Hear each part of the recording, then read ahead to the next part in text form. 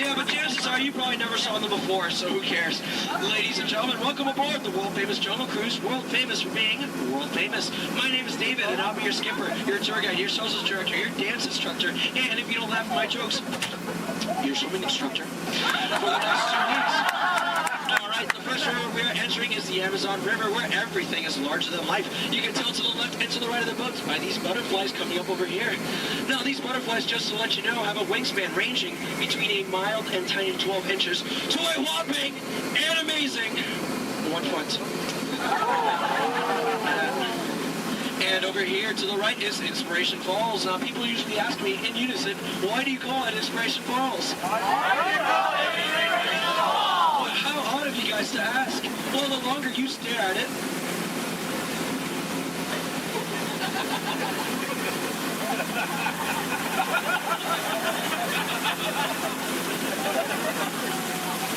the more it inspires you to travel deeper and deeper into the jungle. Everyone say, ooh. Everyone say, ah. That is an inspiration that I don't know what is. So let's keep going. We are now entering the Congo River, where we have a very special treat for you guys. A special welcoming party set up for you by the Pygmies.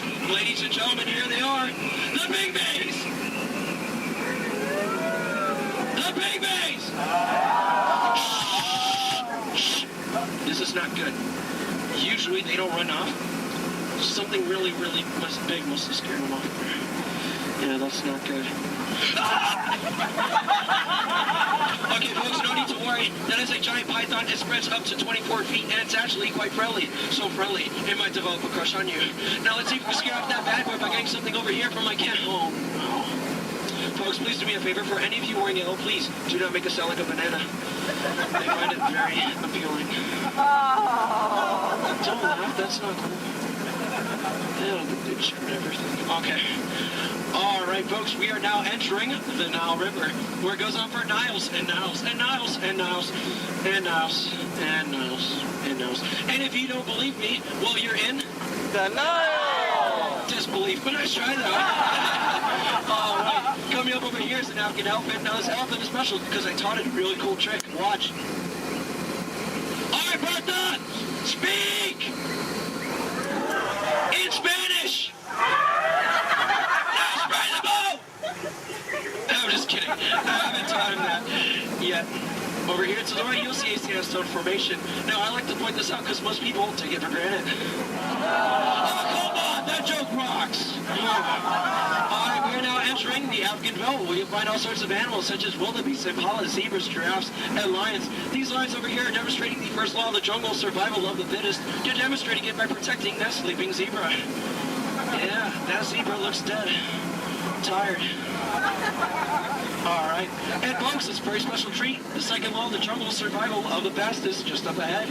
You know, I told these guys over here on the pole, you know, African rhinos, they're just as fast as horses. But they didn't believe me, and it looks like now they're about to get the point. In the end. Oh, dear. That is one hurt in the morning. Alright, we are now entering crocodile country, where danger lurks every corner. So please do me a favor. If you have any family members that you want to get rid of, now's the time to do it. Alright, over here to the right, on the left-hand side, you'll see Old Smiley. Now, Old Smiley's 75 years old, and he loves to take free handouts. Now, crocodiles are some of the dangers we have here in the jungle. We also have monsoons, whirlpools, hurricanes, rapids, and waterfall, that's right. Ah! Okay, let's see if we can make this really tight turn over here, folks. All right, just in case any other, lead to the right! Lead to the right! Lead! I'm so sorry. Lead to the right! Lead! We're not gonna make it! Okay. All right, folks, thank you very much. Just to let you know, that was Schweitzer Falls, named after the world-renowned professor, Dr. Albert Falls. Now, people usually ask me, you know, David, how did you land your job here at the Jungle Cruise? Well, it's plain to see. I took a crash course, but now I'm just winging it. Yeah. Don't laugh. This is the story of my life. Oh, no. Okay, folks, looks like we stumbled upon a pool of hippos. Okay. Everyone, please do me a favor. Don't do anything stupid. I'm going to try to scare them up here. Oh, my God, go away!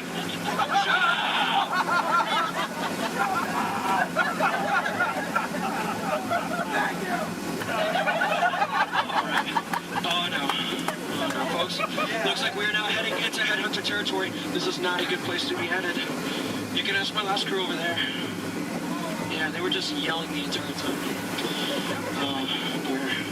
Alright, from my years of experience, I know when the natives are dancing like that, that means they're going to attack the boat. Usually they attack this side, so there's nothing to worry about if you're on this side of the boat. So, you know, keep your eyes peeled and see if we can avoid the attack here. Establish your attack! Don't worry about the stupid, because I'm doing that for you.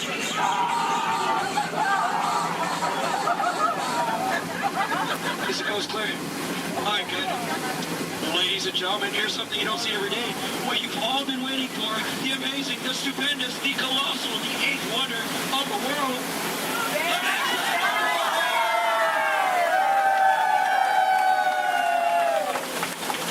I love you guys. I'm just telling you. Thank you. Alright, we are now entering the Mekong River, deep in the heart of Cambodia, where the Khmer Empire used to rule for over 7 centuries, and they used to build temples just like this one.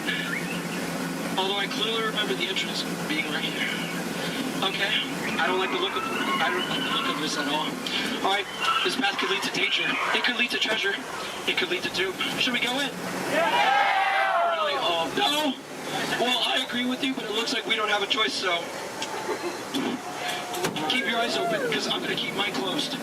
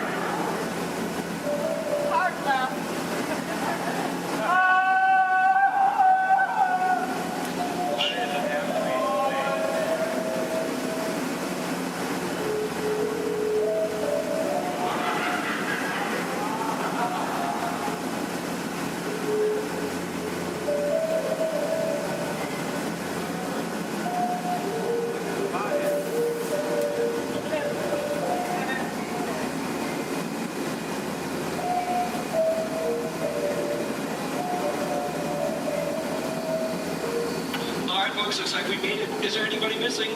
Please raise your hand if you're lost. Oh, cool, me too. Looks like we're on the same boat. Get it? Because we're... Never mind.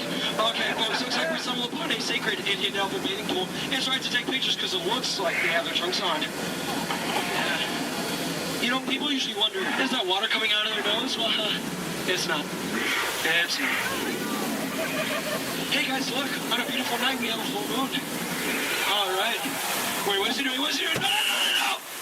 No, man, no! He's gonna try to squirt the boat, so everyone on this side of the boat, get ready to duck. Ah!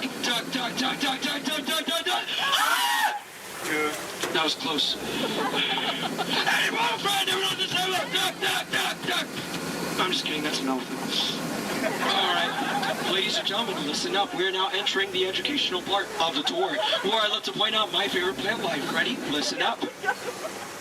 Ready?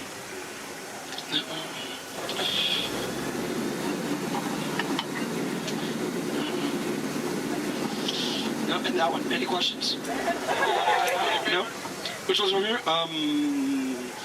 The green one.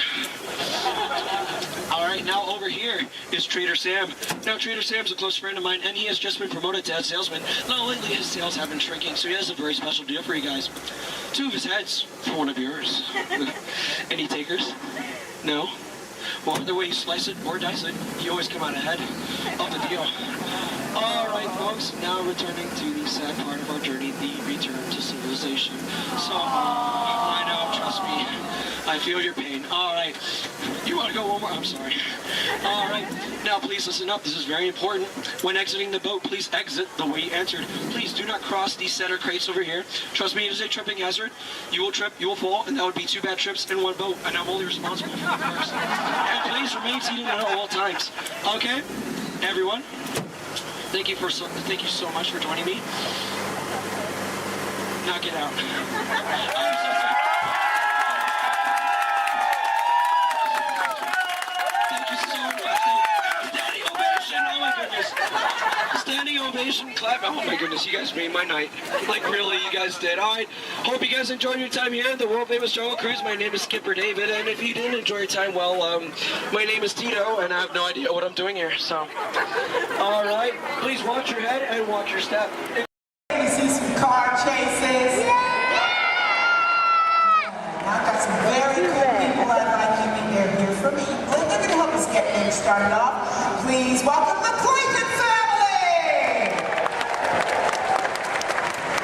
And we're going to get everybody in the mood by showing you a few gags from some soon-to-be classic action movies. So, cue, Clayton family. Nice! Action! Perfect.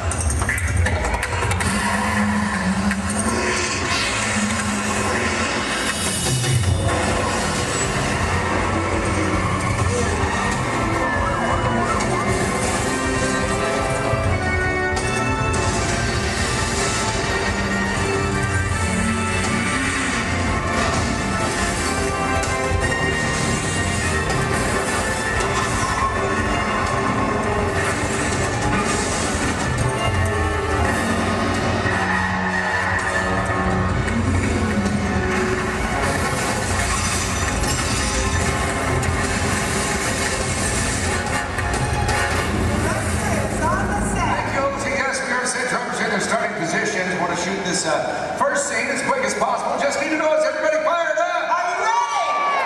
Yes, got a lot of action coming your way. Logan, let's check with drivers, make sure we're good. All right, today, ladies and gentlemen, we're shooting a big chase sequence similar to the ones you've just seen on the big screen, only we're shooting a brand new action-adventure film set in the south of France. All you need to know right now is that our hero is in a red car and he has this top secret envelope with him. Now, everybody else is just trying to prevent him from leaving town with it.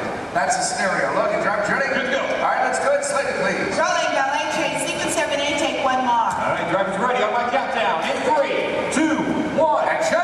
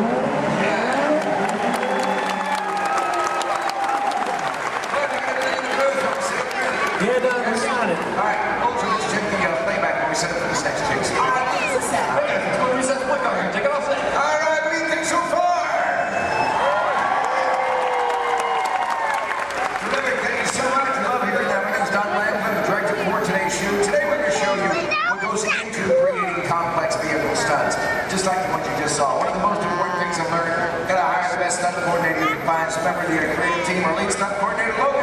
Hey, good afternoon, everybody! Thank you very much. All right, off to a good start. Terrific. You'll see right there. The black post balls. It's good stuff. Love that for Chase Mills. Tell our guests what you do for us. Yeah, sure thing, Don. Folks, basically my job out here is to coordinate some of this action and bring these scenes together. Whether it's stunt team or director here, but biggest responsibility is safety. Absolutely. We talk safety every single day here with these extreme stunts. It's our number one priority. But it's critical. The drivers make it look easy on here. There's a lot of planning in everything we do. In fact, I better get on. And your playback's ready. Great, let's do video assist camera one. Video assist is coming up. You're going to see some black and white images up here on the screen. This just helps us preview what we've shot before the film gets developed. It's called video assist. We have cameras all over the set. Most of this one is not taken from my two cameramen. I got everything down here in the slab chair and on the camera truck. But I just want you to notice how we're framing the action in some of these shots. Keeping the camera low actually makes it look like these cars are going faster than they really are. In the short distance, already getting upwards of 50 to 70 miles per hour at times, but keeping that camera low really keeps it exciting for a chase film. In fact, it's a technique used in almost every car chase you've seen on film. Oh, this is great footage. Let's just get right to the height of the chase. Rams, Lloyd, all of it. Heard a lot of cheering, a lot of excitement when this was happening. There it is, that high-performance machine, the hero car. Look at this reverse jump. Slow-mo for you so you can really capture that detail. Ernie, my main cameraman, right underneath those cars, and then zooming right in on the driver. There it is right there. Main man, Ernie. Here's a look from inside one of the vehicles, give you a perspective of what the drivers are looking at.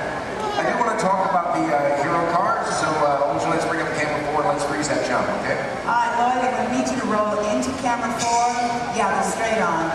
And then freeze it at the top of the jump. There you go. Cha-ching. Right there. There you go. All right, this is a very special car for us. Yeah, it sure is. Ladies and gentlemen, this hero car out here was designed and built specifically for our film. It is built with 4 forward gears, but unlike the cars we drive every day, it also has 4 gears of reverse. Now, obviously, we can go a lot faster that way going backwards.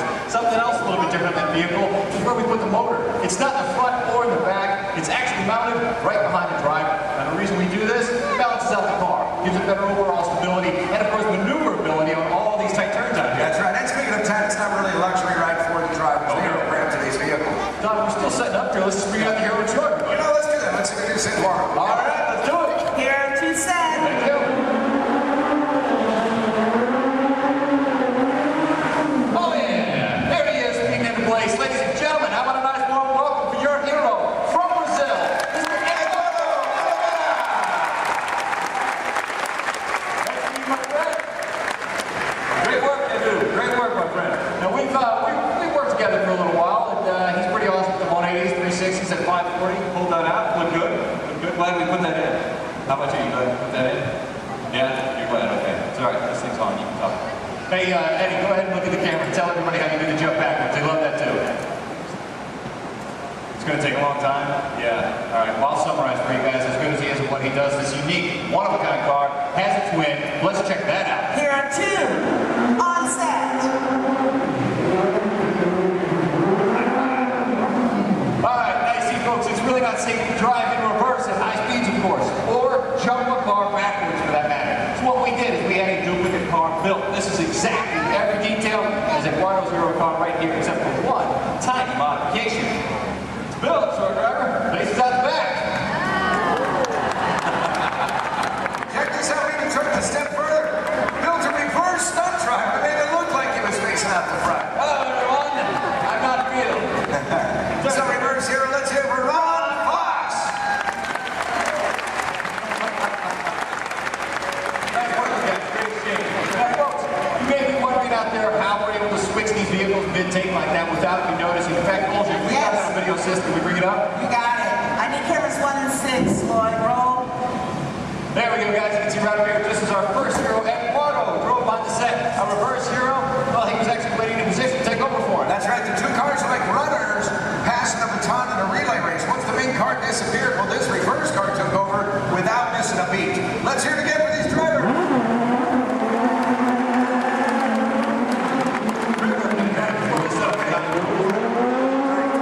Coming up, we're going to put you in charge right now. All right, ladies and gentlemen, I have a very special treat for you. We've prepared a tribute to Disney's original action movie star. He's made a lot of films for the studio. He's lovable, cute as a bug, and I understand he does all of his own stunts. Do you know what I'm talking about?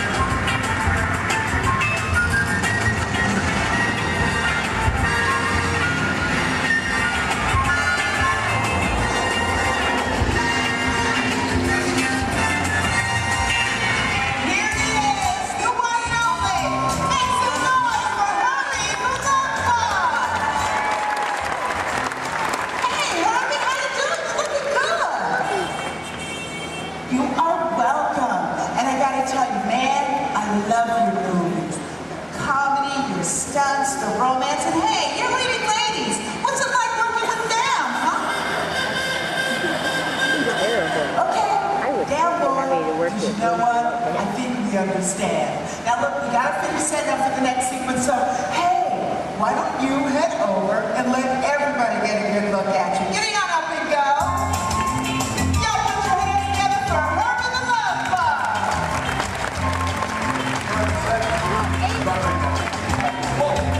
Yeah, stepping over to say hi to everybody. Okay, well, I've got some folks in the title on the top of one pot. Hurry, go now, hurry,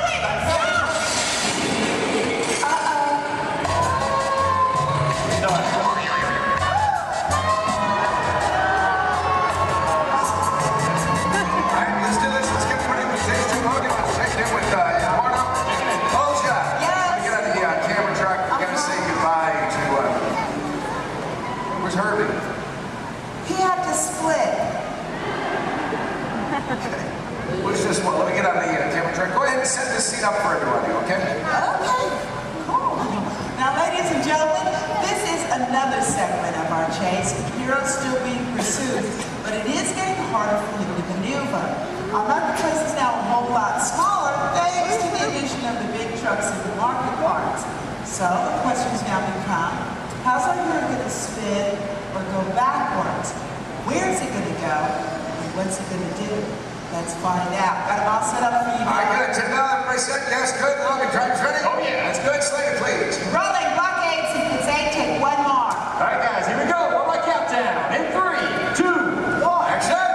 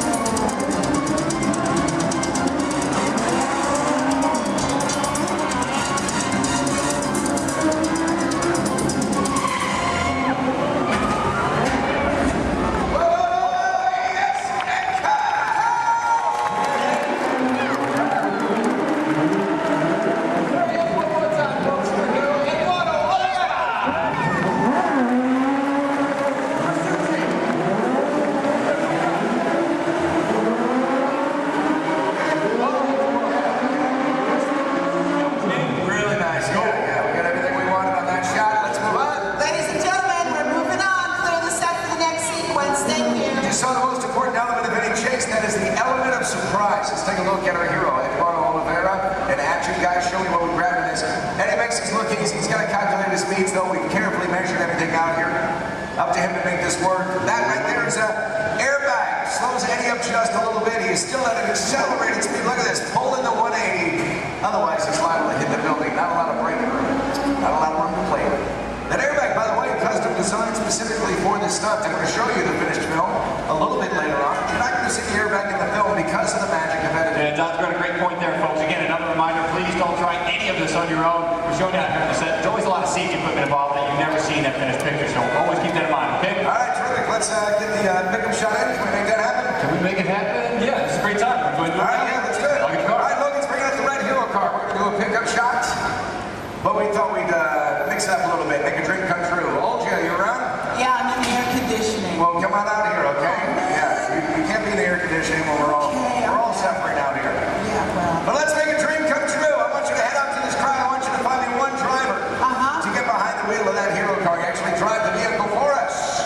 Okay, what are you looking for in a driver? Gotta have quick reflexes and great hand-eye coordination. Yeah? If you play a lot of video games, you should volunteer. Wait a minute. Video games, that sounds like you're talking about like a kid. That's what I'm talking about. Give me a kid. Really? You really want a kid?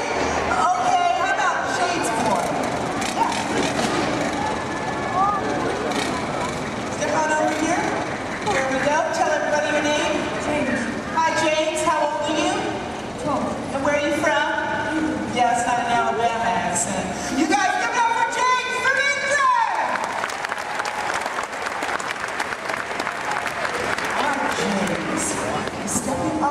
accept you're going to star in a scene in an action movie. Is that cool?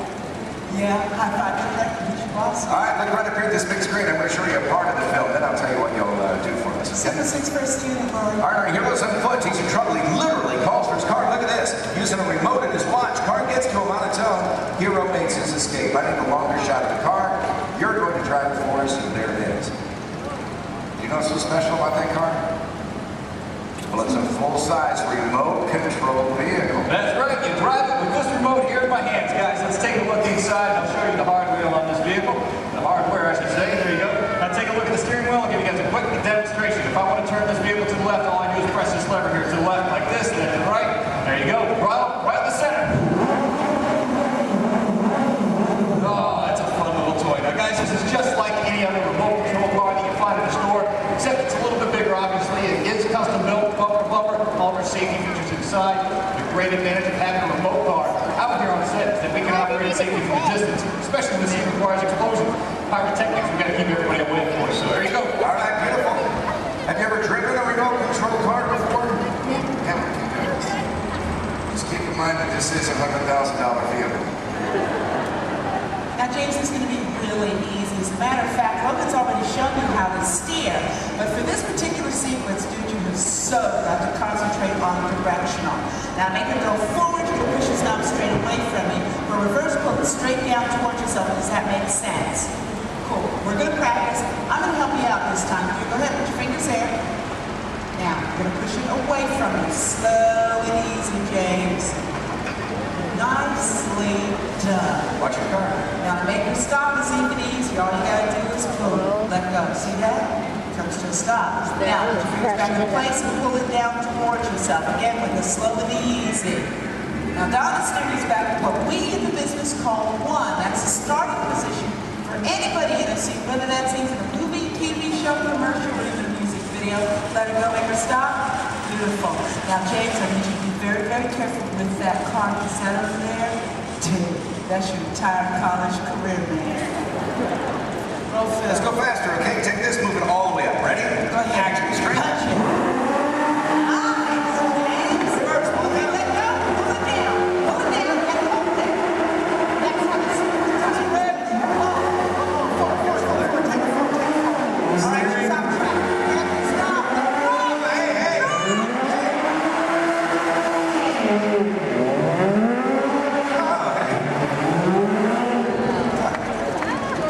Drive it on the side of the... I just love how they do special. Are you released? We're just having fun here. But there's a part of the movie where we use a remote car. That's how we do it. This is our remote car driver, Corey. You're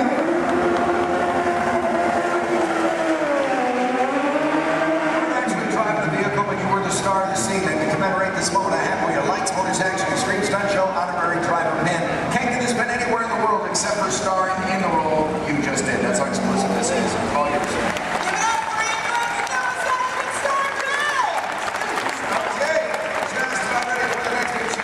Now we're shooting this, as we often do in movies, out of sequence. We have a lot of complex stunts coming up for you in this chase. In fact, I highly recommend you have your camera standing by. You're going to see some incredible stunts in this one. One by my stunt coordinator, Logan. There he is. Where's my fan? They're all out here. 5,000 from Logan. Well, all right, that was almost good there, Don. Thanks. Guys, right up here, we got a great scene coming your way. Full of more action, I promise you that. Working in the stunt business, guys, it's a lot of fun. A lot of responsibility, too, but for me, every day changes. One day I might double for our hero. Next thing you know, shooting at him just all depends on what our director needs. I'm pretty sure by now you guys all figured out how to get down, right? Pretty obvious? Yes, I'm standing just over 40 feet high during the scene. Falling into that pen, we're going to kick it off here momentarily. So, Don, when you guys are ready. We are shooting the very beginning of the film. This is where you see the hero for the first time. He's in a gray jacket, just picked up this top secret envelope. This, of course, you met him earlier, our hero, Eduardo Olivera. And he's done a lot of stunt driving for the film already, but for this scene, he's playing the role of stunt double. Then we'll bring out our moto, so you're going to see a motorcycle chase. Ready to go? All right, let's go. Hold just later, please. Rolling, motorcycle chase. Sequence 3, take one more. On the countdown, in 3, 2, 1, action!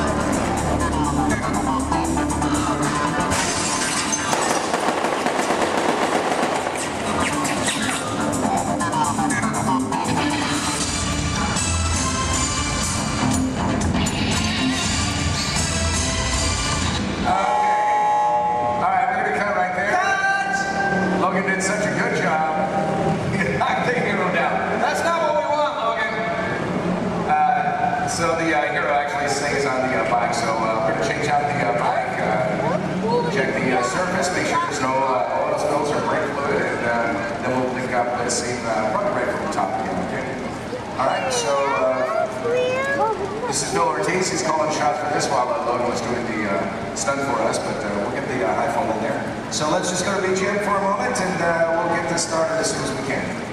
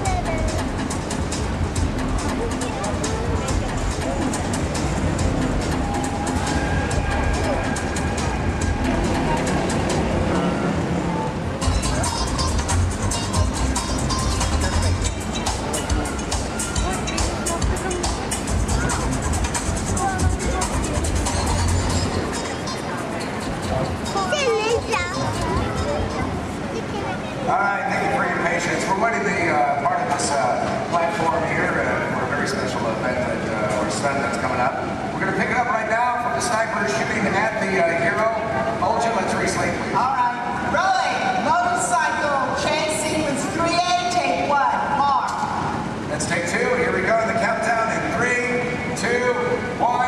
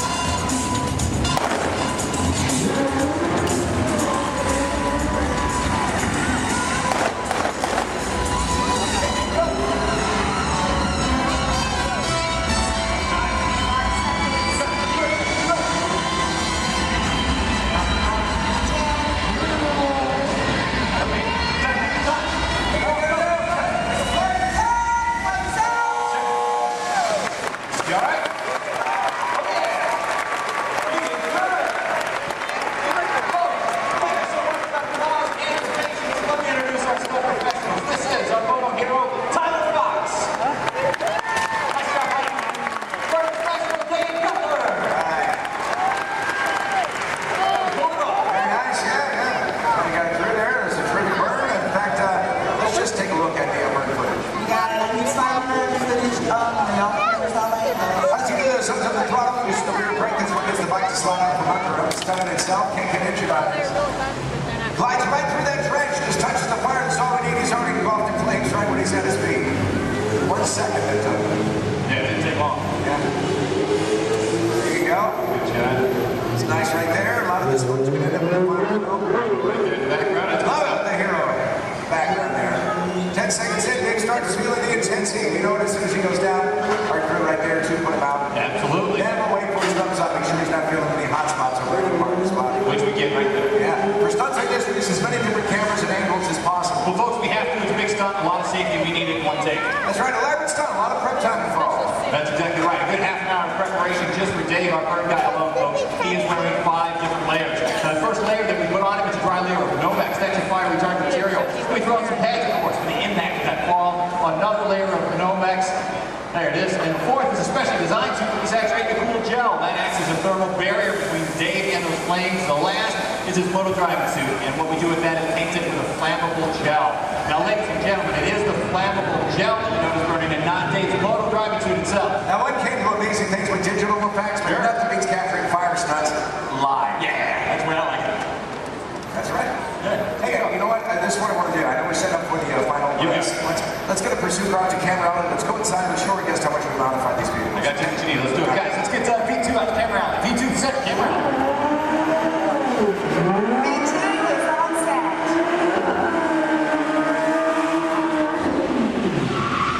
There you go. Right there. That's terrific. Slow it down, boy. Hey, there you go. Folks, how would you like this guy to be your valet? Put your hands together for Mr. Nick Keeley. Hey,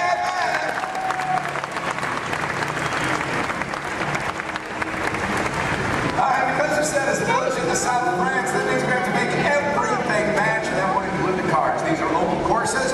We have it shipped directly to us from Europe, and then we literally gutted them out. We modified them to suit every need that we have. Yeah, absolutely. Which basically included losing a lot of weight on these cars. We wanted to make them lighter. We rebuilt these cars from the ground up. Let me show you how we reinforced that interior. We did it by installing this rally car crash cage that is fused throughout the entire vehicle there. We also took out the motors that these cars came with. We replaced them, of course. Right behind the driver, folks, that's a 1300cc motorcycle engine. These cars were balanced down and modified. They're designed specifically for these stunts. Ernie, let's go on the side here for a second. Now, executing these maneuvers, pulling off these stunts that our cars do, it requires a lot of complex timing, using your clutch, your gas, and your emergency brake. These cars here, that e-brake releases the moment the driver lets it go. The cars we drive every day, it locks in position until we release it manually ourselves. These guys are pulling off all these maneuvers and they have to keep going. So that's why we leave it released. Something else a bit different, the gear shift. Second, third, fourth gear just requires a little push forward. It's called the bump shift in our business. If you want reverse, you just turn the handle on top and you've got 4 gears of reverse at your command just like that. And we are ready for final shot. Thanks a lot, Nick. All right, let's do it.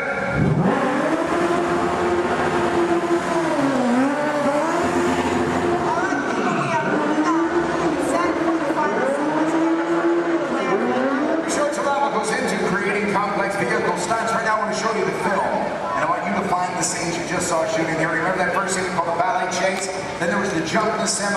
Now this motorcycle chase you'll see first in the film. Also look for an additional stunt that Logan did for us on that rifle. We're going to heat things up right now. Let's roll that film.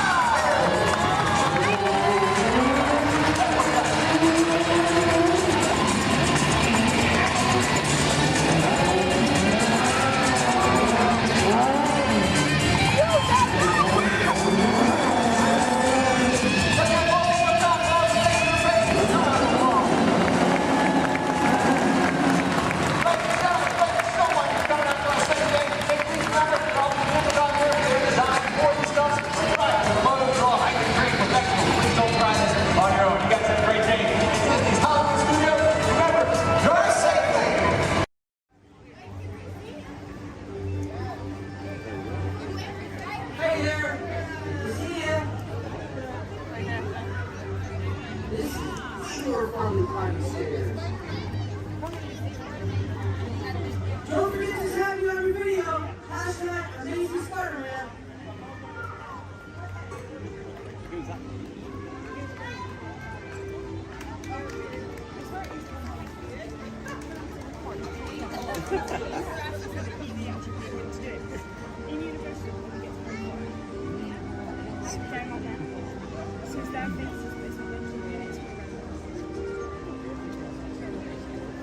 Hey everyone, looking good down there. Wow, this is a friendly neighborhood. Welcome to Avengers Campus. Hey, what's going on, guys? Oh, me? Ah, you know, just spider stuff. Okay, time to run some tests. Spider-Man, Oh, hey, Sharon. shall we conduct an altitude test? Yeah, I guess I should do some work. Always good to have the data. On my way. Just need to find a clear path for something to swing from. Oh yeah, it's go time. Field testing, here I come.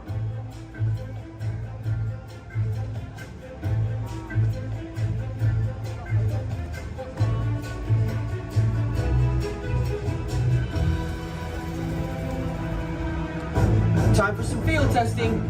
Here goes something.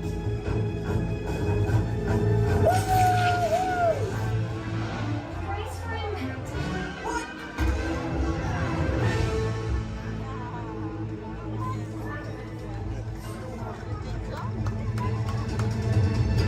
I'm good.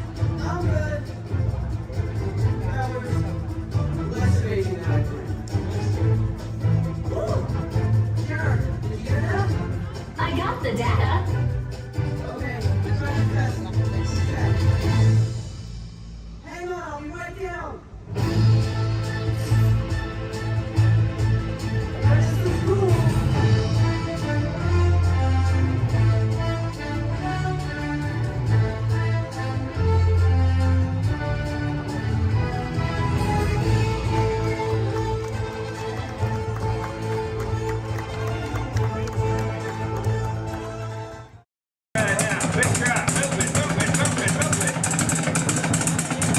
Good, Jesus sandals, you can still do it. Right, good job.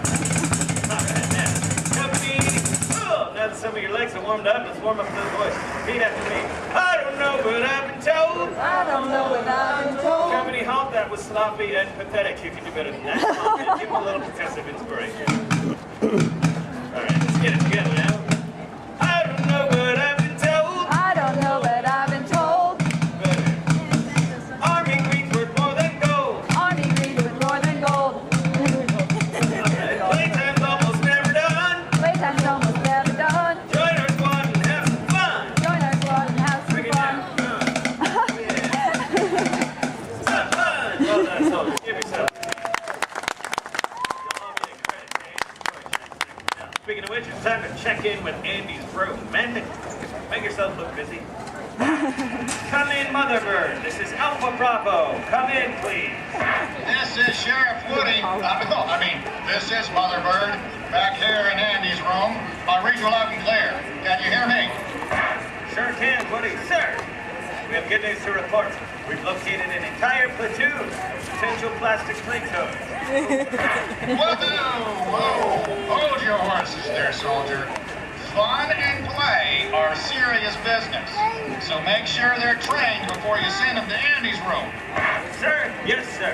Standing by to initiate Operation Playtime. Over. Now remember, whenever Andy comes into the room, they gotta be able to freeze.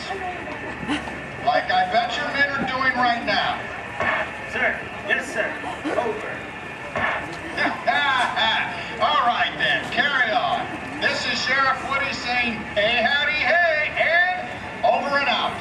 Over and out. Now, Sheriff Woody just mentioned becoming a toy requires a very specific set of skills. For instance, you need to be able to freeze whenever Andy, or anyone else for that matter, enters the room. They cannot know our secret toy business. Next, we will commence Operation Freeze, but first, my men will demonstrate. Put your hands together. Come on, Playtime's all about having fun now.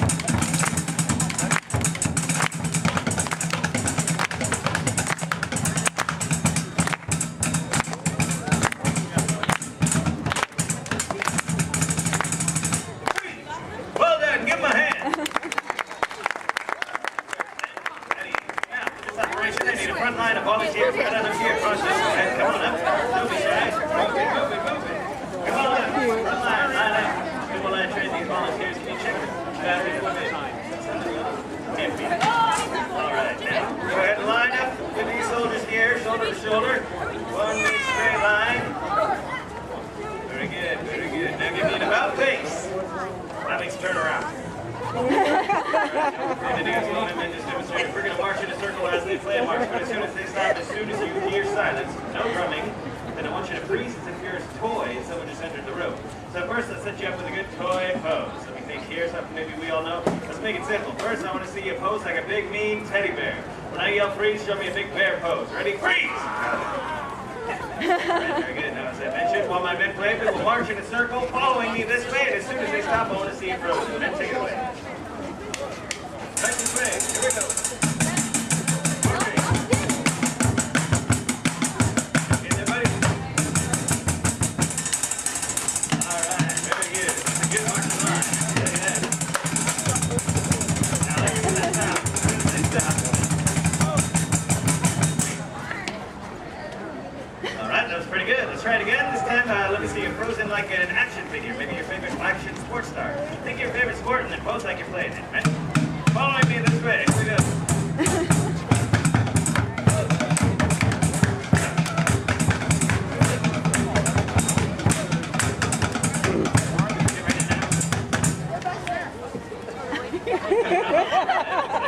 Got some soccer, some baseball, and some freestyle walking. Very nice. I want to see you frozen like a green army man. Like a green army man. Following me this way. Here we go. Up, up, up.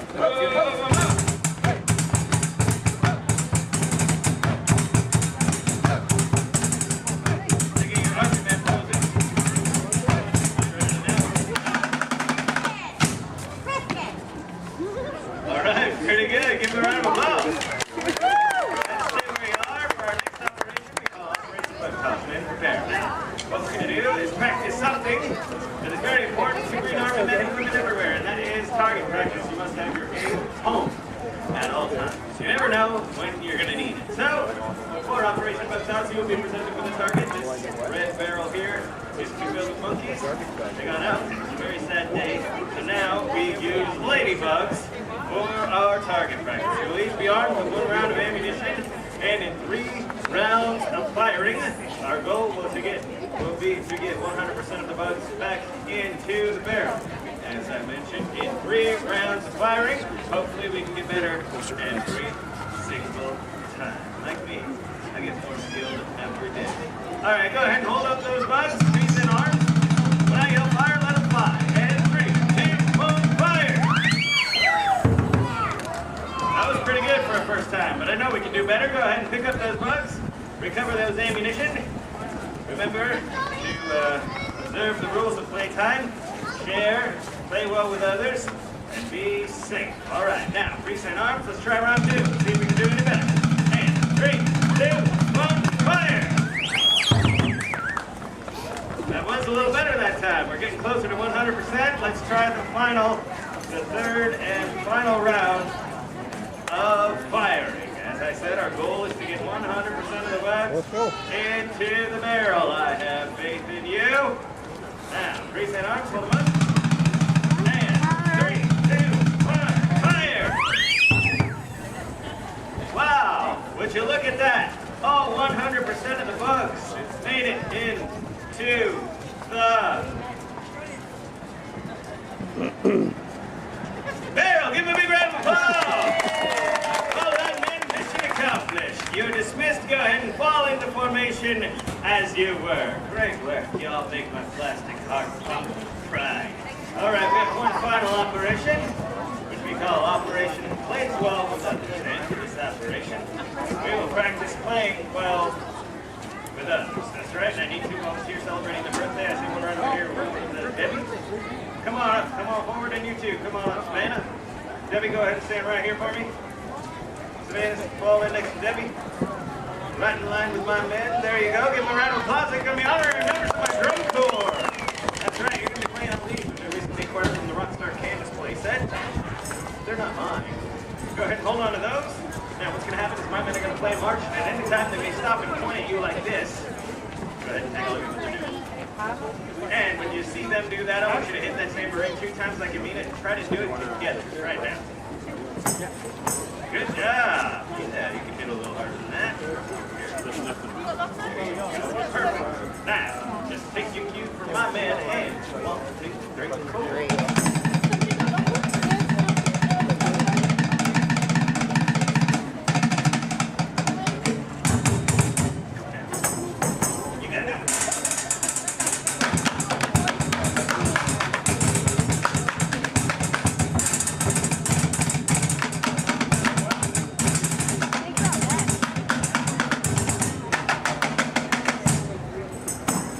Yes.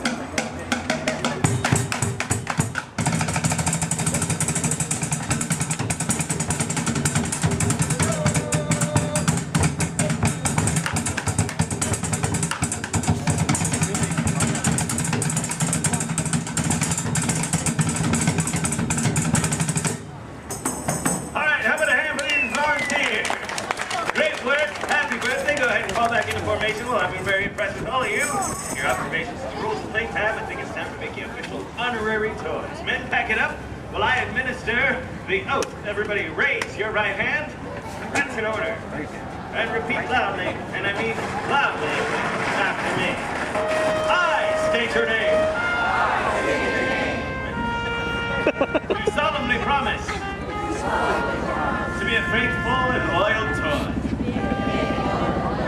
to follow any and all orders from my superior officers and or my parents. You can thank me later. And above all, my mission is fun. F-U-N. Now give yourselves a big hoopah! Congratulations, soldiers. You're now official honorary toys. Your first official order of duty is to enjoy the rest of your day. Stay out of the sun as much as you can because you are honorary toys, and after all, plastic melts. All right, men, mission accomplished. Let's head back to the toy bin. Great work, everyone. We go to the fighting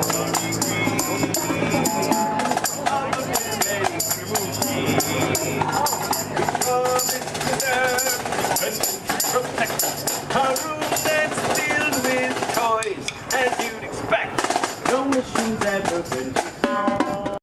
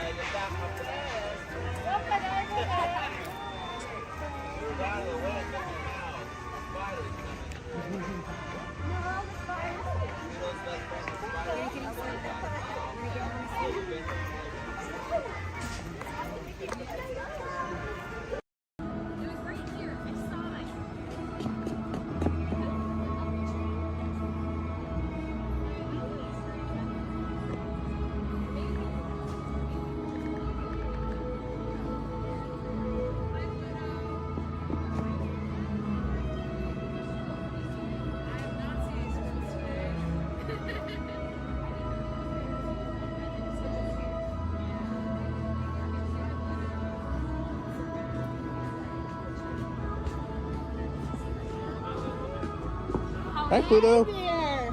No, you don't chase those cats up those trees. Oh, no, we don't chase any cats, no. We're big friends of Pickers, so we love him. He's the best.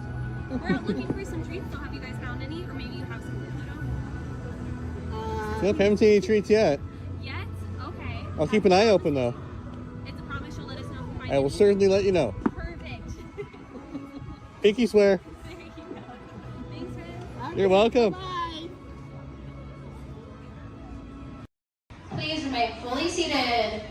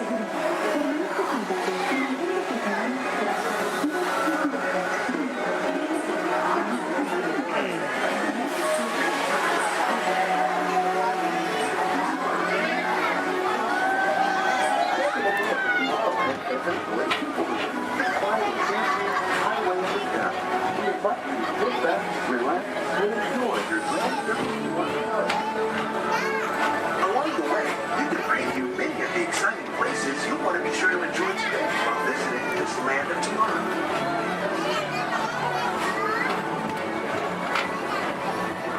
The People Mover is the perfect vehicle for people watching, so keep your eyes peeled. You never know who you might see.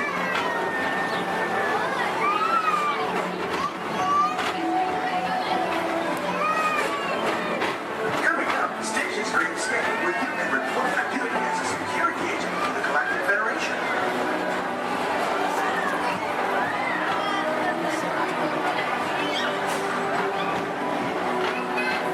The mission is to keep Experiment 626, the biggest mischief maker in the galaxy, under control.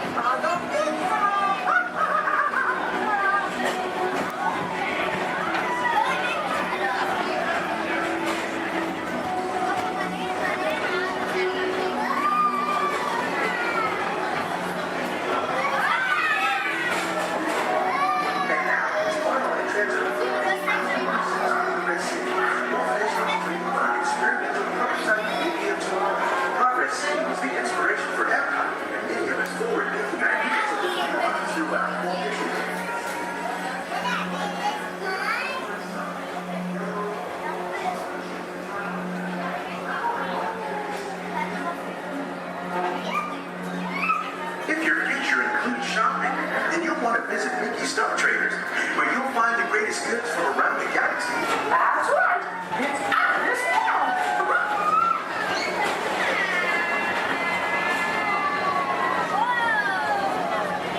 At this Homeland Speedway, put the pedal to the metal and speed towards the checkered flag in your very own race car.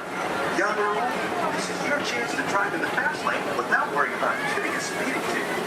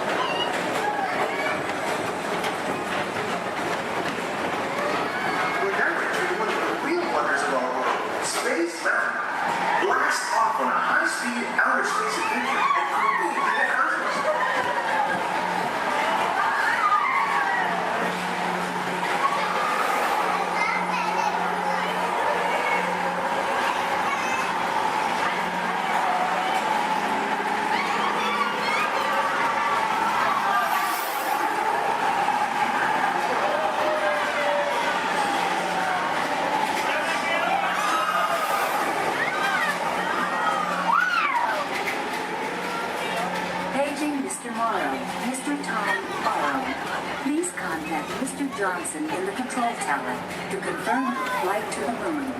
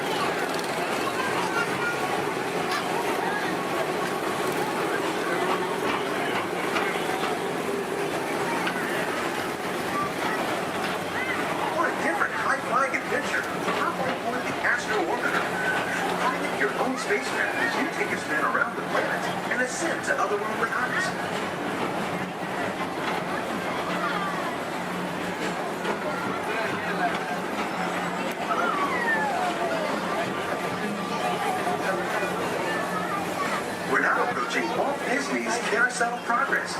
Inside this rotating theater, whole families welcome you into their homes of yesterday and today, starting way back at the turn of the 20th century. First presented at the New York World's Fair, this legendary circular theater celebrates the progress that has made our lives better. It's a perfect reminder that there's always a great, big, beautiful tomorrow shining at the end of every day.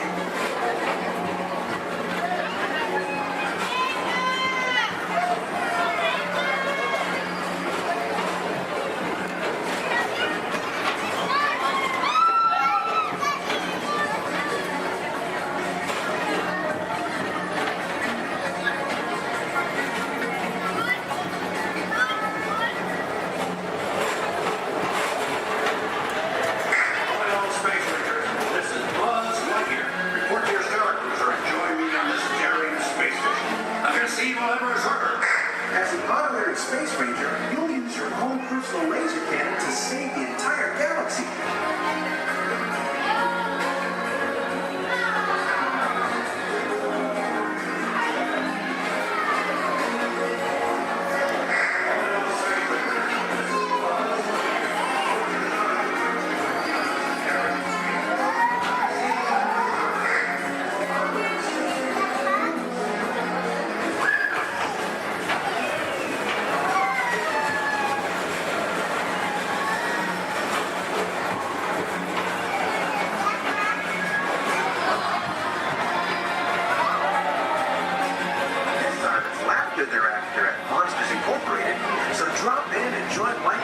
And all his pals at Monsters Incorporated laugh floor. Share the fun.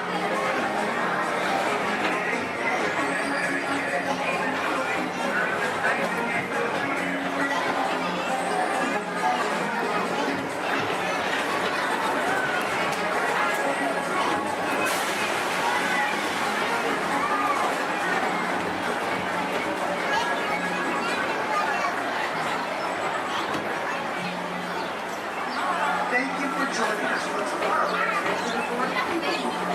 It's been a pleasure to have you aboard.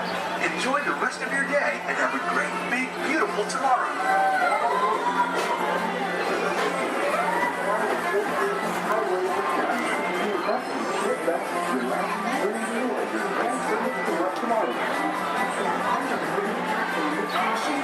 Exit by stepping away from the car.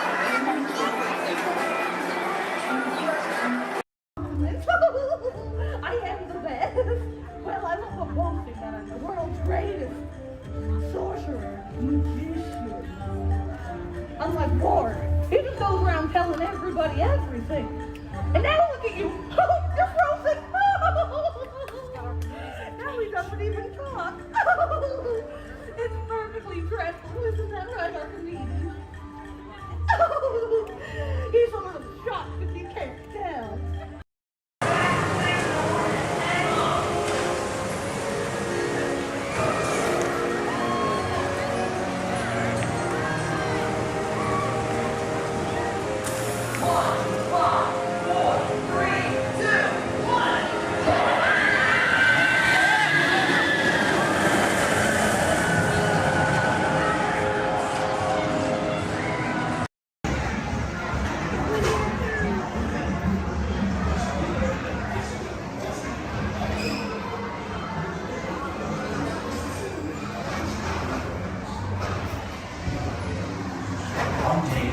Hungry they go wood.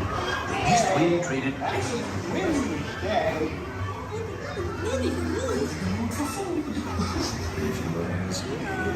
He'll never reach there. Mommy! Oh dear! Can't even talk to them, Mom. Look, Mama, look! I'm a fight!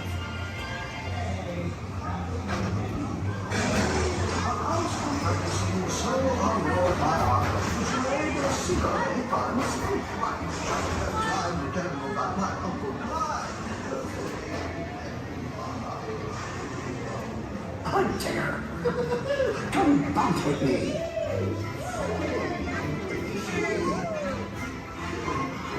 Music makes you feel just great, doesn't it?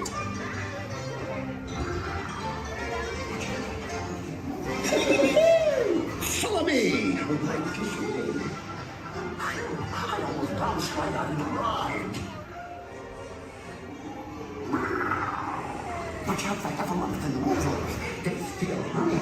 Steal honey?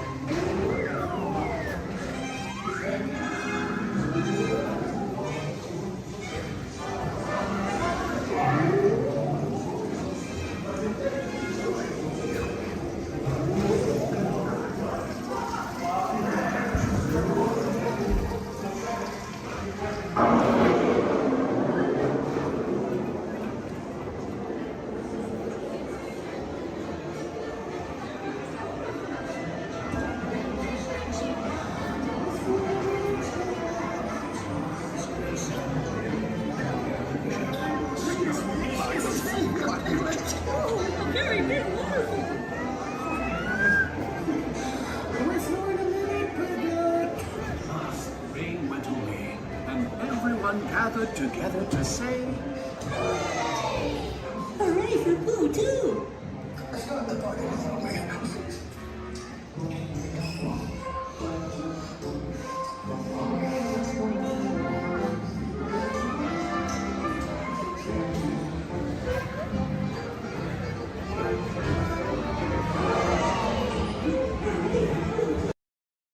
Star Tours announces the arrival of the Indoor Express. Once we've had a chance to service the Star Speeder, we'll begin our boarding procedures. Thank you.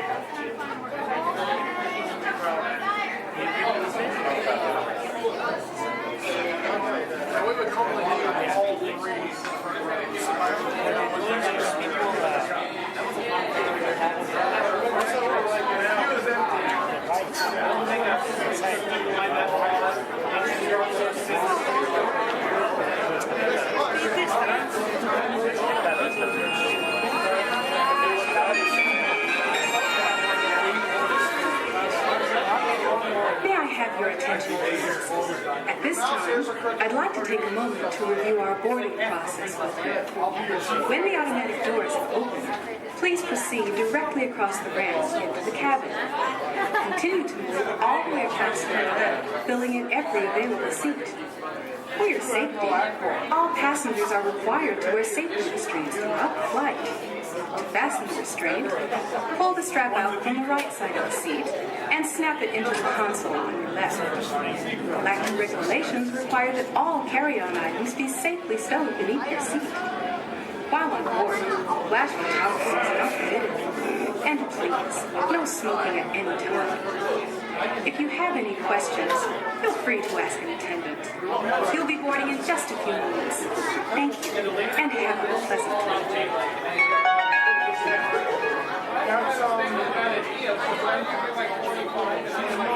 Welcome, Space Travelers, to the Indoor Express. My name is Eric, and I'll be assisting you this afternoon. the eye chart to test your vision. Now, all together, if you would please read line 3. With F-I-G-M-E-N-T, you can see things differently. Sure, you can see with your eyes, but imagine what you could see if you used your imagination. Follow the bouncing figment. One spark of light can light your fancy. Your mind sees more than what your eyes see. Your sense of sight can make your fancy fly. There's more to sight than meets the eye.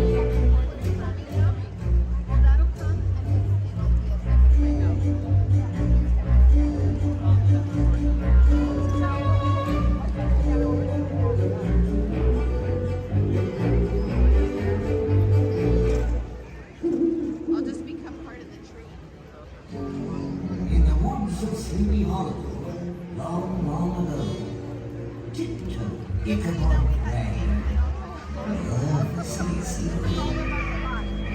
For he heard the dreadful legend that once folk told of a Halloween spirit, fiendish and bold. Beware the headless horseman on a midnight steed. He's searching for somebody to supply his cursed need. Scurry faster, schoolmaster. Tonight you're not alone. The horseman's riding after you. It's time that you end.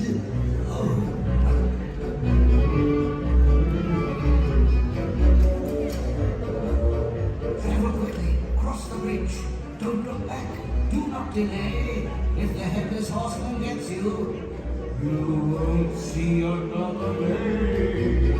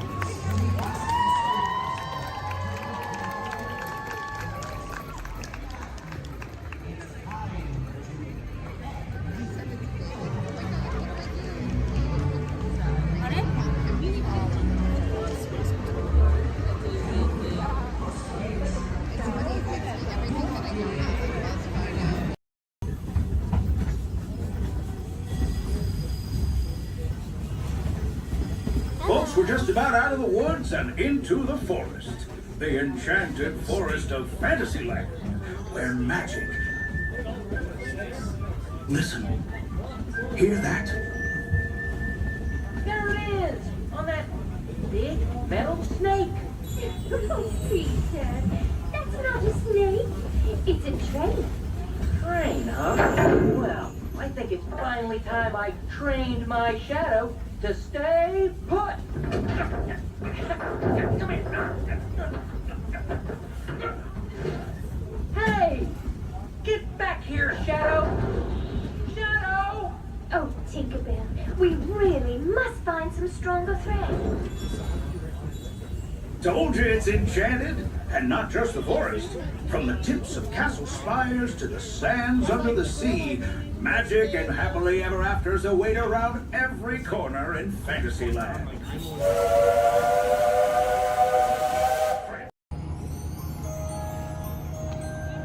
Your attention, please.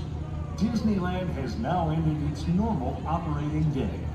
We thank you for your visit to the Magic Kingdom and that the memories you've made will bring you back again soon. While the rest of the park closes, Main Street will remain open for your shopping convenience. Thank you. Su atención, por favor. Disneyland ha terminado su día normal de operaciones. Les agradecemos su visita al Reino Mágico y esperamos que regresen pronto para crear aún más recuerdos.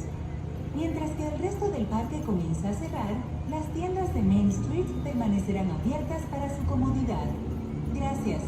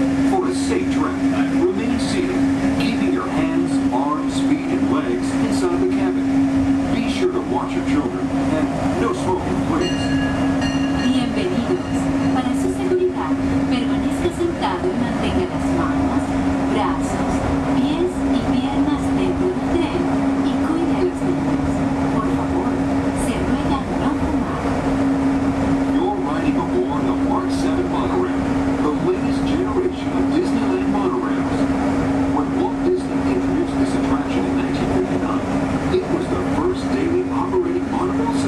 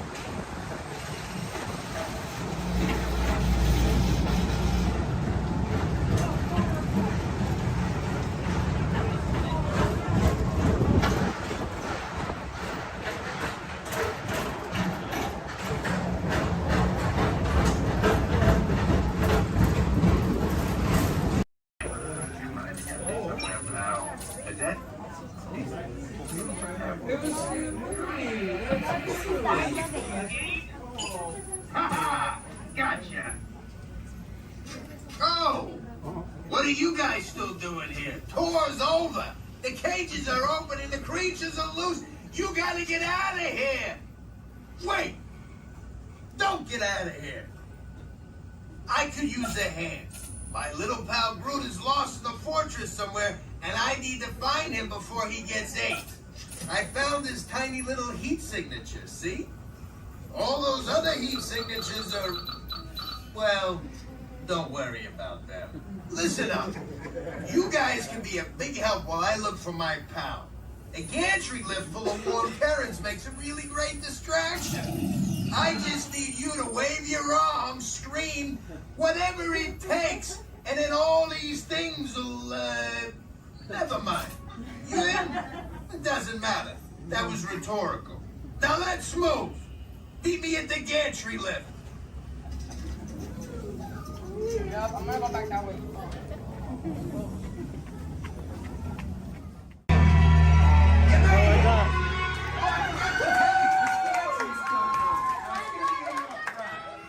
Remember, if you see a scary creature, scream real loud and look delicious.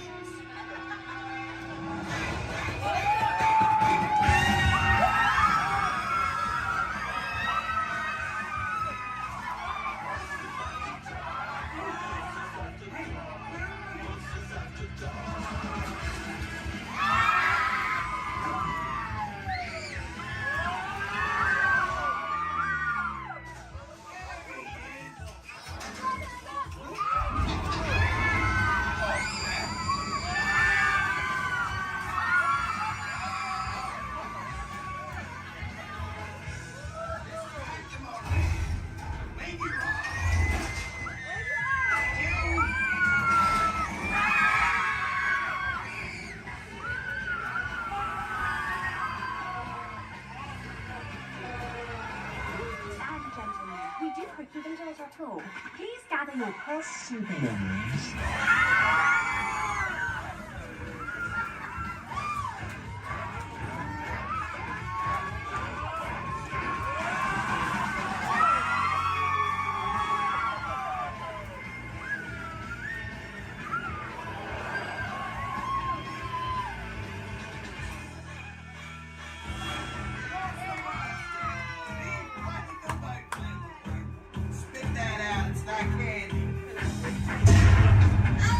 What's your language?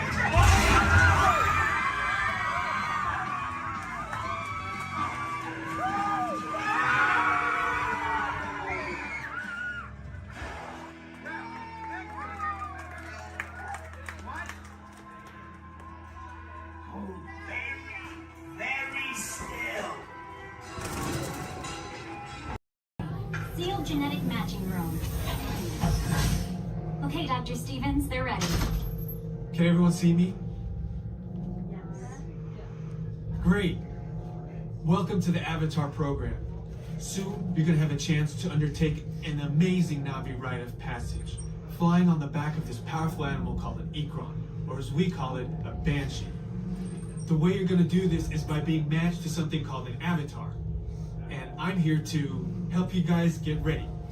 But first, we have to scan you for Pandoran microparasites. All right, everyone, stay on your number and move your arms a bit. Whoa. Okay, start scan.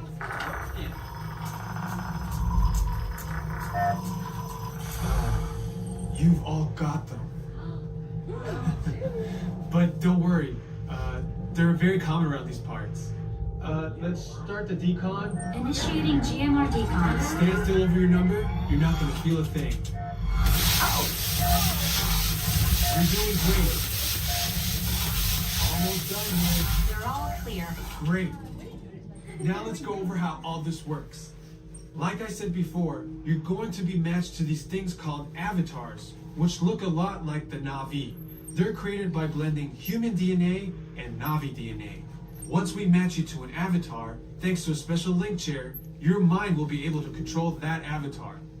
Using avatars to fly this way was all figured out by my boss, Dr. Jackie Ogden. She leads our science team, which is part of the Pandora Conservation Initiative, and we're here in the Valley of Moara studying banshees and their environment. Over a generation ago, this enormous company called the RDA created a lot of damage to the area through their bad mining practices and conflicts with the Na'vi. Just like on Earth, it can take decades for ecosystems to recover.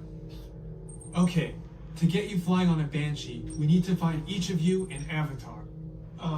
Let's prep the genetic sampling. I'm on it. Okay, first we need to find the compatible match of your genetic material with the genetic material of one of the avatar bodies that we already have.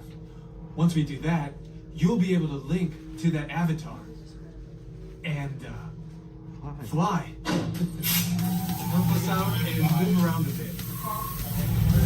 Almost. Yes, got him. Now, let's find you your avatar matches.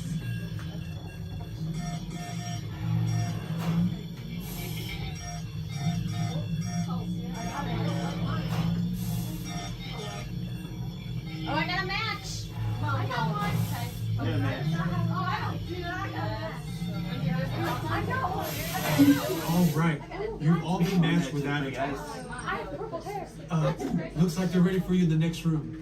When the door opens, please go inside, all the way in, and stand over the same number that you're standing over now. And I'll see you in there. Living with the land.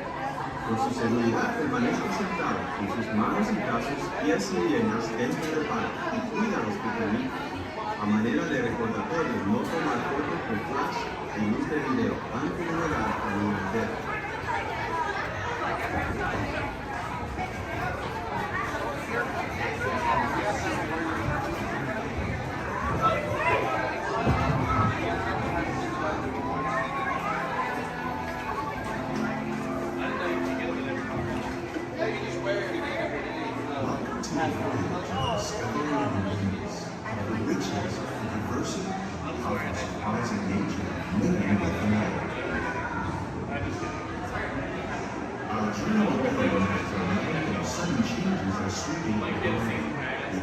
Storm may seem violent and destructive to us, but to nature, it's a new beginning in the cycle of life.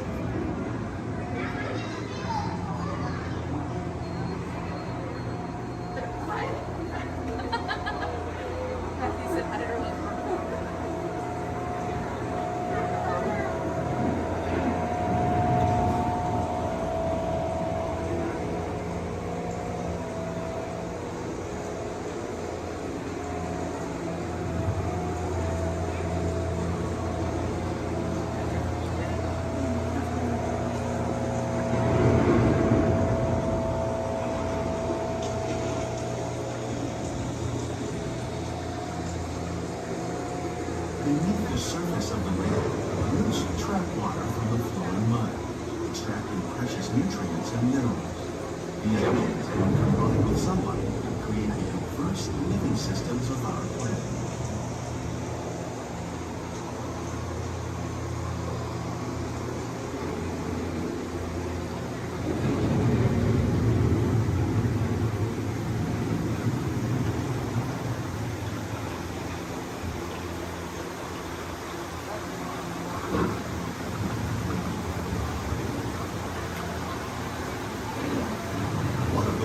Systems is the rainforest, home to the most amazing concentration of life on our planet. These dense and beautiful forests cover only a tiny portion of the Earth's surface, but they contain more than half of its plant and animal species. Rainforests are also extremely rich and productive living systems, providing us with oxygen, food, medicines, and other elements essential to our lives.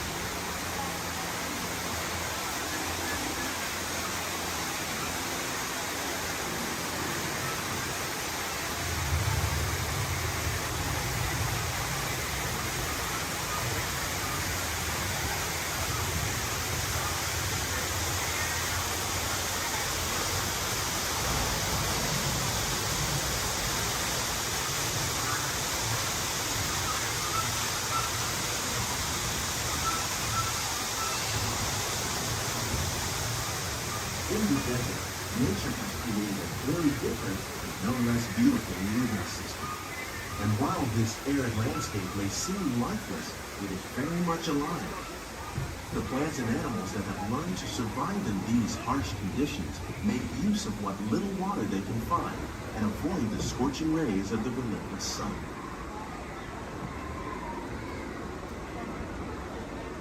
The American prairie once appeared as desolate as the desert, but over time, rainwater and nutrients gradually penetrated the hard surface of this land. Even the hooves of the mighty buffalo helped create the rich soil that one day become home to the American farm.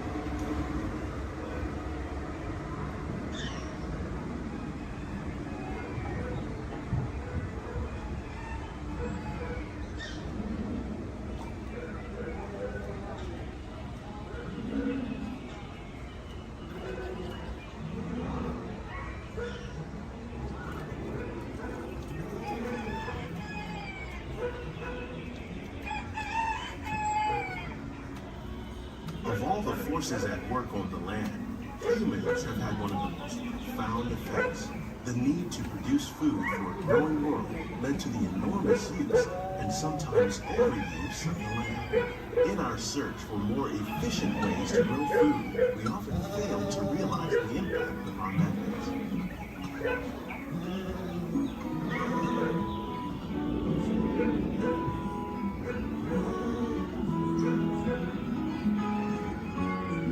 Today, we're learning to live with the land, discovering better ways to grow food that will assure both human and environmental well-being.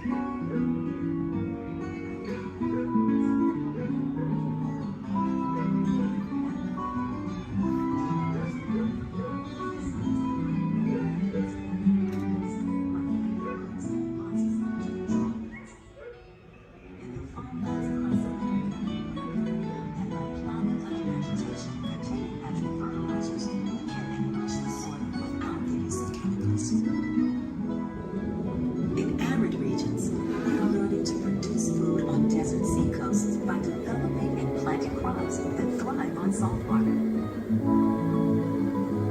In Japan, we're learning that by mixing leaves and other living materials into our soil, we can make farmland more fertile without the need for chemicals.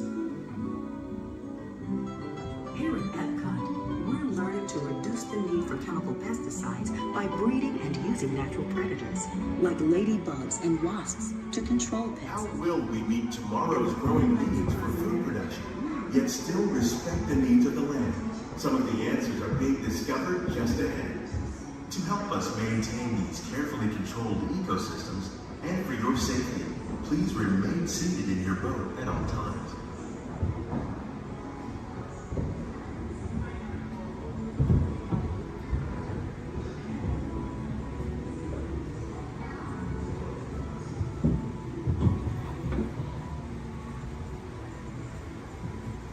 Welcome to our living laboratory, where scientists from Epcot and the U.S. Department of Agriculture are exploring innovative ways to produce bountiful harvests now and into the future.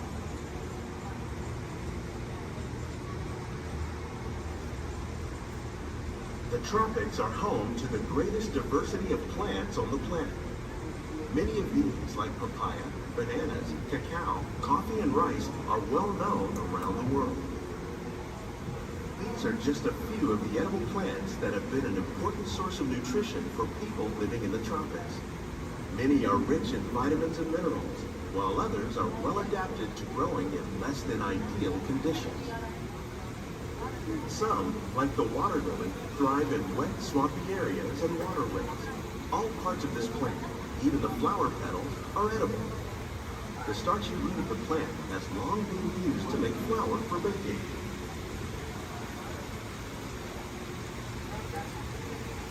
One day, many of these lesser-known tropical plants may be as important as the bananas growing on both sides of the boat. More than 28 million tons of bananas are eaten annually, making it the most popular fruit in the world.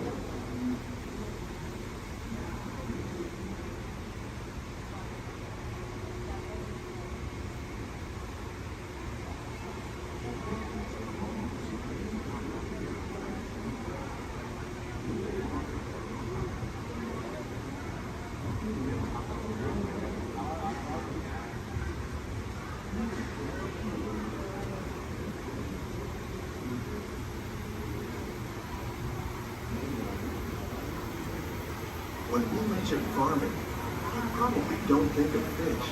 But fish farming, or aquaculture, accounts for nearly half of all the seafood consumed globally. Tilapia, bass, and catfish, like the ones you see here, are three of the more popular crops raised by fish farmers. The sustainable system we're using here recycles the water in the tanks. As a result, we're able to save millions of gallons each year. Our small fish farm produces nearly 5,000 pounds of fish each year to serve in restaurants around Walt Disney World. Innovations like this one can play an important role in our efforts to produce bountiful harvests and still protect natural resources.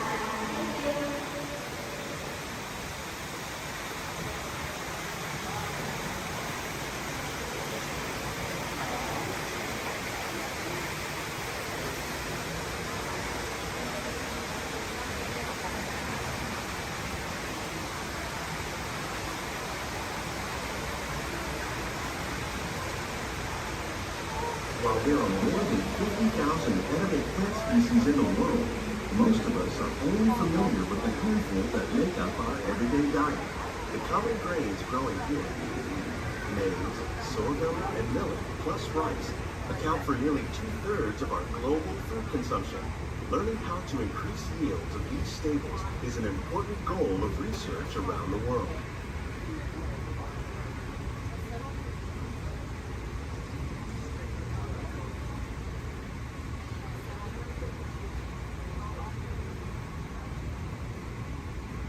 These plants are definitely on their way up.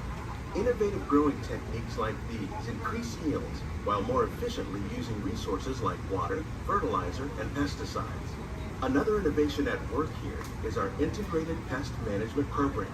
By populating our greenhouses with beneficial insects that prey on harmful pests like aphids and flies, we are significantly reducing our reliance on conventional pesticides. We're growing these crops using our nutrient film system. This technique precisely controls and recycles water and nutrients.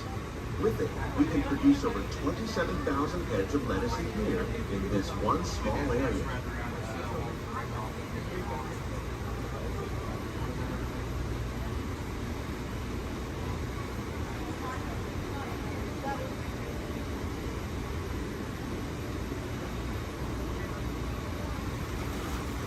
Some of our best ideas have been inspired by nature, like these fruit and vegetable trees. By growing these ground plants vertically, we can increase yields and better control diseases. These crops taste as good as they look. In fact, we serve more than 15 tons of produce from our greenhouses in restaurants here at the land every year.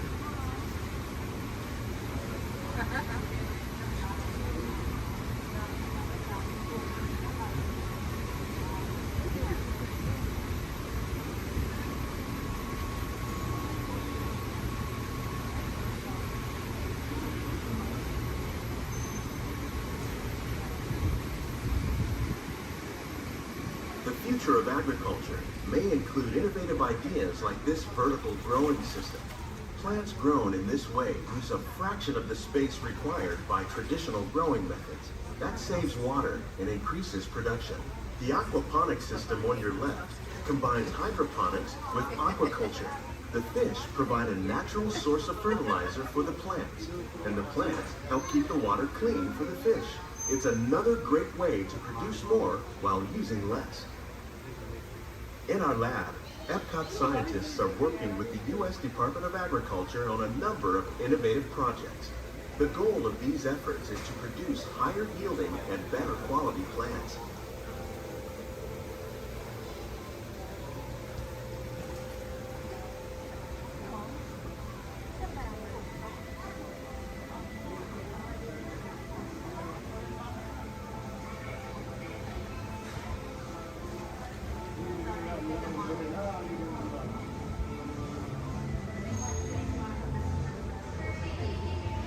These greenhouses represent just a fraction of the work being done worldwide to produce bountiful harvests for our growing population. Scientists, farmers and even backyard gardeners are doing their part to improve the quantity and quality of foods that we all rely upon. Together, we can continue to find more ways to increase food production and protect our precious natural environment. Only then will we truly be living with the land.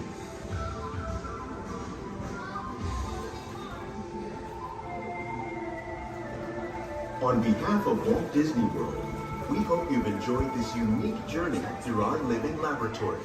If you'd like a closer look, then check out the Behind the Scenes walking tour. It's a chance for the whole family to get up close and personal with the plants and growing techniques in our laboratory. Please keep your hands and feet inside the boat and remain seated until the boat comes to a complete stop.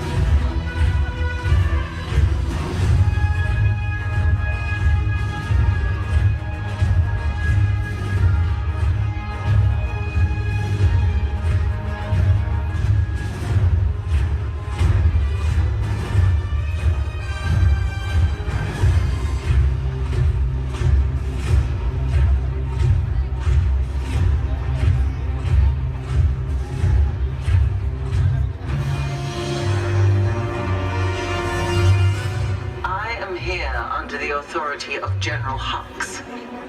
You are here under the authority of me. Stand proud.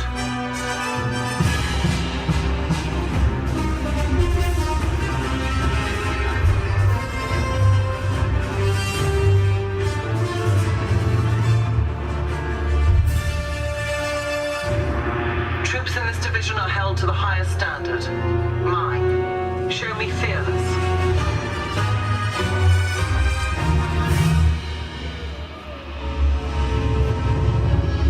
Under my command, you will be proud to wear the armor of a stormtrooper. You will learn discipline, loyalty, and what it means to be a stormtrooper. Battle stance.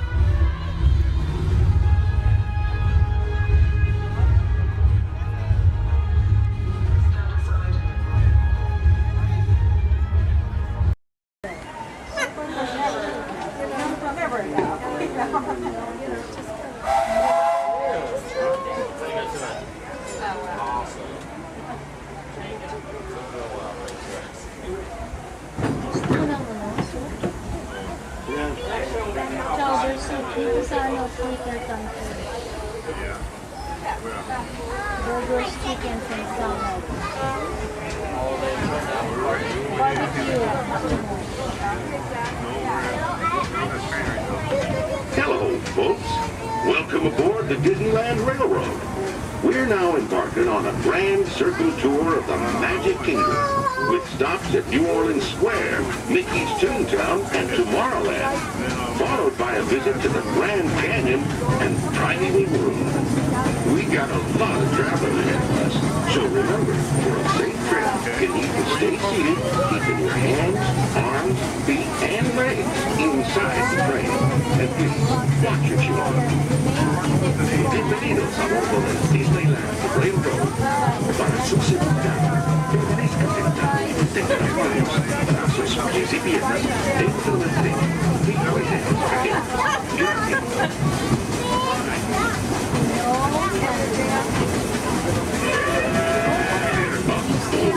Did you folks hear that? Sounds to me like we've reached the wilds of Adventureland. You just might run into a lot of savage critters out there, including lions and tigers and tiki birds. Everybody must be on the lookout. You never know just Want to show up? We're approaching our first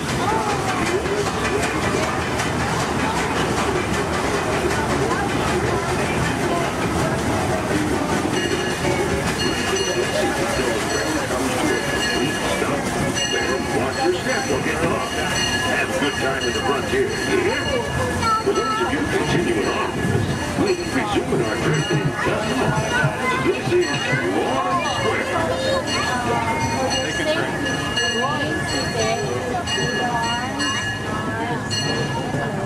Your attention, please. The Disney. Did she like the ride? Here we go. That way. No, there's need a relative. Yeah, but it fell off. I remember. I just want to take it off because it's really good. Just grab that blue blanket.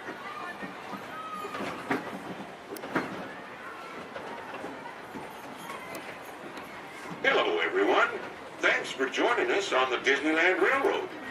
For a safe ride, remember to stay seated with your hands, arms, feet, and legs inside the train. And please, watch your kids. ¿Qué tal, amigos? Y bienvenidos a bordo.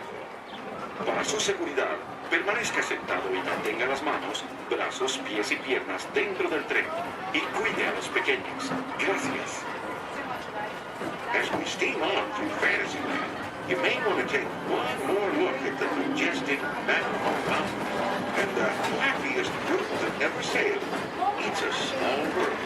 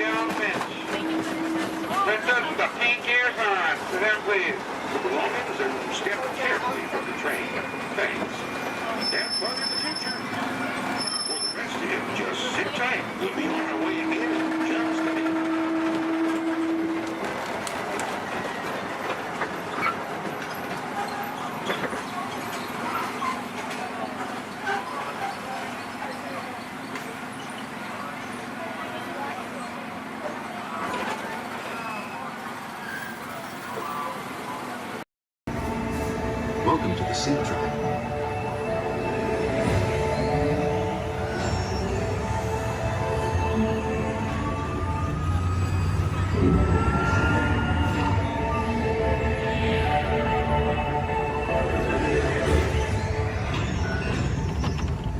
We'll begin with the capability test to see how your vehicle designs perform under challenging weather and surface conditions.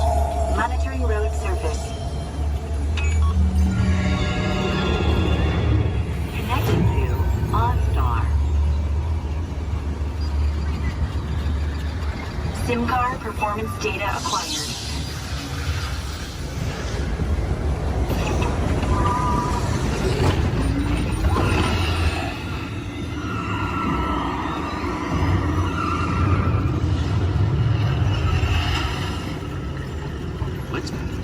Let's see how your designs hold up now. Commencing SIM car off-road and extreme weather sequence.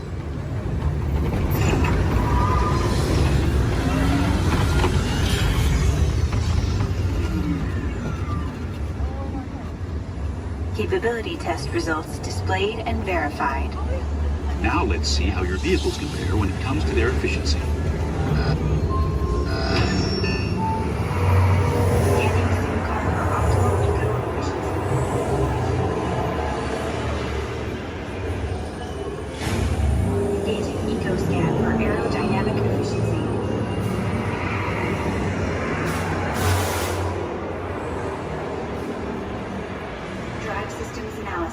Hyperspectral imaging in progress.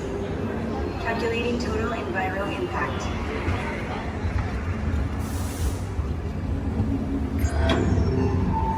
Commencing responsiveness test. Okay, responsiveness data is now being synchronized. Automated driving technology verified and active.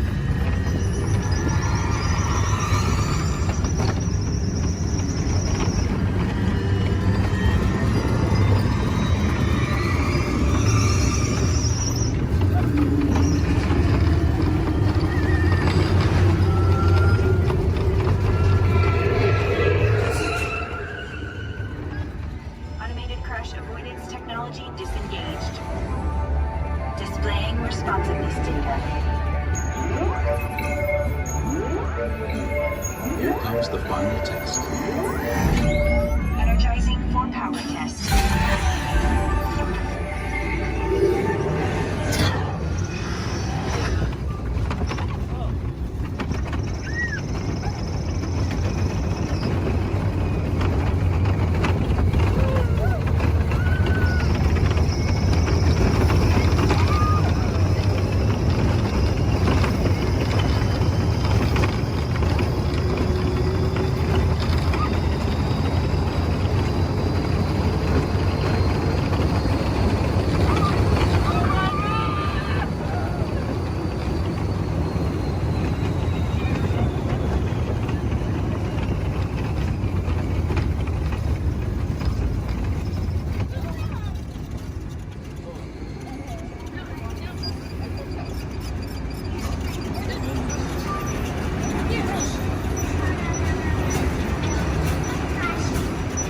Displaying power test results.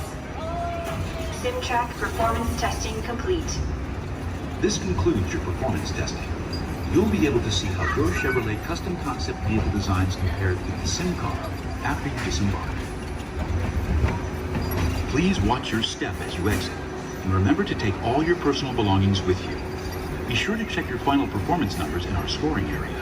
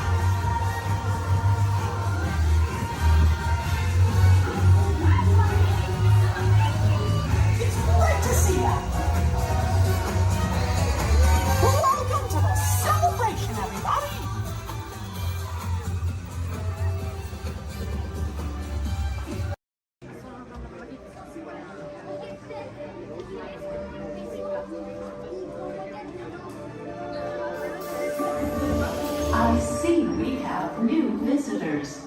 Welcome, Terrans, to the wonders of Xandar. I am World Mind, sentient supercomputer of Xandar. I hold the knowledge, memory, and experiences of all Xandarian citizens, past and present. This gives me extensive knowledge, yet I am constantly learning, and I am now learning about you and your planet, Terra.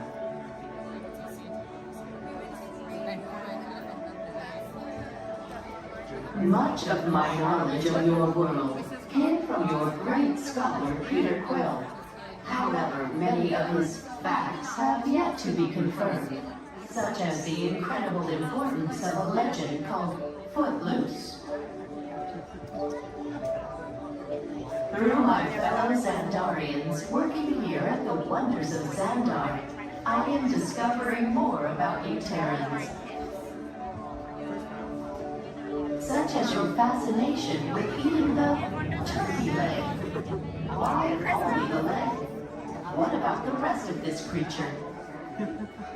We are eager to learn the answers to these questions and so much more about your world. In return, we Xandarians hope to share with you more about ours.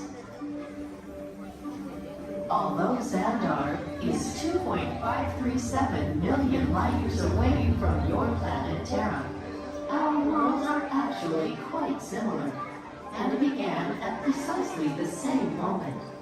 We refer to this as Time Zero, before the existence of anything. Our worlds were born of a single point of matter and energy that blasted outward in what you Terrans refer to as the Big Bang. And from nothing came the beginning of everything.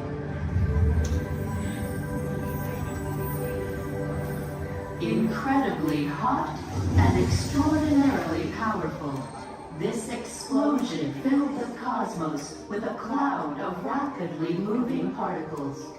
Over the next 100 million years, space continued to expand, and the particles cooled and slowed. As they coalesced into huge swirling clouds, gravity pulled them into larger, denser clusters. At the heart of these clusters, the temperature rose, and the particles were compressed so tightly they fused, releasing enormous amounts of heat and light. This is how the very first stars in our shared universe were born.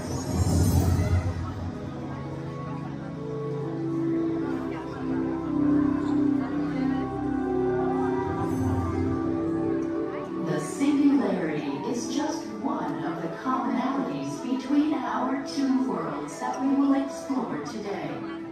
Welcome, Terrans, to the Wonders of Xandar.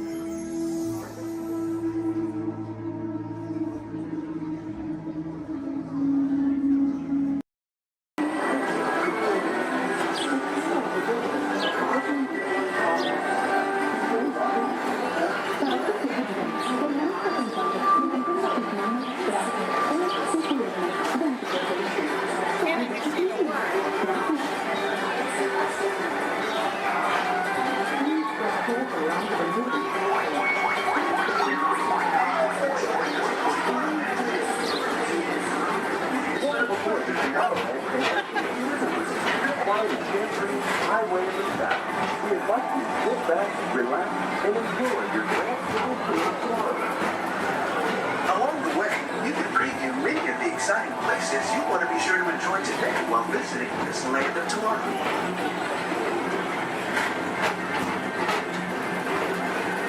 The People Mover is the perfect vehicle for people watching, so keep your eyes peeled. You never know who you might see.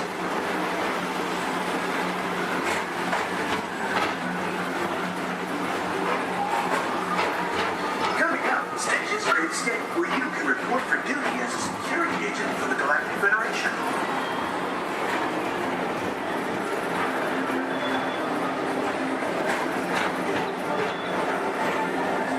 The mission is to keep Experiment 626, the biggest little mischief maker in the galaxy, under control.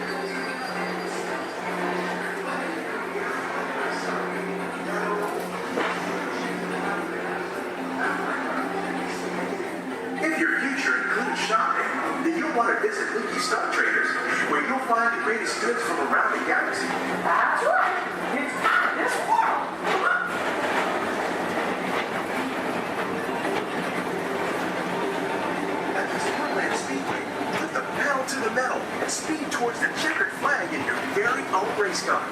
Young or old, this is your chance to drive in the fast lane without worrying about getting a speeding ticket.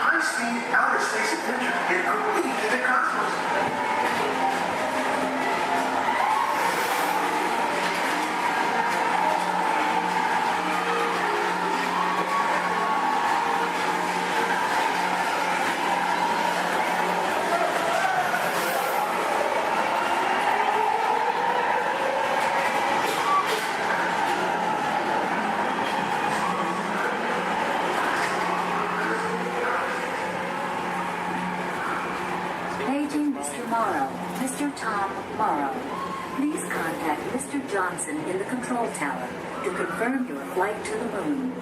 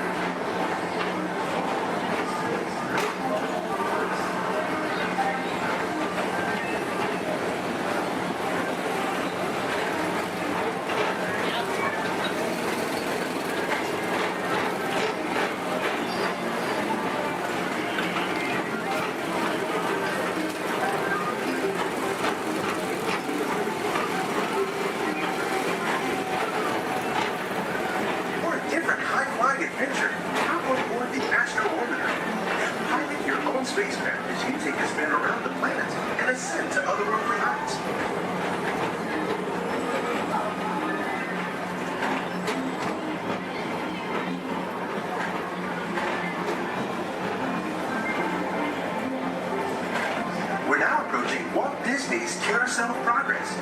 Inside this rotating theater, full families welcome you into their homes of yesterday and today, starting way back at the turn of the 20th century. First presented at the New York World's Fair, this legendary circular theater celebrates the progress that has made our lives better. It's a perfect reminder that there's always a great, big, beautiful tomorrow shining at the end of every day.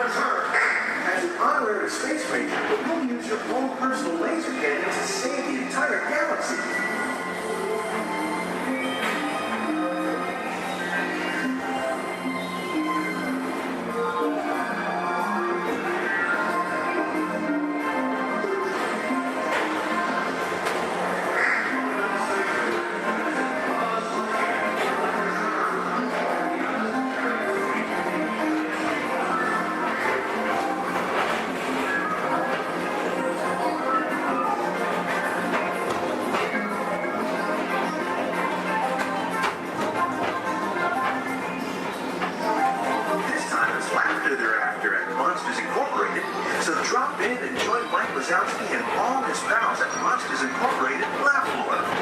Share the fun.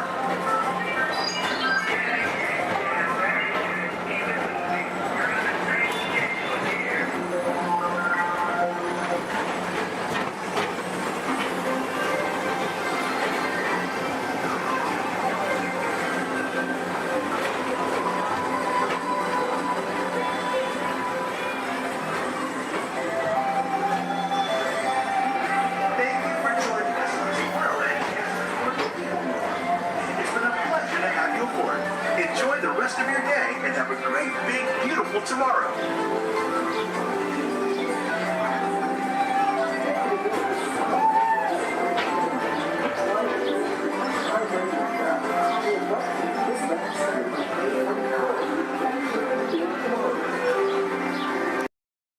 We are now approaching our one and only stop to the Mickey and Friends parking structure and the Pinocchio parking area.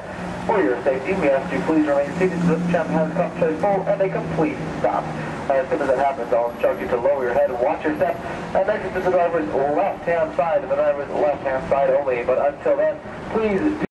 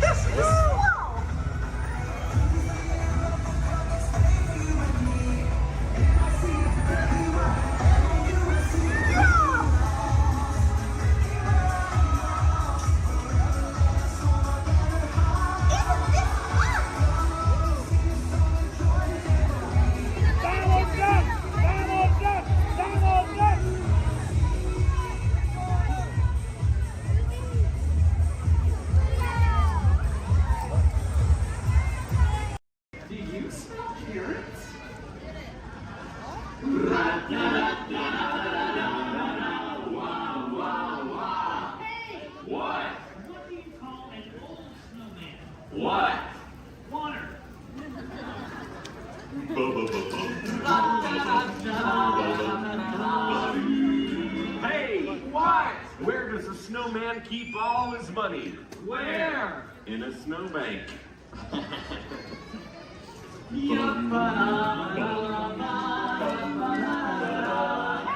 What? Who's the snowman's favorite relative? Who? His Antarctica. On top of your head, hats, ears, sunglasses. Go ahead and take those off. We want them flying off in a first order ship. Who knows what they would do with them, but they're not going to give them back. This is R5. This can help get you guys out of here. We're just waiting for a transmission from Finn. Okay. Good luck. Take this corridor to the turbo lift. Then head down to the escape pod base. Those droids are programmed to return you to Batu.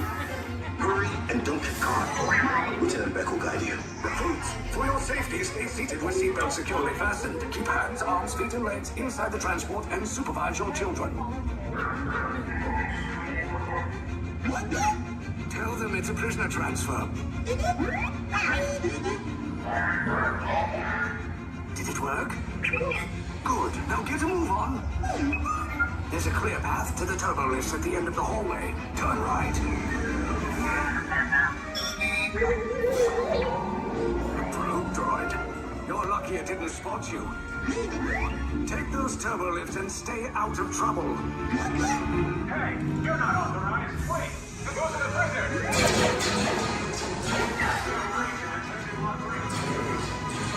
Your cover is blown. Find an alternate route. Who picked these two droids anyway? Detention approach. Prisoners not seen on the Fire!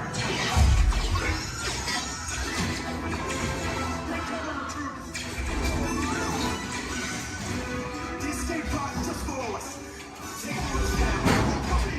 Hurry. No, not up. I said down.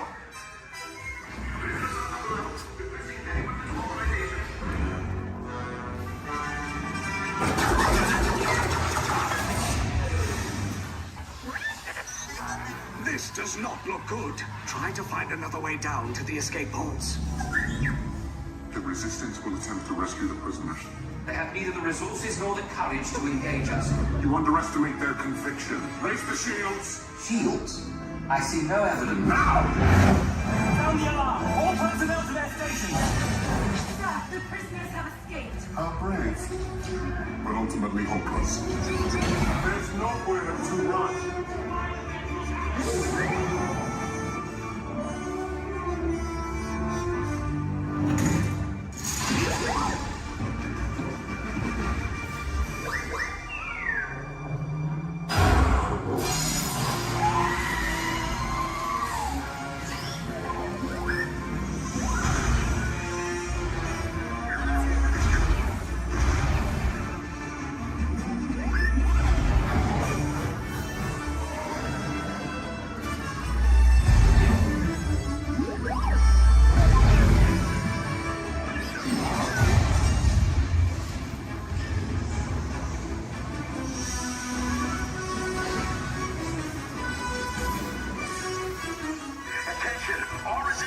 personnel.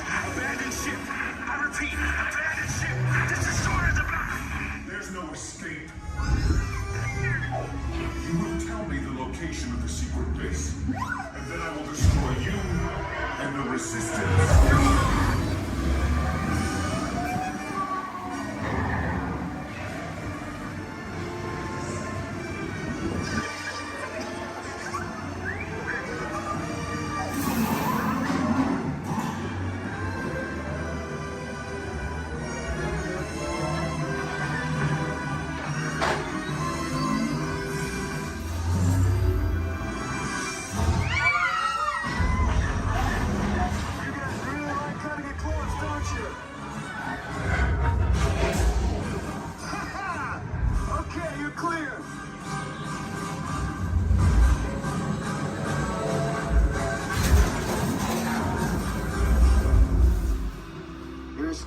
Came in a little off target.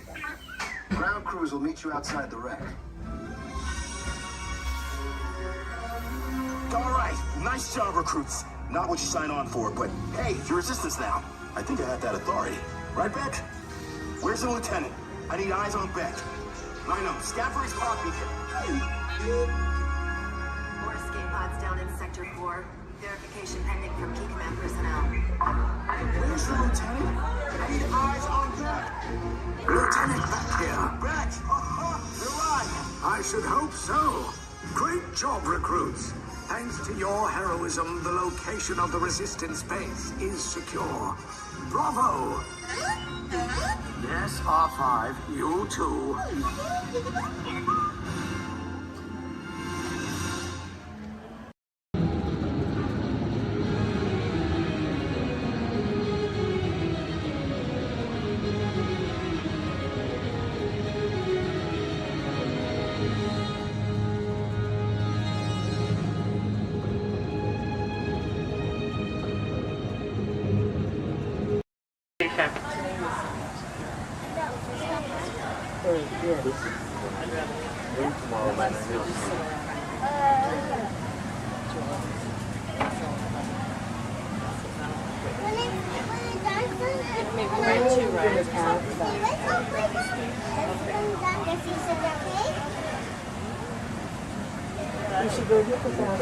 Oh, Lord!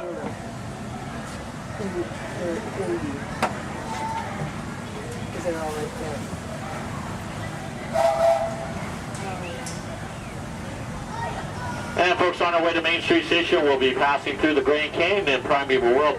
This is a perfect opportunity to take out your cameras and snap a few pictures. However, as a courtesy to those around you, we ask you please turn off the flash photography and video lighting on your cameras. Once again, no flash photography or video lighting inside the tunnel. Thank you.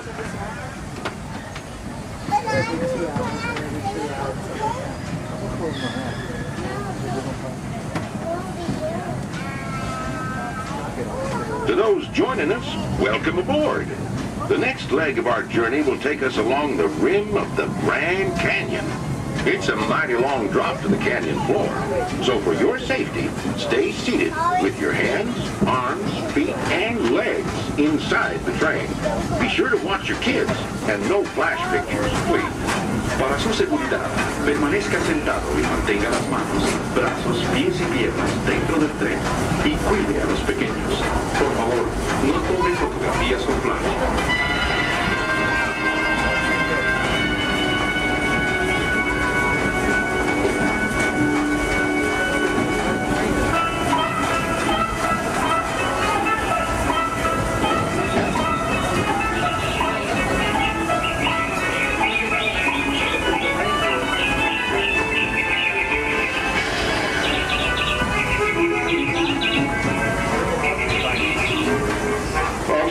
Everybody to please remain seated at all times. Thank you.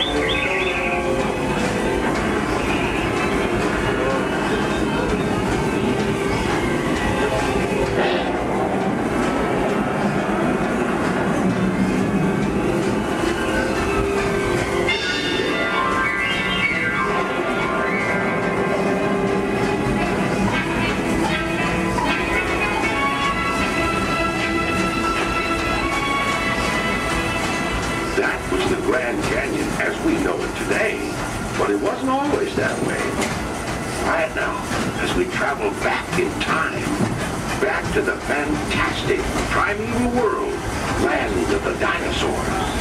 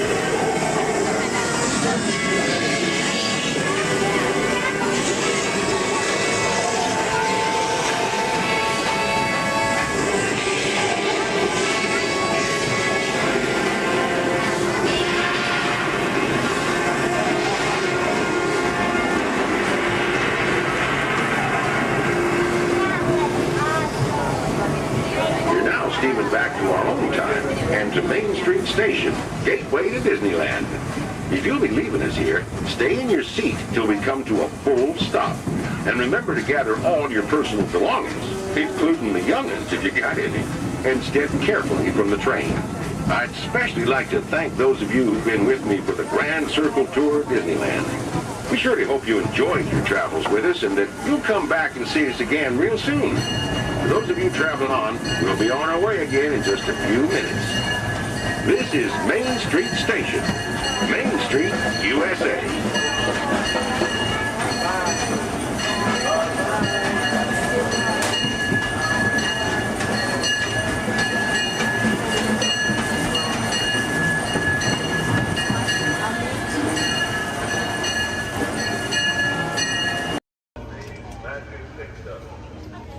Passengers will stand by to board.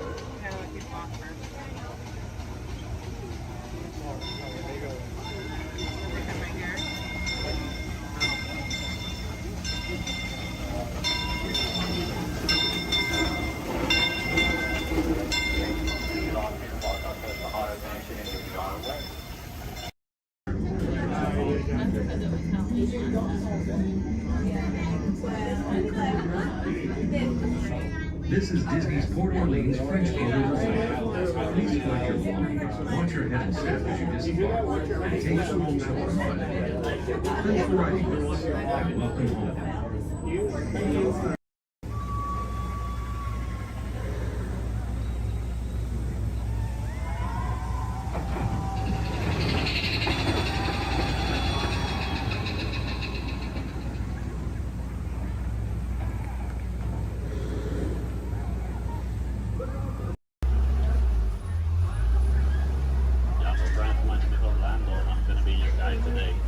Just a quick couple reminders. A bumpy road, so please stay seated with your arms, hands, feet, and legs inside the vehicle at all times.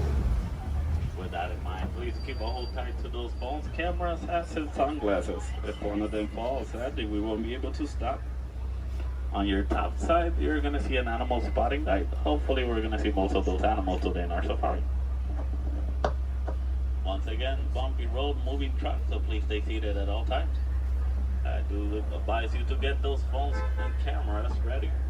This is a photo area, but we might not be able to stop for every animal. I'm going to make sure I stop for most of them. But sometimes they won't stop for us. Just be ready. And 20. So we're going to start off our journey here in the Little Ituri Forest. The forest animals are kind of exclusive and they depend a lot in camouflaging to stay safe, but sometimes they're kind of hard to see. So here on the right side, we're going to see an okapi. Even though the okapis have zebra-like pants, they're actually related to giraffes. It wasn't until 1901 that okapis were discovered. Before that, they used to be thought as a myth. And much like the giraffes, okapis also have those long tongues that are going to help them reach tall places. And only the male okapi is going to have ossicones. Ossicones are basically the same type of horns that giraffes have, but it's made out of their own skin, so it doesn't count as a horn.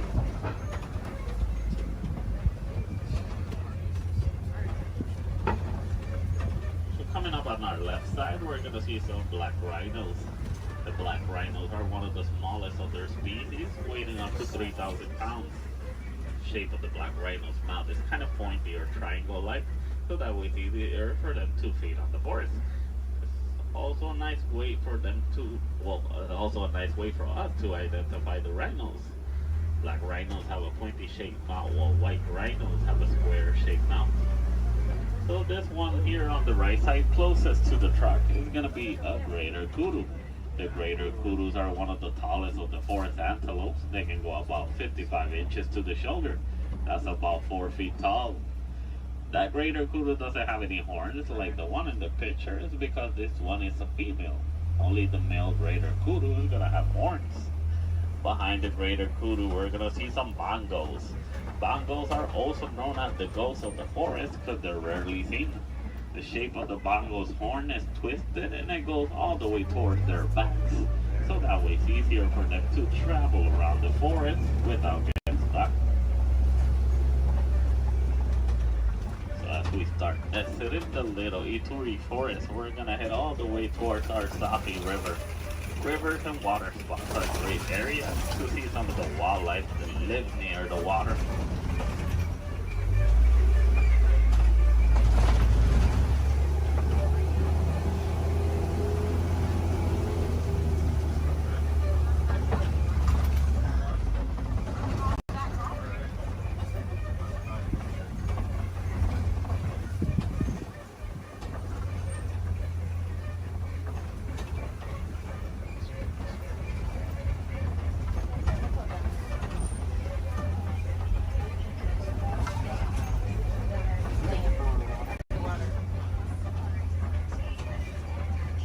Alright, so over here on the left side, we're going to see some Nile hippos.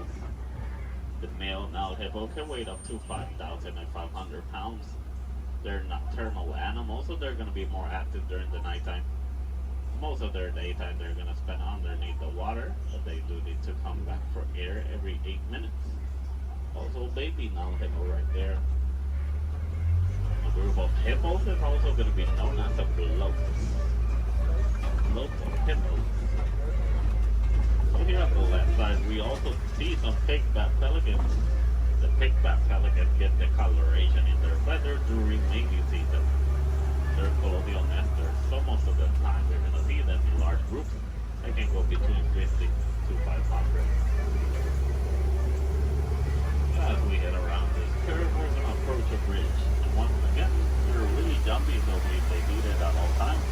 And to the left side, we're going to see some Nile crocodiles. Crocodiles are one of the largest crocodiles in Africa. They can go between 16 to 20 feet long and they can weigh up to 500 pounds. They're exothermic, so that means they're cold-blooded, but they're going to be releasing their bodies to the environment. So they're going to spend most of their daytime underneath the sun. If they need to cool off, they'll just open their mouth or they'll dive in the water. They're great parents. They will roll around the eggs in their teeth, so that way they can help them emerge.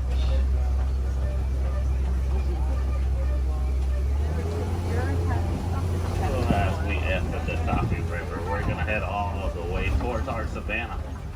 Savannah is going to be a large plain and a great area to see most of the animals in Africa.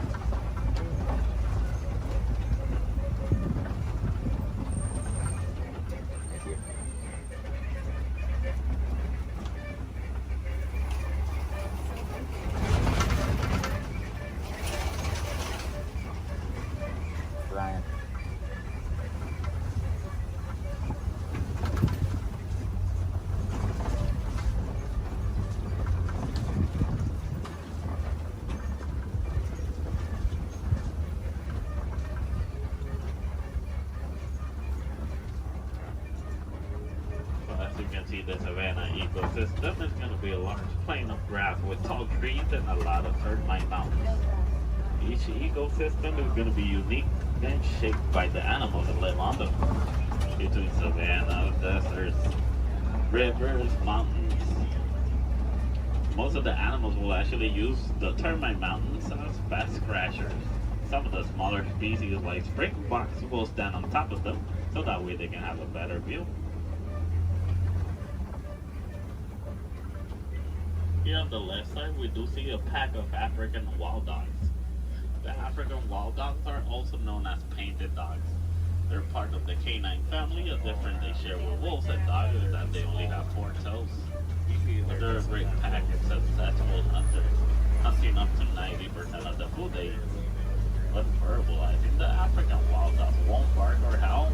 They'll actually make a squeaky sound that sounds similar to squeaky toys. Here on the left side, some Ankoli cattle. Ankoli cattle are also known as the Watusi cattle, named after the clan that domesticated them.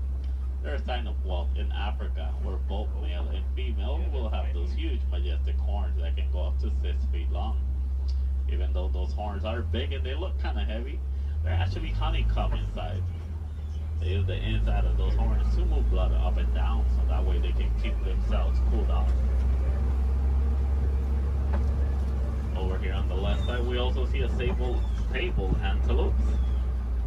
Sable meaning brown, they're also the emblem of the Harambe Wildlife Reserve. They're the only type of antelope that in a fight or flight situation they'll stand their ground and they will fight. As you can see, the shape of their horns goes all the way towards their backs, so that way it's harder for predators to jump on them.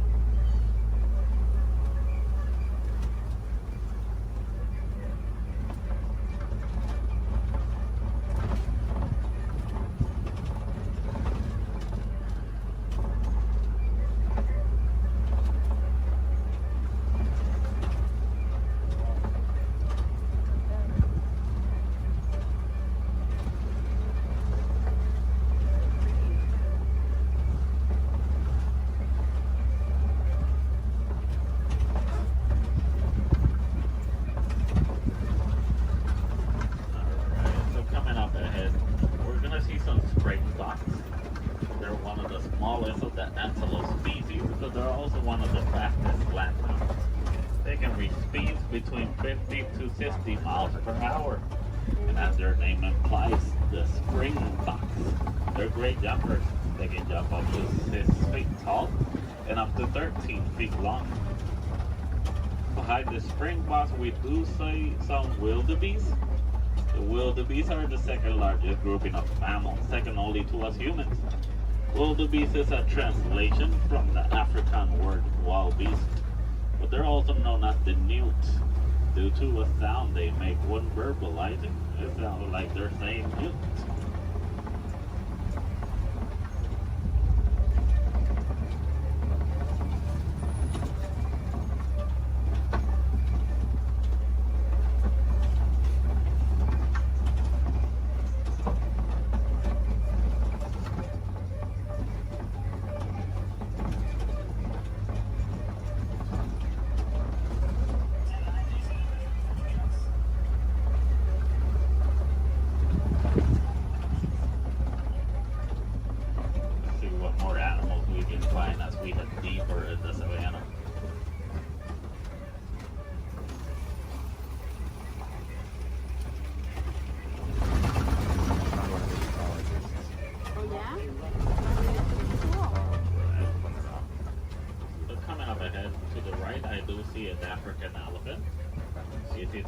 Due to their huge size.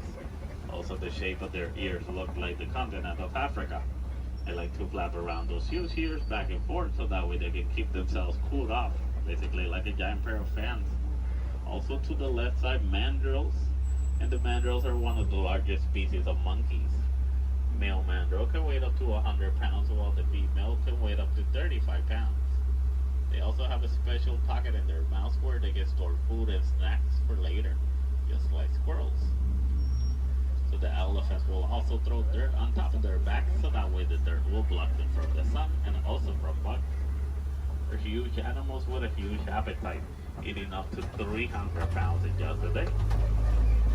One nice easy way to identify a male elephant is because male elephants, whenever they reach adulthood, they like to go on their own. And sometimes they'll join other elephants and they'll form a group known as a bachelor.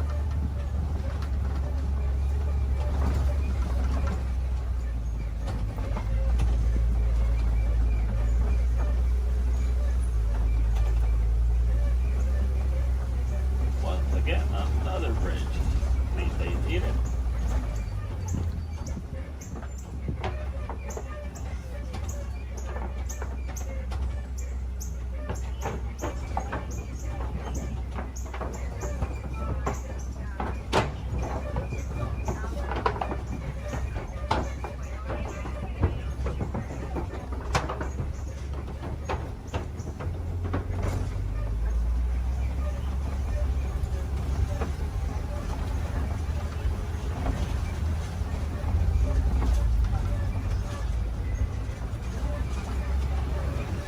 Here on the right side, we're going to see some markings on those red places.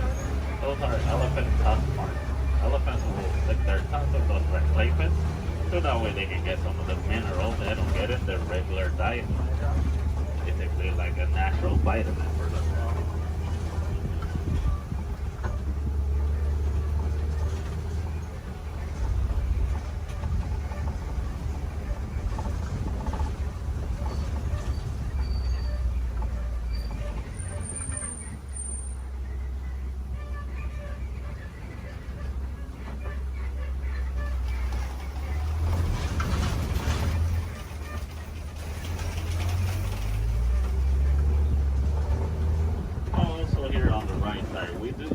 trees that look like they're upside down. They're known as upside down trees, but they're also known as the tree of life. The real name is the baobab trees. And baobab trees can go leafless up to 9 months of the year, so that way they can store inside of them thousands of gallons of water. Some of the animals will actually try and reach that water, like elephants will stick their tongues in it. Yeah.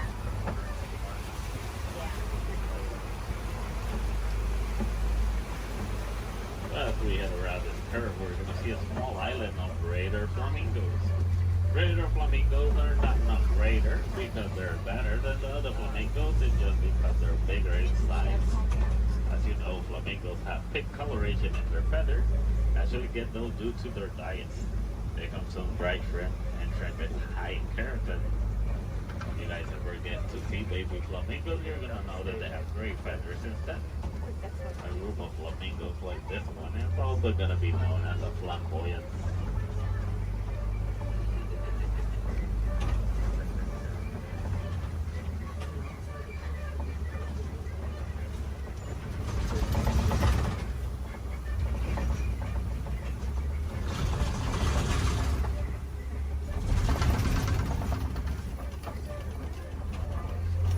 Coming up ahead, we do see some white rhinos. And the white rhinos are one of the largest of their species, weighing up to 5,000 pounds. That doesn't make them slow because they can actually run up to 30 miles per hour. As you can see, the shape of their mouth is kind of squared, so that way it's easier for them to feed on the grass on the floor. And you'll usually find them in the savannah around mud pits. They like to roll around those mud pits so that way the mud will help them against the sun and also against bugs. It's a nice way for them to stay cooled off. Basically, white rhinos are a different type shade of gray from the black rhinos. The reason they get the name white rhinos is not because of their colors. It's actually a mistranslation from the Afrikaans word lights. That means wide as in bigger.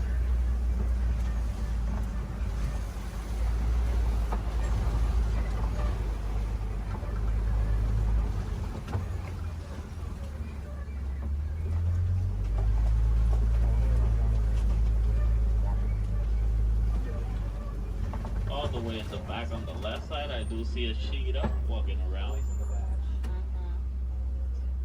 Cheetahs are one of the fastest land mammals. They can reach a speed from 0 to 60 in about 3 seconds. There's also another one laying on the grass all the way in the back. But with that in mind, the cheetahs are built for speed, not power. So after running so fast in such a short amount of time, they're gonna need a couple of hours to rest their energies. The cheetahs are also diurnal big cat predators, so that means they're more active during the daytime.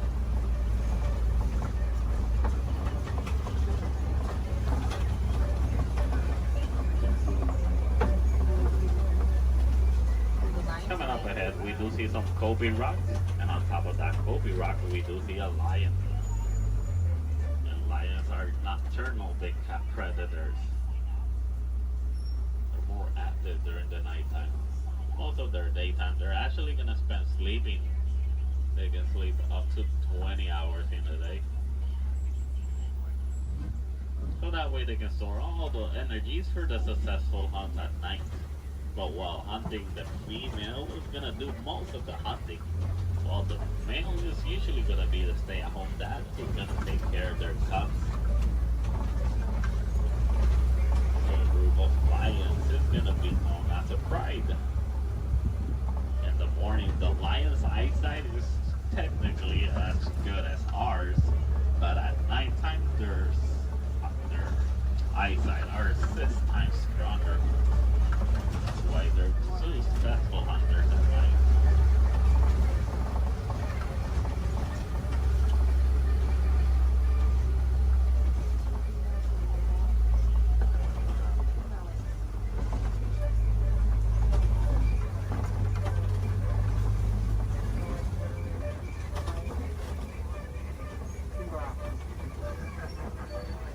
Up ahead, we're gonna see some warhogs. There's one behind that tree, and we're gonna, there it is. Warthogs are one of the largest burrowing mammals. They like to make burrows like those in which they will sleep on facing outwards, so that way they can see anything that's coming toward them. They're super close relatives to domesticated pigs, and they can run up to 35 miles per hour.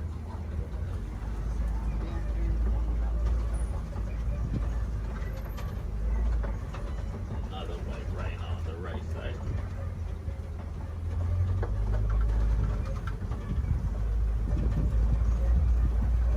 So as we start exiting our savanna, we're gonna head all the way towards the Warden's Post.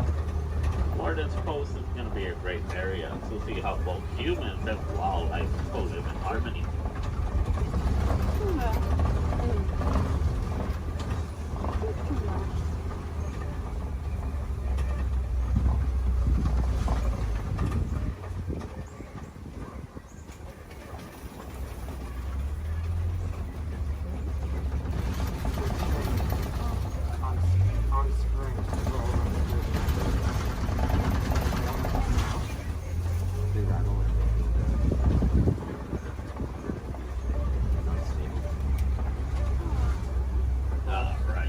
Here in the Warden's Post, we're gonna see some Nigerian wart goats.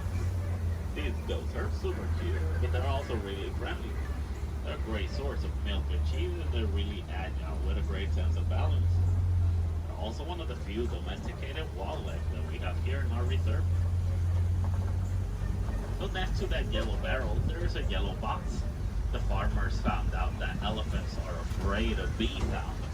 Most farmers are gonna have a box like that filled with bees, so that way whenever the elephants get near the farms and they hear the bee sounds, they're gonna steer clear away from them, and that way they won't eat the farmer's harvest. It's a nice way for both humans and elephants to co-live in harmony, but it's also a great source of honey. Also, the farmers will actually sell that honey for an extra income.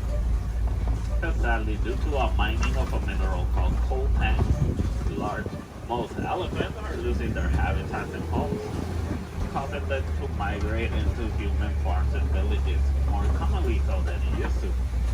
So having bees in a box is going to be a nice technique for both keeping elephants safe, but also staying safe.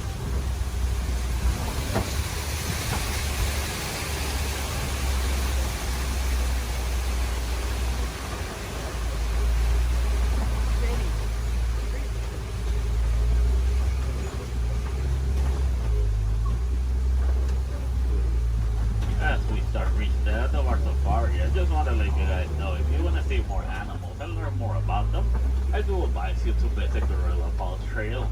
It's a nice 20-minute pathway that will take you all the way to meet a family of gorillas, while meeting more animals, learning more about them, and also more about conservation. If you're really lucky, you might even get a better close-up view of the hippo through a glass.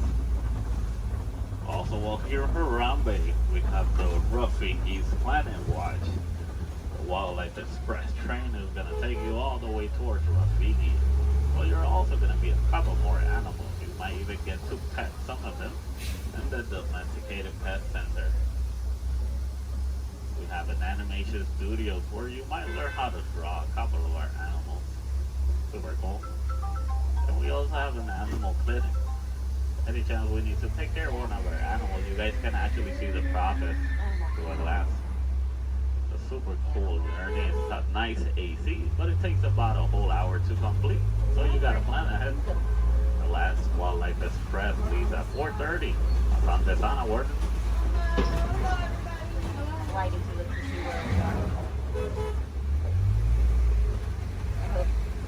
Alright, also while here in Harambe, you guys can visit the Celebration Festival, the Lion King. It's a great show to watch while visiting Animal Kingdom. There's going to be animals wherever you go throughout the park. We do have the lesser flamingos, so there can be the smaller flamingos. In some area of the park, I believe, is one of the pathways that leads you to the Tree of Life. If you go all the way towards Asia, they're going to see a similar walking trail to the Gorilla Falls, but it's going to be known as the Maharashtra Jungle Trek. Over there, you're gonna meet some of the Asian animals like Komodo dragons, tigers. Also super cool to visit while you're in Animal Kingdom. So for the Gorilla Falls, once you head out of the truck and you head down the ramp, if you go to the left side, you're already on the Gorilla Falls trail. Keep going around, enjoy your time, see more animals. If you go to the right, you're gonna go back to the village, where you can see the entrance towards Rafiki.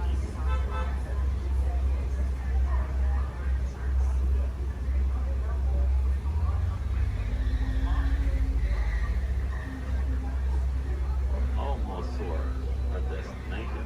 Just a little bit.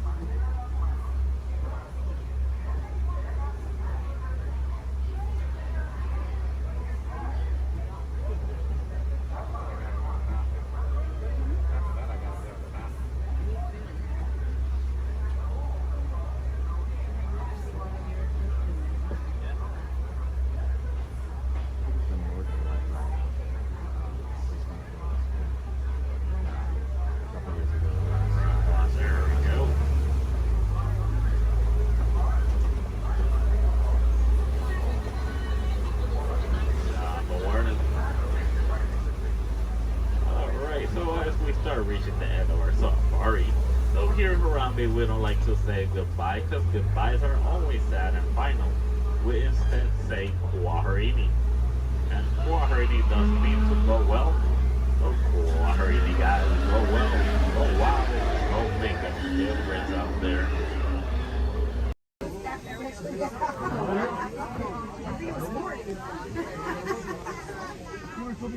Looks like we're on our way, and I'm so glad to have you with us. Next, we'll head for Frontierland after that. Stay seated and keep your hands and arms, feet and legs inside the train at all times. Oh, and please keep an eye on your children. Para su seguridad, permanezca sentado y mantenga las manos, brazos, pies y piernas dentro del tren y cuide a los pequeños. Gracias. Next up is a place that's always ahead of the curve, and not just because we're on the straightaway. Our metropolis of mechanical marvels, Tomorrowland.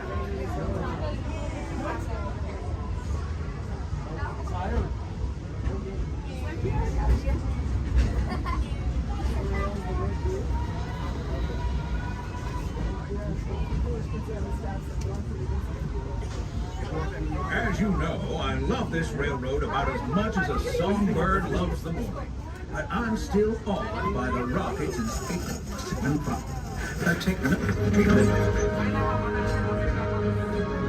Unidentified users detected in upload conduit area. Scanning.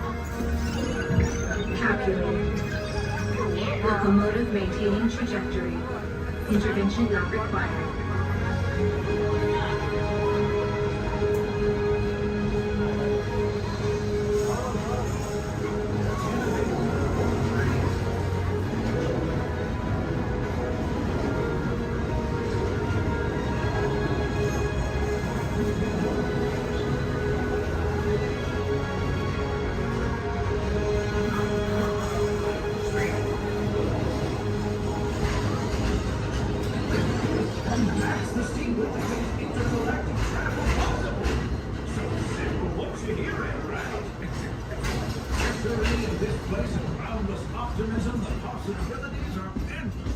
You might say the sky's the limit, but even that is no obstacle in Tomorrowland.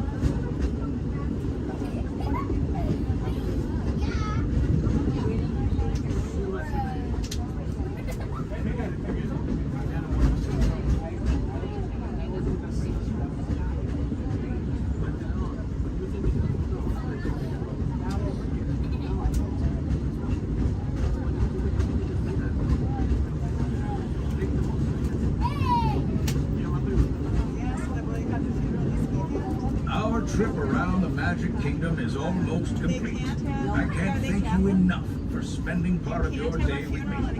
And I hope you've enjoyed your journey as much as I've appreciated being a part of it.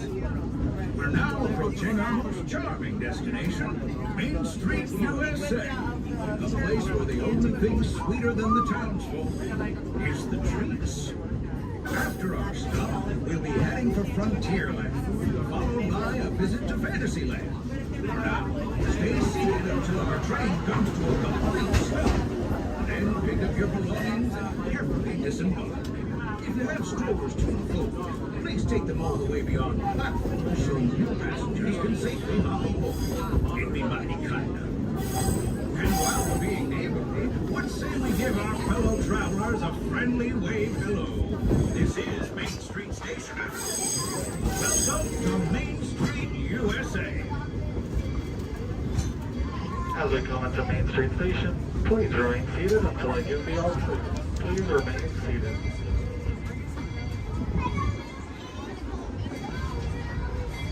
Please remain seated, everybody. Please remain seated until I give the all clear.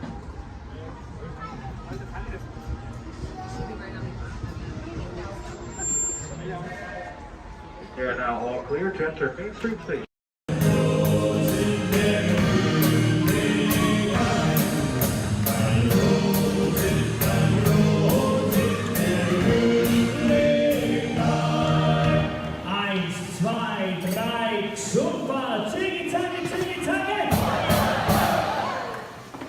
Was that loud enough? Turn to your neighbor and say, louder! Okay, drinks and thumbs up, here we go. Tiki taki, tiki taki! Tiki taki, tiki taki! Rolls, clink, and drink!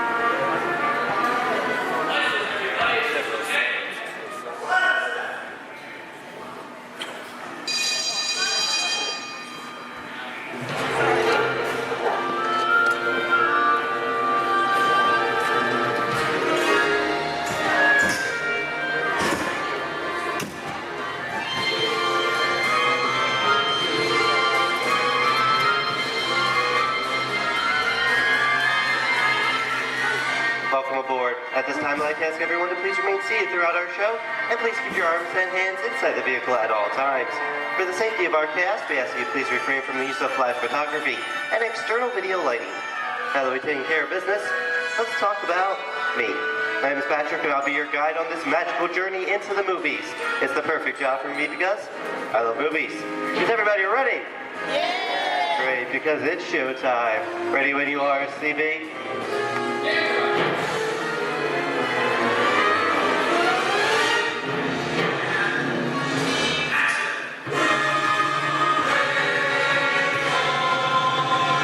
And we are rolling.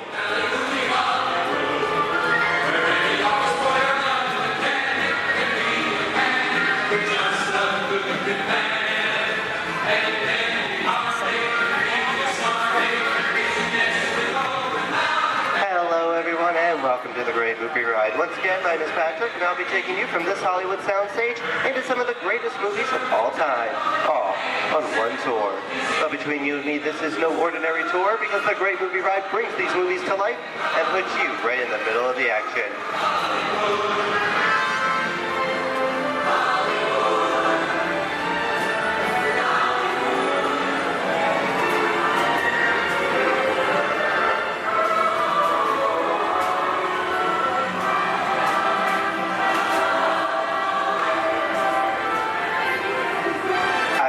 Folks, but I just love the great Hollywood musicals of the 1930s. This is a scene from one of my favorites, the Busby Berkeley musical extravaganza, Footlight Parade, starring James Cagney, Ruby Keeler, and Dick Powell.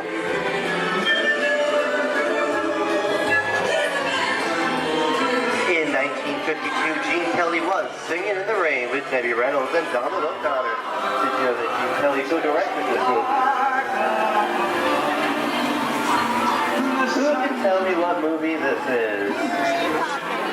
That's right, it's Walt Disney's Academy Award-winning film from 1964, Mary Poppins, starring Julie Andrews and Dick Van Dyke. Julie Andrews won an Oscar for her portrayal of the nanny, who was practically perfect in every way.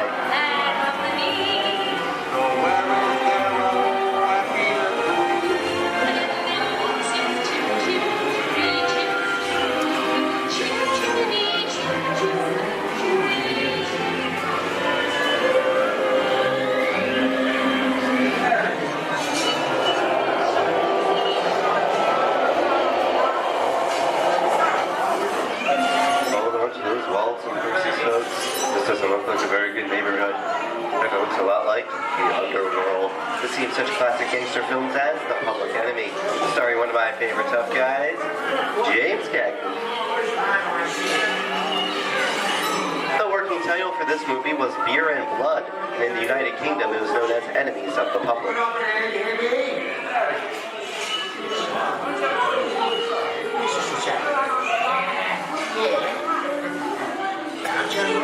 Very nice time.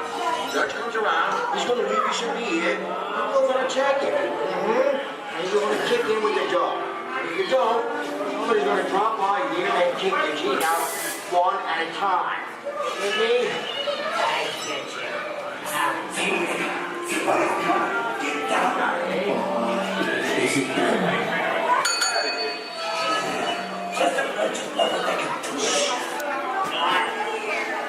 Sorry about the delay, folks, but I don't want to run a red light, even if it is just a movie. You talking to me? You talking to me? That's okay. I'm talking to the dame with the funny looking mouth over there. I'm talking to me. I'm not supposed to leave my vehicle. I said get away. Oh, okay, Monkey, whatever you say. Hey, you know my name anyway. I've seen this movie before. Oh, I've seen you fancy cats like thinking that is great. You make a mistake about this. I'm out of here. You gotta get out of here. You gotta know the movie. I'm beating you, son. Here they come, boss. Get out, you grinders.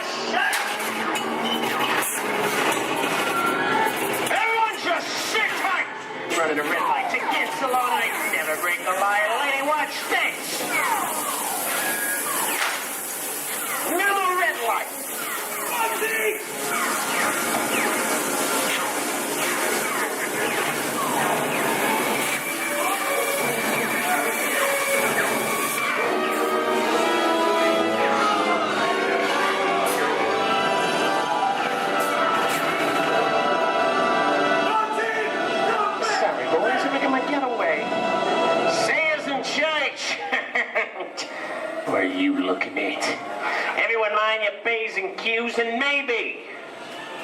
You won't get hurt. What is this? Jay-Z! And now, the Old West, and two of Hollywood's legendary stars, Clint Eastwood and John Wayne.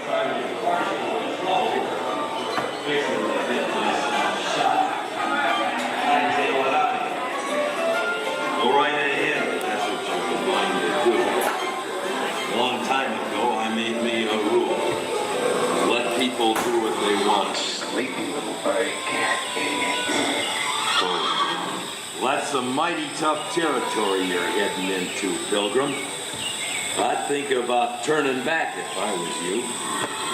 That is, if you want my opinion. In other words, clear. It's a perfect time for me to collect up all your valuables. Starting with the jewelry, going on to the cold hard cash. Perhaps work. Hey! It's the bank robber!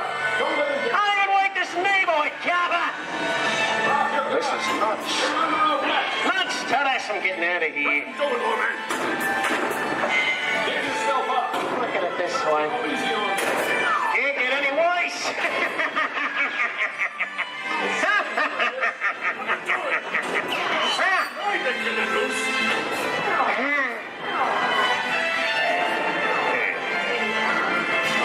Okay. It's worse.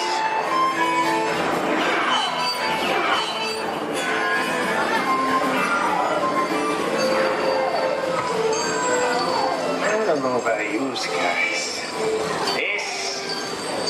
This is kind of creepy. What is this? This is Alien. You are with Sigourney Weaver aboard the spaceship Nostromo. Something has gone wrong. One by one, the crew has vanished. And somewhere in the ship, a terrifying creature waits to claim its nest. Pal, I ain't no victim. Warning, remain in your vehicle. The area you are entering is extremely dangerous. Proceed with caution.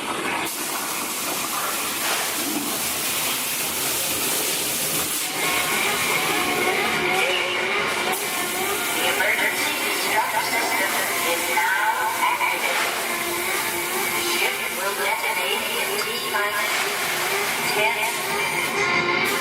The option to override automatic detonation expires in T-minus 5 minutes.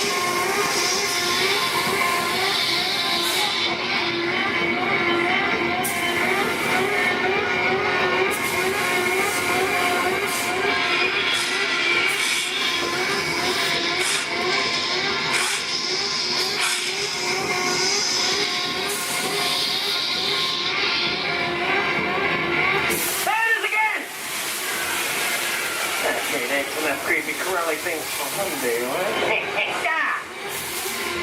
Wrong. Here in Raiders of the Lost Ark, amid 1,000 deadly snakes, Indiana Jones unearths a great treasure. Will Harrison Ford escape with his discovery? And what will be your fate? Beware. Snakes. Why did they have to be snakes?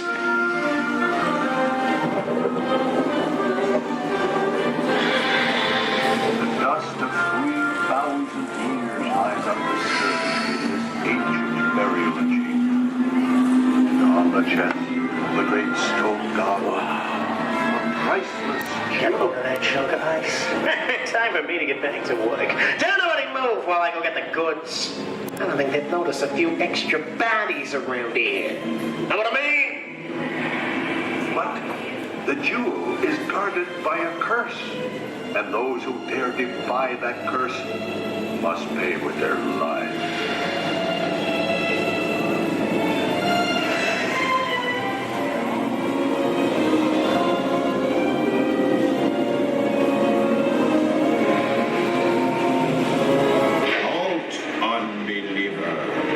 Disturb the treasure of the gods, and you shall all pay with your lives.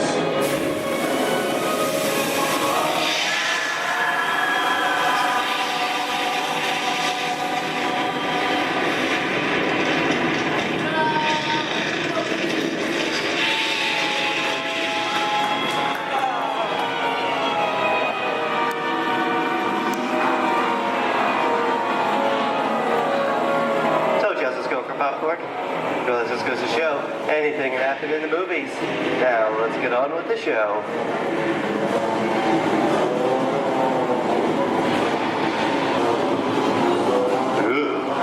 I see 10 people.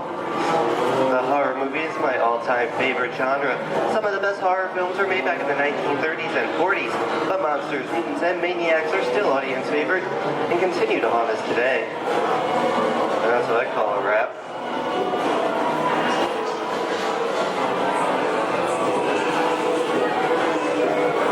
We are now entering the jungle home of one of the most beloved characters of all time. Now it's not George of the Jungle. Actually, it's Tarzan, portrayed here by Johnny Weissmuller. Over here, we have Maureen O'Sullivan as Jane, and the lovely and talented Cheetah as herself.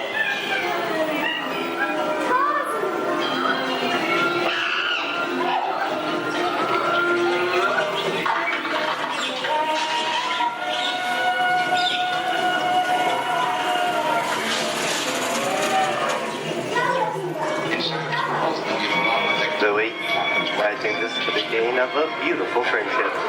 Best last line of a movie ever. Humphrey Bogart and Ingrid Bergman in the classic romance, Casablanca. Always have that. You didn't have me. You lost me until you came to Casablanca. You got it back last night.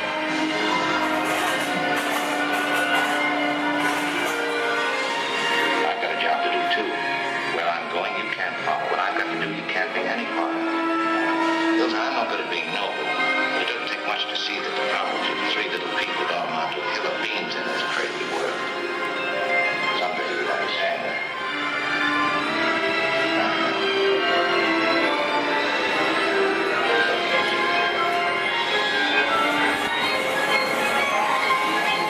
And here's one of my favorite movie stars, Mickey Mouse, in one of his greatest roles, the Sorcerer's Apprentice in Fantasia.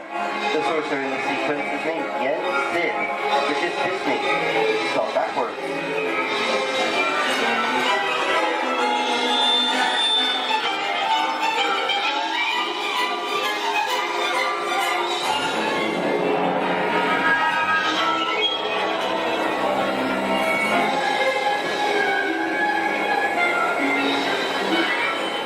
Toto, I have a feeling we're not in Kansas anymore. How often do you get to say that? I'd say we are definitely somewhere over the rainbow in one of the most beloved movies of all time.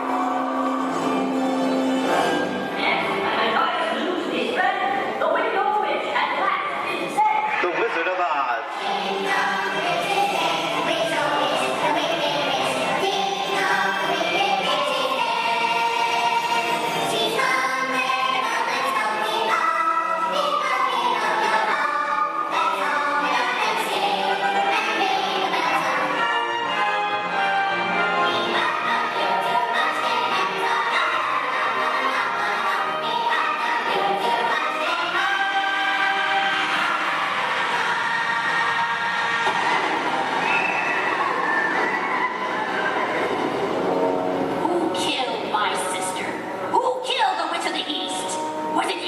No, it was an accident. I didn't mean to kill anybody.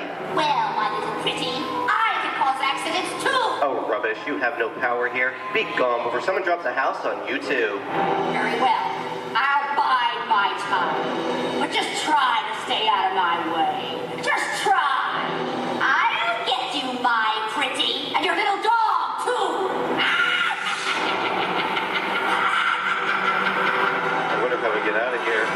What do you folks think? Which way should we go? Follow the Yellow Brick Road. Follow the Yellow Brick Road? No, what I think of that. Bring along, folks. You know the way.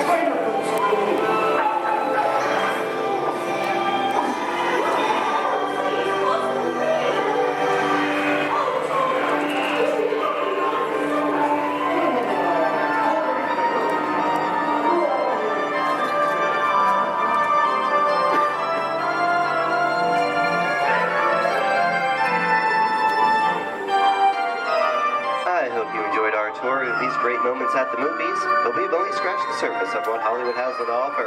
There are thousands of great movies out there just waiting for you to discover. And here are just a few of my favorites.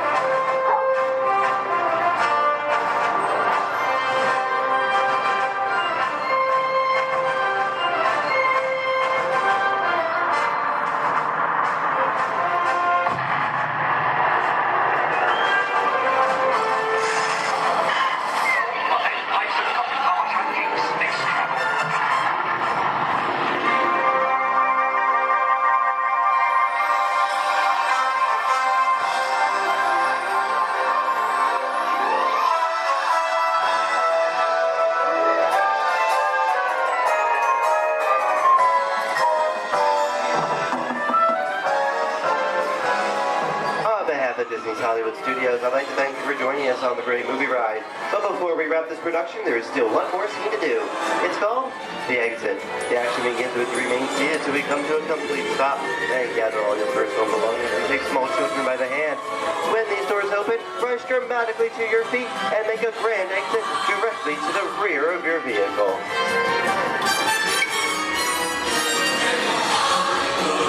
Oh, and one more thing. When I yell action, don't forget the thunderous applause for yours truly. All right, places, everybody, and action!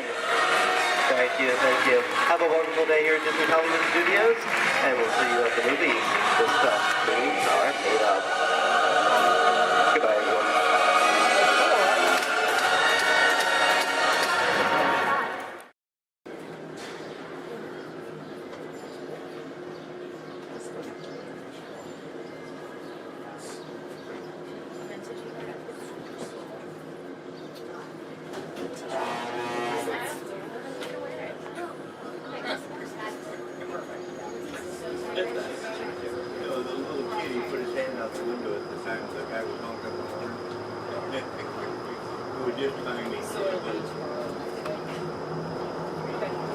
To those of you who have just joined us, welcome aboard the Disneyland monorail. For your safety, please remain seated, keeping your hands, arms, feet, and legs inside the train. Watch your children, and no smoking, please. Bienvenidos a bordo. Para su seguridad, permanezca sentado y mantenga las manos, brazos, pies y piernas dentro del tren y cuide a los niños. Por favor, se ruega no fumar. Gracias. We're now en route to our final stop, the Tomorrowland monorail station. Along the way, you can get a bird's eye look at the downtown Disney district, Disney's Grand Californian Hotel and Spa, and Disney's California Adventure. To the left of the monorail is the main entrance of Disneyland, the happiest place on earth. Disneyland is truly an American origin. Since its opening in 1955, it has hosted more than 500 million guests from around the world, including presidents, kings, and celebrities. It is the original Disney theme park, created and enjoyed by Walt Disney himself. To the right is our transportation plaza, where you'll find taxis, hotel shuttles, and public transit stops. We're about to enter Disneyland. Some of the clearances are pretty tight up ahead, so be sure to remain seated, keeping your hands and arms inside the cabin.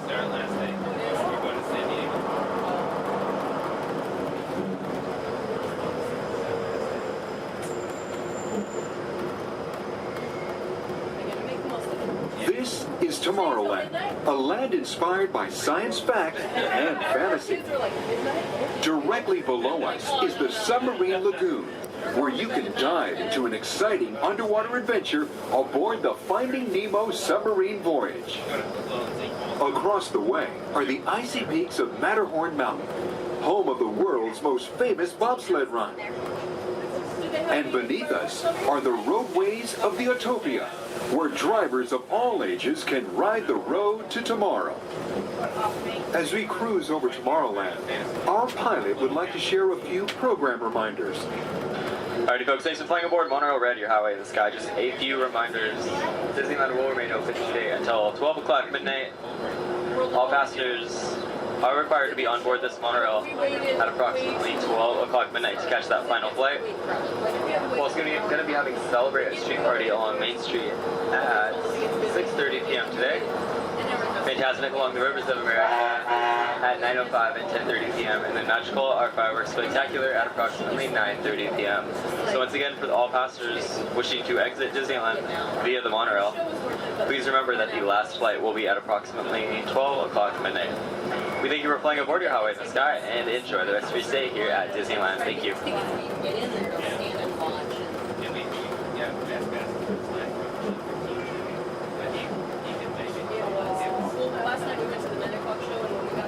Just ahead and to the right of the train are the sparkling gold spires of one of Disney's most beloved attractions.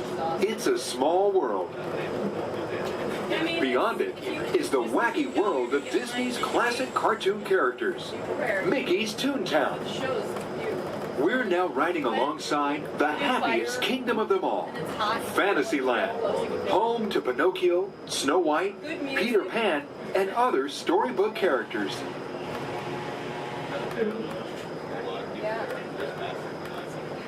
Yeah, it's brand new. Supposedly they said it's we're gonna try it, but so many people interested in it, and it's so popular, I'm sure they'll be We're now approaching the Tomorrowland monorail station, our final destination. Please remain seated until the monorail comes to a complete stop. Then, collect your belongings, watch your head, and step carefully from the train. On behalf of all of our crew, thanks for traveling with us, and we hope you'll have a happy and memorable visit here at Disneyland. This is the Tomorrowland monorail station.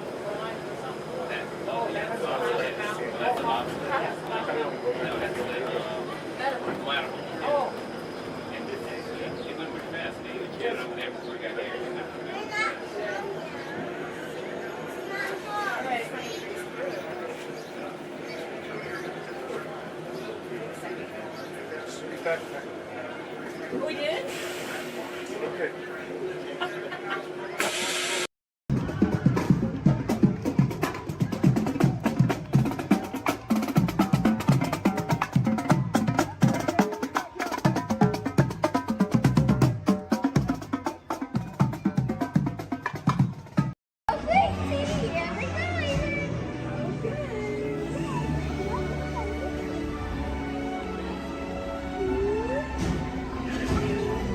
Are we going around? I went that side!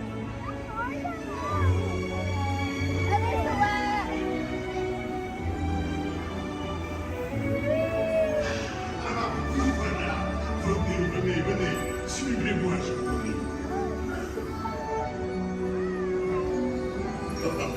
The chef Honey is waiting for you. This way. Qu'attendez-vous? What the heck? Il est invité pour le dîner. On n'aurait pas idéal. Encore un? Non. A simple moment? Too simple. What? Mais oui, that's it!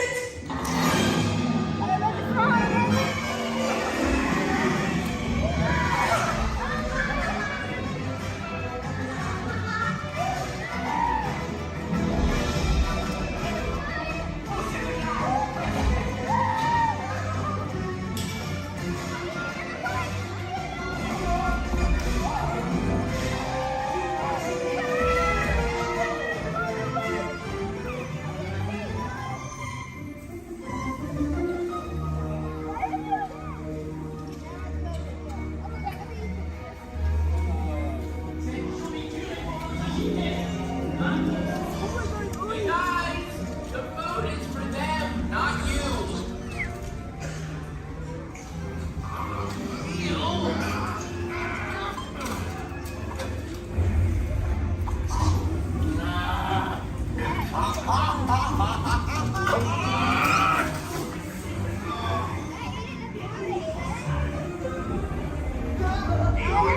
What are you doing? Que magnifico.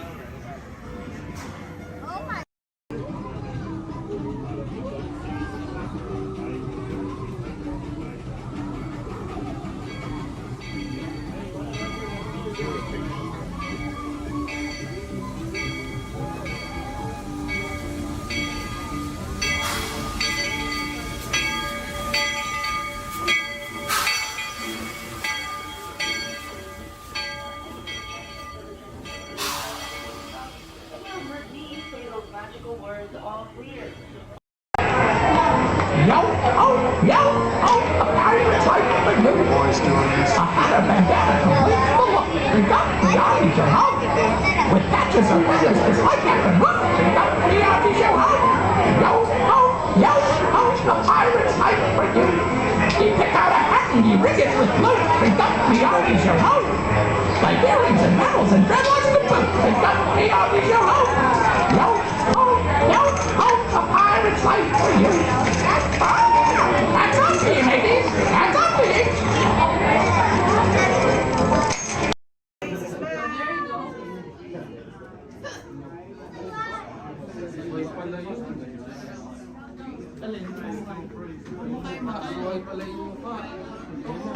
As promised, your time has come. Please enter and gather around the dying fire.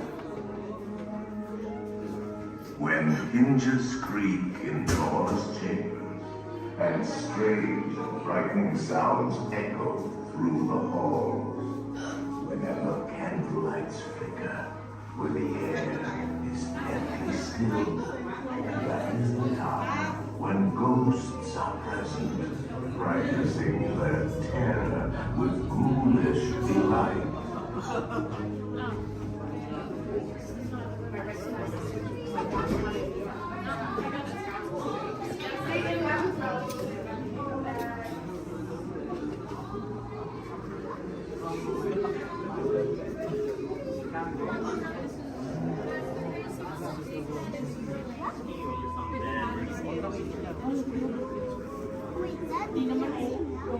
Welcome, foolish mortals, to the haunted mansion. I am your host, your ghost host. Our tour begins here in this gallery. Here where you see paintings of some of our guests as they appeared in their corruptible, mortal state. Kindly step all the way in, please, and make room for everyone. There's no turning back now. At this time, I need everybody to drag their bodies away from the walls and gather in the dead center of the room. Your cadaverous pallor betrays an aura of foreboding, almost as though you sense a disquieting metamorphosis. Is this haunted room actually stretching? Or is it your imagination? And consider this dismaying observation. This chamber has no windows and no doors. Which offers you this chilling challenge to find a way out.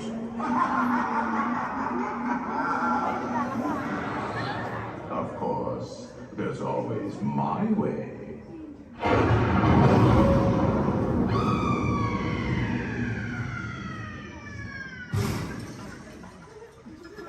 Oh, I didn't mean to frighten you prematurely. The real chills come later. Now, as they say, look alive, and we'll continue on tour. And let's all stay together.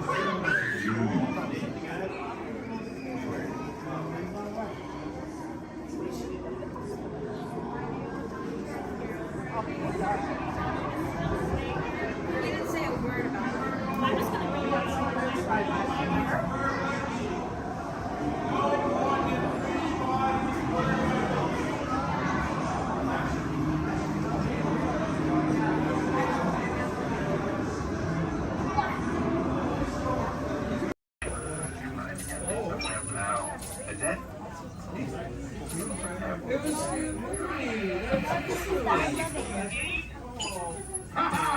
Gotcha.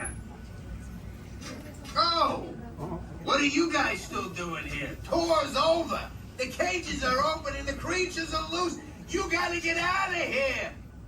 Wait. Don't get out of here. I could use a hand. My little pal Groot is lost in the fortress somewhere, and I need to find him before he gets ate. I found his tiny little heat signature, see? All those other heat signatures are, well, Don't worry about them. Listen up. You guys can be a big help while I look for my pal. A gantry lift full of warm Karens makes a really great distraction. I just need you to wave your arms, scream, whatever it takes, and then all these things will, never mind. You in? It doesn't matter. That was rhetorical. Now let's move. Meet me at the gantry lift. Yep, I'm gonna go back that way.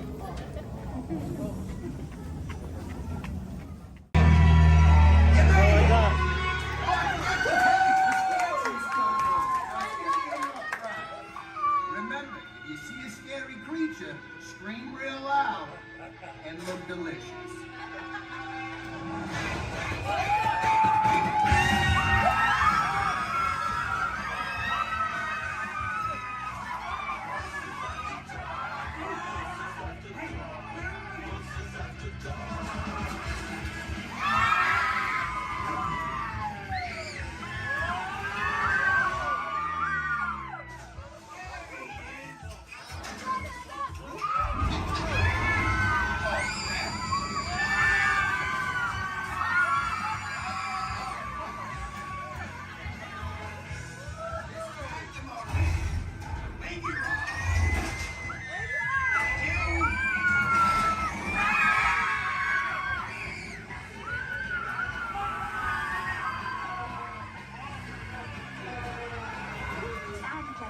We do hope you've enjoyed our tour.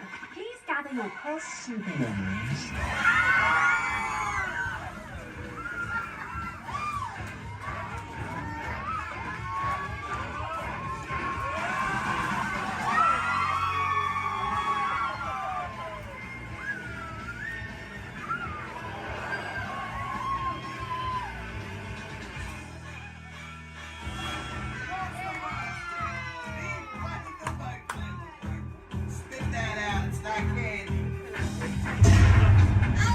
What's your language?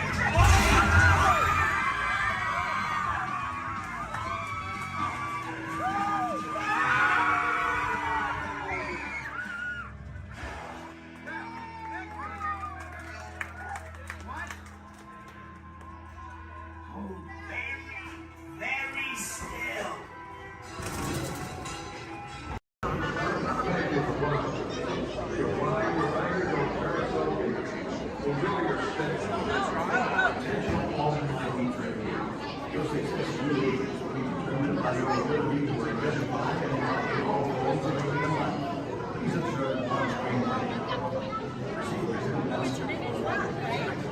Psychological phenomena.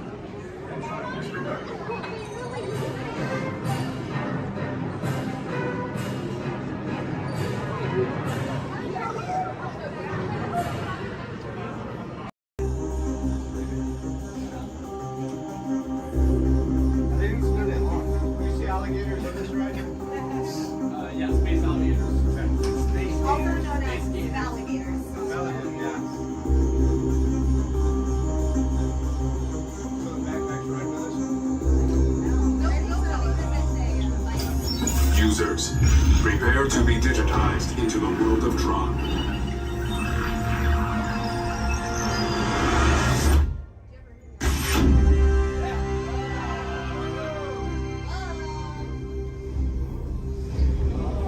Team Blue, welcome to the grid. Proceed to gates.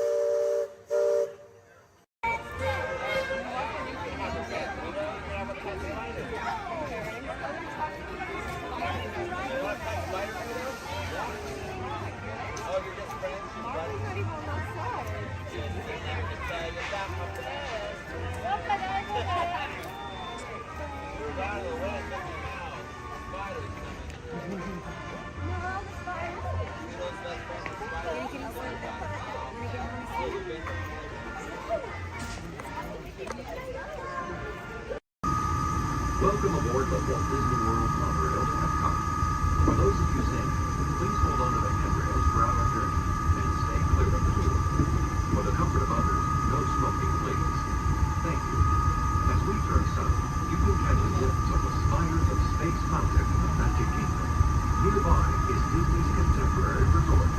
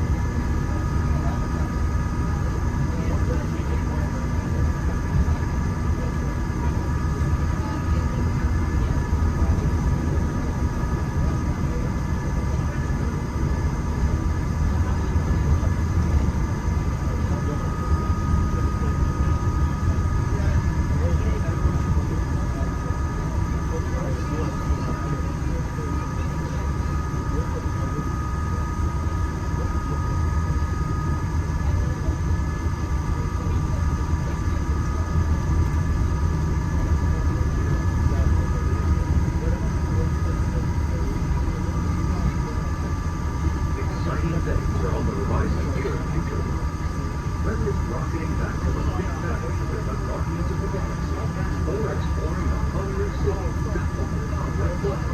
These words are sure to inspire. If you're looking for an exhilarating sensory thrill, step into Mission Space, where you and your flight crew can sign up for one of 2 out-of-this-world missions. And just next door is the new Space 220 restaurant, where you can eat a bite and enjoy stellar dining in space.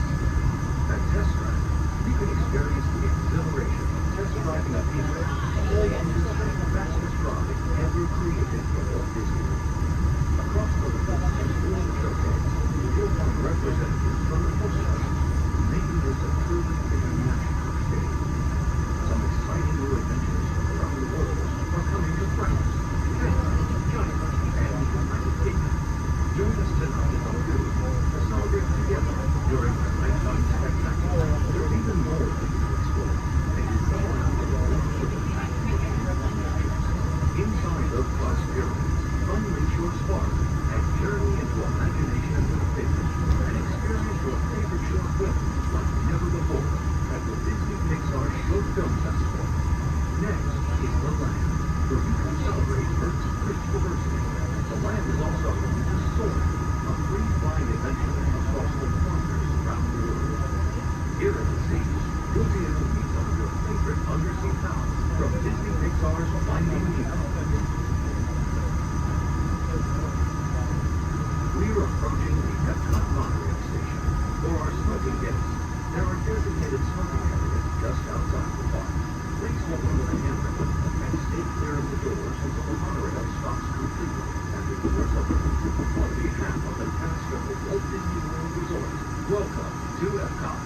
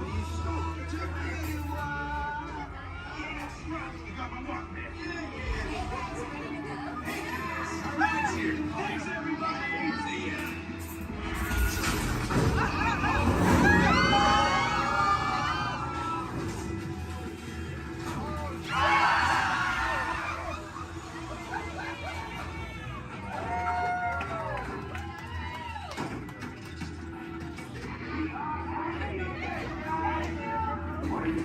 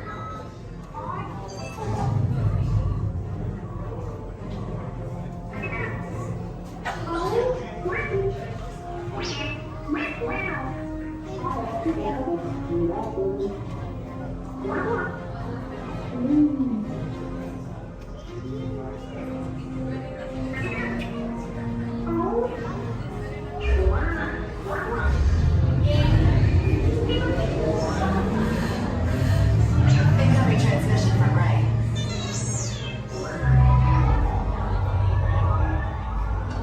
BB-8, is everyone assembled? Good. Should we be in flight prep? Recruits, thank you for joining the cause. A covert resistance team led by my friend Finn has infiltrated a first-order Star Destroyer that is now headed to this system. Your outpost on Batu is no longer safe. We have transports waiting to take you to General Organa's secret base on Pucara. I'll regroup with you there. The Resistance desperately needs your help in our fight against Kylo Ren and the First Order. Remember, it is vital that you keep the location of the Pucara base secret. Lieutenant Beck, one of our top commanders, will lead you. Affirmative. Transport is ready. 9 and I shall personally see them delivered. Thank you, Lieutenant. Welcome to the Crawlers. May the Force be with us. Commander Poltam and a squadron of X-Wings shall escort us to the rendezvous point on Pucara. Roger, this is Black Leader. I hear you're a fine-looking group of recruits. Well, no time to waste. Let's get you on your way to the General. Stand clear. Deck doors opening now. Hurry, all recruits to transport. No need for safety gear, it'll be a smooth ride. Ground crews, deck is in motion. Recruits crossing to transport. Initiate pre-flight sequence on Deck 3 for Pucara.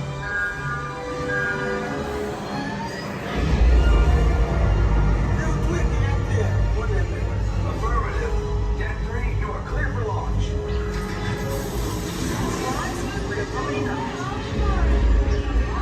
Pucara personnel, this is your final call on board.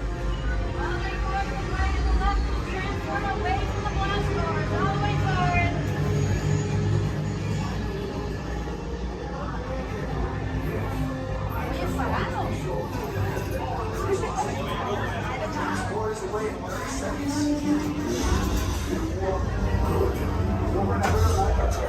Yes, check the hyperdrive also. Transport takeoff in 20 seconds. Good. Airspeed sensor. Thank you, 9 Black Leader, are you and your team ready? Affirmative. Engines are hot. Red 2, blue flag reporting. Red 2, check. Blue 5 standing by. Engage propulsors and hold on, recruits. More ships. Launch.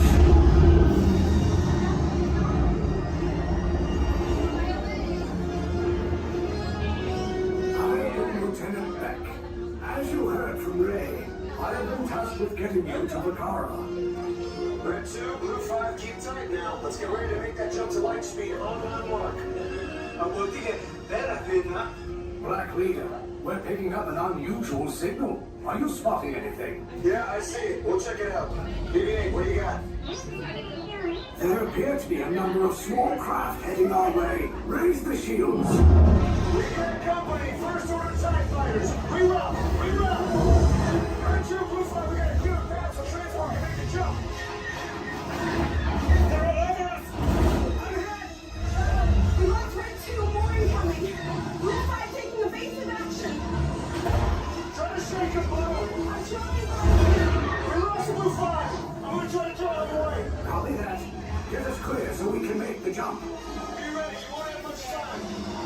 Where are all those TIE fighters coming from? Star Destroyers. We can't. We're caught in a tractor beam. It's pulling us in. Our lines are friends and make this a fair fight. Don't worry, I'll come back for you. Stay strong. Cargo vessel TR-141, identify yourselves and prepare to be boarded. This is TR-141. We are a civilian vessel. By whose authority are we being detained? By the authority of the First Order, Resistance scum. Now bring down your shields and prepare to be boarded. They'll want the location of our secret base. Tell them nothing. The future of the Resistance is at stake. I have a bad feeling about this. Stand back from those doors. Attention, passengers of the TR-141. You have been identified as enemies of the First Order. You will disembark immediately and prepare yourself for interrogation. Proceed forward, now.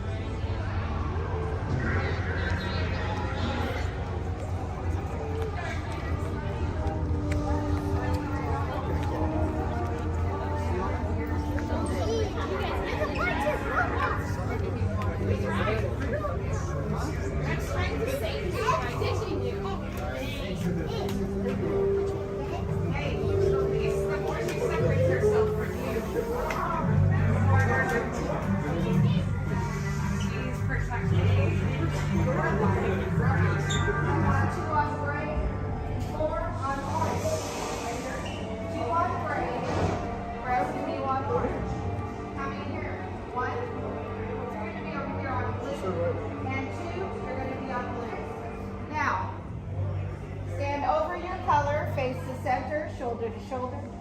Now remember the color you've been assigned: blue, red, gray, and orange.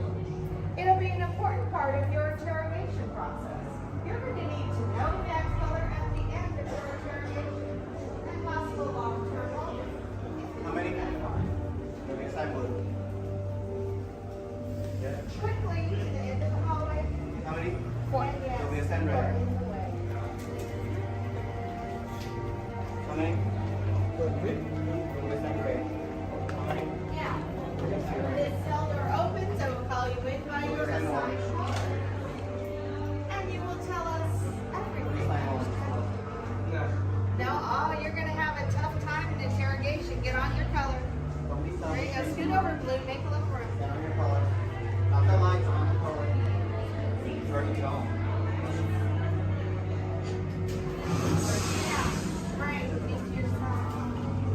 Everyone has been assigned a color. Look down and memorize it. Do not forget it. This was true segregation. Which will be a trouble. Is that your only speed? Slow. Let's move it along.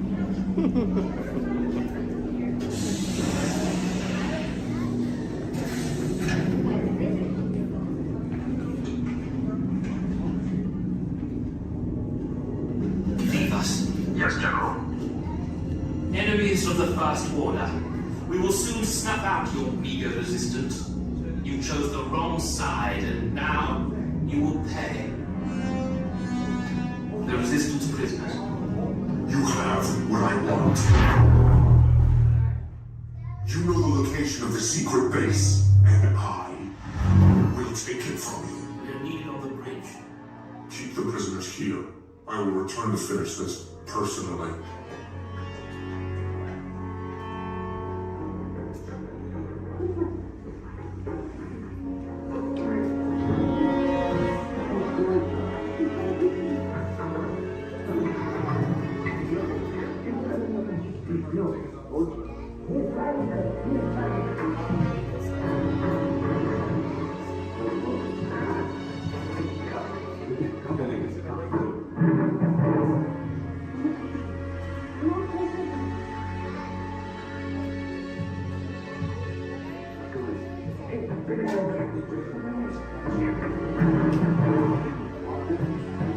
Find out for the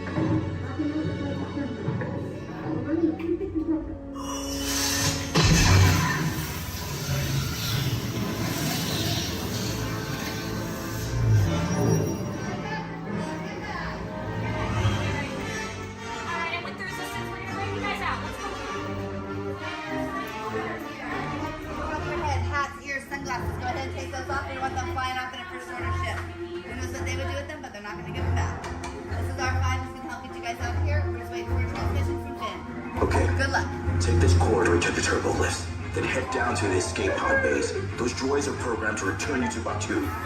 Hurry and don't get caught. Lieutenant Beck will guide you. Recruits, for your safety, stay seated with seatbelts securely fastened. Keep hands, arms, feet, and legs inside the transport and supervise your children.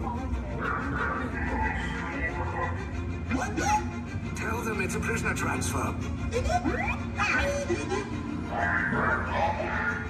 Did it work? Good. Now get a move on. There's a clear path to the turbo lifts at the end of the hallway. Turn right. Probe droid. You're lucky it didn't spot you. Take those turbo lifts and stay out of trouble. Hey, you're not authorized. Wait, those are the prisoners.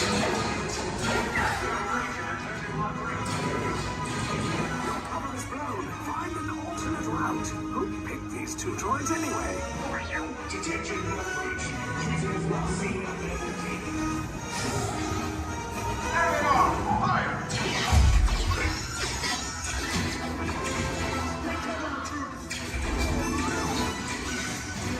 The escape pod just follow us.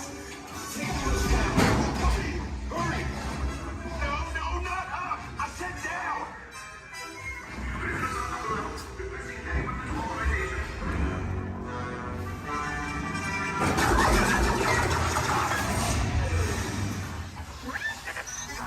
This does not look good. Try to find another way down to the escape pods. The Resistance will attempt to rescue the prisoners. They have neither the resources nor the courage to engage us. You underestimate their conviction. Raise the shields! Shields? I see no evidence. Now! Sound the alarm! All personnel to their stations! Sir, the prisoners have escaped. How brave, but ultimately hopeless. There's nowhere to run.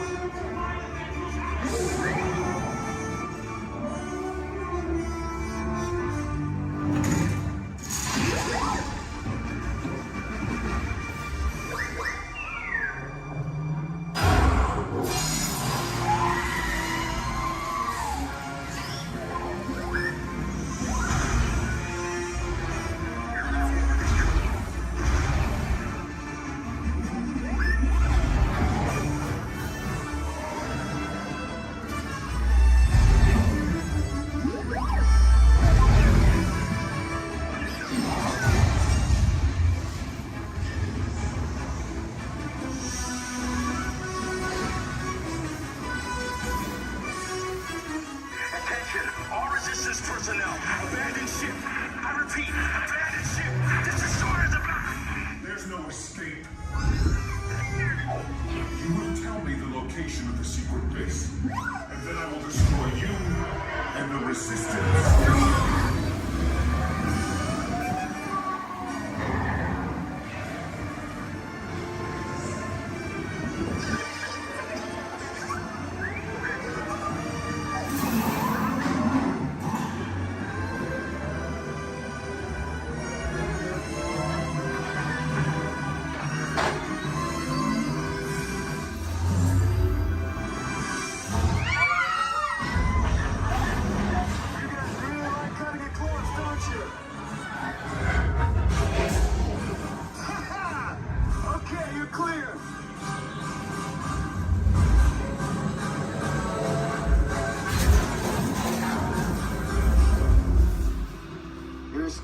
Came in a little off target. Ground crews will meet you outside the wreck. All right, nice job, recruits. Not what you signed on for, but hey, you're Resistance now. I think I have that authority. Right, Beck? Where's the lieutenant? I need eyes on Beck. I know, scan for his copy. More escape pods down in Sector 4. Verification pending from key command personnel. Where's the lieutenant? I need eyes on Beck. Lieutenant Beck here. Beck! You're right. I should hope so. Great job, recruits. Thanks to your heroism, the location of the Resistance base is secure. Bravo! Yes, R5, you too.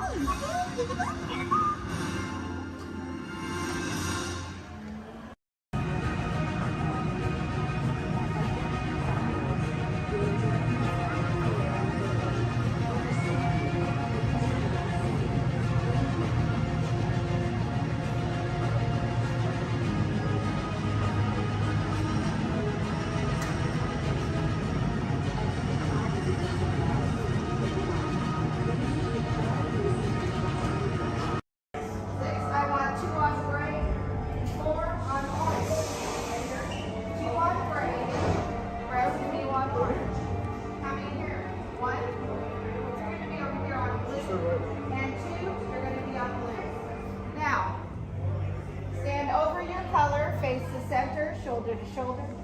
Now remember the color you've been assigned: blue, red, gray, and orange. It'll be an important part of your interrogation process. You're going to need to know that color at the end of your interrogation and possible long-term motive. How many? You'll be assigned blue. Quickly, to the end of the hallway. How many? 4. You'll be assigned red. How many? 3. You'll be assigned gray. How many? Now, this cell door opens and we'll call you in by your assigned color. And you will tell us everything. No, oh, you're going to have a tough time in interrogation. Get on your color. There you go. Scoot over, Blue. Make a little room. Get on your color. Not the lights, on the color. Ready to go. Frank, into your side. Orange. Everyone has been assigned a color. Look down and memorize it. Now forget it. This was Crew's interrogation. Which will be get shortly. Yeah. Is that your only speed? Slow. Let's move it along.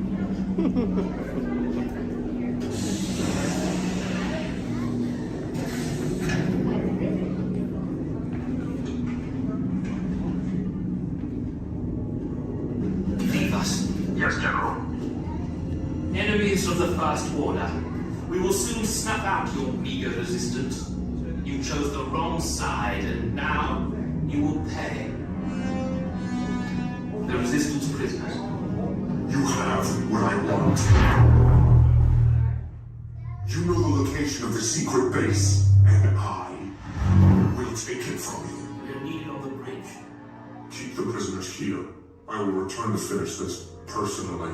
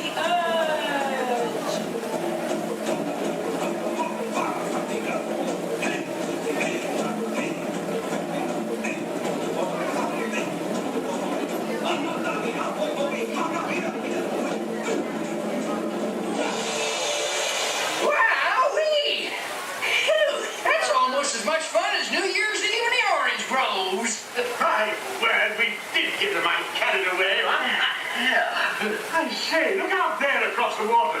Appears we're a bit of company. Now, me yes. Welcome, you all. Permit us to introduce ourselves.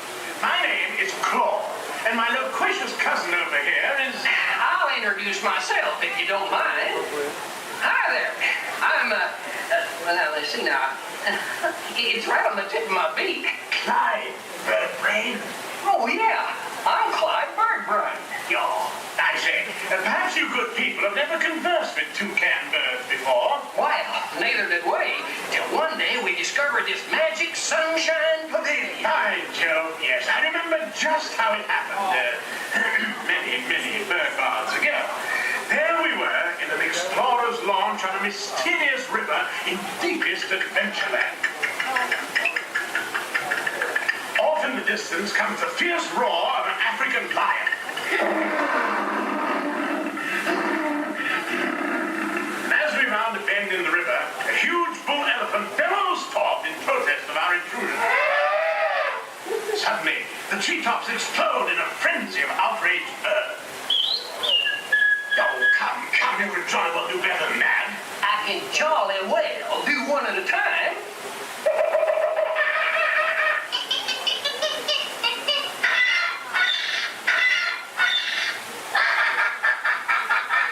Meanwhile, shifty-eyed crocodiles lurk by the water's edge. Lurk, lurk, lurk, and the giant python slithers down from an overhanging limb. What's happened? What's wrong? Snakes! Don't be ridiculous. I'm only relating a story. All right, Clyde, enough is enough. That wasn't me. I never even opened my beak. Huh? Excuse me, I hate to interrupt such an exciting story, but they're calling us for the show. Land's sakes, it's already showtime. Land's sakes, yes, it's already showtime. Well, I believe it's your turn to make the announcement. Righto. Ladies and gentlemen, boys and girls, gather up all your cameras, purses, and other articles, and now turn to your left towards the tall door. When the drums begin, they'll open magically to lead you right into the Sunshine Pavilion. Is everybody ready? I say, have a good show. A real tropical serenade.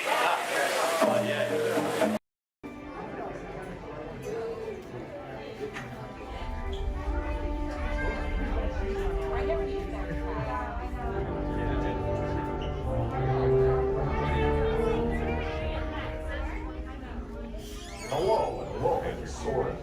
My name is Patrick and I'll be your chief flight attendant today. We'll begin boarding in a few minutes, but first I'd like to acquaint you with some important safety information. When the doors to your flight open, please take a seat and store all carry-on items in the under-seat compartment. This includes cameras, purses, hats, and of course, these little beauties. Next, fasten your seatbelts, inserting them into the buckle on your right. If smaller aviators don't measure up to the height indicator on the seat, just put the belt through the loop in the center strap before buckling it.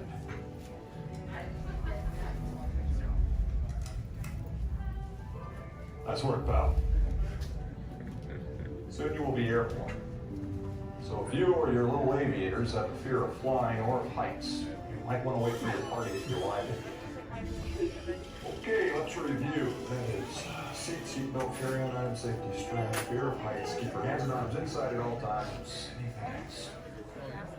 Yeah. Have a nice flight. Alright, my friends, we're gonna load row 3 followed by 2, then 1. Row 3, please follow me. 2, you're gonna follow 3. 1, you're gonna follow 2.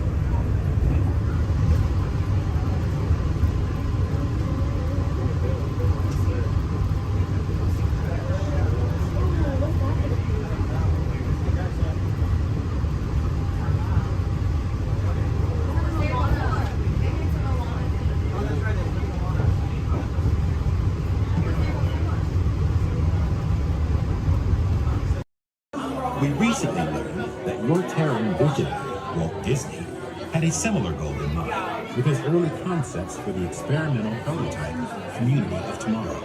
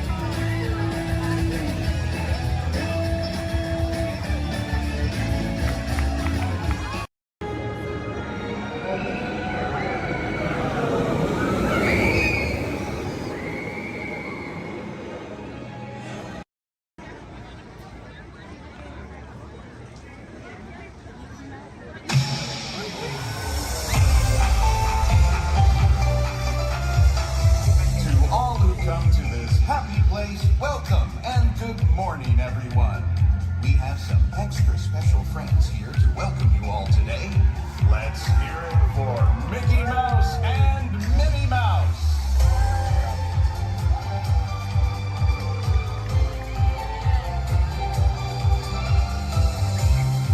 Well, hi, everybody. Good morning. Gosh, it sure is great to see so many amazing friends. It certainly is. Oh, I have a feeling today is going to be the best day ever. You said it, Minnie. And now that we're all together, we've got a surprise for you. When everybody heard that you were going to be here, they just had to come and give you a great big Magic Kingdom welcome. And here they come now. Hot dog! Now that everybody's here, I think it's time to start the day. And that means we're going to need just a little bit of magic. I bet these folks can help with that. Oh, I know they can. On the count of 3, everybody shout, "Let the magic begin." Are you ready? 1, 2, 3.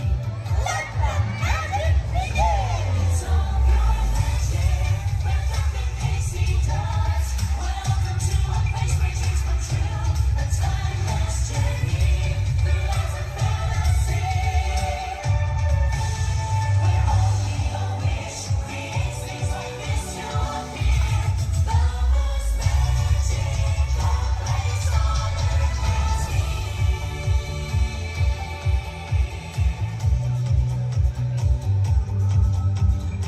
Well, what are we waiting for? Let's get going. Bye-bye, everyone. See ya real soon.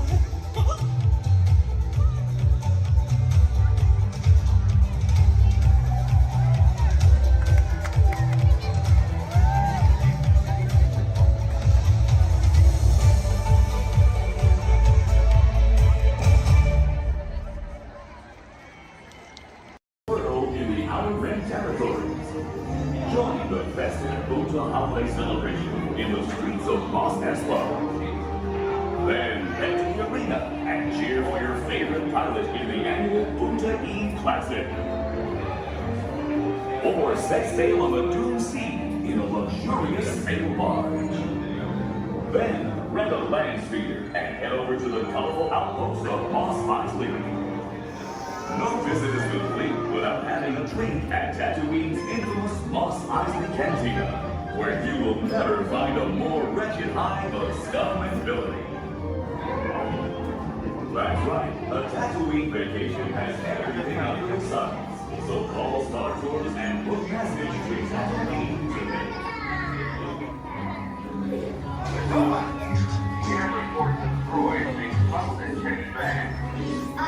I can honestly say that I have not seen a thing. Honestly. As if anything would ever get past me.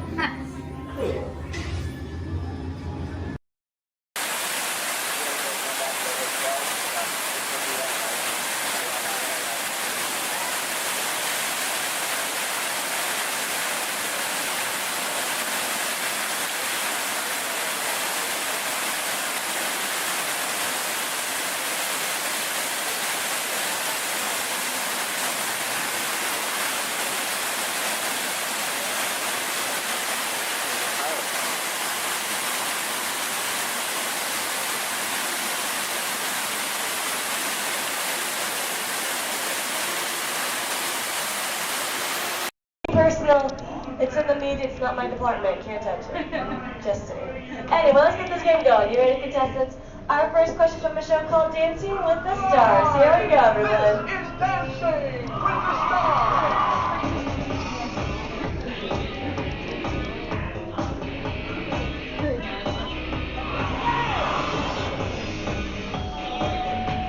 The NFL legend who danced his way to victory in Season 3 of Dancing with the Stars is A. Jerry Rice, B. Emmett Smith, or C. Apollo Antonova. All right, everyone, take it to the contestants. Contestants, what do you think the answer could possibly be? Contestant number 1. You sure they're gonna be a better answer? Like maybe like change it B? Maybe like to change it to something different? Like maybe you see something. B, Emmett Smith. Okay, how about you, T2? What do you think? You sure you don't want to change it to what contestant 1 said? Like, because I think it could be a better answer. Like maybe if you change it. B. Okay, you sure? Last chance. You're sure? All right, contestant 3, what do you think then? B, Emmett Smith. Well, let's find out what we've got. Sure enough, that's gonna be Emmett Smith. Good job, contestant 1 and 3, getting a shine started up on your board. Don't worry, still 2 questions left to go. And this one's from a long-time running show. It's called America's Funniest Home Videos. Here we go. Oh.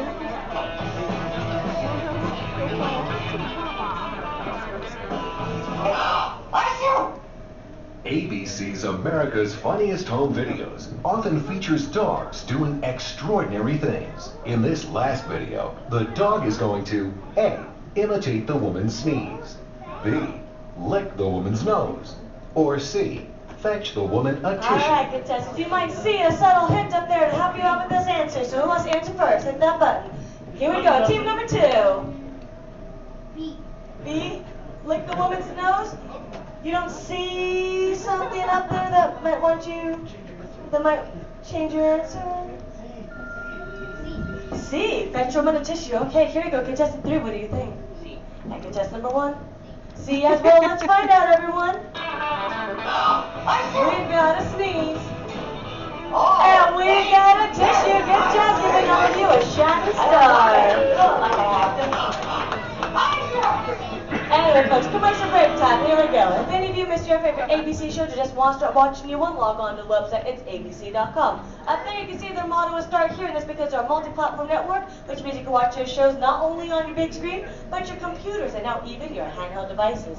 Anyway, everybody, take the focus off me. I'm back up here on the screen because we're moving on to our final question. Are you ready, contestants? It's from Extreme Makeover Home Edition.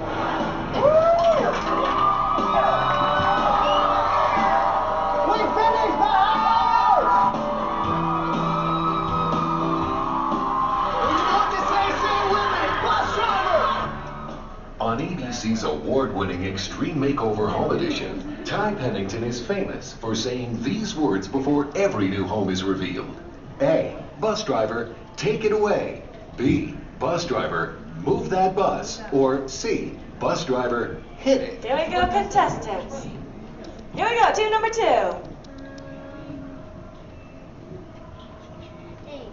A, take it away. B, move that bus. All right, guess number 3. And guess number 1. B as well. If you know the answer, say it with us then. Bus driver, move that bus. Yeah. Anyone wants to share? Your parent that you want to do? I do. It's okay. Anyway, Alex, if you're going right this way, we've got ourselves a tie with guess number 1 and 3, which means they watch way too much television. But how about a round of applause for all our contestants for coming on out? Folks, I hope you had fun here with me, but we have reached our destination. The Elias Stream Home is there behind you. So everyone, jump onto their front yard and party.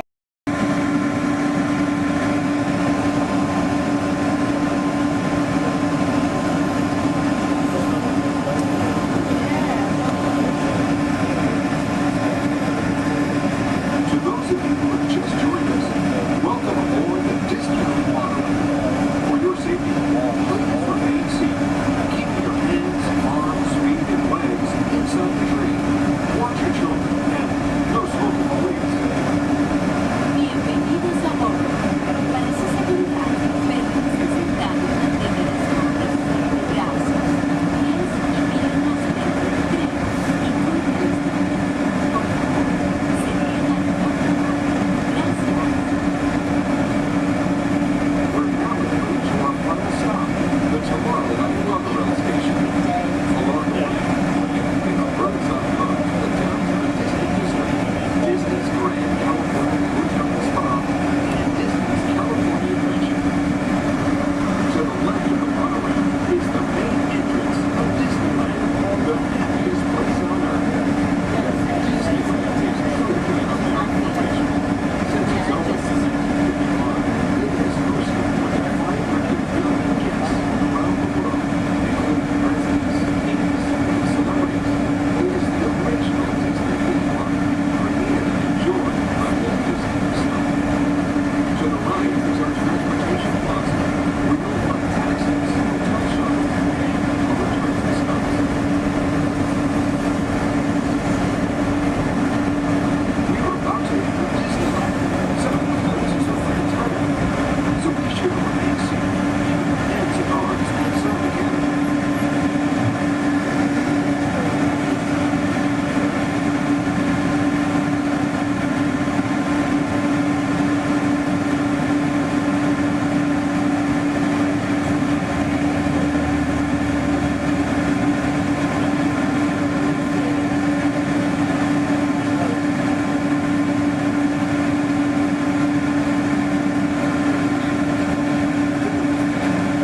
Ladies and gentlemen, before we top this morning, hope you break the call real soon.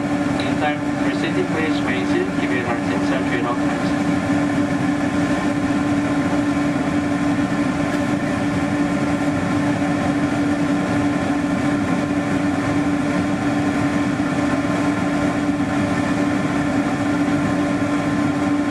All right, ladies and gentlemen, now clear to proceed. Please remain seated. Give you our 10th century and all times.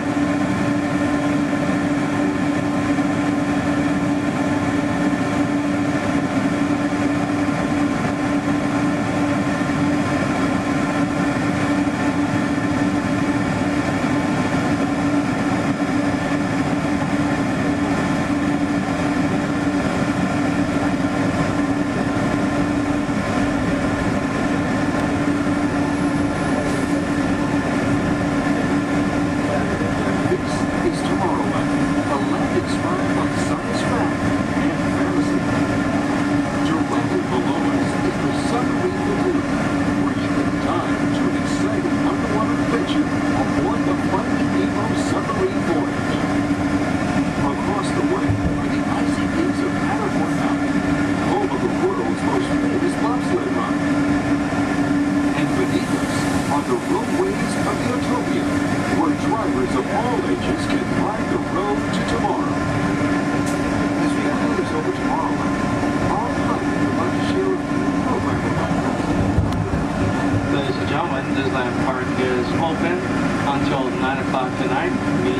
a monorail train is departing every 5 minutes from the Tomorrowland station back to downtown Disney. If you would like to leave the park and return later today, please make sure you have with you your valid Disneyland passport ticket and a hand stamp so you can re-enter the park anytime up to 1/2 hour prior to Disney Park's closing. You can get your hand stamp whenever you depart today. Today here at Disneyland Park, we'll have Celebrate a Street Party down Main Street USA at 5:30 p.m.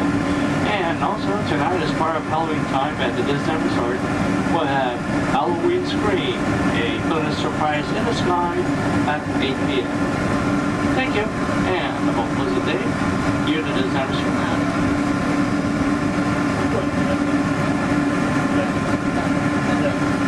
Just into the right of the train are the sparkling gold spires of one of Disney's most beloved attractions. It's a small world. Beyond it is the wacky world of Disney's classic cartoon characters, Mickey's Toontown. We're now riding alongside the happiest kingdom of them all, Fantasyland, home to Pinocchio, Snow White, Peter Pan, and other storybook characters.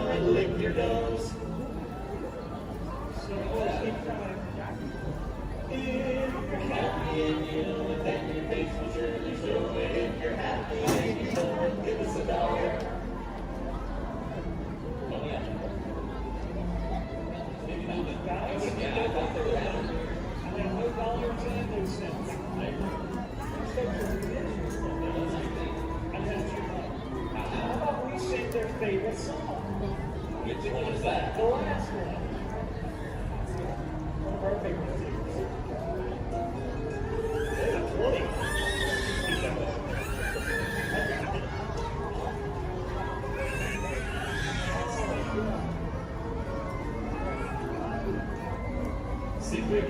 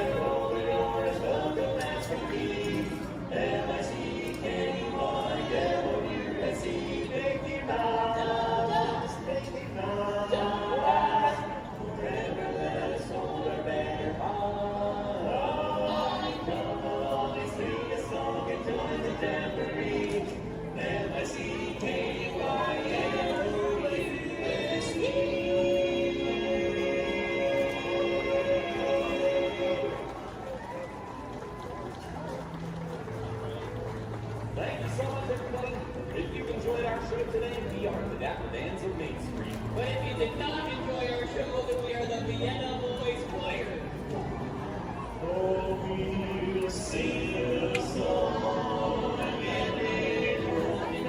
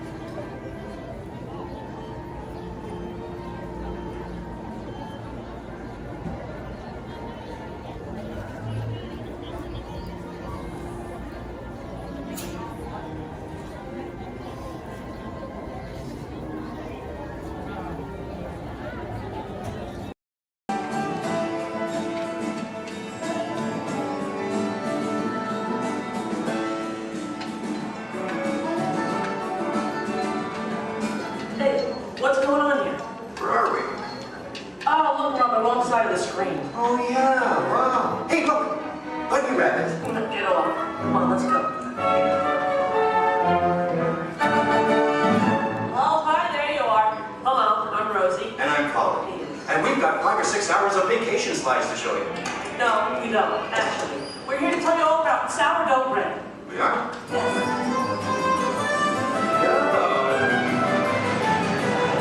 Okay, let's get started. Did you know that the traditional sourdough baking process goes back to the California Gold Rush?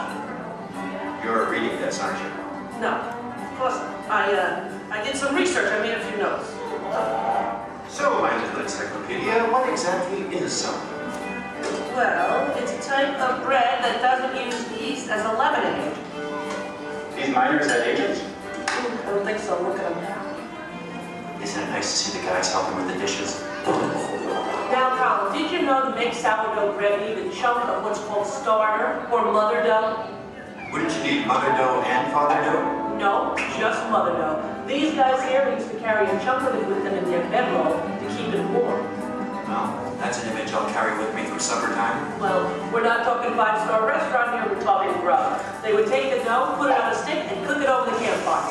Isn't it true they used to strain their coffee grounds through a saw? I hope not. Oh, I love these guys. The Jefferson Airplane. No. This is the Bodine family. And this is Isidore Bodine. He's the one who perfected the sourdough starter. Tastes perfected to me. Yeah. By the way, did you know they are still using the same sourdough starter that Isidore mixed here 150 years ago? Excuse me? Must have made an awful lot of it. You see, you have to save a little bit of the starter dough to mix with the next day's batch of flour and water to keep the fermentation process going. Hey, did you know that the strain of bacteria found in mother dough is Lactobacillus San Francisco? How did you know that? Internet. Hey, can we watch them bake something? Oddly enough, that's what we're here for. Great. You people go on ahead. I'm going to meet you in there. Colin, you stay here and make sure there are no stragglers, okay? Okay. All right. All right, just mark kind of a bread line to my right. Good. They're on their way, Rosie. Okay, bye. I'll see you soon.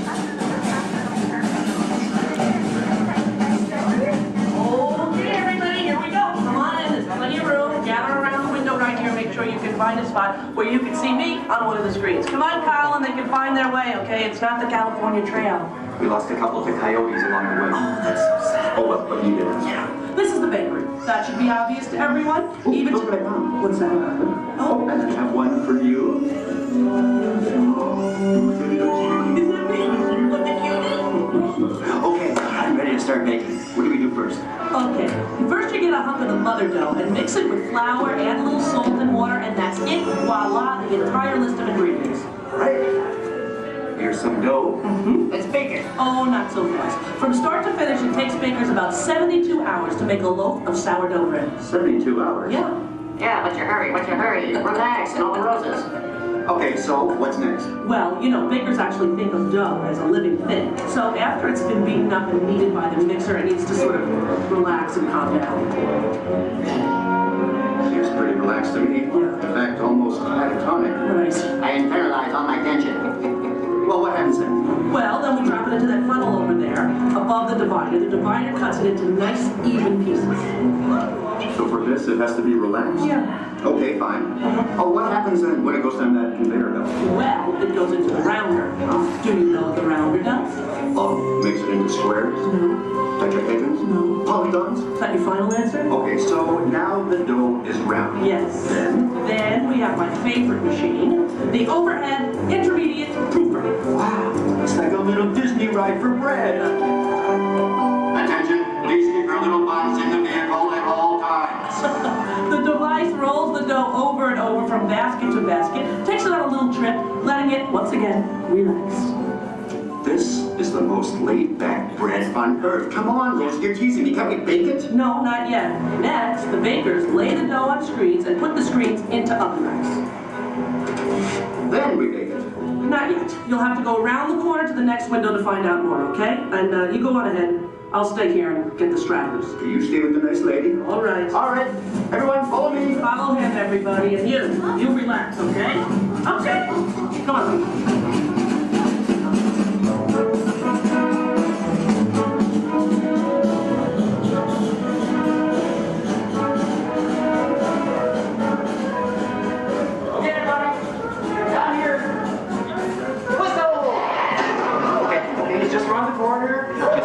Out along this window. All right. Everyone, can you see me? Oh, nice shirt. All right. All right. Okay. Well, this, I guess, is the oven. If not, I'm having some incredible hot flashes. Slap some garlic butter on me and I'm ready to go. Hey, Colin. Okay, where were we? We were getting ready to bake some bread. No, we weren't. What, are you trying to confuse me? Let me think. I remember the racks of dough. The racks of dough are taken upstairs to a refrigerated fermentation room. Refrigerated? Yes. Look, I know a thing or two about baking bread. Well, actually I don't, but I'm pretty sure you have to have heat to bake something, right? Sounds right to me. For a technical question like that, I'm going to have to call in an expert. I'd like you to meet my friend, Tony, the baker. Tony! Hi! Are you enjoying your visit? Oh, we're having a great time. We really are. But I'm afraid I have reached my limit of baking knowledge. Tony, call it here. Give us the lowdown. Don't you think we've coddled this dough long enough? Isn't it time to turn up the heat on this baby? Well, no. The dough needs time to ferment in a refrigerated, climate-controlled room. Now that gives the bread a better flavor, texture, and color. It takes about 13 to 16 hours. You know, I like a man who can cook. Then what happens? In the proof box, the dough is slowly brought up to about 95 degrees, 90% humidity. Why not just take it to Florida? All right, so it's baking now, right? Because it's rising. No, it's still fermenting. The dough triples in size now due to the expansion of trapped gases. Hey, listen, we all have trapped gas occasionally.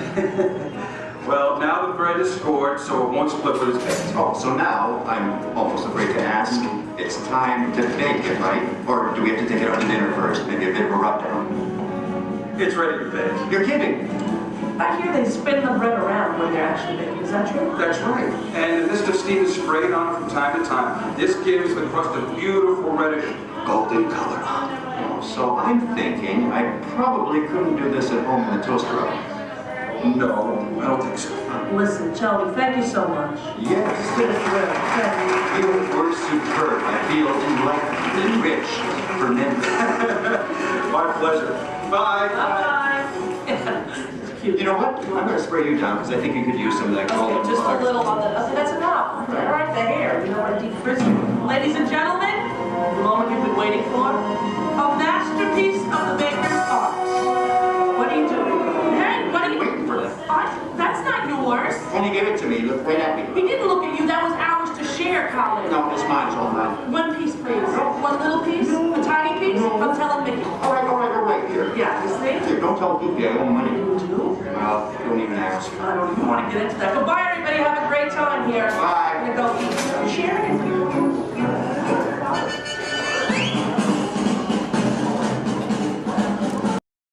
Good evening, friends. Look around you. There is a special magic that flows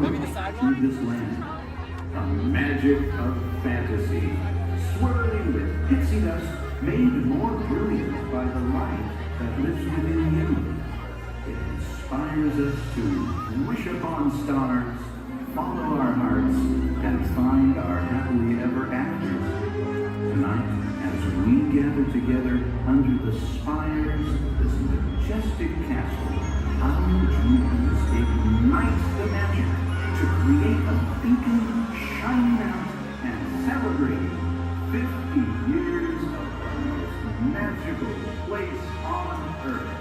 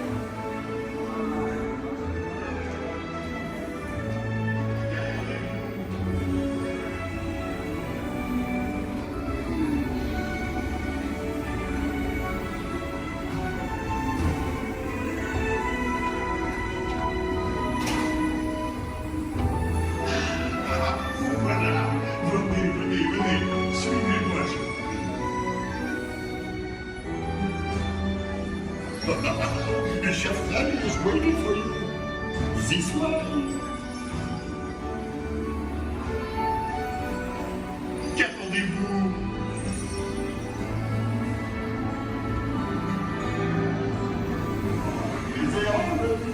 Des invités pour le dîner. Hein? Pour le repas idéal. Coq au vin? Non. A simple omelet? Too simple. What? Mais oui, that's it!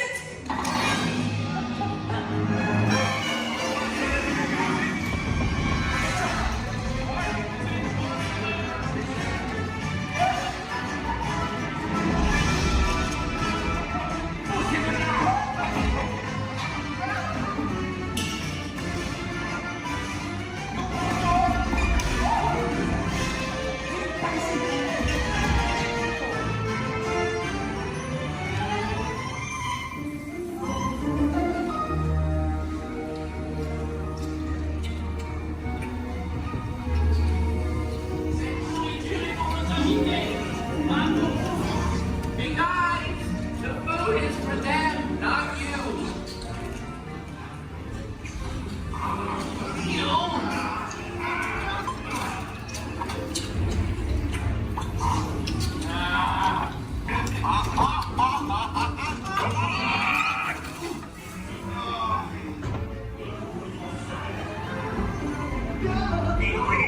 What are you doing?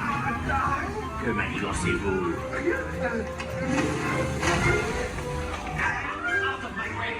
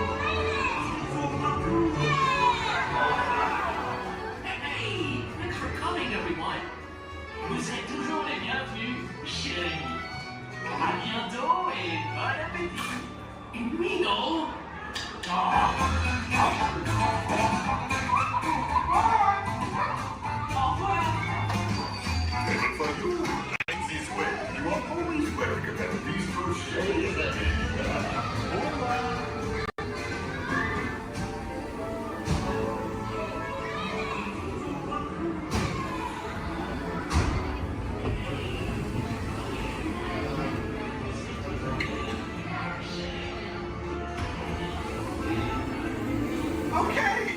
Be sure to grab all your stuff and watch your step as you exit. Goodbye.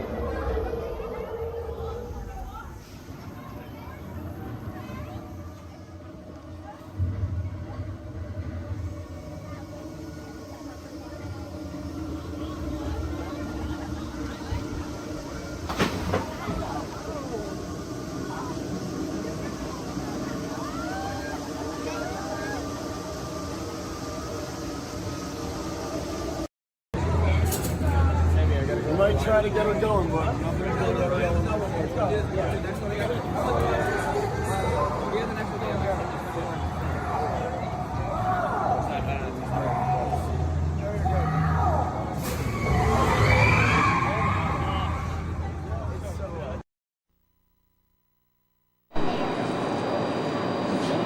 Please stand clear of the doors. Por favor, manténganse alejados de las puertas.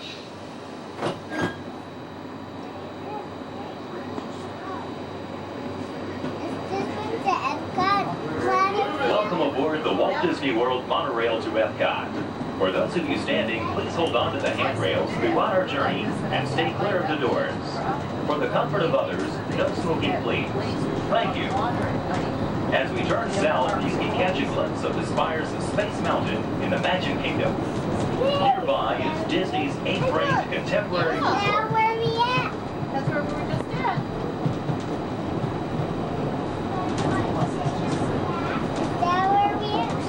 Yeah, we weren't at the Magic Kingdom today, though. What? We didn't go to the Magic Kingdom today, did we? Yeah, we did.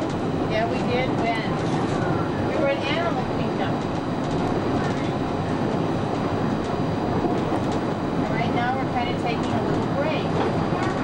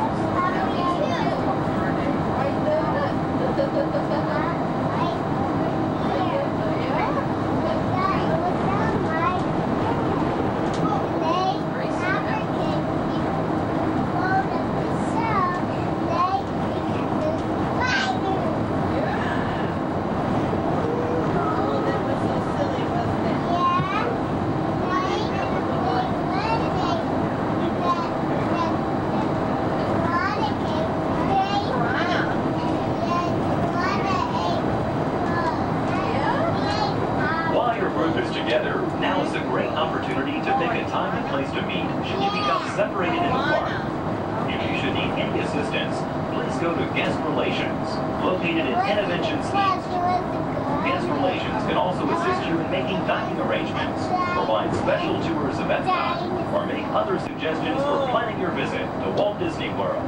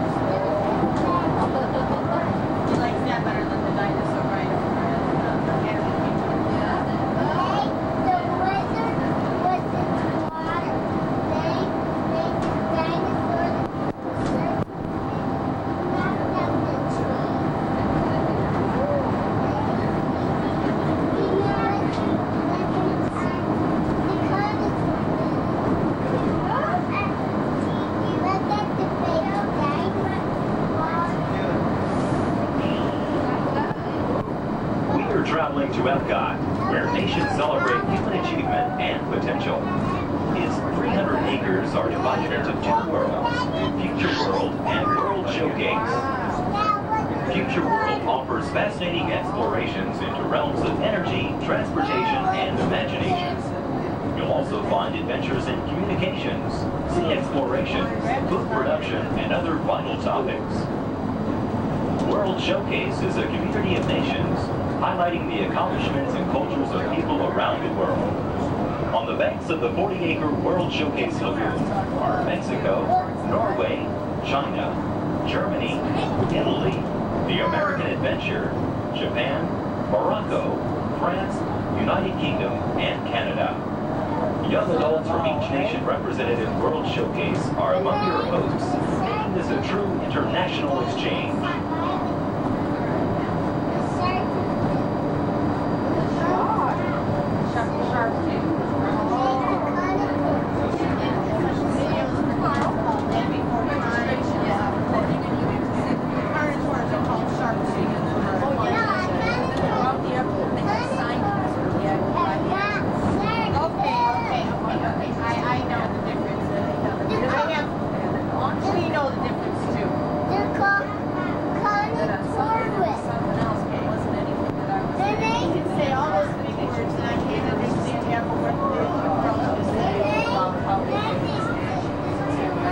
Beyond the trees ahead and to the right-hand side of our forward motion is Spaceship Earth. This 18-story geosphere marks the entrance to Epcot. Inside Spaceship Earth, time machine vehicles take you through the evolution of human communications, from a distant yesterday to the dawn of tomorrow.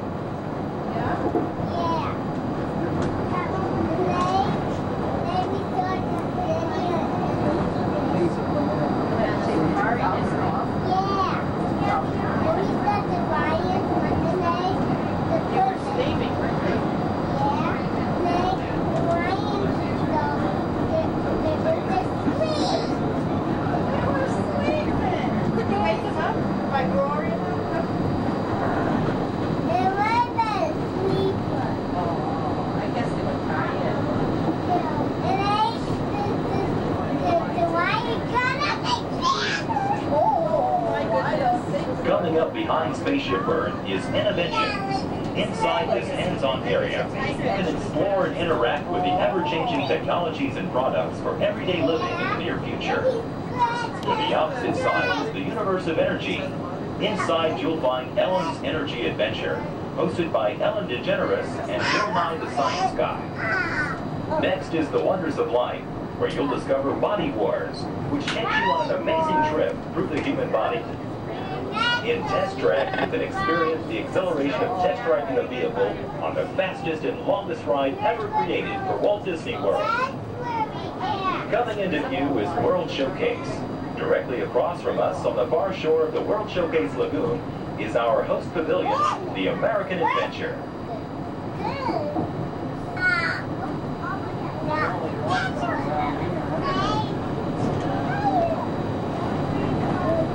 pyramids are the gateway to your journey into imagination. Inside, you can find the 3D adventure, Honey, I Shrunk the Audience. Join Professor Wayne Zielinski as he receives the Inventor of the Year award for his incredible shrinking machine. Next is the land, where you'll discover creative partnerships between people and the land around the world.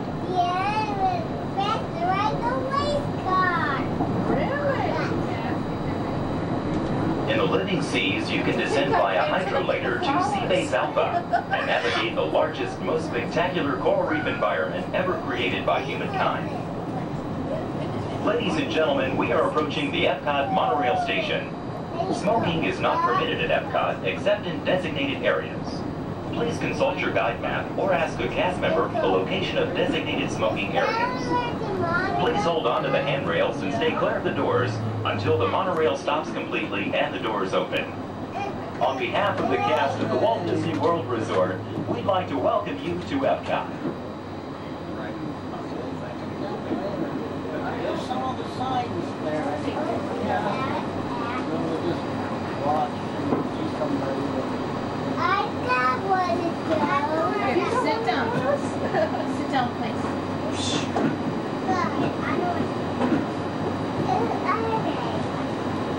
Ladies and gentlemen, please remember to collect your belongings and take young children by the hand. As you exit, please lower your head and watch your step. Thank you. You are the passengers of the most uncommon elevator about to ascend into your very own episode through the Twilight Zone.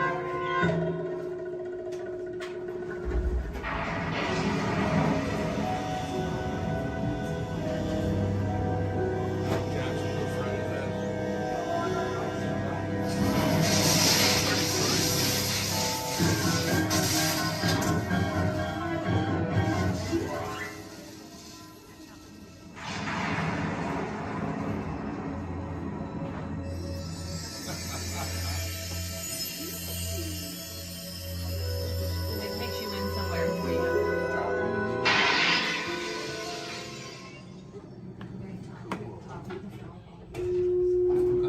One stormy night long ago, 5 people stepped through the door of an elevator.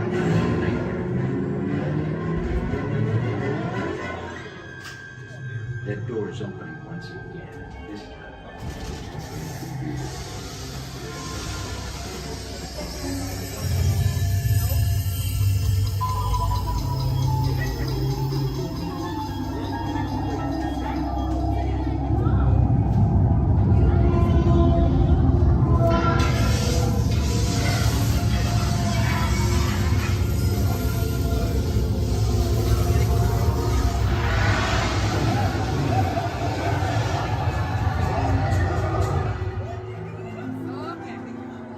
You are about to discover what lies beyond the 5th dimension, beyond the deepest, darkest corner of the imagination, in the Tower of Terror.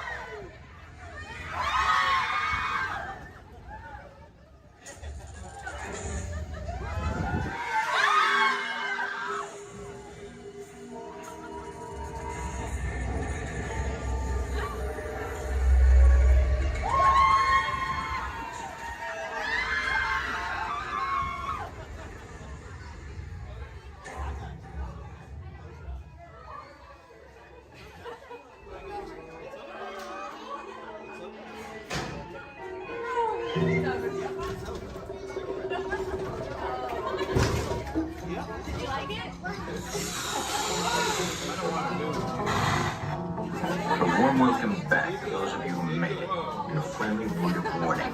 Something you won't find in any guidebook. The next time you check into a deserted hotel on the dark side of Hollywood, make sure you know just what kind of vacancy you're filling, or you may find yourself a permanent resident of the Twilight Zone.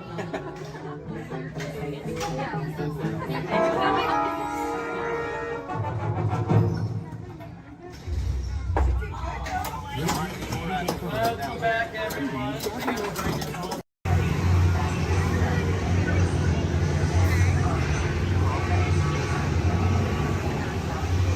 Time travel commencing in T-minus 10 seconds and counting. This is Seeker. Listen up. We've got to get in, grab the iguanodon, and get out when an asteroid hits. Let's roll!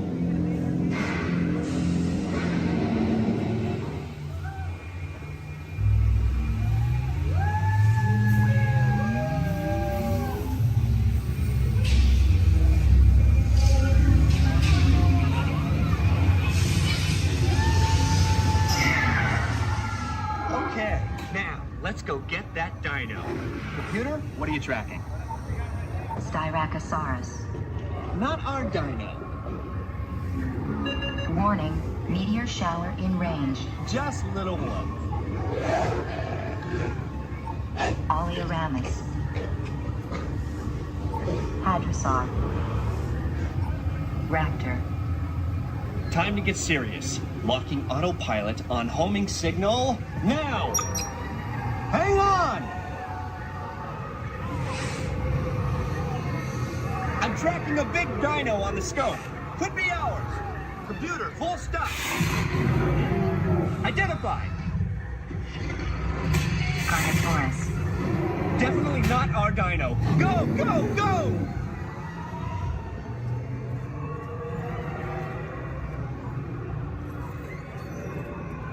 Another big guy coming up.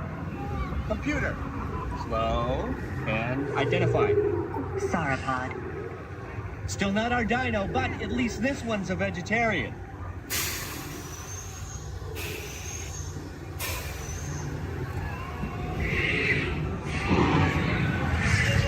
Asteroid impact in 90 seconds. We better move it.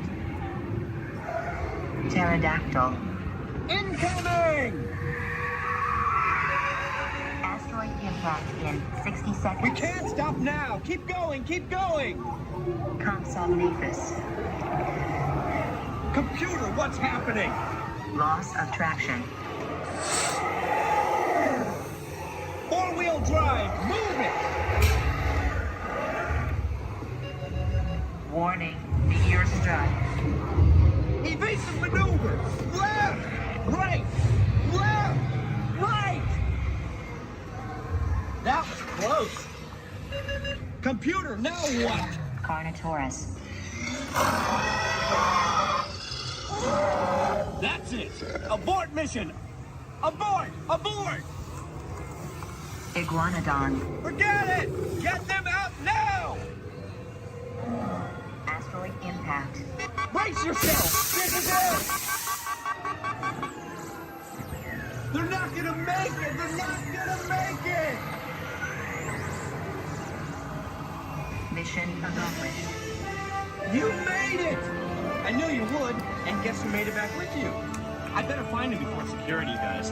Thanks for everything!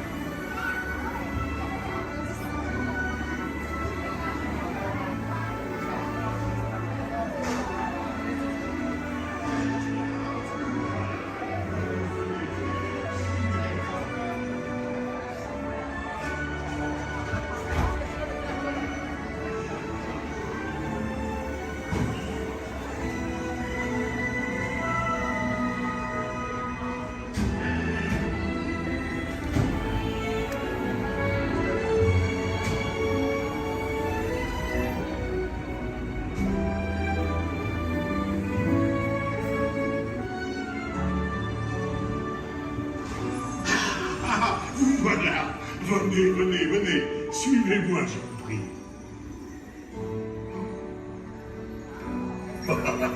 Chef Remy is waiting for you.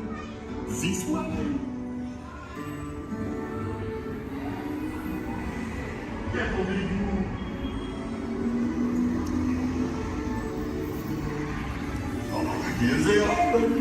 Les invités pour le dîner. On n'aurait pas idée en commun? Non. C'est pour un oui. Tout simplement. Voilà. Mais oui, that's it.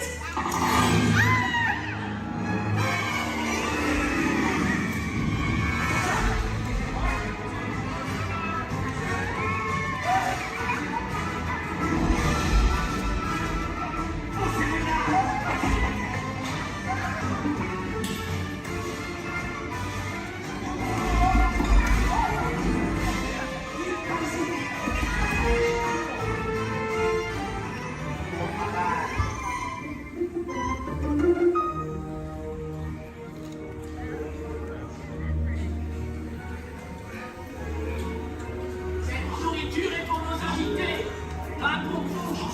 Hey guys, the food is for them, not you.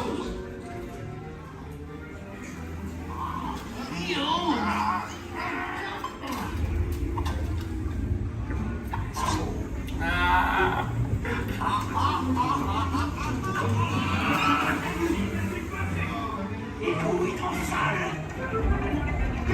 Et oui, what are you doing? Que manigancez-vous? Out of my way.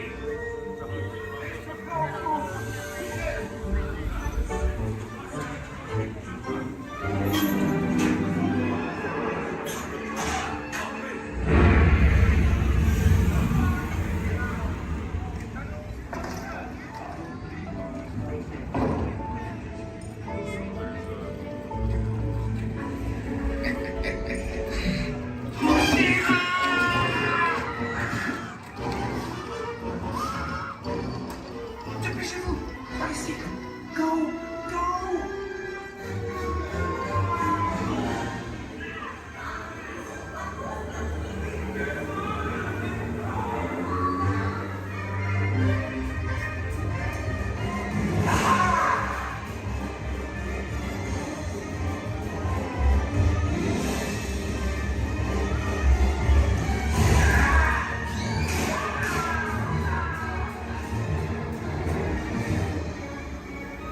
Come on. Remy's kitchen's just around the corner. Oui, oui, on est presque arrivé à la cuisine de Rémi.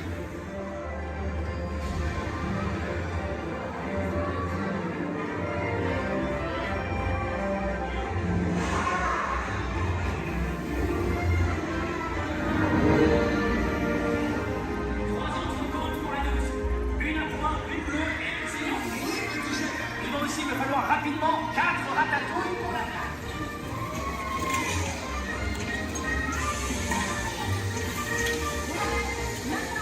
Oui, ma chérie.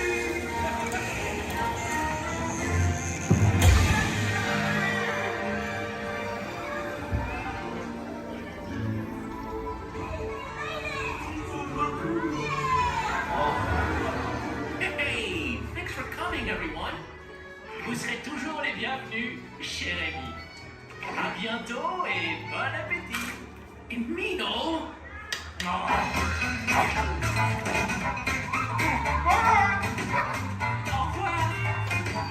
Table for you. Right this way. You are always welcome and please to share Rémi. Au revoir.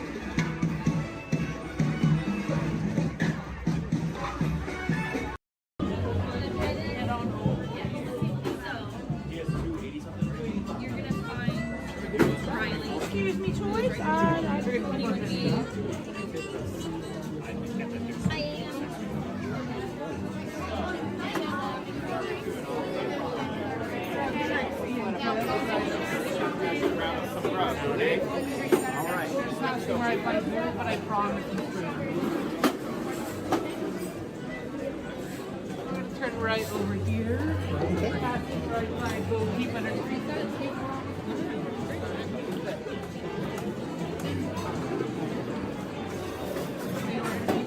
Right back there.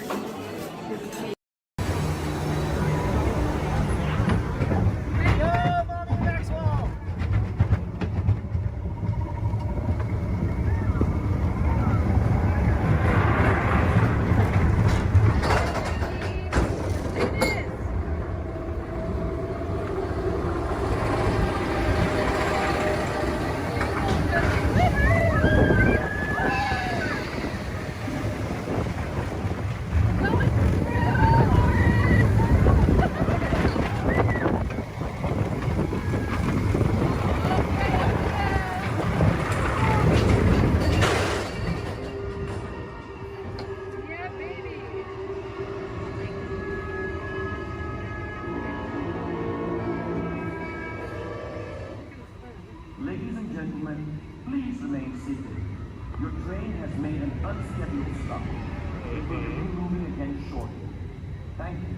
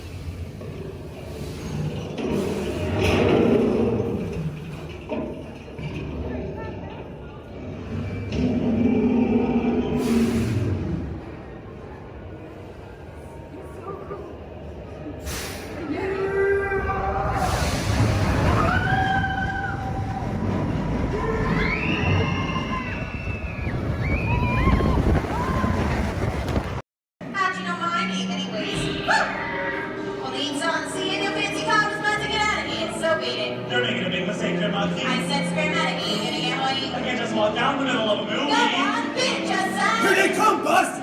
Get out your grinders! I'm gonna go by Mr. Osborne.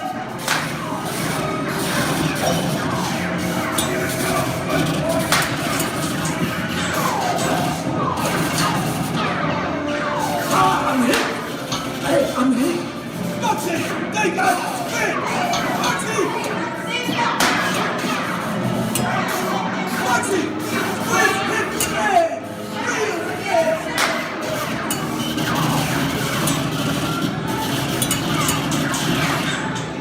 Hey, everybody just sit tight. Run the red light, skip the law, and I would never break the law. Hey, watch this.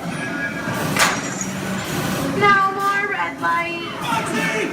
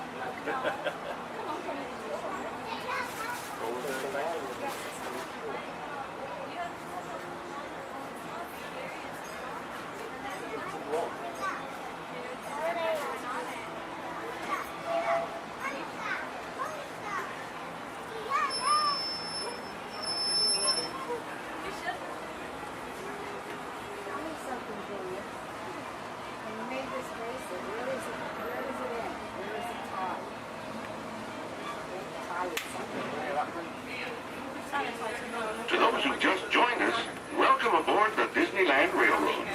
To ensure a safe ride, remember to stay seated with your hands, arms, feet, and legs inside the train. And please, watch your kids. Para su seguridad, permanezca sentado y mantenga las manos, brazos, pies y piernas dentro del tren. Y cuide a los pequeños. Gracias. We're now entering Splash Mountain, where every day is a zippity-doo-dah day. If you look real hard, you might just find your lap in the place.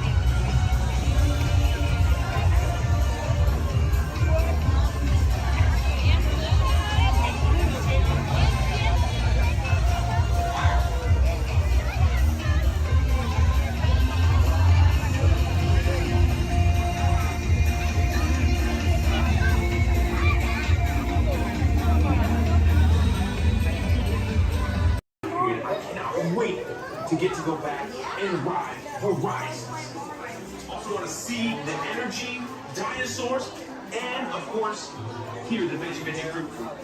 Oh, it's the best. Okay. One more. Playback, background, action!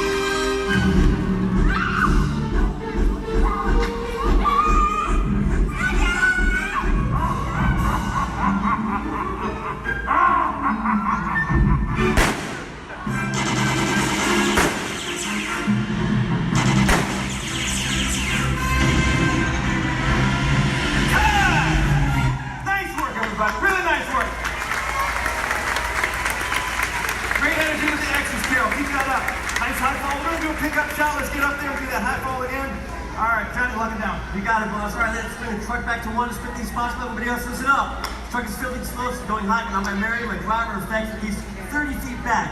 Hey, Carol. Yeah, thank you. We're all set, boss. All right, thanks, Johnny. Hey, Kevin, let's get you on your mark. That sequence, brilliant, loved it. We're going to pick up right after you shot that swordsman. On action, turn to your market roll. Take out that sniper up there on the roof. Got it? You got it. Devin, beautiful work. We're going to pick up right after you've been thrown into the back of the truck. Hang on. That truck is going to go fast around the building. Most importantly, though, Chaz has loaded this truck with a lot of explosives, so you've got to get out fast. You too, Zach. All right, let's do this. Johnny? You got it, boss. All right, places, everybody, please. Places. All the extras. Thumbs up, everybody, if you're ready. Thank you very much. Everybody set. Camera's ready. Camera's ready. Thank you, Jason. Quiet the set, everybody, please. Roll cameras. Rolling and speed. Count 6124 Apple. Power pickup shot. Take one, Mark. Cut hot. All right, Devin, this is it. You ready? Let's do it. Background, action!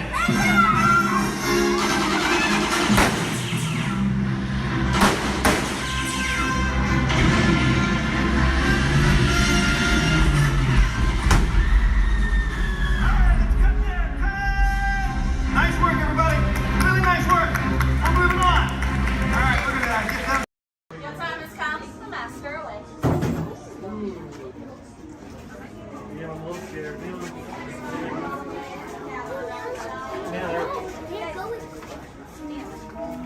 Are you closer to six or closer to seven? When hinges creak in doorless chambers, and strange and frightening sounds echo through the halls, whenever candlelights flicker, where the air is deathly still, that is the time when ghosts are present, practicing their terror with foolish delight.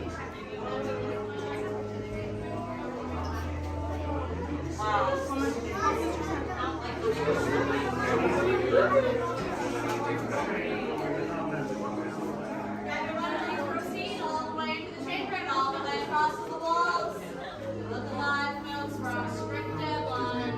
Stroke like a hatchet and chop, chop. Welcome, foolish mortals, to the haunted mansion. And your host, your ghost host. It was just spooky, Betty. What can I tell you? Here where you see paintings of some of our guests as they appear in their corruptible, mortal state. Kindly step all the way in, please, and make room for everyone. There's no turning back now. Now everyone, gather your bodies away from the walls and into the dead center of the room. Your cadaverous pallor betrays an aura of foreboding, almost as though you sense a disquieting metamorphosis. Is this haunted room actually stretching? Or is it your imagination? And consider this dismaying observation. This chamber has no windows and no doors. Which offers you this chilling challenge to find a way out.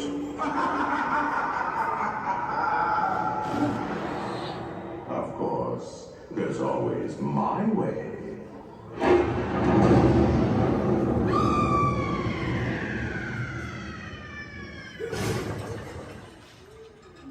Oh, I didn't mean to frighten you prematurely. The real chills come later.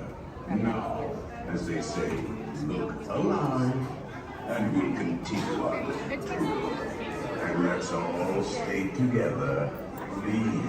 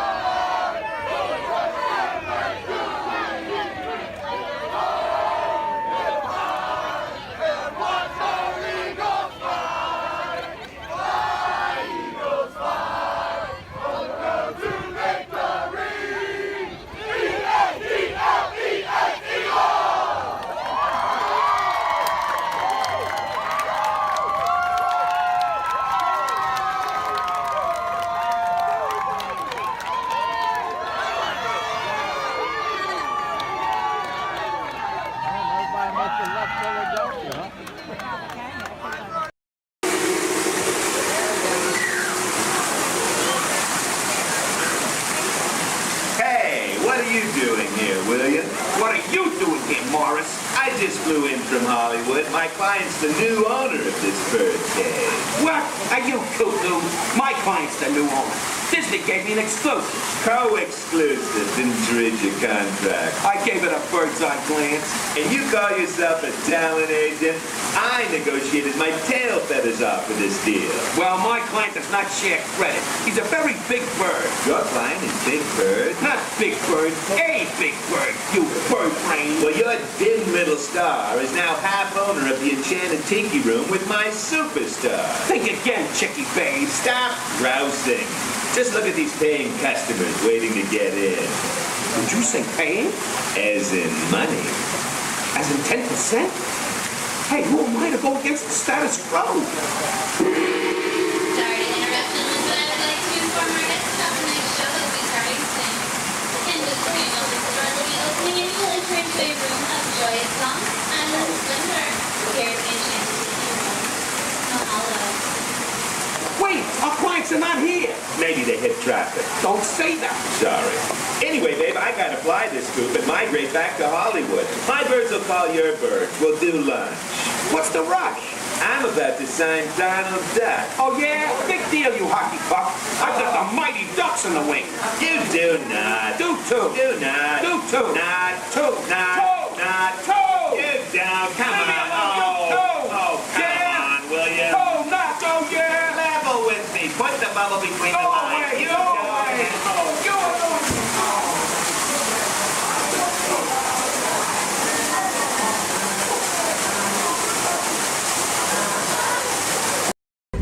In the life cycle hunt, there are winners and there are losers. Who are you? Welcome to the Avatar program. Soon, you're going to have a chance to undertake an amazing Navi rite of passage, flying on the back of this powerful animal called an Ikra, or as we call it, a Banshee. The way you're going to do this is by being matched to something called an avatar. And I'm here to help you guys get ready. But first, we have to scan you for Pandoran microparasites. Alright everyone, stay on your number and move your arms a bit. Okay, start scan. Oh, I'm red. You've all got them. But don't worry, they're very common around these parts. Let's start the decon. Initiating GMR decon. Stay still over your number, you're not gonna feel a thing. You're doing great. You're almost done here. They're all clear. Great. Now let's go over how all this works. Like I said before, you're going to be matched to these things called avatars, which look a lot like the Navi. They're created by blending human DNA and Navi DNA. Once we match you to an avatar, thanks to a special link chair, your mind will be able to control that avatar. Using avatars to fly this way was all figured out by my boss, Dr. Jackie Ogden. She leads our science team, which is part of the Pandora Conservation Initiative, and we're here in the Valley of Moara studying banshees and their environment. Over a generation ago, this enormous company called the RDA created a lot of damage to the area through their bad mining practices and conflicts with the Navi. Just like on Earth, it can take decades for ecosystems to recover. One way to understand what's going on with an ecosystem is to study what are called keystone species. These are animals like tigers, jaguars, seals. The banshee is one of these important animals. Okay, to get you flying on a banshee, we need to find each of you an avatar. Let's prep the genetic sampling. I'm on it. Okay, first we need to find the compatible match of your genetic material with the genetic material of one of the avatar bodies that we already have. Once we do that, you'll be able to link to that avatar and fly. Help us out and move around a bit. Almost. Yes, got him. Now, let's find you your avatar matches.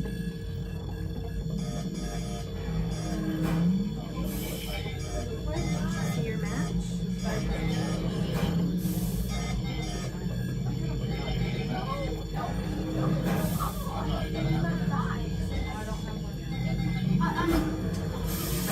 All right, you've all been matched with avatars. Looks like they're ready for you in the next room. When the door opens, please go inside, all the way in, and stand over the same number that you're standing over now. And I'll see you in there. I'll be 4.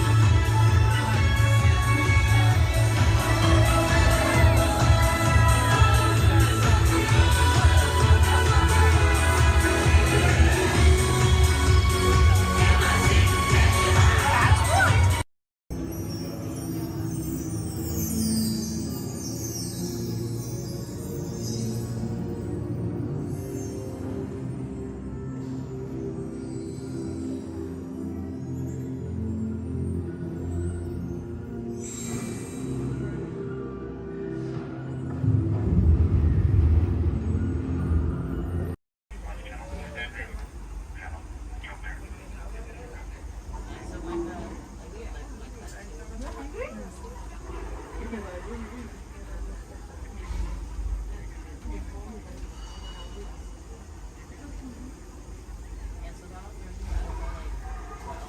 aboard! For those of you just joining us, welcome aboard Excursion 3 on the Disneyland Railroad. For your safety, please remain seated at all times, keeping your hands, arms, feet, and legs inside the train. Please supervise all children, making sure they are seated away from the train openings, either fully on a lap or on a bench. Our next stop will be the Land of the Future, Tomorrowland Station. Some lights. Oh, they're doing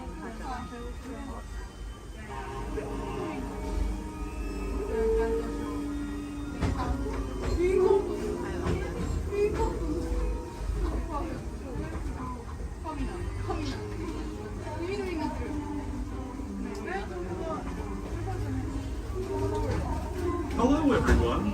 Thanks for joining us on the Disneyland Railroad. For a safe ride, remember to stay seated with your hands, arms, feet, and legs inside the train. And please watch your kids. ¿Qué tal, amigos? Y bienvenidos a bordo. Para su seguridad, permanezca sentado y mantenga las manos, brazos, pies y piernas dentro del tren y cuide a los pequeños. Gracias. As we leave Toontown Depot, we get a real nice view of the happiest land of them all, Fantasyland. You can see people stepping onto It's a Small World just below us. And, off in the distance, majestic Matterhorn Mountain.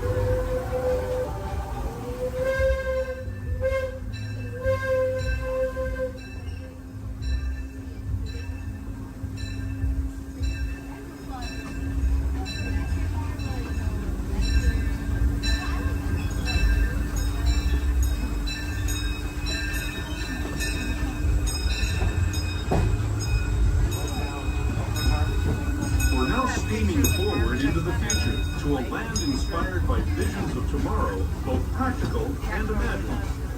Here you'll find rocket ships and star speeders, submarines and astroblasters, and, if you look overhead, maybe a glimpse of a Mark 7 monorail.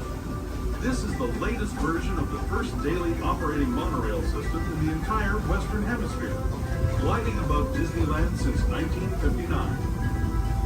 Below the monorail, and us, are the fun-filled roadways of the Autopia. Drivers of all ages can get behind the wheel of these cars. No experience or license required. If you're into soaring spaceships or doing battle with evil empires and emperors, Tomorrowland is definitely the place for you. Speaking of which, we're pulling into Tomorrowland Station right now. If you're leaving us here, just stay seated until we come to a full stop. Gather your belongings, including lightsabers and astroblasters, and step carefully from the train. Thanks, and have fun in the future. For the rest of you, just sit tight. We'll be on our way again in just a minute.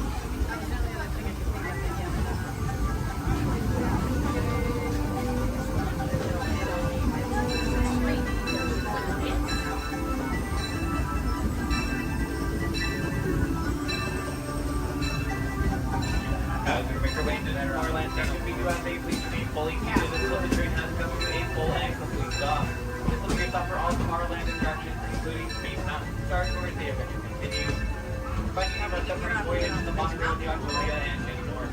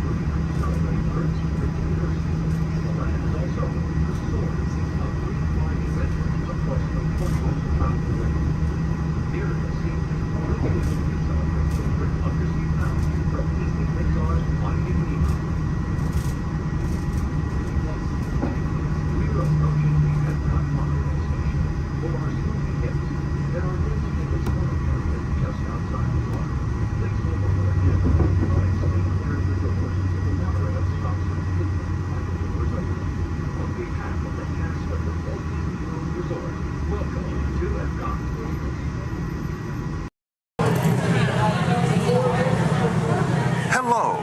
If you are new to the area, the Monstropolis Chamber of Commerce would like to welcome you. While you're in town, be sure... We interrupt this program for a special report. A child is on the loose in Monstropolis. A human child! If witnesses are to be believed, there has been a child security breach for the first time in monster history. We can neither confirm nor deny the presence of a human child here tonight. I tried to run from it, but it picked me up with its mind powers and shook me like a doll. It's true! I saw the whole thing! Happy birthday, Schmoopsy Poo! Oh, googly bear!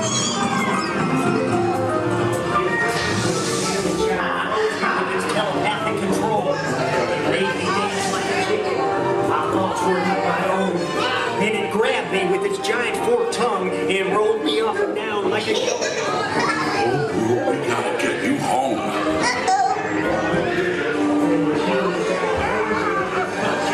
There's a kid! A human kid! Sea monster in the sky!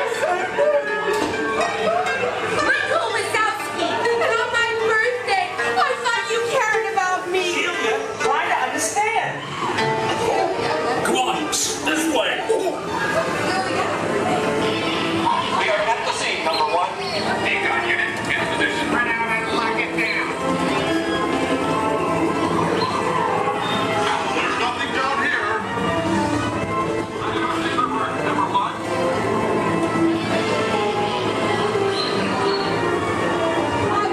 I'm here working nights. Yeah, nothing exciting ever happens. Hurry up, Sully, hurry up. I've got a full door set up on the scare floor. Are you done yet, Sue? Race you to the scare floor.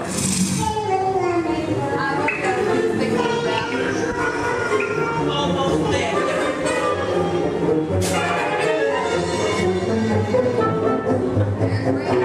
They'll never find her door now.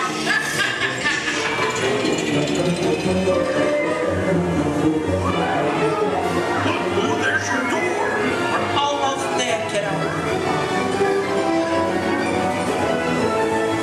Not so fast, Sullivan. They'll never get her home now.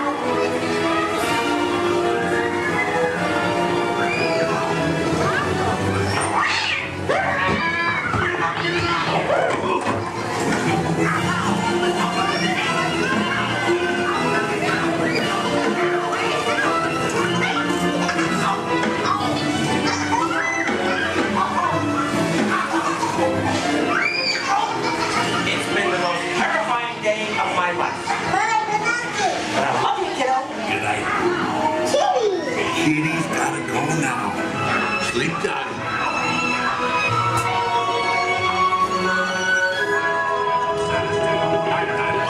Get ready, folks. We have to decontaminate you. Sorry, Manny. We have to do this for your own good.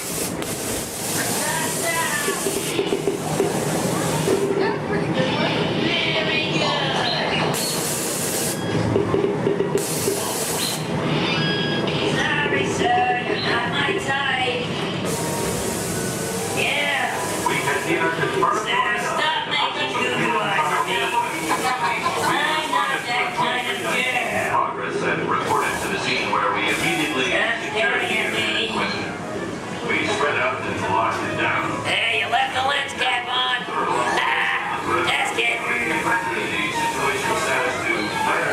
Your stunned silence is very reassuring. Duh. Ta-ta.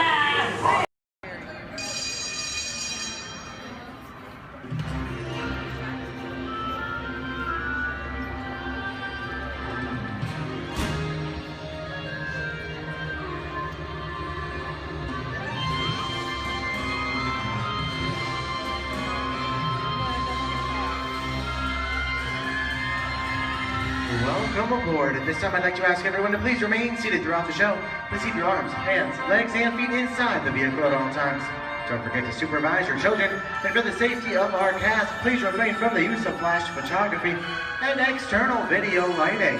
Now that we've taken care of business, let's talk about me. My name is Justin, and I will be your guide for this magical journey into the movies. It's the perfect job for me because I love movies.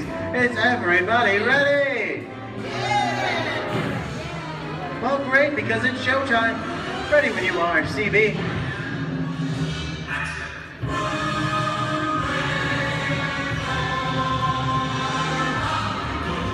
And we are rolling.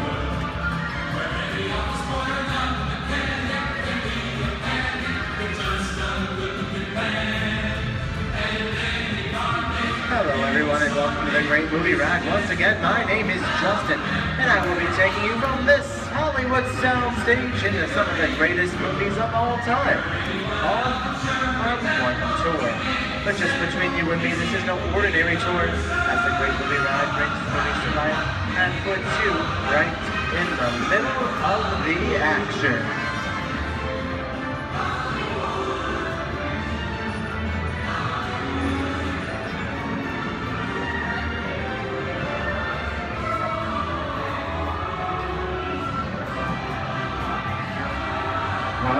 I don't know about you folks, but I just love the great Hollywood musicals of the 1930s. This scene is from one of my favorites, the Busby Berkeley classic Footlight Parade, starring James Cagney, Ruby Keeler, and Dick Powell. In 1952, Gene Kelly was singing in the rain with Debbie Reynolds and Donald O'Connor. Did you know Gene Kelly co-directed to this movie? And can anybody tell me what movie this is?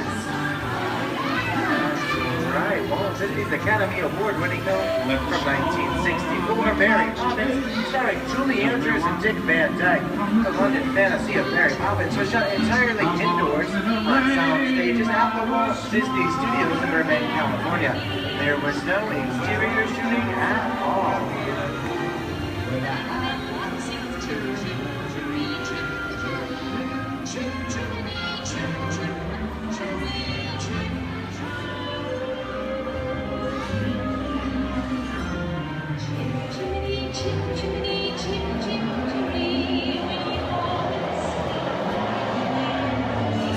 Hold on to those wallets and purses, folks. This doesn't look like a very good neighborhood. In fact, it looks a lot like the underworld, the scene of such classic gangster films as The Public Enemy, starring one of my favorite tough guys, James Cagney. The working title of the film was Beer and Blood, and in the United Kingdom it was known as Enemies of the Public. In one scene, Cagney shoved a grapefruit in Meg Park's face. She could never look at breakfast the same way again. Kick you with the dog. If you don't, somebody's gonna drop by here and kick your teeth out one at a time. With me?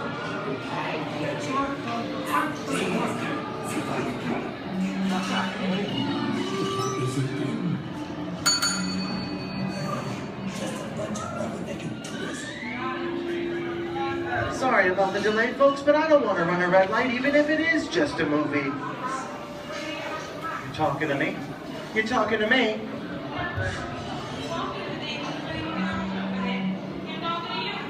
I'm not supposed to leave my vehicle. Okay, Muggsy, whatever you say.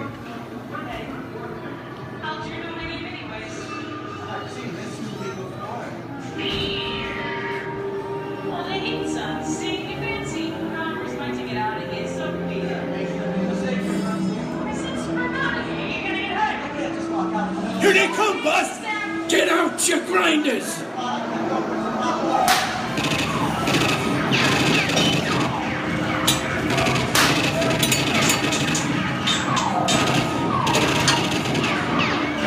Ah, I'm hit! Hey, I'm hit! Muggsy! They got Squid! Muggsy! Muggsy! Squid's hit bad! Real bad!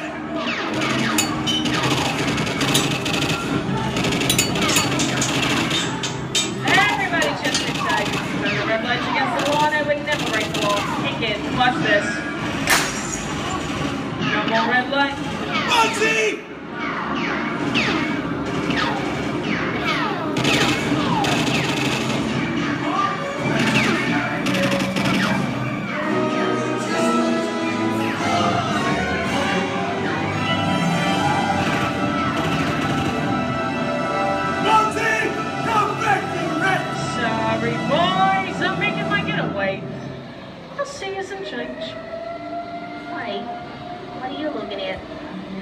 Somebody mind your P's and Q's and maybe you won't get a...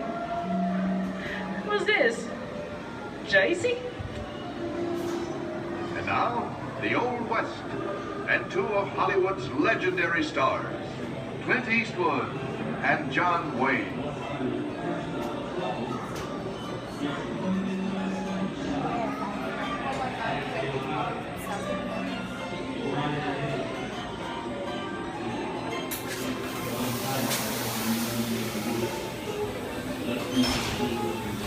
Sleepy little bargainer. That's some mighty tough territory you're heading into, Pilgrim. I'd think about turning back if I was you. That is, if you want my opinion. But I reckon you ought to do Now that we're in the clear, it's time for me to collect up all your valuables. We'll start with the jewels.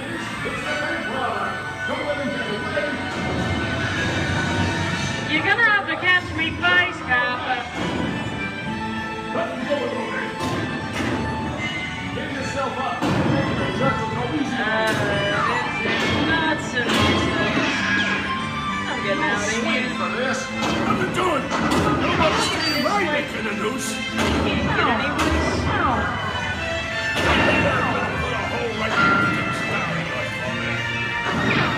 Okay. That's worse. I don't know about you guys. This is kind of creepy. What is this? This is alien. You are with the Morning Reaper aboard the spaceship Nostromo. Something has gone wrong. One by one, the crew has vanished. And somewhere in the ship, a terrifying creature waits to claim its next mate. Look now, Rainbow Victor. Warning! Remain in your vehicle. The area you are entering is extremely dangerous. Proceed with caution.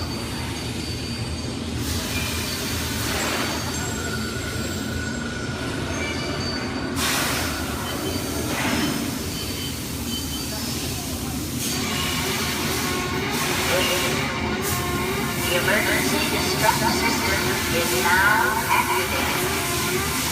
Ship will detonate silent 10 minutes. Option to override automatic detonation expires T-silent 5 minutes.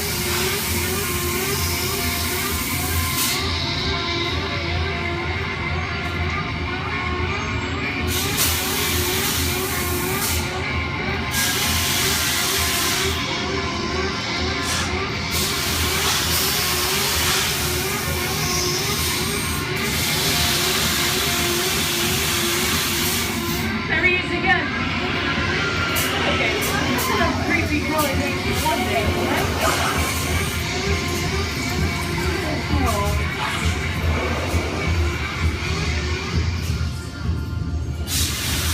Here in Raiders of the Lost Ark, amid 1,000 deadly snakes, Indiana Jones unearths a great treasure. Will Harrison Ford escape with his discovery? And what will be your fate? Beware. Snakes. Why did it have to be snakes?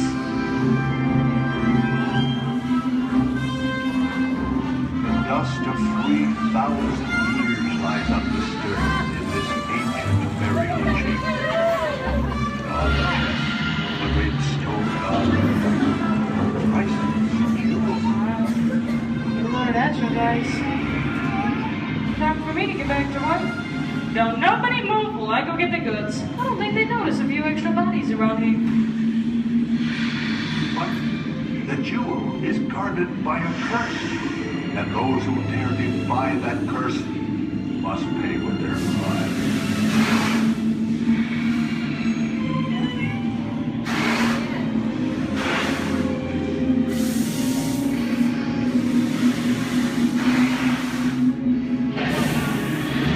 Halt, unbeliever. Disturb the treasure of the gods, and you shall own your lives.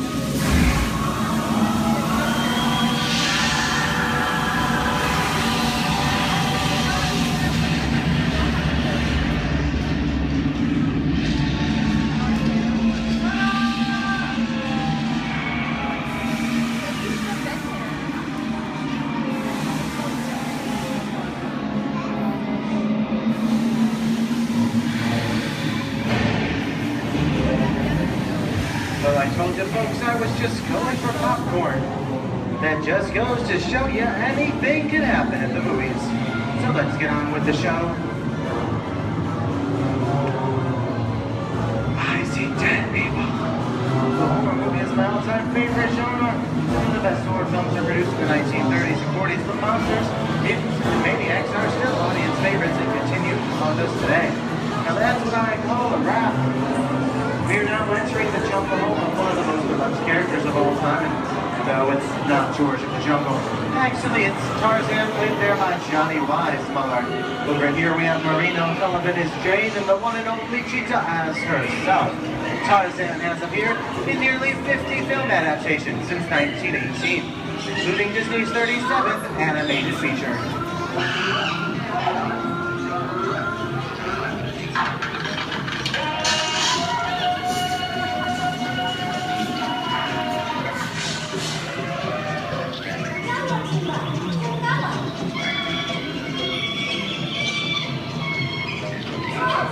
I think this is the beginning of a beautiful friendship. That's the last line of the movie ever.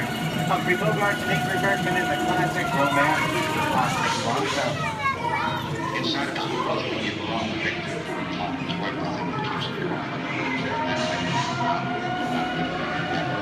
Maybe not today, maybe not tomorrow, but soon, the rest of your life. You'll always have past. You didn't have it. You lost it until you came to Casablanca. Get it back, please.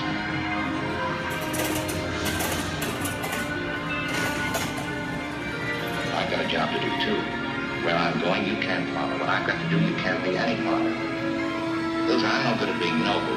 It doesn't take Here's one of my favorite movie stars, Mickey Mouse in one of his greatest roles, The Sorcerer's Apprentice in Fantasia. When the movie came out in 1940, Walt Disney promised to add new musical sequences in the future. His nephew Roy kept that promise 60 years later with the release of Fantasia 2000.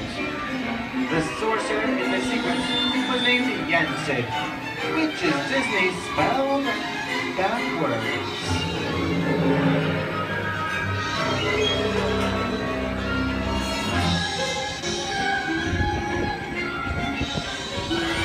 I don't have a feeling we're not in Kansas anymore. How often do you get to say that?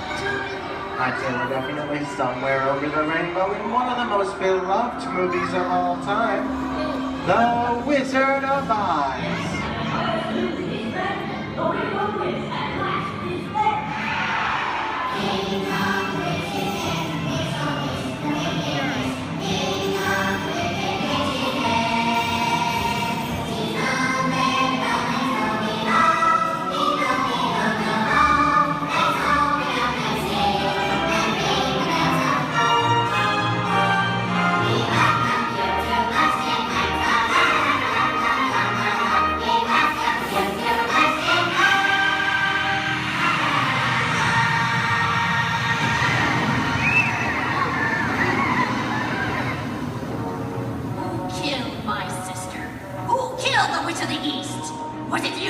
No, it was an accident. I didn't mean to kill anybody. Well, my little pretty, I can cause accidents too. Oh, rubbish. You have no power here. Be gone before somebody drops a house on you, too.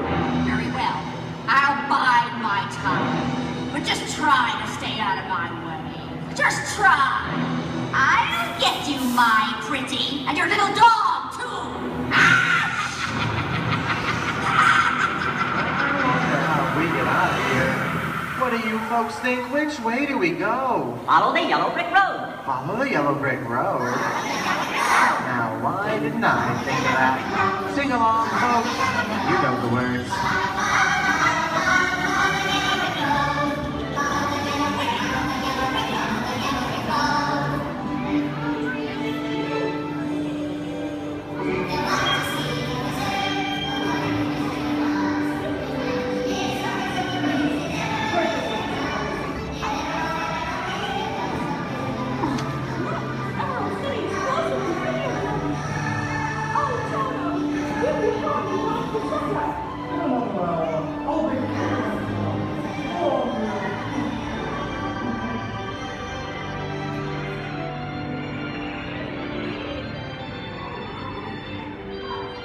I hope you've enjoyed our tour through these great moments at the movies, but we've only scratched the surface of what Hollywood has to offer.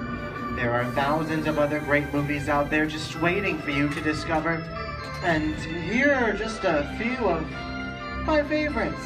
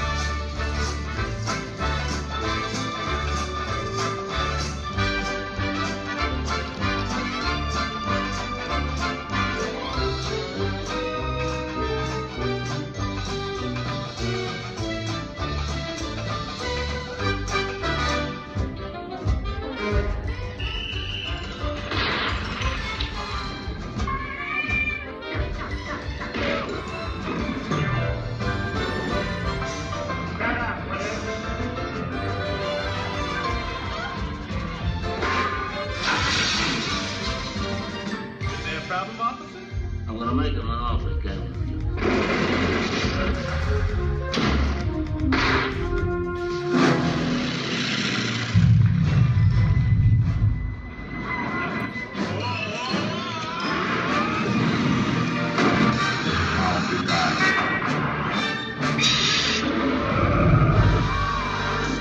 Maybe we're not in Kansas anymore.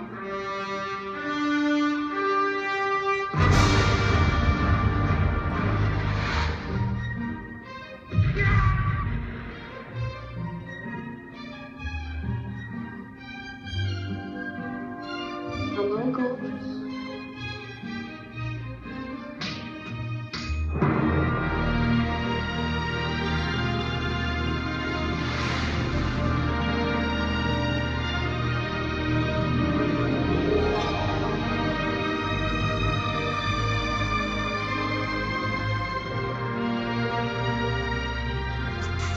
I want you to know. We didn't need that. We had faces.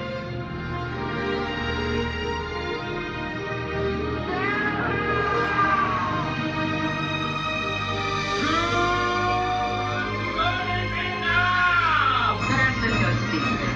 It's going to be a bumpy night.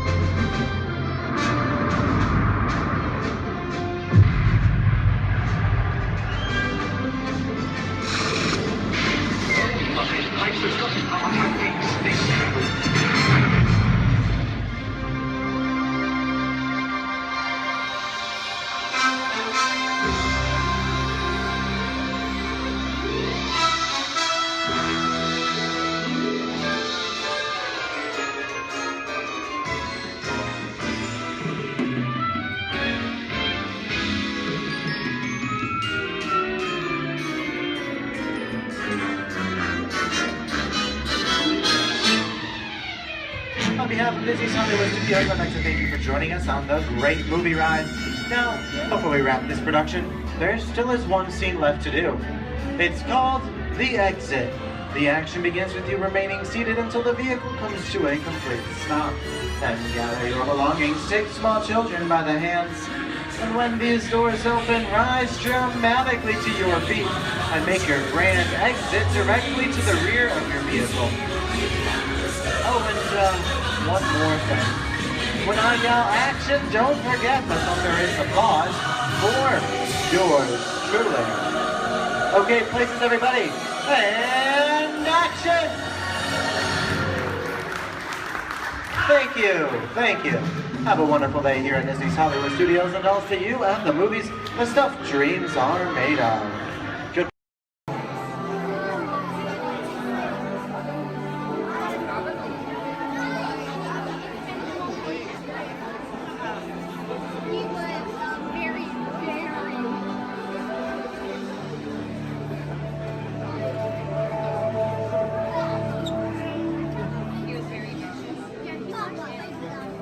The technology that makes Xandar most famous throughout the galaxy is our universal neural teleportation network. It generates artificial vortices in the space-time continuum, which we call jump points. Jump points allow for ultra-rapid space travel. What Peter Quill describes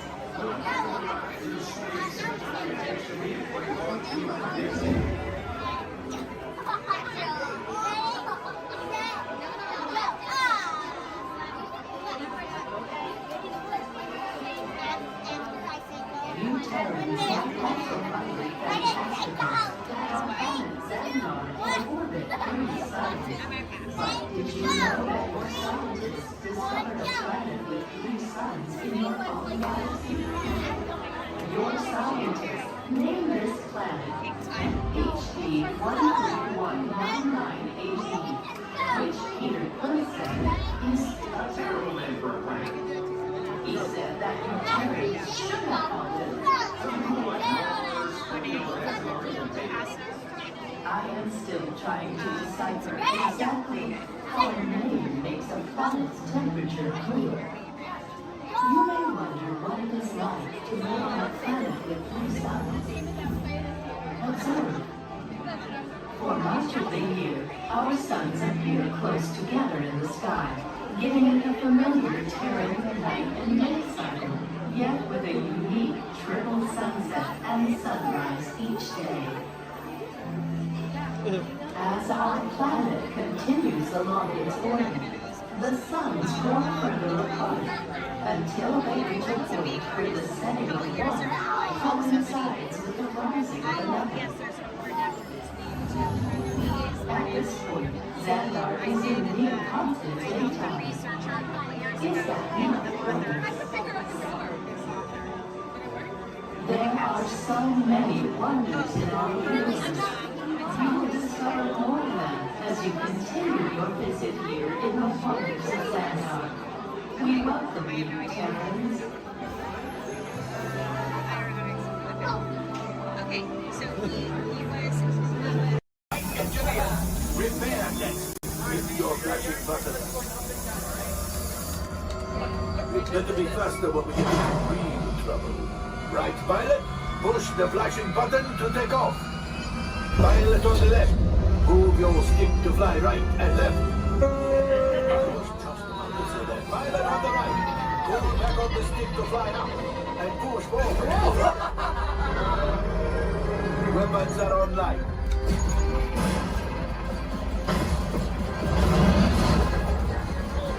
Left pilot. Hit the boosters. Now let's go get that coaxium. Right pilot. Main the jump to light speed.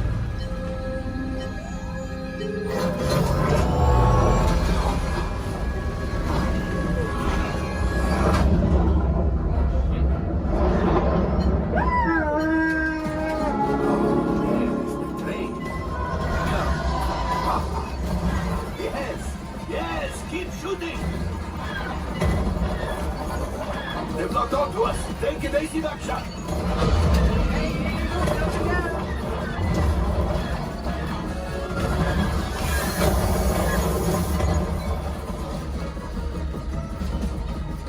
There it is, after that train. Flight engineers, fire the harpoon. Now, shoot the cargo free. Let's pilot brakes. Oh, my friends, that could have been much worse. Okay, it's much worse.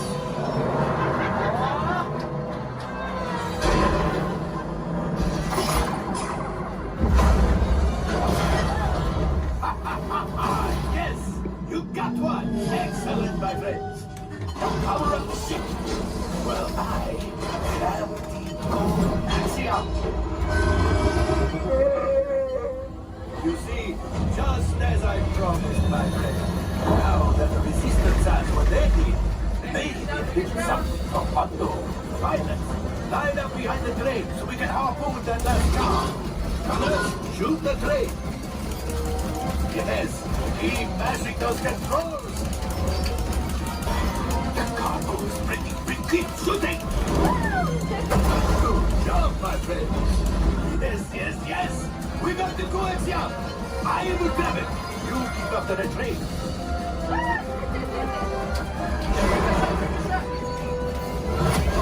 Gunship. Oh, gunship.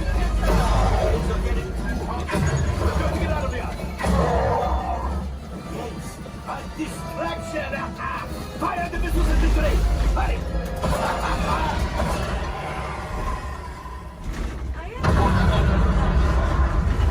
It's coming down. Hit the boosters. Boost. Look. We did not die. Let's get out of here.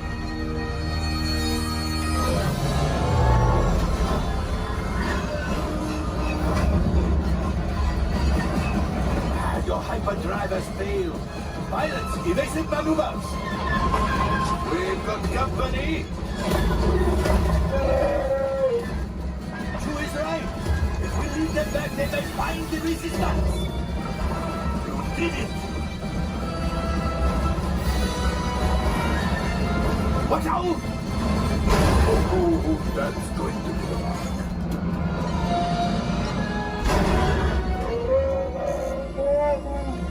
Yes, Chewie will pilot us in remotely. You retrieve 2 containers of coaxium. This will greatly help the resistance. You have heard the First Order and made Chewie proud. Now, after my modest profit, your cut minus what you owe me for damaging the Falcon is, hey, not bad.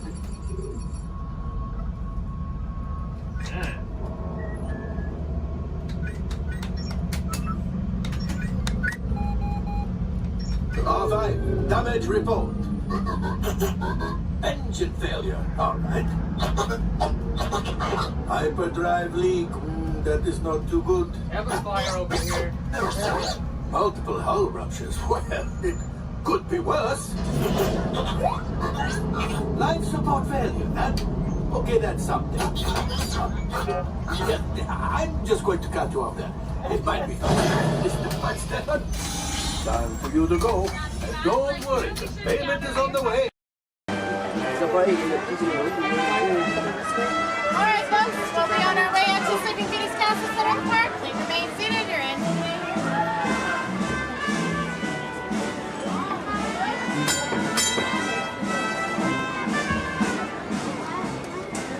Here we go. Okay. Yeah, with 1 horsepower motor. Yeah. 1 horsepower.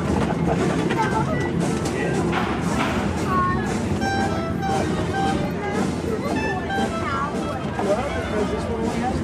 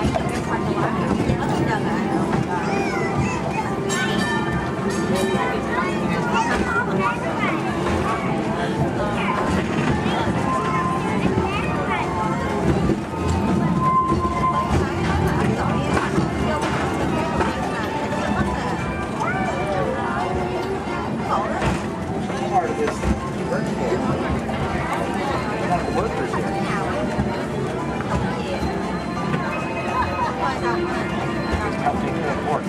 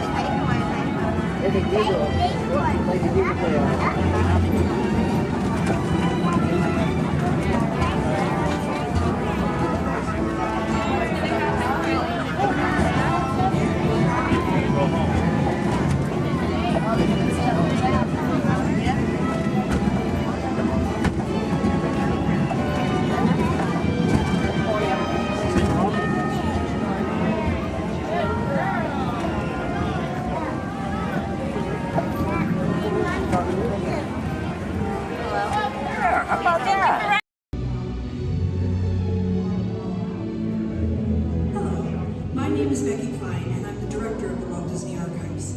Here at the Archives, it is our mission to protect, preserve, and make available the history of the Walt Disney Company. So in celebration of 100 years of Disney magic and entertainment, it's my honor to welcome you to Disney 100, the exhibition. This very special exhibition will travel the world for 5 years in 2 units, one in North America and one in international locations. Both units feature hundreds of iconic Disney artifacts from throughout its history, including props, costumes, models, attraction vehicles, and artwork, as well as our original immersive activities that are sure to please visitors of all ages. We hope you'll enjoy your visit today and look forward with us to the next 100 years of Disney magic.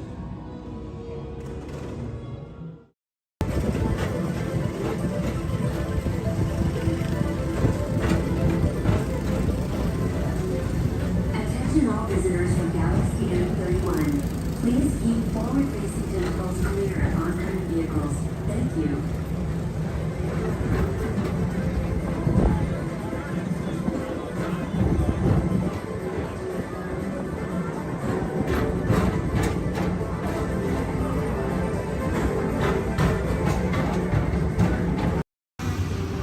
Time travel commencing in T-minus 10 seconds and counting. This is Seeker. Listen up. We've got to get in, grab the iguanodon, and get out before that asteroid hits. Let's roll.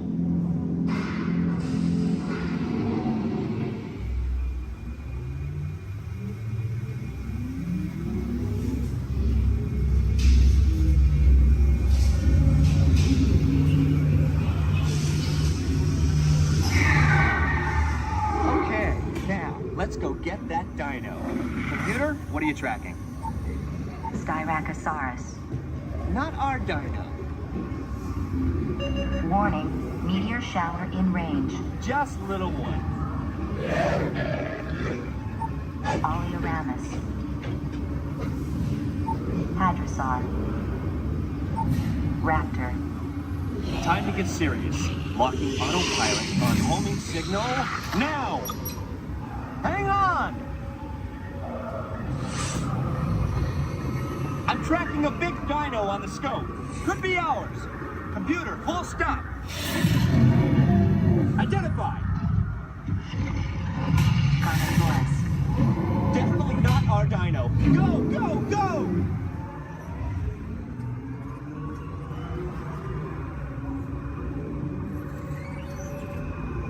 Another big guy coming up. Computer. Slow and identified.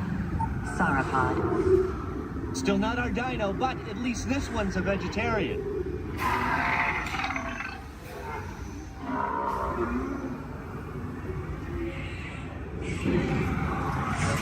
Asteroid impact in 90 seconds. We better move it. Pterodactyl. Incoming! Asteroid impact in 60 seconds. We can't stop now. Keep going, keep going. Comps on Mavis. Computer, what's happening? Loss of traction. Four-wheel drive, move it! Warning, meteor strike. Evasive maneuver! Left! Right! Left! Right! That was close. Computer, now what? Carnotaurus. That's it! Abort mission! Abort! Abort! Iguanodon. Forget it! Get them out now! Asteroid impact. Brace yourself! This is it!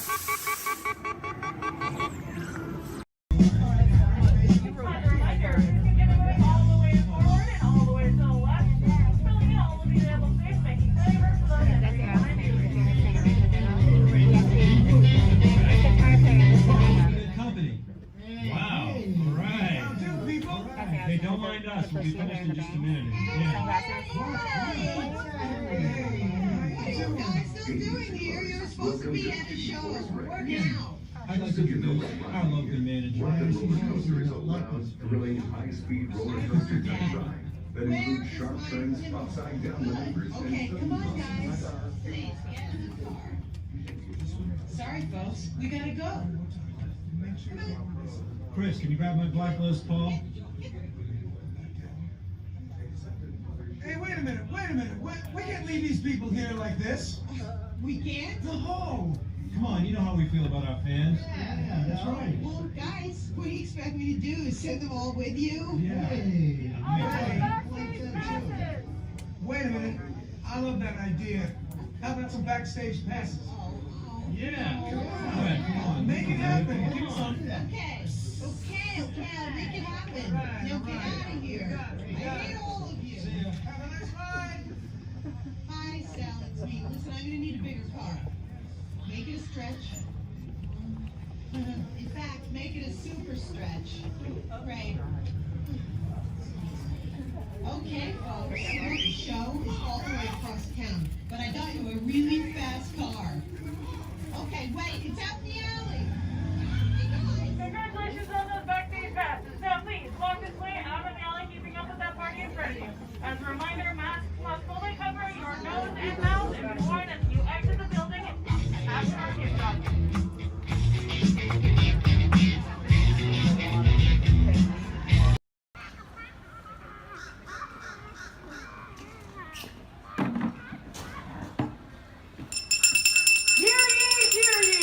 I am James Jefferson, the town crier of Liberty Square. But my friends call me JJ. Come on, everyone, gather round. You're just in time. Come closer, all ye people, gather round and listen well. I've got a satchel full of history's greatest tales to tell. Your hair will stand on end with all the history and such. Unless, of course, you're bald like me, in which case, not so much. Hey, Sam! It's Sam Eagle, everybody! Tell us, Sam, what great American story are we sharing today? Today we shall salute the Declaration of Independence. Ah, a great story indeed. The people of the colonies, they said, let freedom ring!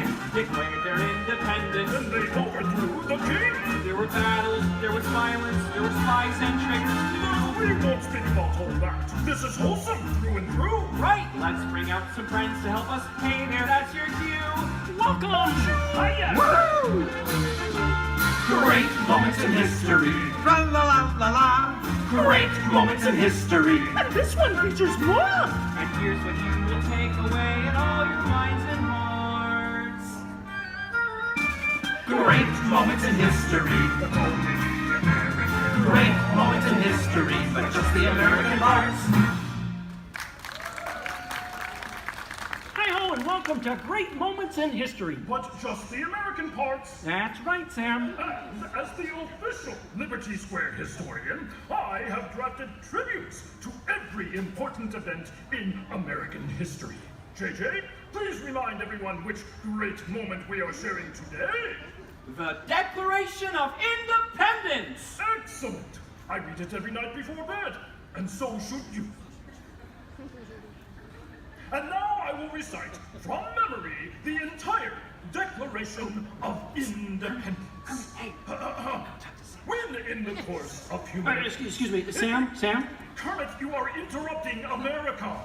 Sam, the gang and I were talking, and we had some ideas to make your show more entertaining. Entertaining? In a theme park? Yeah. Highly unusual.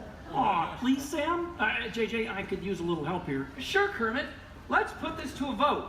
All those in favor of making Sam's story a little more entertaining, say aye. Aye. The ayes have it. Oh, it appears democracy has spoken. All right, Kermit, you and your band of weirdos can help. Okay. But please, do it with dignity. Oh, sure, Sam. We always do things with dignity. Hey, Kermit, the all-chicken chorus is ready for their big number. The cluck heard round the world. Get it, girls! Too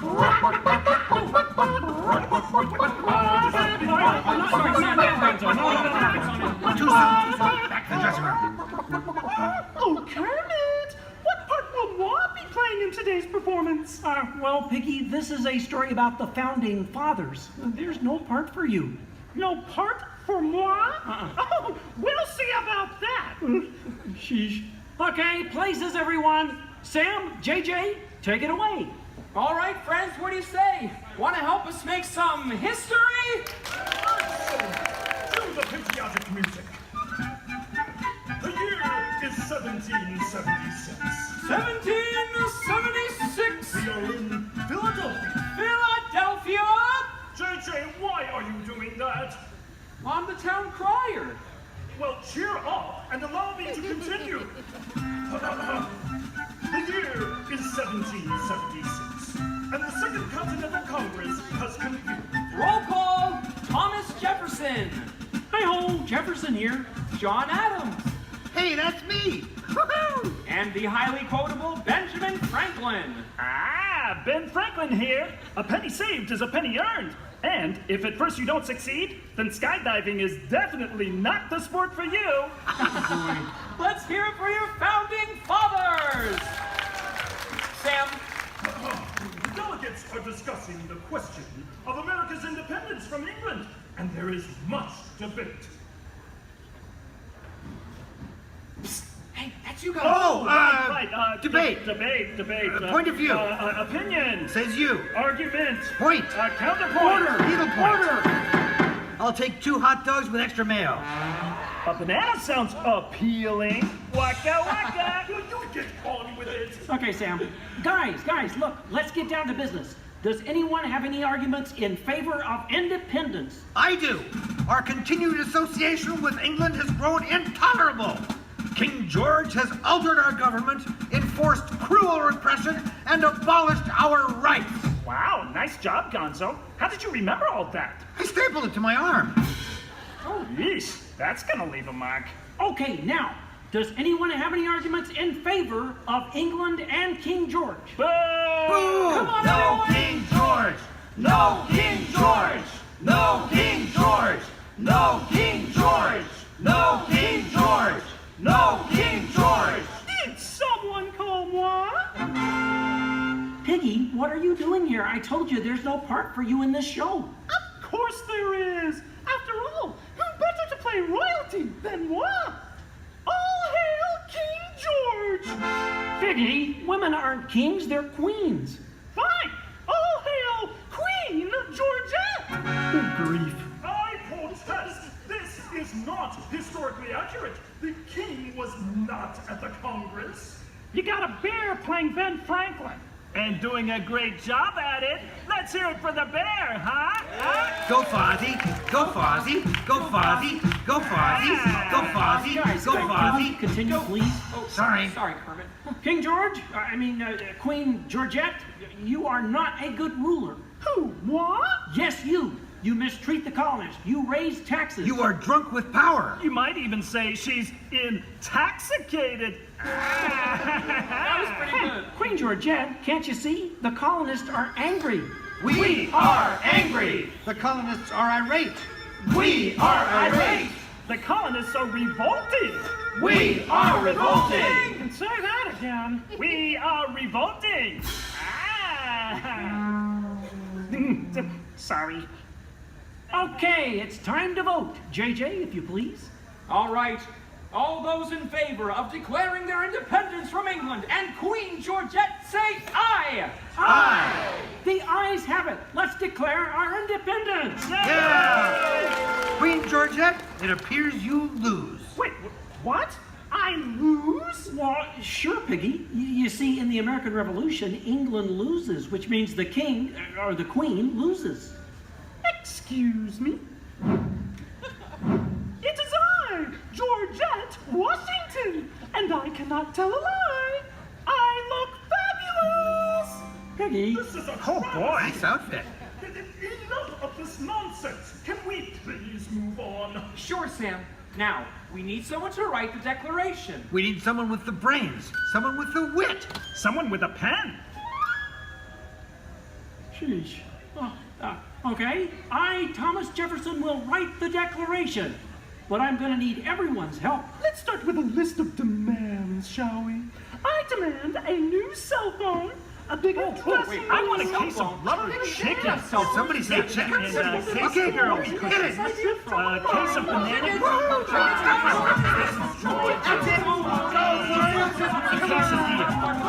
You're doing it.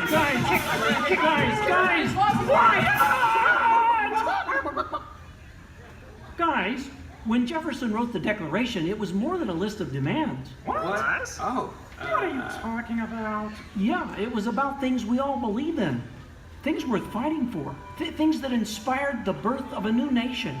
Gee, Kermit, what do you mean? Well, like the Declaration says, we hold these truths to be self-evident, that all men are created equal, that they are endowed by their Creator with certain unalienable rights, that among these are all together life, liberty, and the pursuit of happiness.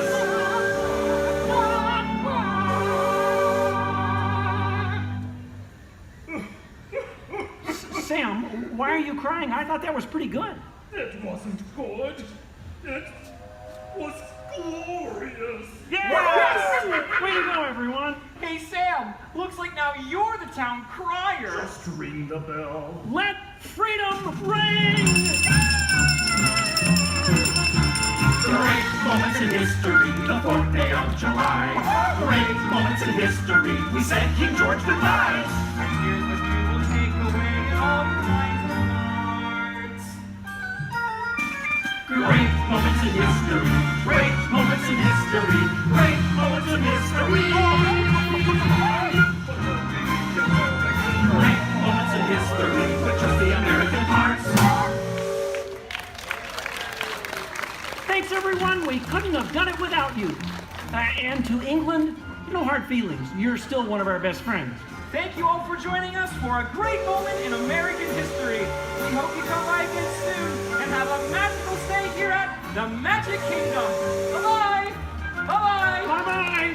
So long, everybody. So long, everybody.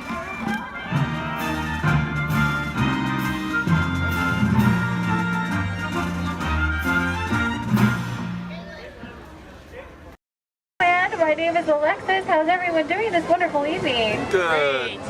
That was the most believable I've heard all night. But we're going to try it again anyways, folks. How's everyone doing this wonderful evening? Great. Woo! All right. Once again, my name is Alexis. I'm going to be your storyteller and captain for the evening. Just as a friendly reminder, please keep your hands, arms, and fingers inside the boat because Monstro does not like finger food. Oh, my folks, it looks like we are being swallowed by Monstro the whale. This is the very same whale that swallowed Pinocchio.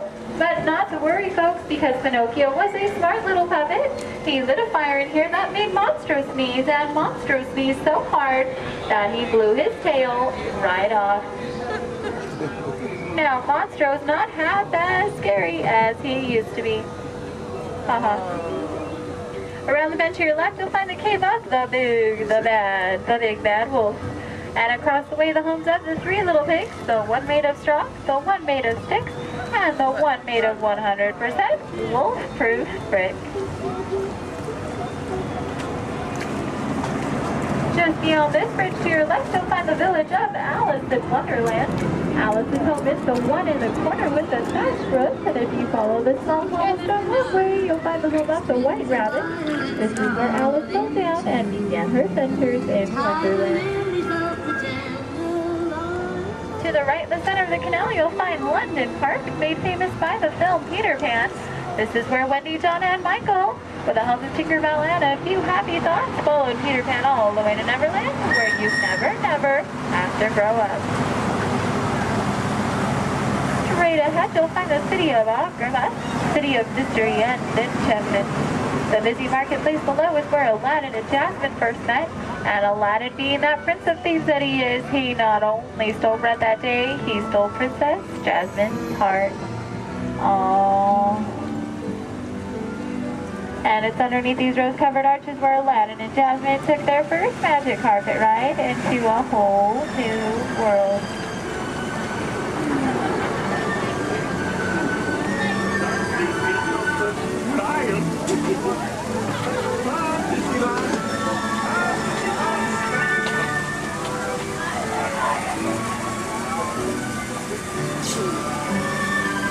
Now, folks, please be careful and please do not touch anything because we are entering the Cave of Wonders. As Aladdin and Abu discovered, this cave holds one treasure more important than all the others, a magic lamp complete with its very own genie.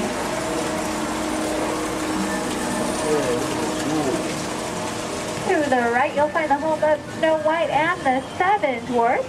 The 7 dwarfs are still back up in that jewel mine, whistling while they work. See? And to the left, you might recognize this French chateau as the home of Cinderella and her evil stepsisters and wicked stepmother. But not to worry, folks, because Cinderella now lives in that pink castle high atop the hill, where her and Prince Charming have lived. Does everyone know the rest of the sentence? Happily ever after.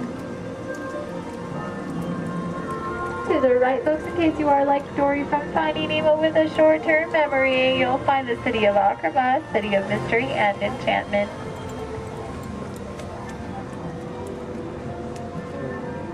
To the left, you'll find the world-famous patchwork quilt.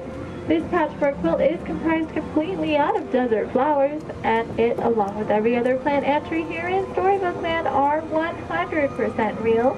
They have just been miniaturized by a process known only by Tinkerbell and a few of our Disneyland gardeners.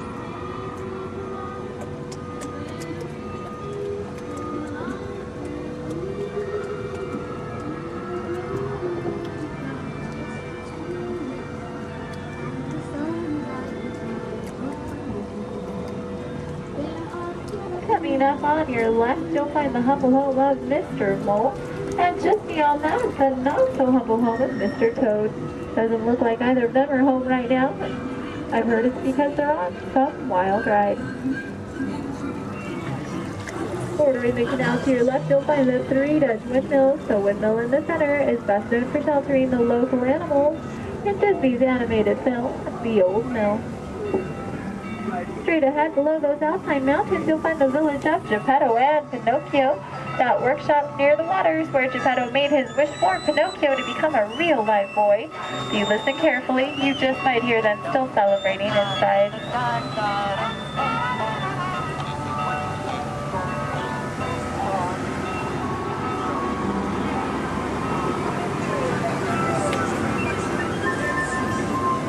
Coming up on your right, you'll see the ship of Prince Eric. The sandy beach nearby is where Ariel took her first steps on land and saved Prince Eric. That castle on top of the beach is where her and, you guessed it, Prince Eric, now lives happily ever after. And it is behind this waterfall that you'll find the Kingdom of Princess. This is where Ariel grew up and is still the home of her bunch of Austin Stalkers. Folks, it looks like our journey is coming to an end. For those of you closest to the dock, please remain seated. with your hands, arms, and fingers inside the boat. Thank you for joining us here in Storybook Land. We hope you have enjoyed your... Really, I just love to come down. For any reason.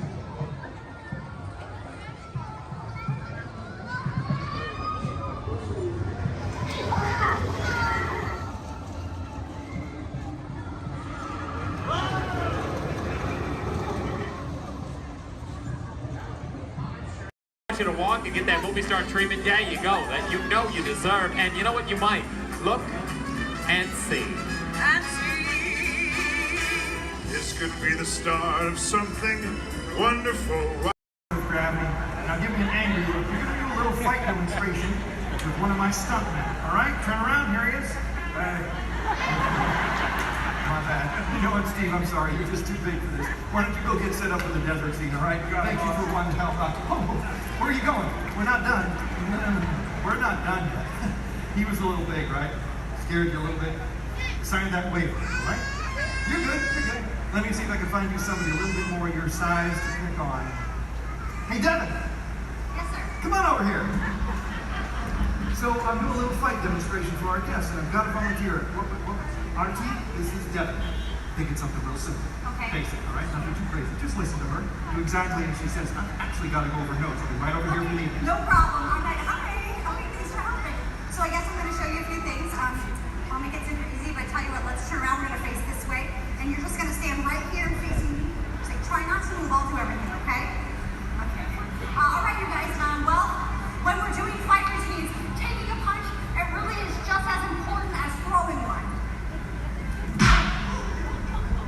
Sorry, okay? I'm so sorry. I'm really okay. Okay, good. You look all right. Okay. Well, as you guys can see, you really can't get hurt if you don't have the right timing. Sir! Okay, I think I know what's happening. You're moving just a little bit. No, I'm not going to listen anymore. Okay, no problem. I'll wrap it up. Here's your little hat. You see, it just takes guts. Coordination. And a real level head.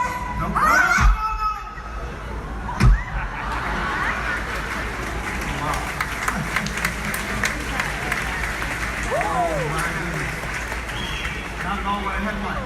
Would you say something to the folks while I check on the man on the floor? No problem.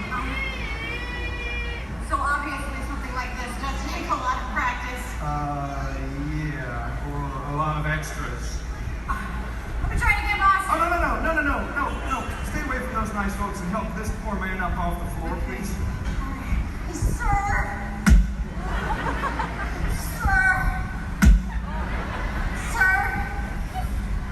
Ladies and gentlemen, that is indeed one of my stuntmen. Give it up for Mr. R.T. Tomato! He's got applause going for all of our background extras!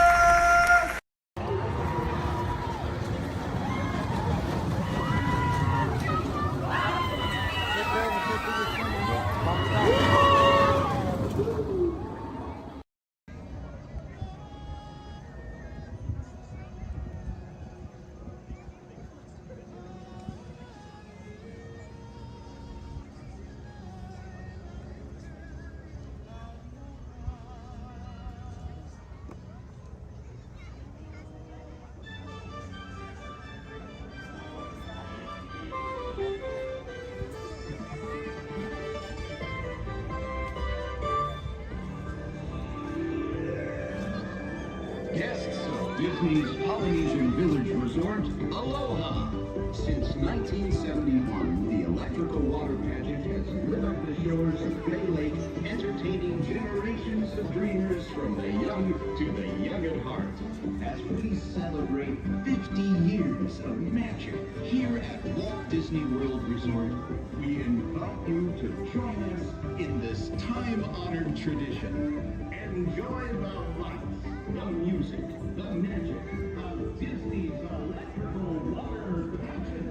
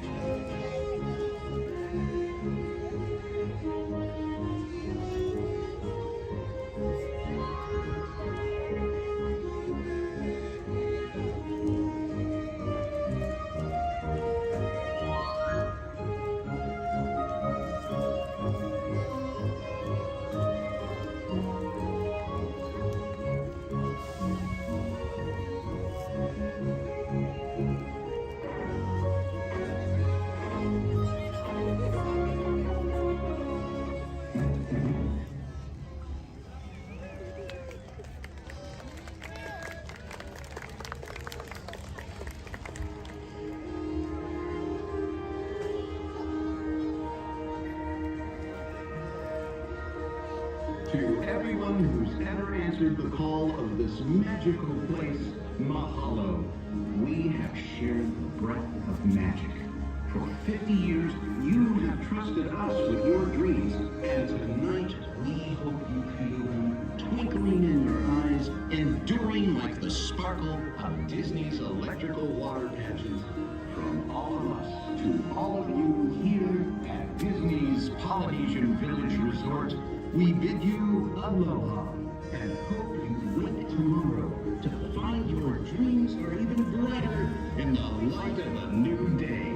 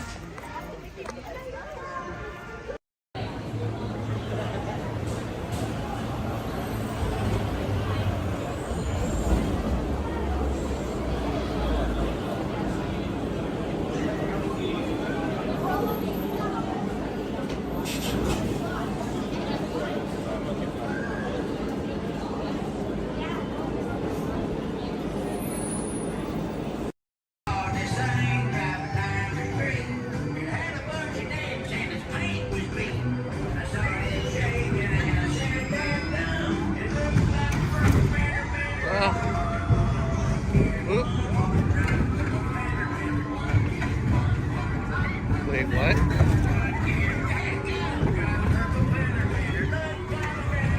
What?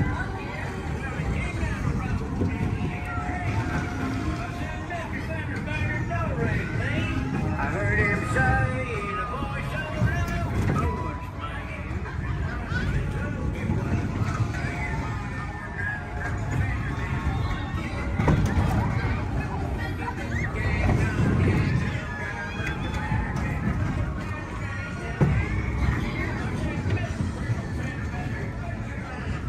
What?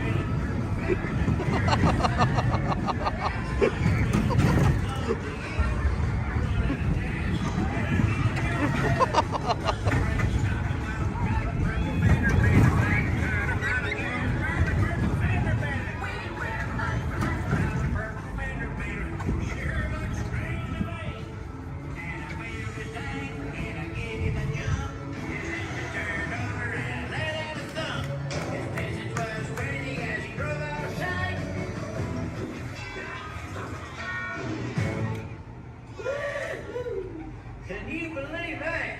All right, grab all your junk and keep an eye out for that purple fender bender.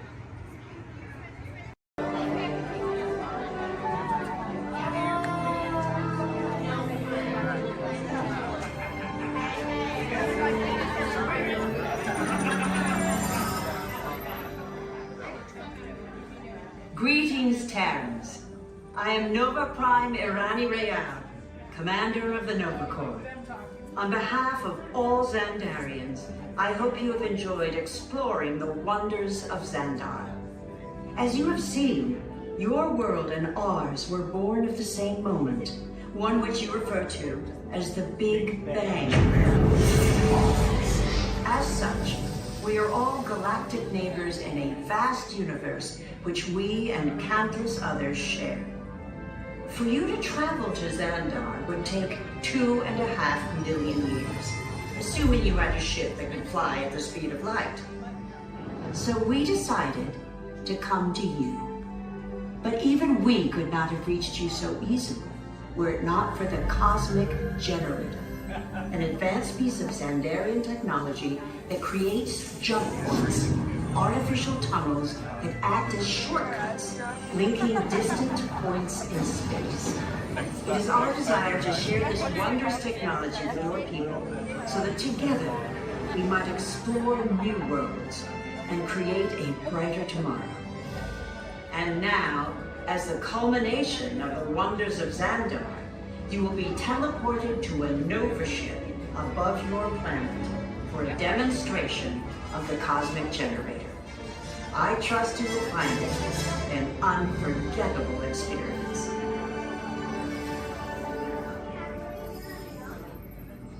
Welcome, people of Epcot, Epcoters, Epcotians, citizens of Epcot.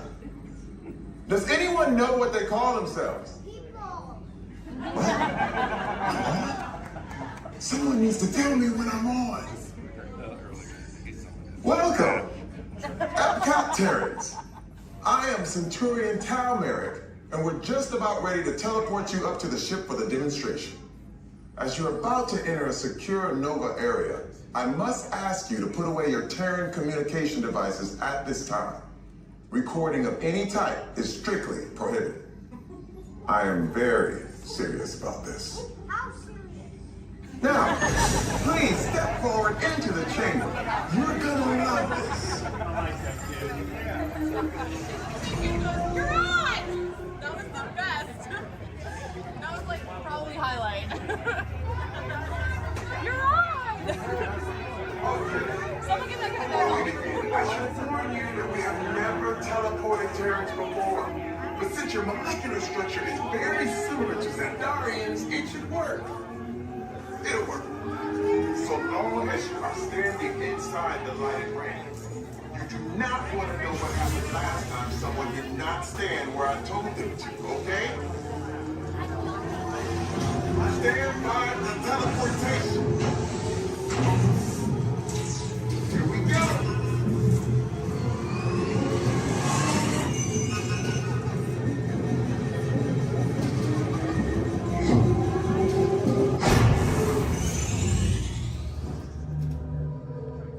You made it.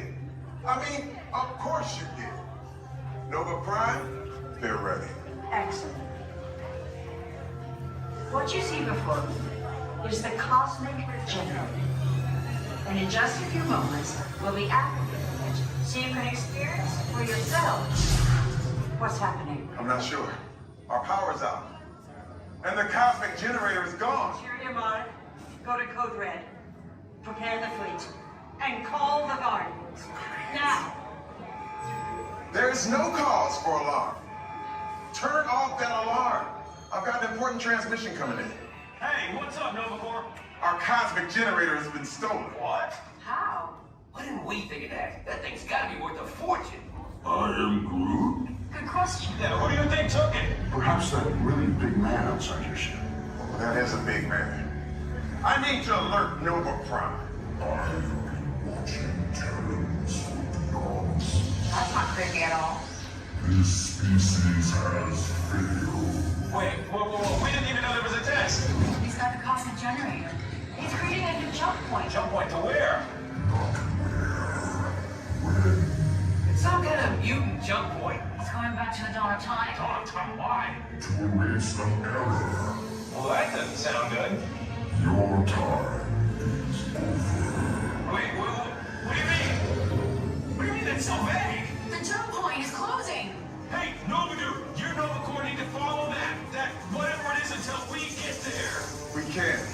Our power is down, and I've got to get these Terrans onto evacuation shuttles. I got it.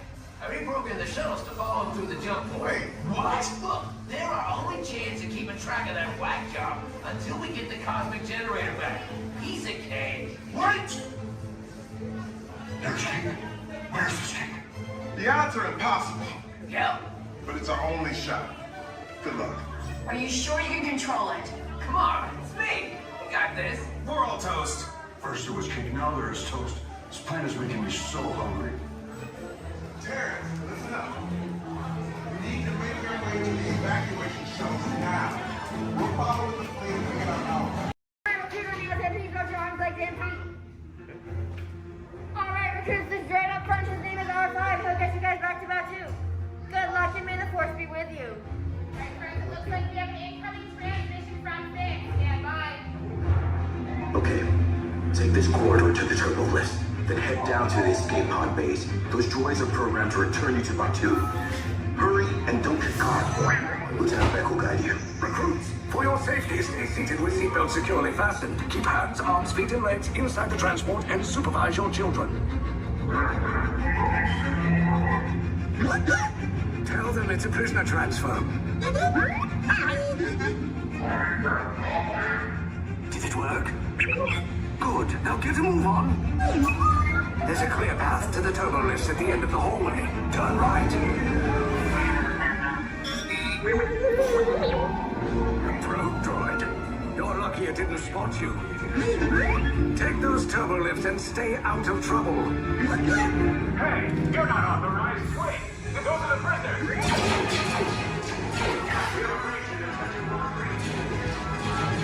Cover is blown. Find an alternate route. Who picked these 2 droids anyway? Detention local. Prisoners not seen and never seen. There they are! Fire!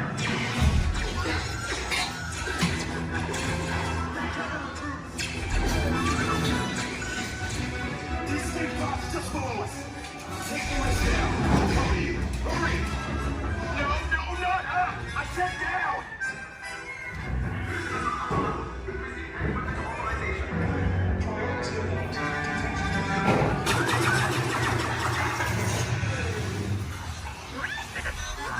This does not look good. Try to find another way down to the escape pods.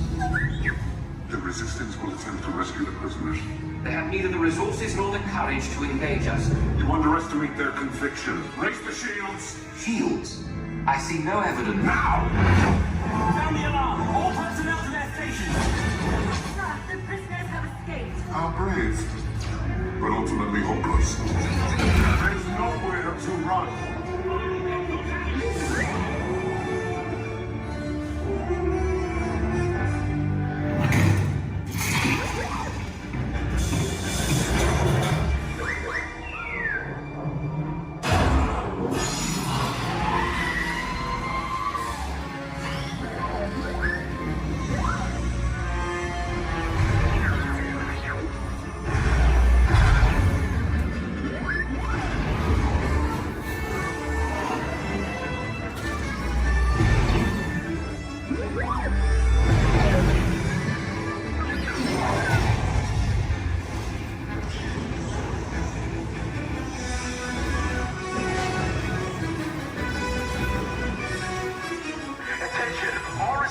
personnel. Abandoned ship.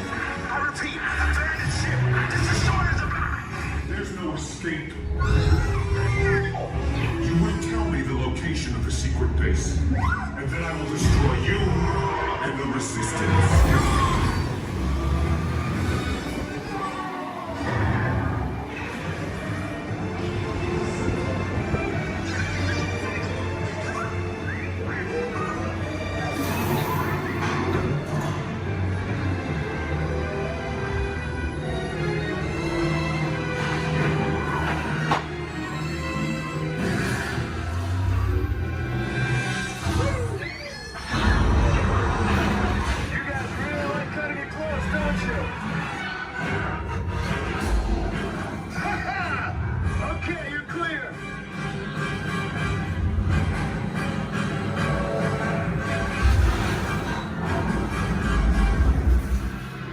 Your escape pods came in a little off target.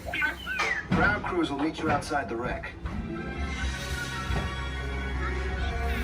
All right, nice job, recruits. Not what you signed on for, but hey, you're resistance now. I think I have that authority. Right, Beck? Where's the lieutenant? I need eyes on Beck. Line up. Scapper's copy. 4 escape pods down in Sector 4. Verification pending. Lieutenant Beck here. Beck! You're right. I should hope so. Great job, recruits. Thanks to your heroism, the location of the resistance base is secure.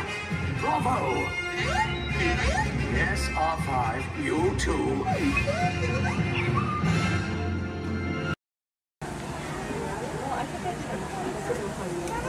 Hey, Zach, happy birthday.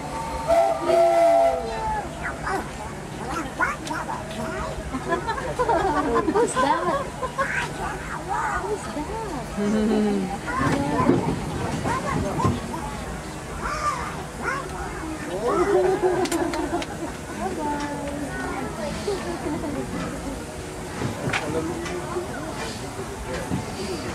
To those who just joined us, welcome aboard the Disneyland Railroad. To ensure a safe ride, remember to stay seated with your hands, arms, feet, and legs inside the train. And one for kids.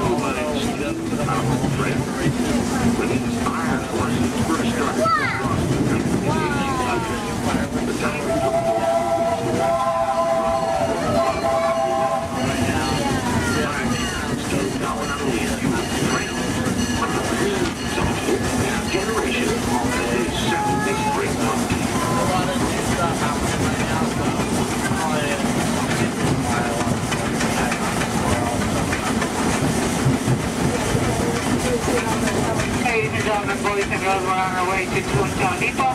However, we stop for all the attractions in Fantasyland, Toontown, and then we have our Fantasyland Theater, where your princesses can meet our princesses. They can ask all the questions they like, and they can send as many pictures as they like. They do close a lot earlier than the park. Make sure you mention your schedule, or ask one of us will let you know. But they do close earlier than the park. If you're out here in Toontown Depot, please wake up. There comes a full everything stop.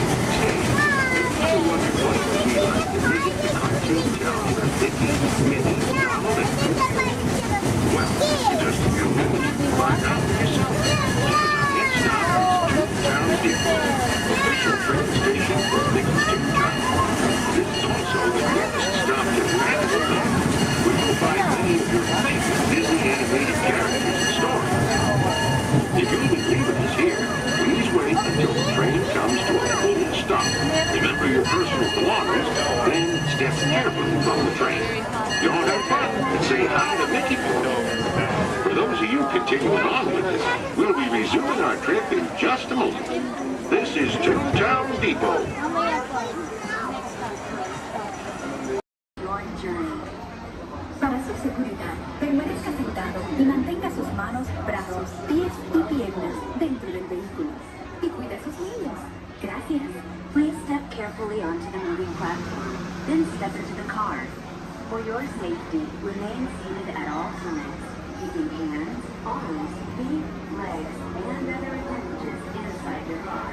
Simply to safeguard the other. Thank you. Stay clear of the doors until coming. Please keep all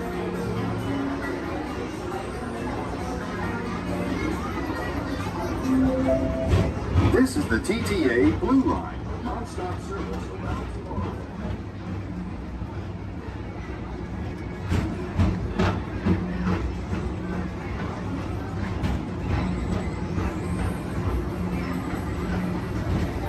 Greetings, intergalactic travelers. Welcome aboard the People Mover, presented by Enterprise.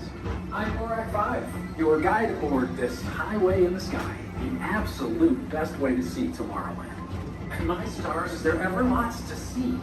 From spacecraft to monster labs, there's really nothing like today in Tomorrowland. For your safety, if you have wings, jetpacks, or gravity polarizers, please do not take flight while on board. Thank you.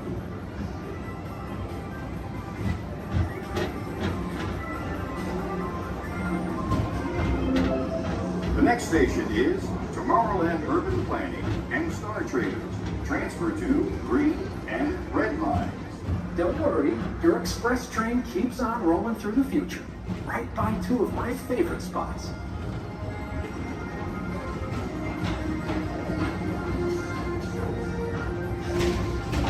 First up, Progress City, Walt Disney's amazing dream for a community of tomorrow. Did you know Progress City inspired Epcot? And a lot of the visionary ideas throughout Walt Disney World. Look, there's even a tiny people mover. I wonder if there's a tiny board.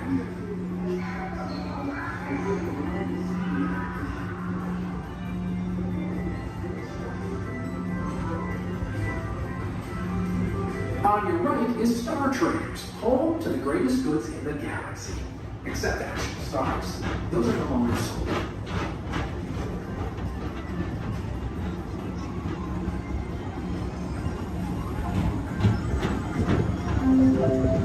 Now approaching Tomorrowland Speedway and Tron Light Cycle Run. I love a good circuit, and these are two of the best tracks in the cosmos for a bit of light, speedy competition.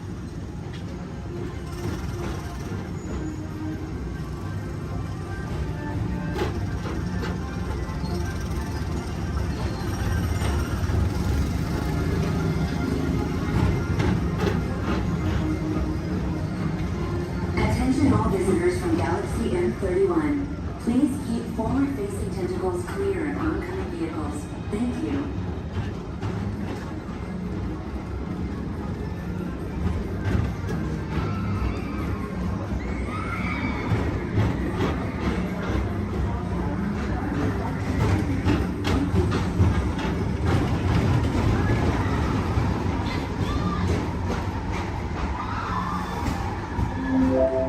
This is Starport 75.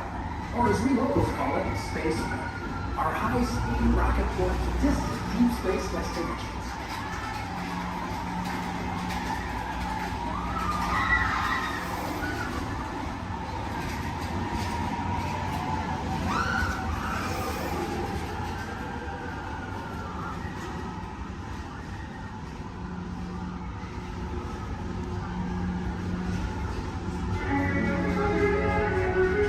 Let relaxation wash over you at the most refreshing retreat in the galaxy, the coral rooms of Pisces 7. You H2 owe it to yourself. Book today.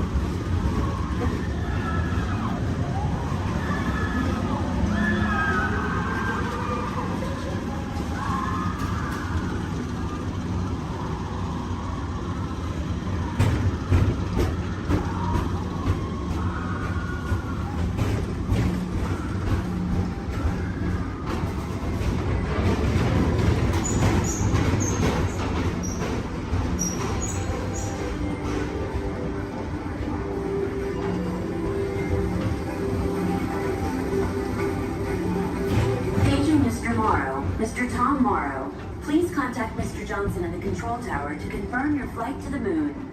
Thank you.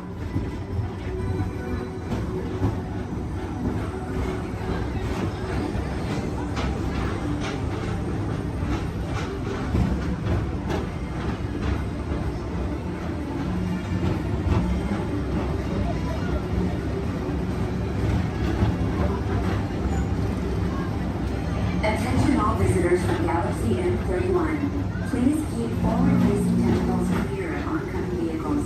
Thank you.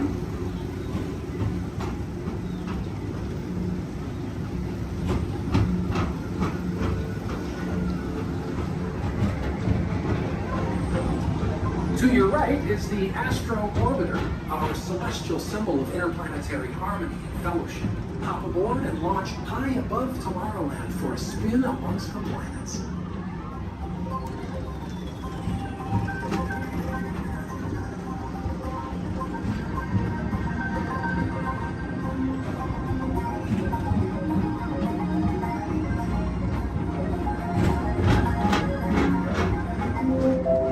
The next station is Walt Disney's Carousel of Progress. As usual, we'll be moving ahead, and so does the carousel. Like progress itself, this theater never stops, inspiring new generations to dream of a great, big, beautiful tomorrow.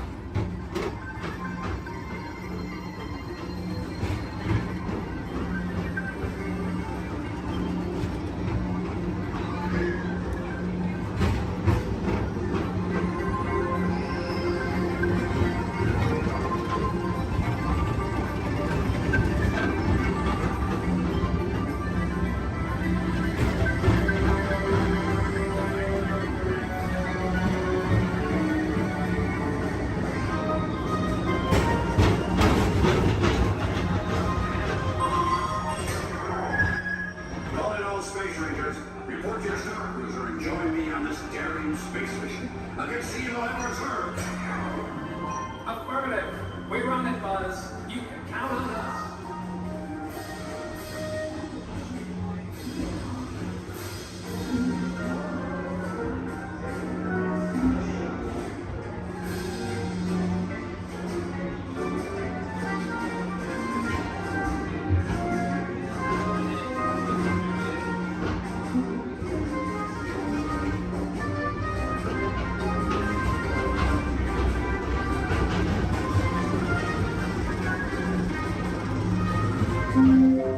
Now approaching Monsters Incorporated Laugh Floor.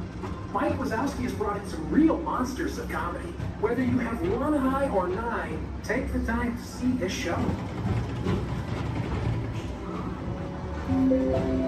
Now approaching Tomorrowland Transit Authority Station. My fellow sentient life forms, our people mover journey has nearly come full orbit. Thanks for riding with us. It's been a pleasure to have you aboard. And even though we're concluding, this is always my favorite part. Because now is the time. Now is the best time to go out and explore tomorrow. Today. See you in the future.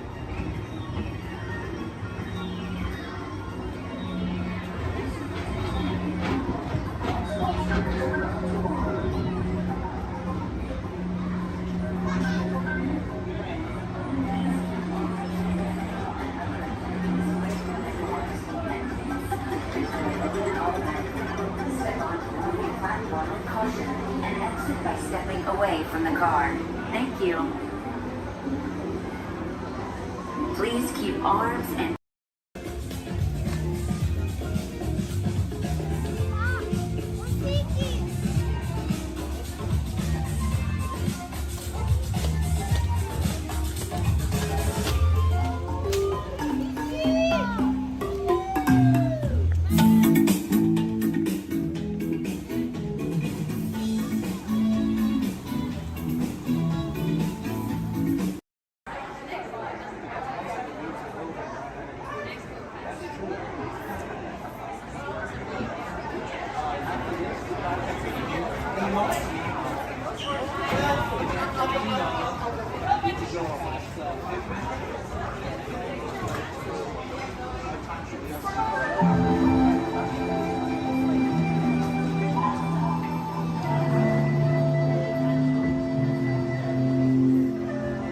Welcome to a voyage of discovery and awareness of the richness, the diversity, and the often surprising nature of living with the land.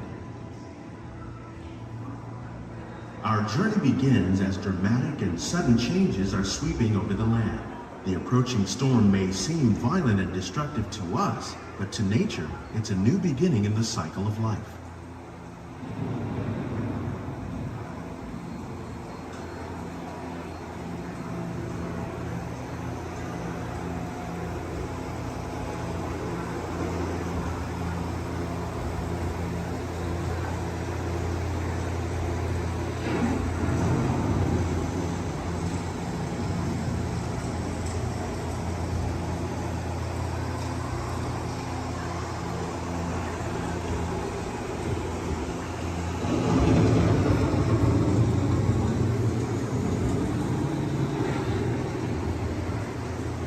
Beneath the surface of the land, roots trap water from the flowing mud, extracting precious nutrients and minerals. These elements, when combined with sunlight, create the diverse living systems of our planet.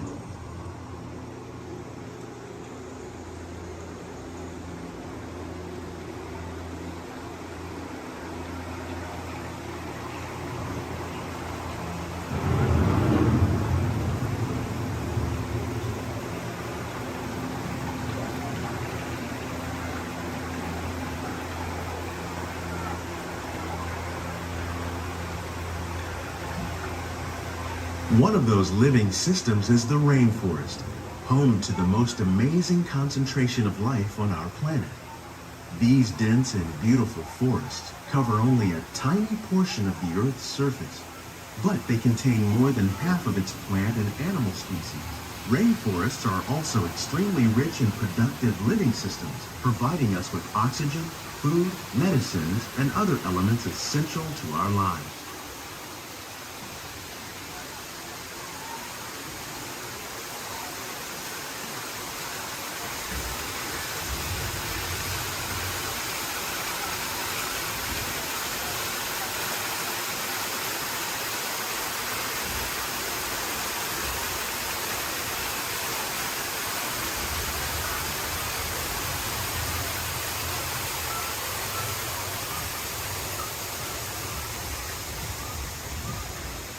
In the desert, nature has created a very different, but no less beautiful living system.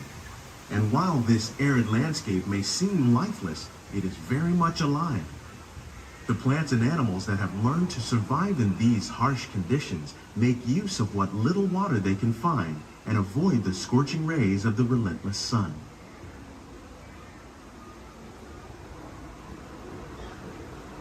The American prairie once appeared as desolate as the desert, but over time, rainwater and nutrients gradually penetrated the hard surface of this land. Even the hooves of the mighty buffalo helped create the rich soil that would one day become home to the American farm.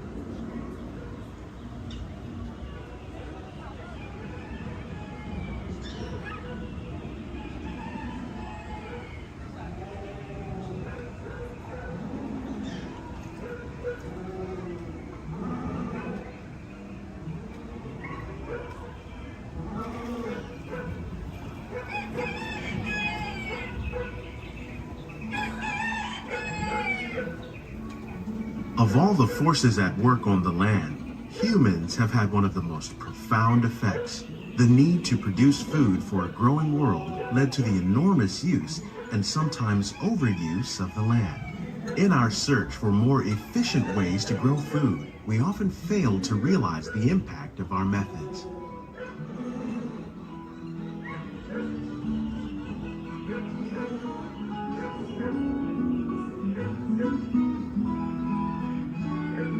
Today, we're learning to live with the land, discovering better ways to grow food that will assure both human and environmental well-being.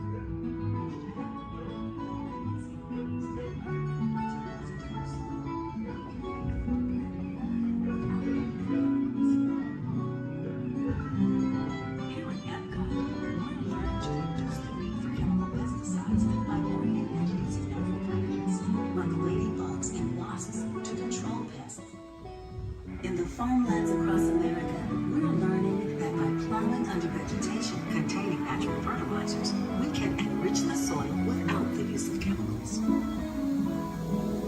In arid regions, we're learning to produce food on desert seacoasts by developing and planting crops that thrive on salt water. In Japan, we're learning that by mixing leaves and other living materials into our soil, we can make farmland more fertile without the need for chemicals. How will we meet tomorrow's growing needs for food production, yet still respect the needs of the land? Some of the answers are being discovered just ahead. To help us maintain these carefully controlled ecosystems, and for your safety, please remain seated in your boat at all times.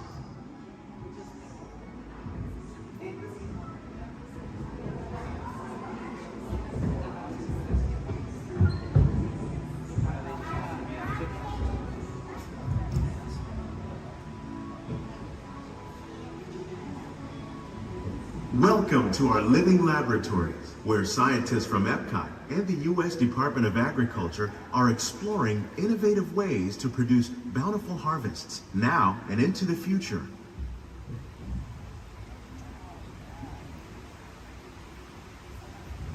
The tropics are home to the greatest diversity of plants on the planet.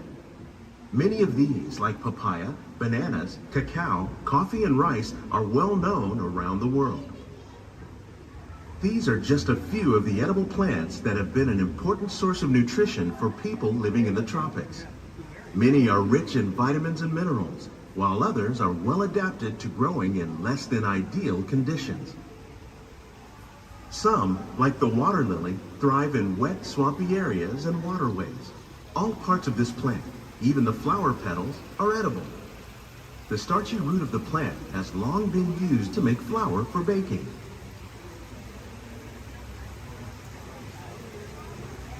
One day, many of these lesser-known tropical plants may be as important as the bananas growing on both sides of the boat. More than 28 million tons of bananas are eaten annually, making it the most popular fruit in the world.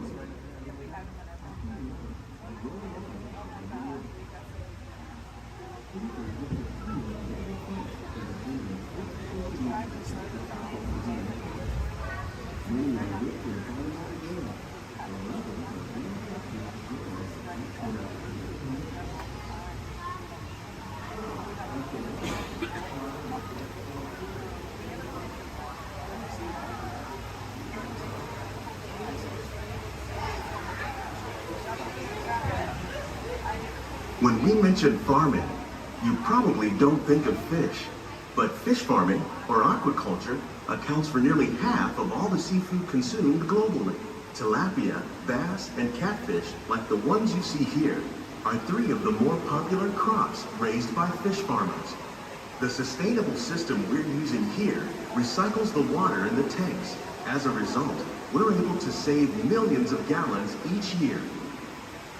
Our small fish farm produces nearly 5,000 pounds of fish each year to serve in restaurants around Walt Disney World. Innovations like this one can play an important role in our efforts to produce bountiful harvests and still protect natural resources.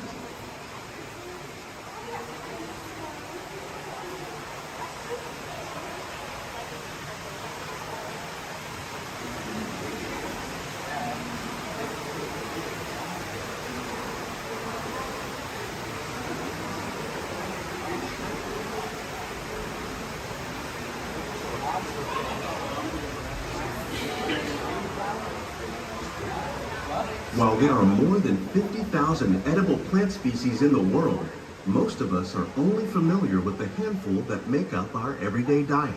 The common grains growing here, wheat, maize, sorghum, and millet, plus rice, account for nearly 2/3 of our global food consumption. Learning how to increase yields of these staples is an important goal of research around the world.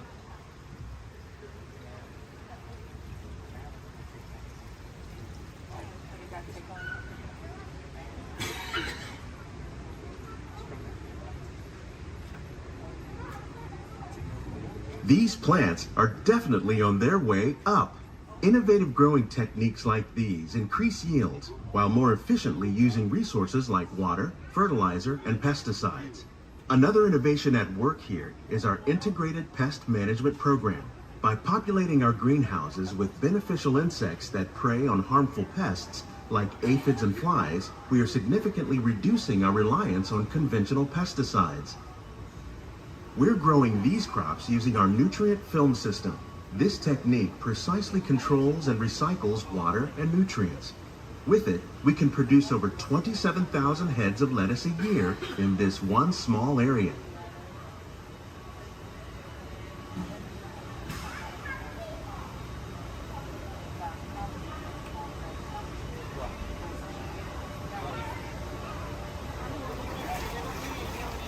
Some of our best ideas have been inspired by nature, like these fruit and vegetable trees. By growing these ground plants vertically, we can increase yields and better control diseases. These crops taste as good as they look. In fact, We serve more than 15 tons of produce from our greenhouses in restaurants here at the land every year.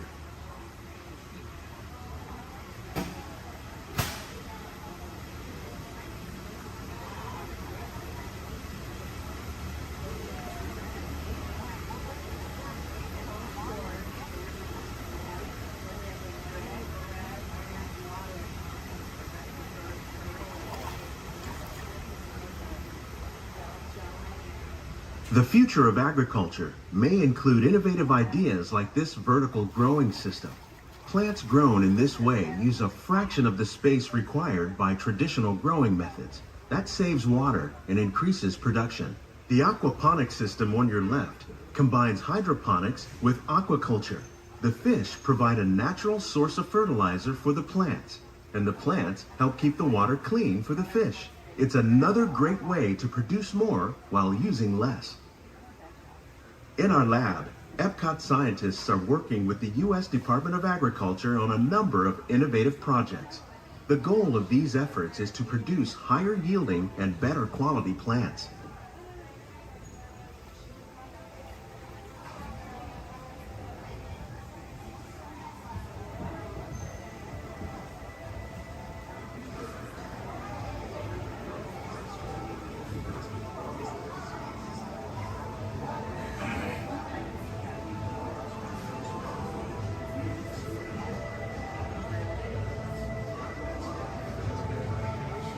These greenhouses represent just a fraction of the work being done worldwide to produce bountiful harvests for our growing population. Scientists, farmers, and even backyard gardeners are doing their part to improve the quantity and quality of foods that we all rely upon. Together, we can continue to find more ways to increase food production and protect our precious natural environment. Only then will we truly be living with the land.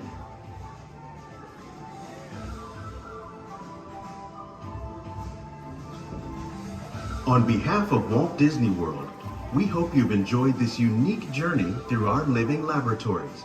If you'd like a closer look, then check out the Behind the Seeds walking tour. It's a chance for the whole family to get up close and personal with the plants and growing techniques in our laboratories.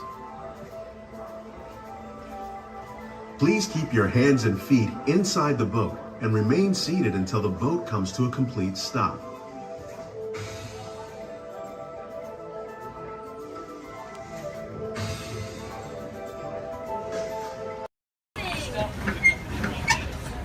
Look up above your heads, you'll see an animal identification guide. It's going to help you spot some of the different species we may see on our safari. We won't see all of them, but we usually have pretty good luck. Hey, Gordon, we have the all-clear twin deck. That means let's go. Job over. My name is Derek. I'll be your driver today through the Harambe Wildlife Reserve. Is everyone having a good day so far? Yes. Great, that's good to hear. Hopefully it gets even better from here. If you have any loose articles like phones or cameras, make sure you hold on to them. If you drop them, I can't stop and get them. Also, if you have a camera, I recommend keeping it out and ready. We can't stop for all the animals we see, and if we do stop for them, they don't always stop for us. It's the best way of getting a clear picture of them. During our entire journey, I do ask everyone, please remain seated at all times. Keep your arms and hands inside the vehicle. This includes children. They can sit on your lap, but they can't stand out or anywhere else, just for everyone's safety. Our first stop here today will be the Little Ituri Forest. It's home to some very shy animals. I like to use the vegetation around them as kind of a natural camouflage. When I see animals, I'll point them out and talk about them. If you see any, there's a spotting guide up above you. I'll help you identify what you're looking at. We won't see everything up there, but hopefully we can see most of them. We're going to start off strong out to the right-hand side. There's some animals up on the hill there with striped legs. They kind of look like zebra, but they're not related to zebra at all. Actually, the only living known relative of giraffe. They're called okapi. They're extremely shy, recluse animals. They're so shy they weren't even discovered by Westerners until 1901. Just like giraffe, they have really long tongues to help them reach their food.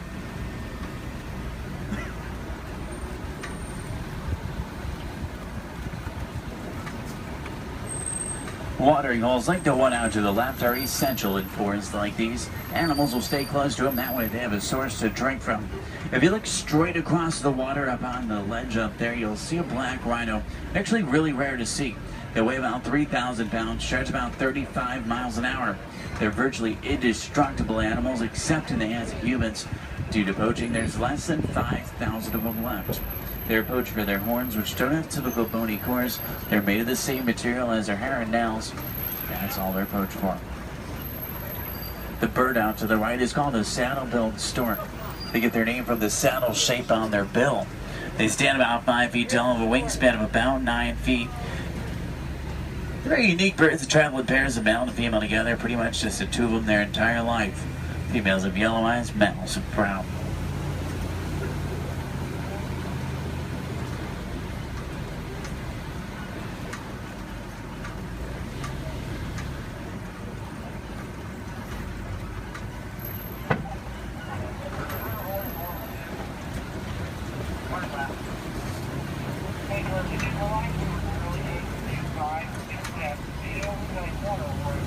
To the left, you'll see some tannish animals. They're called greater kudu. The second largest antelope in Africa. Males have horns, females don't. They're shy nocturnal animals. Next to them are bongo. They're known as the ghosts of the forest because they're so shy and timid. Males and females have very uniquely shaped horns that help them run through the brush without getting tangled. There's even some babies back there. Along the edge of the Ituri forest runs the Sapi River. Sometimes we'll spawn hippos there. Do we have any hippo fans? Awesome. Let's see if we can find any. Hippopotamus means river horse, but they're actually closely related to whales. They weigh about 5,500 pounds, can run about 30 miles an hour. Hippos are nocturnal. At night, they leave the water searching for food. They'll walk up to 6 miles looking for it, and once they find it, they'll consume about 90 pounds of grass each every single night. They can hold their breath for about 8 minutes, and they walk along the ground under the water, which makes it challenging to spot them. You see a blob discoloration or bubbles in the water, it's probably a hippo. Keep in mind, you might not always see them on the surface, but that doesn't always mean they're not there. A group of hippo together is called a bloat. There's 2 in the water out to the right, you can kind of see, and there's quite a bit more in the water out to the left, behind that island there.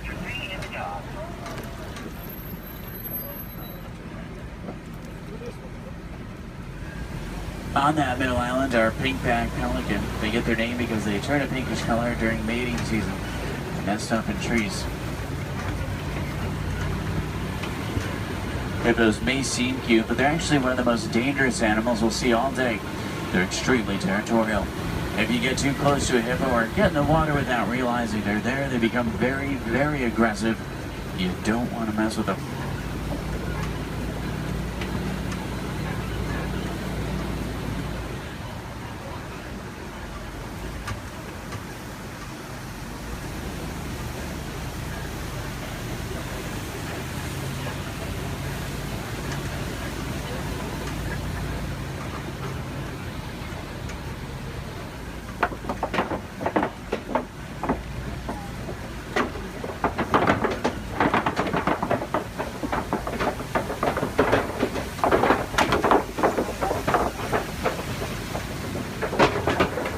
Do we have any favorite animals we're looking for today? Giraffe fans? Maybe a few. There's babies out in the reserve. What about elephants?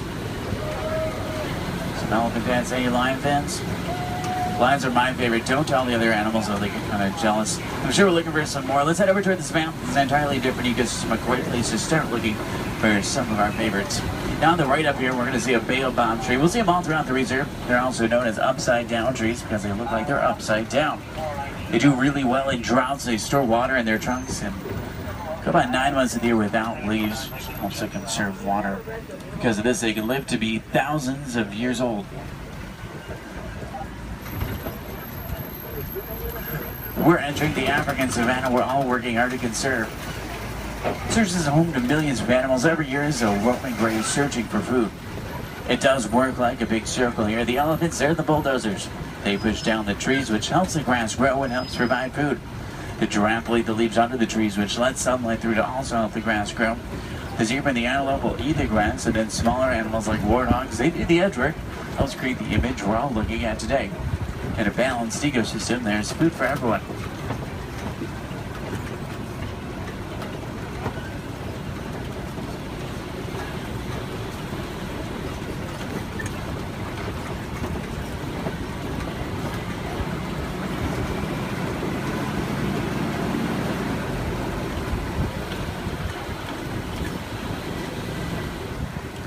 If you look under the big tree out to the left, kind of in the grass there, you'll see painted dogs. They're also known as wild dogs. They're not your typical dog, though. They're actually the most successful hunters in Africa. They're more successful at hunting than the big cats, including lions.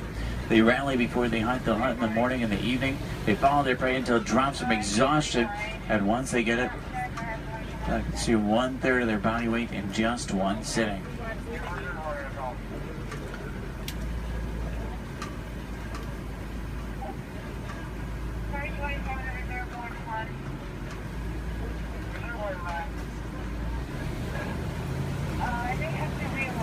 On the left, you'll see Patterson Zealand lying down by the trees back there. They're actually the largest antelope in Africa. They'll stand about 5 feet tall. Their shoulder height can weigh up to about 2,000 pounds. They can jump up to about 8 feet in the air. Both males and females have spiral-shaped horns on their head. The orangish mounds we're passing are called termite mounds. They're hard as concrete. Elephants use them as scratching posts. Once they wear them down a little, antelopes stand on top of them. That way they can see predators like lions approaching. Inside each mound are millions of termites. There's also a series of tunnels and canals that help them to move.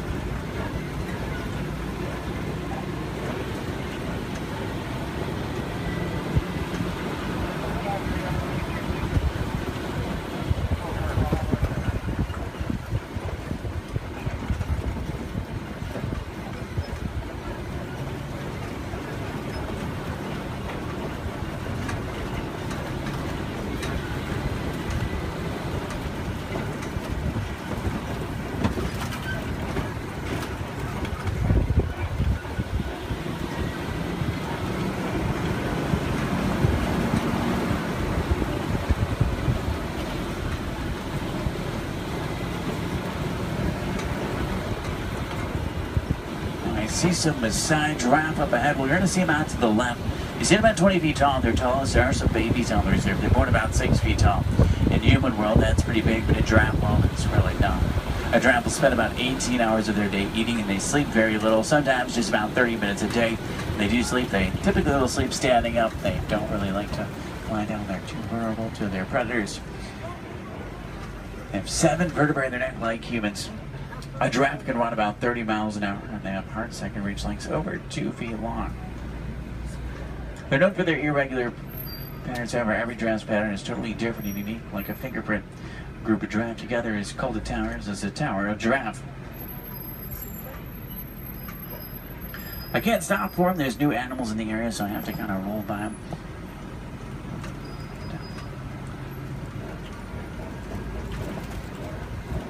I see a lot of down trees up here as well. That's normally a pretty good sign. There's elephants nearby. Elephants are extremely social creatures as well.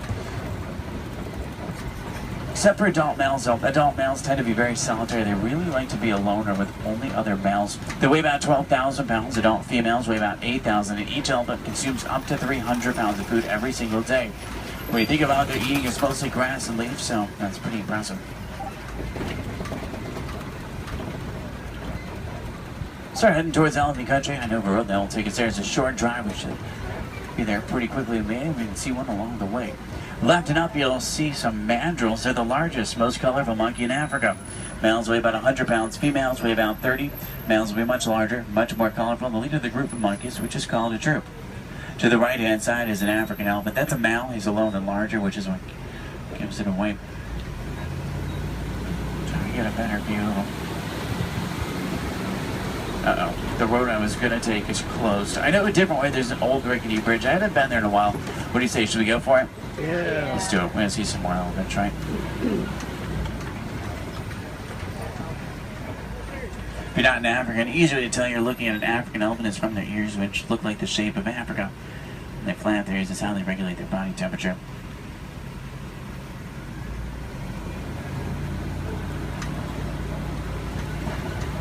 Trying to find some more.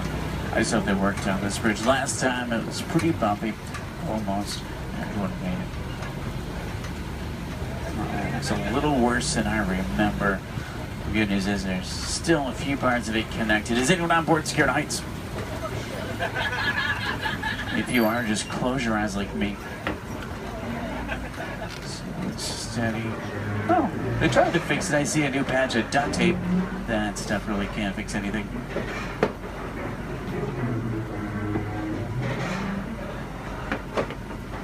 Well, I'm safe. About half of you are. Did everyone make it across with me this time? Yeah. Great, let's try to find some elephants, make it worth the trip. Now you see tusk marks in the clay up here. Elephants will break it off and eat it. It gives them minerals they don't get in their regular diet. It's like a vitamin for them. I think it's pretty cool. For all the moms on board, this fact will be much scarier than average. Female elephants are pregnant for 22 months. I know, that's a long time. Now, young elephants have the second longest childhood to humans, about 15 years. There are young elephants on the reserve. It's really hard to tell how old they are, though. They grow fairly quickly. We're trying to find the best place to see them up ahead. Hopefully we can find some down by the watering hole. I'm still in that area where the new animals are, so I have to keep rolling for the elephants, too. I can't come to a complete stop, but I can slow down quite a bit. So make sure every camera's out and ready so you can get a good picture if you want one. In the meantime, I'm going to try and tune into a local Harambe radio station. I can normally get a pretty strong signal here. That way we can listen to some music while we look for elephants.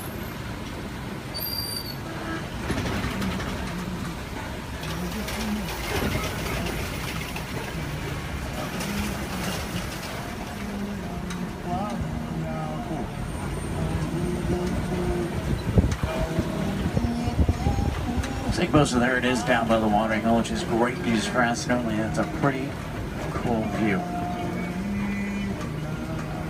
If you see any elephants throwing dirt on their back or rolling in dirt, they can actually get sunburned, and they'll use dirt like a sunblock.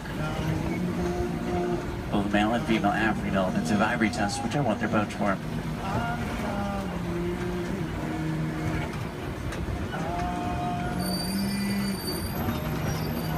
Their trunks might not seem stronger, but they're going to be up to 100,000 muscles in just their trunk. It's actually really powerful.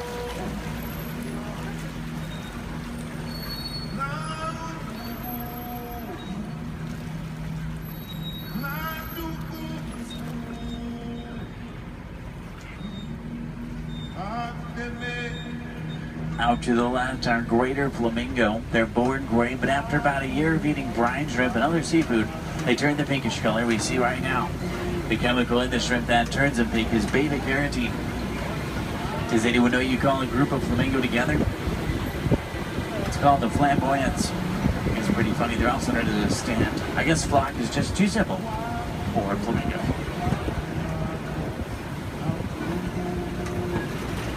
Now, I see white rhino markings up ahead here. White rhinos are bigger than black rhino. They weigh about 5,000 pounds compared to 3,000. They're not named after their color. Both white and black rhinos are both actually gray. They're named after the shape of their mouth and their size. Their mouths are wider. They get their name after the African word bite, which means wide, but it's translated into white. Let's see if we can find any up ahead. Looks like they might be moving around a little bit. In the meantime, out to the left, we do see some zebra. A zebra's skin mirrors the pattern of their fur. Their hind leg is so strong that with one kick it could break a lion's jaw. Zebra are also blind runners, which means if they get scared or spooked and start running, they can't see. They'll run in any direction and hope there's nothing in front of them. The little brown animals out to the left are called bontebok. They're related to wildebeest. At one point, there was only about 17 total bontebok left. They were put on reserves and safe farms. Now they're doing much better. They're poached for their coat, which has a very unique coloring to it. They're extremely gentle animals.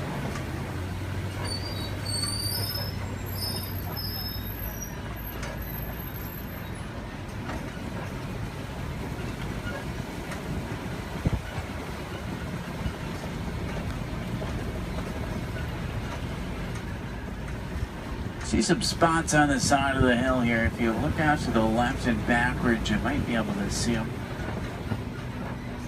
It's kind of a tough angle. There's some up ahead as well. These are a little bit easier to see. These are Cheetah. Cheetah run an average speed of 60 miles an hour. Their daytime hunters have phenomenal vision. It takes them about 3 seconds to reach that 60-mile-an-hour mark. Once they hit it, they can only run it for a short distance. If you look out to the left, you'll see them lying down. It's really hard to see them. They blend in well with the sun and shade combination. Does anyone see them over there? They're kind of, if you look out to the left and then to the right a little bit, you'll see them into the bushes. They're in this direction, this way. Can you see them? I know, they're really hard to see. They're camouflage. They're not powerful animals, they're speedy animals. If they come across an animal that is powerful, like a lion, they'll turn around and run the other way. Speaking of lions, I see a Kobe rock formation up ahead, which is a good place to look for them. Lions are inactive about 20 hours of the day. It doesn't necessarily mean they sleep all day, it just means they really like to lay around a lot. You can hear lions roar for up to 5 miles. Females, they're the hunters. Males typically stay back and protect the pride. At night, a lion's vision is 6 times stronger than a human and helps them hunt. They're rabid hunters, so they hunt what they see moving. If there's something standing still, they may not even notice it. In Swahili, lion is Simba. I know, what a coincidence. If there's any wilderness explorers on board, you're on the Simba 1. That's SIMBA1, page 13 of your handbook, Simba 1. There's a crash of rhinos out to the right. You can get a pretty cool view of them. There's even some babies. The babies stay pretty close to mom.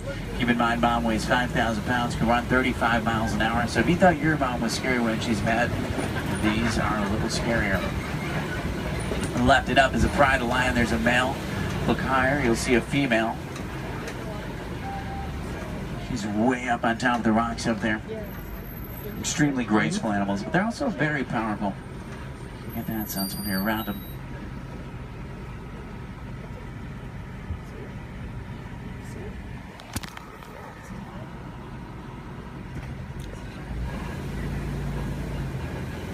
I see some burrows up ahead. Warthogs live in burrows that they typically take over from other animals and make their own. Sleep with their tusks out to protect themselves. The males do actually have warts in the side of their head, so it's not as literal as it sounds. They may seem harmless, but they can run 35 miles an hour, and their tusks are razor sharp, so you don't want to get in their way. On the left and down again up here, we're going to see some ostrich eggs in the dirt. Ostrich eggs are the largest eggs in the world. Each one will weigh around 3 pounds. You can stand on one of them and it wouldn't even crack.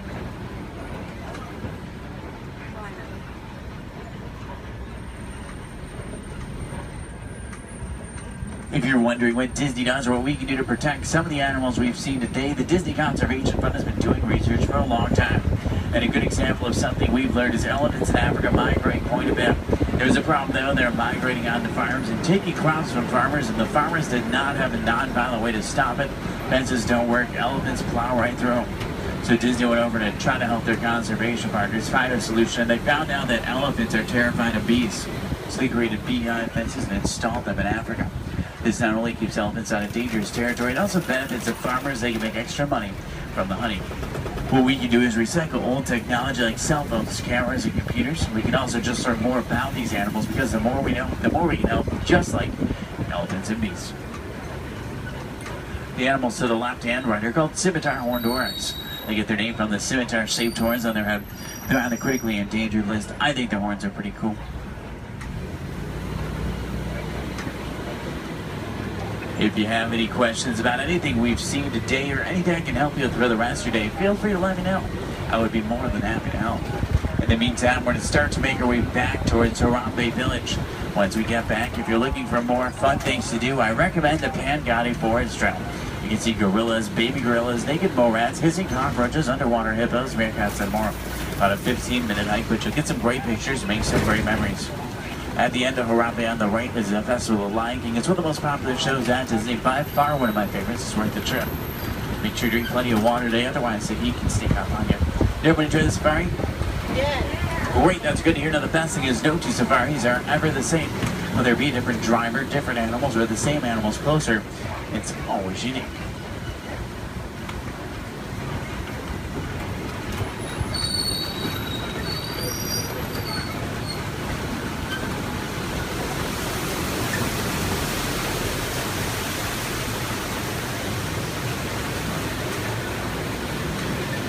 Here we say Asante Sana, say thank you so Asante Sana for joining me today. It's been a pleasure having you. If you enjoyed it, my name is Derek. If you didn't, names really aren't that important. Hopefully you did, though. I think we saw some pretty cool animals. I'm glad we got to see some of their favorites. If you're looking for tigers today, check out Asia. Sometimes we'll spot them on the Maharaja Trail. If you're looking for crocodiles, head over to Disneyland. You may be able to spot them there. The American crocodile. Sometimes you'll see them there.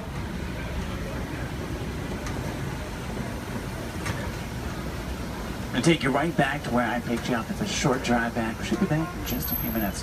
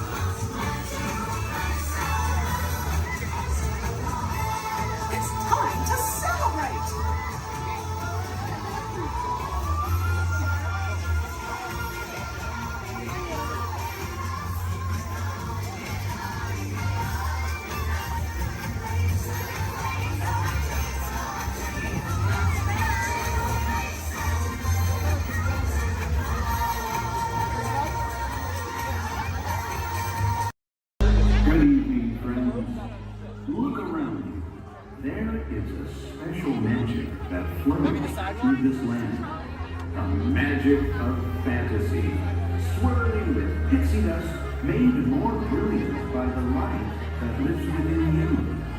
It inspires us to wish upon stars, follow our hearts, and find our happily ever afters.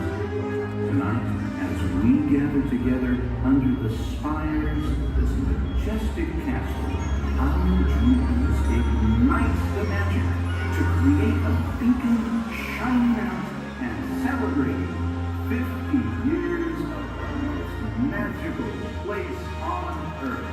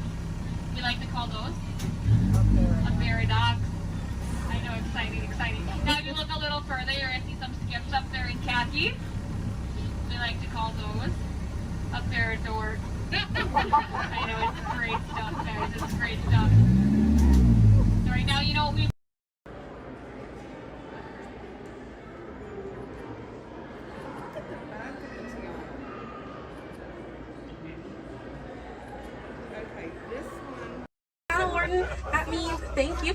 Another word that we say here on the reserve is Twin Day, and Twin Day means let's go. Jumbo everyone, my name is Selena. I'm going to be your safari guide here today. Before we get out on the reserve, I do have a few safety reminders. Please make sure that we keep our hands, arms, feet, and legs inside the vehicle at all times so that we remain fully seated throughout our entire journey today. Now, if you take a look above your head, we have an animal spotting guide. You can use that guide to help me spot some animals out here on the reserve. I can't promise that we're going to see all of them, but I usually have some pretty good luck. Now, we're going to be heading into the Little Aturi Forest here first. And this area is home to animals that tend to be shy. They like to use camouflage to blend in with their environments, but we're going to see what we can find today. And already see, looks like we're going to see that saddle-billed stork. They're high up on that left-hand side of the road there. And the saddle-billed stork gets its name after the little yellow patch that's on its beak. It's shaped like a saddle. Those birds are 5 feet tall and have a wingspan of 9 feet, about the same width of the canopy that's above your head. Now on that right-hand side there, we have the okapi. And the okapi have stripes on their legs that make them look like they're related to the zebra, but they're not. They're actually related to the giraffe. They have long, prehensile tongues that they use to grab vegetation. Their tongues are so long and touch their eyeballs and clean their ears. As we're looping around here, you can see we have some greater kudu way up there, as well as the bongo. Now, the bongos are going to have that deep, almost penny color coat to them, with those antlers over there, and then the greater kudu, the tan colored coat right there. Now, the bongos are known as the ghosts of the forest because of how rare they are to spot in the wild. And their antlers, they angle backwards, and that's to help them get through thick vegetation and underbrush very quickly. Now, the greater kudu that we see right there, the greater kudu are one of the tallest antelopes in Africa, or the second tallest antelope here on the reserve. They stand at 55 inches tall at their shoulder, and they can leap about 8 feet forward. Now, coming up here on the left-hand side, we're going to see the black rhino.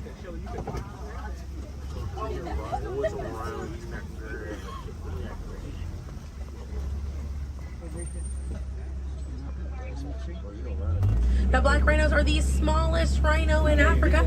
They weigh about 3,000 pounds.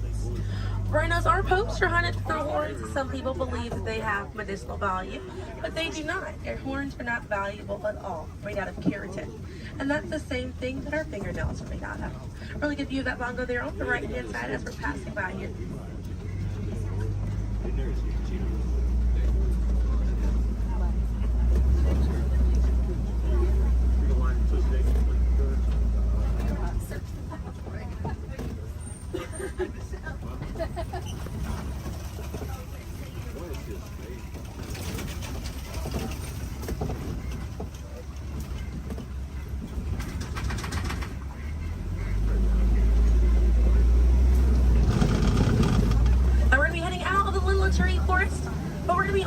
The Safi River, and animals in this area like to hang out in and around the water.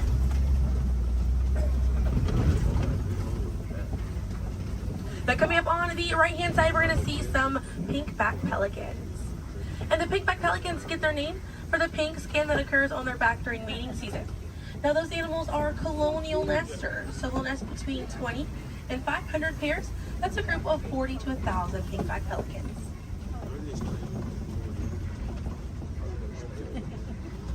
A view of the Savi River coming up on the left, and we have some Nile hippopotamuses.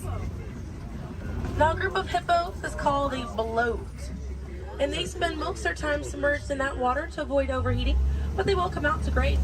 And they can stay submerged in that water up to 8 minutes at a time.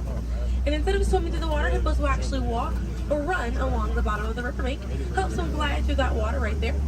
One of the ways you can help out your waterways is by checking your sunscreen to see if it's reef safe. Another way is just being aware of how much water that you use and trying to conserve as much as possible.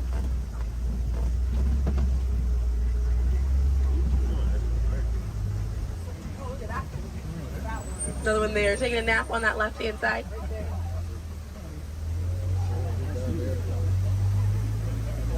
Now, coming up on the left, we're going to see the Nile crocodiles.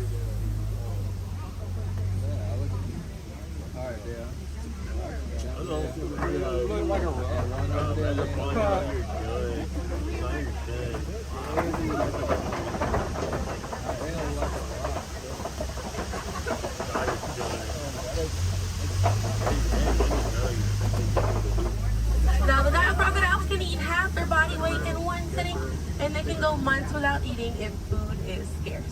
Now, mother and father crocodiles are great parents, and they'll gently roll their eggs in their mouth. It softens up their shell, and it makes it easier for their babies to hatch. But we're going to be heading into the savannah now, and the savannah hosts millions of migrating animals every year. And it's home to Africa's most well-known animals, such as zebras and giraffes. I'm hoping that we'll be able to spot some today, but as we're getting out here, we have a pretty good chance to identify some animals with that animal spotting guide. We have lots of wide open spaces. So already see, looks like I can see the elands are out there. Wondering what other animals. I'm hoping it'll be a pretty busy day out there.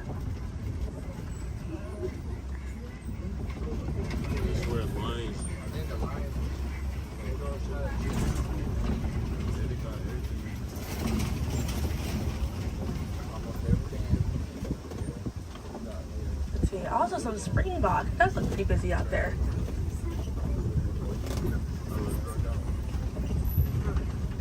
So we're still looking around here. Keep an eye on the right. They're going to be past this kind of rocky area. It's a herd of wildebeest way back there in that pathway. And the name wildebeest means wild beast in Afrikaans. And they'll travel in groups of 1.5 million, and they'll go about 500 to 1,000 miles every year. That's roughly the distance between here and New York. And during a wildebeest great migration, they can kick up so much dust that their dust cloud can sometimes be seen from space. Now, wildebeest are very impressive animals. They're able to run about 15 minutes after they're born. But this group of trees there on the right-hand side, they're all kind of pruned underneath to the same height, and that's about as far as those giraffes can reach. Like the vegetation on these trees all around this area here. Now that's going to be the Maasai giraffe, and the Maasai giraffes have an irregular coat pattern. They don't have those clean lines around their spots like the reticulated giraffe that's on your animal spotting guide does.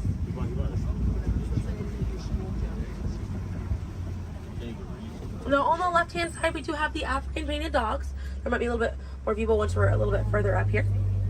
Now, African painted dogs get their name after their fur pattern. It kind of looks like they have paint on them. It's unique to each animal, and that's how they identify each other.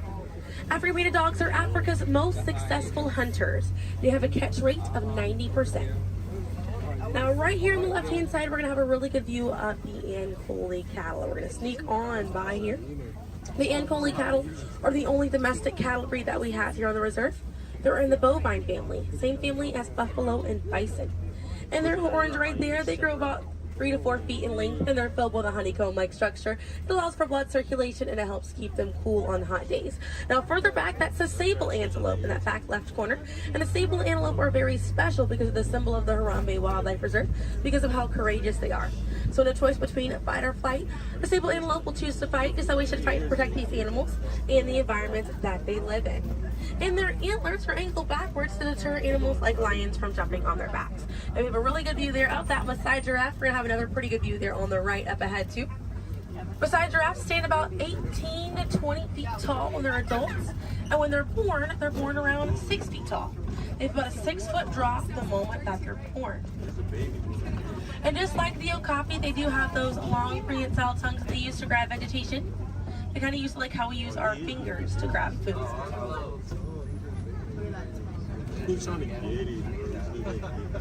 Really good view of them right there. They're actually the same number of neck bones or vertebrae in their neck as we do in ours. Theirs is just bigger.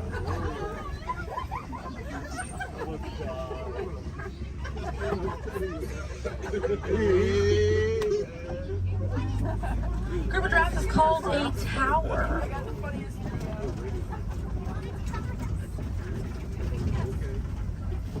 Now we're going to see on the left-hand side we have the elands.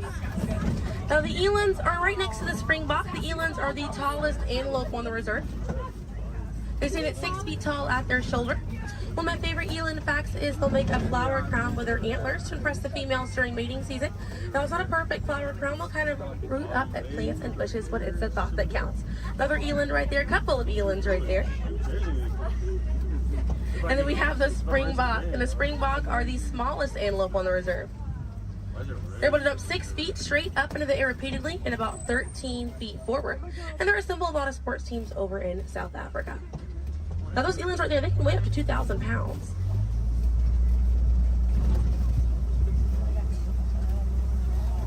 Another view of that Maasai giraffe right there.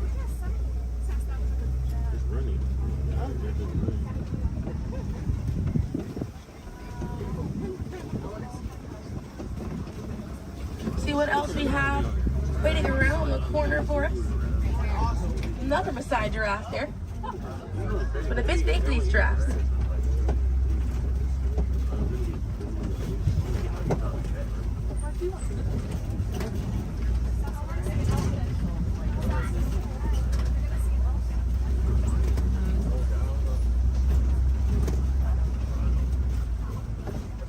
We're going to see the African elephant up here. It's going to be on the right-hand side of the truck.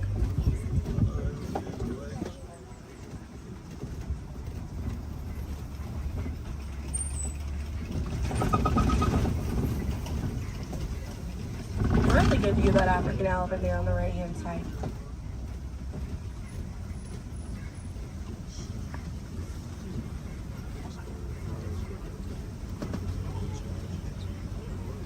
And on the left we have the mandrill. That's the male mandrill on the left. Lots to look at right here. Male mandrills weigh about 100 pounds. Females grow up to 30 pounds. And they can bare their teeth at each other as a sign of aggression, but they usually don't. They usually do it as a friendly gesture. So it's kind of like the mandrills are smiling at each other. Now we can see that elephant back there. And elephants are social creatures. That's going to be the African elephant. The females and their young will hang out in large groups together, and the males will form a loose bachelor group, or sometimes they will kind of hang out on their own, depending on their mood. And the way that African elephants stay cool is by flapping their ears. It runs air over the blood vessels that are dispersed all throughout their ears, and it helps bring their body temperature down.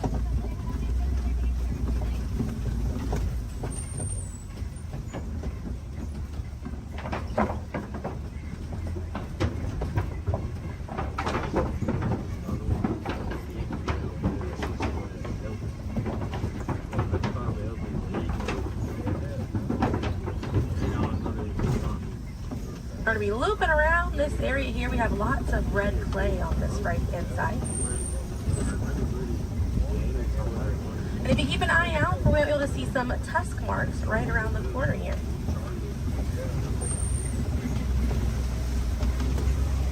So those tusk marks on the right were caused by African elephants. And they'll scrape up against that clay and they'll eat it. More elephants there on the left hand side. And they eat it because it contains the minerals that they need, sort of like how we take vitamins.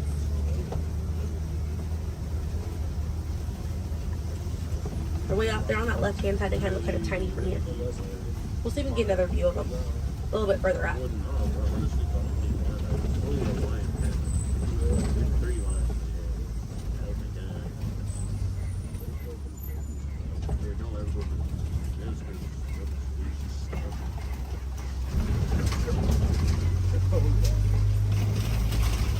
So on the right hand side, we're going to pass by a couple of trees. There's one on the left by those elephants as well.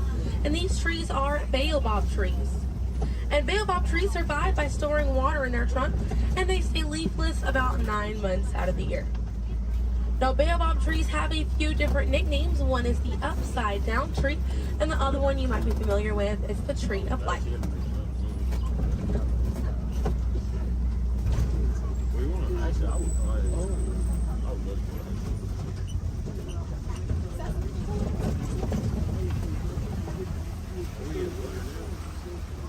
And we're coming up here on a group of flamingos. Group of flamingos is called a flamboyant. So here we have that flamboyant of flamingos. Now this particular species is the greater flamingo species, and they're the lightest colored flamingo in their family. They get their color from the brine shrimp that they eat, and over time it turns their feathers pink. It takes about 1 to 2 years to get that full pink coloring right there. When they're born all gray and fluffy.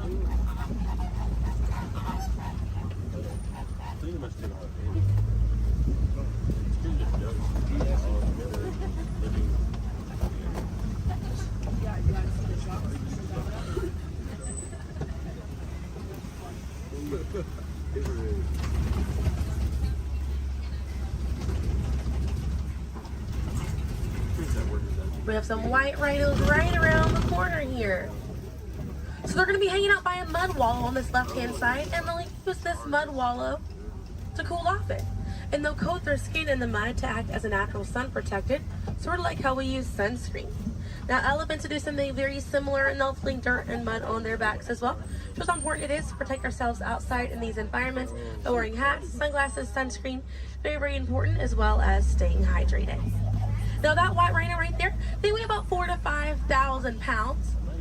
Group of rhinos is called a crash, and they can run at 35 miles an hour. Now on the right hand side, those are some ostriches way back there. Ostriches are the largest bird. They have wings, but they do not fly. They use those wings for balance and to help them change direction. Comes in handy because ostriches can hit speeds up to 40 miles an hour.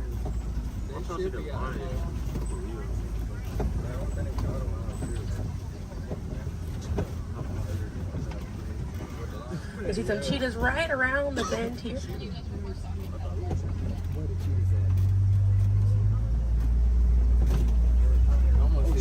That's a good view of that cheetah here on the left. Now cheetahs are the fastest land animal. They run a little over 60 miles an hour. And they have 2 black lines on their face. Those black lines are called tear marks. And they help reflect the sun. Benefits cheetahs because cheetahs are daytime hunters. Now, cheetahs do not roar. Instead of roaring, they'll meow and they'll purr. And their claws are not retractable, so they're out all the time. Now we're coming up here on some Kopi rocks. And Kopi rocks are rocks that jut out from the savannah. And a lot of times animals like lions will use these Kopi rocks as a vantage point to kind of scope out their territory and their prey. Really beautiful view of that male lion right there. Now at full volume, their roar can be heard up to 5 miles away. And they can sleep about 16 to 20 hours a day. Really impressive view of them posing right there. Now, female lions will do most of the hunting for the group, and the male lions will stay back and kind of guard the territory and guard their cubs. And the Swahili word for lion you're probably already familiar with. The way that you say lion in Swahili is Simba. And we're going to see some more ostriches.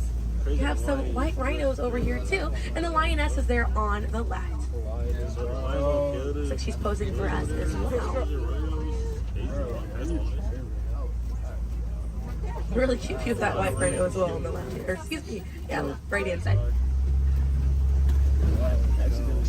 That's all they have. I think that's what they have like round rocks, and they can't even get it. They really try. Not really. I can see some warthogs right around the corner because it wouldn't be a safari without them. Beautiful them over here. Warthogs are in the same family as domestic pigs. They're really intelligent animals and are the largest burrowing animal as well. And oftentimes they'll reuse burrows made by other animals and they'll back themselves into it with their tusks facing out for protection. They're pretty fast. They can also run at 35 miles an hour. They're kind of rooting up over there. And they also have a mud wall that they use to cool off and to coat their skin in it to get some relief from bugs and insects. We also have a really good view of these white rhinos again on that right hand side. Now wait till the difference between a white rhino and a black rhino because they're both the same color. So the shape of their mouth. White rhinos have a wide mouth and black rhinos have a V-shaped or pointed mouth. Original word for white rhino was vite. Vite means wide in Afrikaans, but over time it was misheard and mispronounced and it turns into the white rhino. I have a few of those warthogs as we're passing by on the left-hand side, but on the right we're going to see some ostrich eggs in that tall grassy area. And each one of those eggs right there weigh 3 pounds, and it's the equivalent of 2 dozen chicken eggs. Now those shells are so strong that the average man can stand on them and they will not break.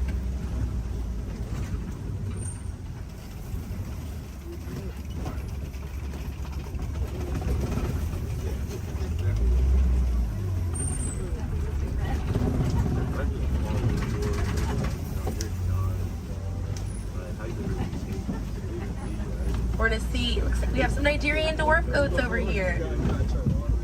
And these goats are used for their dairy products, such as milk and cheese. So they take up a lot less land than cattle, so they're easier on the environment, and they're very cute. Now their milk is considered high value, so selling that milk helps take away the need to rely on wildlife. Now if you do want to see some more goats today, you can head over to Rafiki's Planet Watch. They have a petting zoo area, an animators area, and a kind of behind the scenes look at Disney's Animal Kingdom. Very, very cool. Definitely check it out if you have the time. They have a conservation station over there, and inside that they do have an animal hospital as well. Pretty cool. It's going to be a train right away through the Wildlife Express. Those trains are going to start running at 9:30. The last train leaves at 4:30 today. The petting zoo is going to close at 5 o'clock once you're over there, and the animators experience is going to close at 4:45. But we got to see a lot of really cool animals today. If you'd like to learn some more information, you can check out DisneyAnimals.com, or National Geographic is a really good resource. Some ways to help out these animals at home include volunteering at your local nature center, or a conservation organization, or even joining a local beach or river cleanup. Some more simple ways to help out at home include turning off the water while you brush your teeth, or using reusable water bottles instead of disposable ones. Now, those small changes really add up to make a big difference. And on behalf of Kilimanjaro Safaris, my name is Selena. I'm from Pensacola, Florida, and it was an honor to be your safari guide here today. I hope that you were able to see the importance of these animals and the environment that they live in. Now here in the reserve, we don't like to say goodbye because goodbyes are far too sad and far too final. So I will leave you with the Swahili word, kwaherini. And kwaherini means to go well, with the intentions of seeing each other again one day. So kwaherini, my friends. Another word that we say here on the reserve is asante sana. And again, that means thank you. So thank you for joining me here at Kilimanjaro Safaris. I'll be dropping you off right around the bend here, right where I picked you up, so we still have a bit more of a journey together.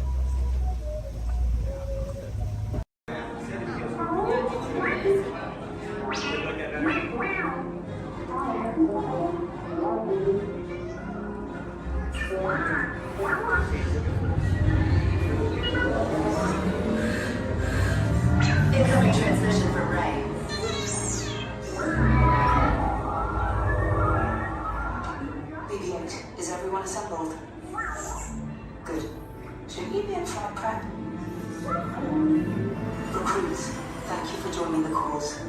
A covert resistance team led by my friend Finn has infiltrated a First Order Star Destroyer that is now headed to this system.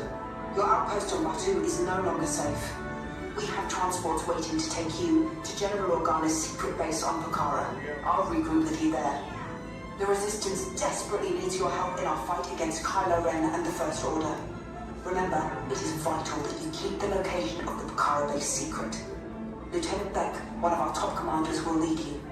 Affirmative. Transport is ready. Line up and I shall personally see them delivered. Thank you, Lieutenant.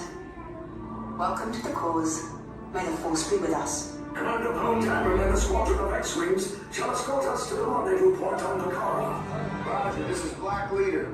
I hear you're a fine-looking group of recruits. Well, no time to waste. Let's get you on your way to the General.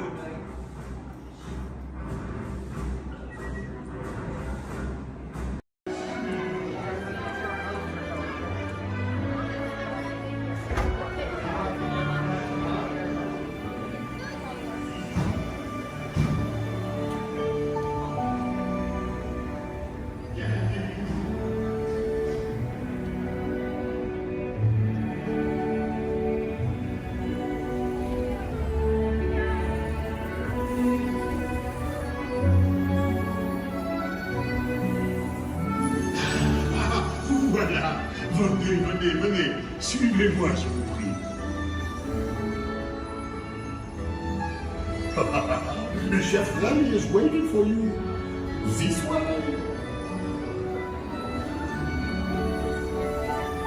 Qu'attendez-vous?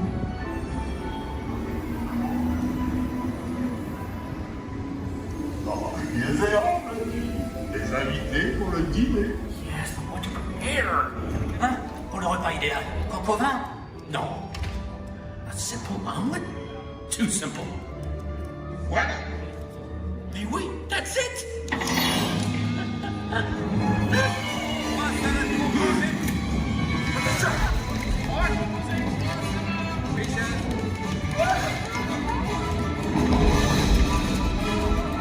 Poussez-vous de là!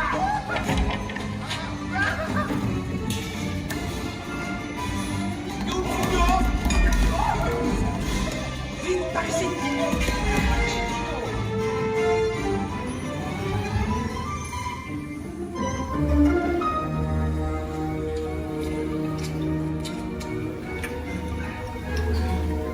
Cette nourriture est pour nos invités, pas pour vous. Hey guys, the food is for them, not you. Ew!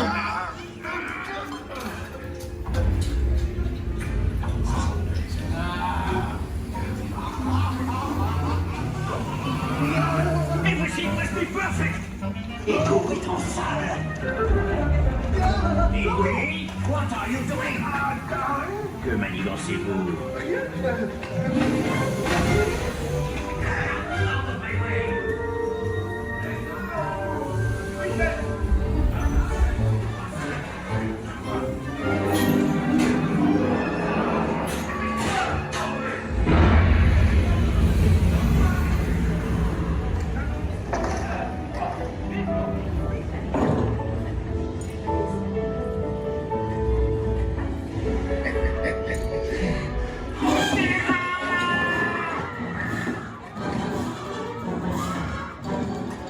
Dépêchez-vous! Par ici! Go! Go!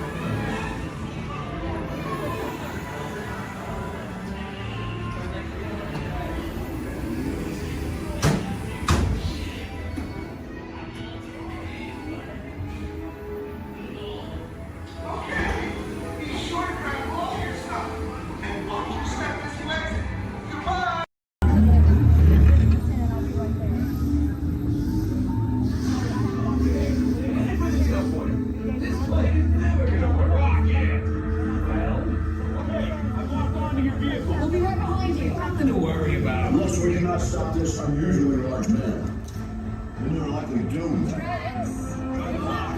You're gonna need it.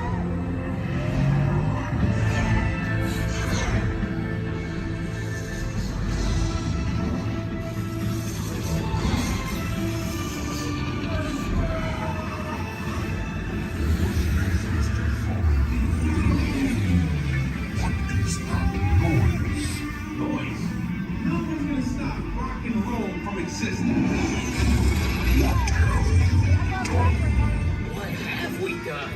I think we're jumping back. All the way. Oh, crud. We've got the big bang. Let's see here. Gotta get that generator. It's the only way back. We got the generator. Oh, yeah? See about that. Rocket down.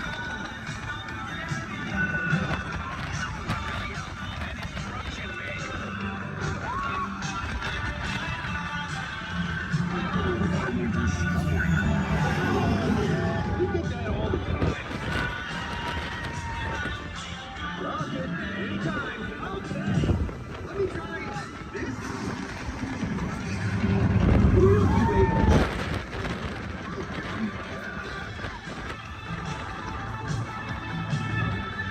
Well, we're here. It's about time. Of course it's about time.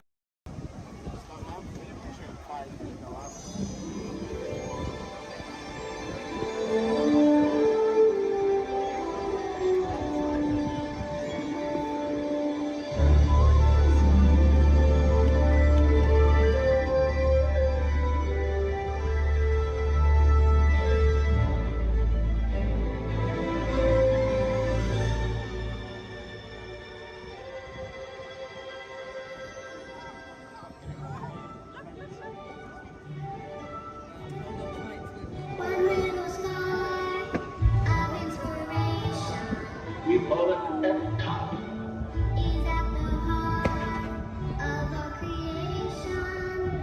EPCOT. Experimental, prototype, community of tomorrow.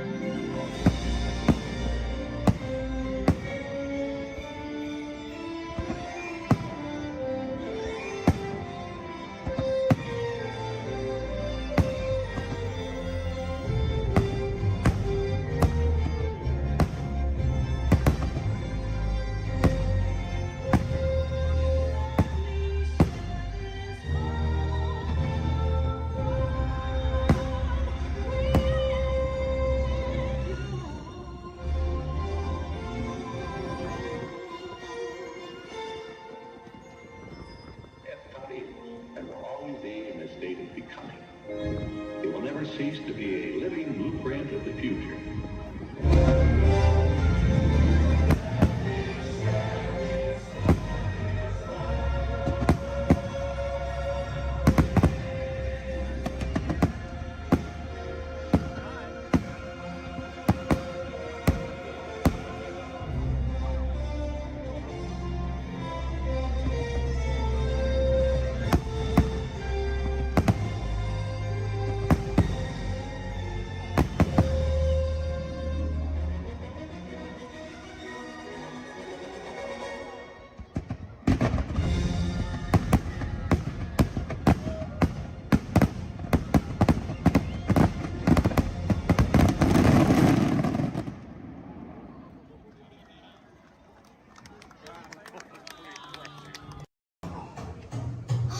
Where is it? I know I left it around here somewhere. Mom! Have you seen my cowboy belt buckle? I can't find it. Never mind. Yeehaw! It's rodeo time. Well done, cowboy.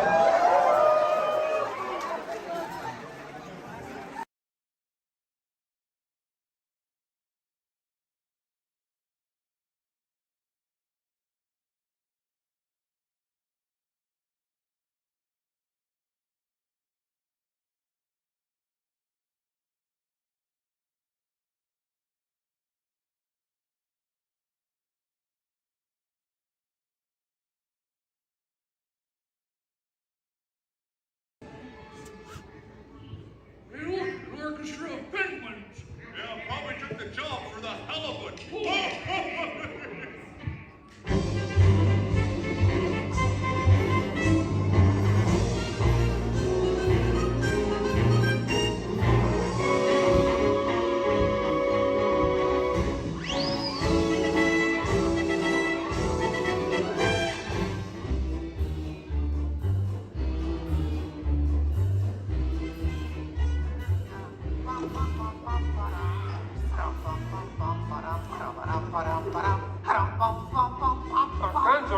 Gonzo? Oh, sorry, boss. Hi-ho, Kermit the Frog here, and welcome to Muppet Vision 3D. Now, let me show you around our research center. See, here in this modern high-tech facility...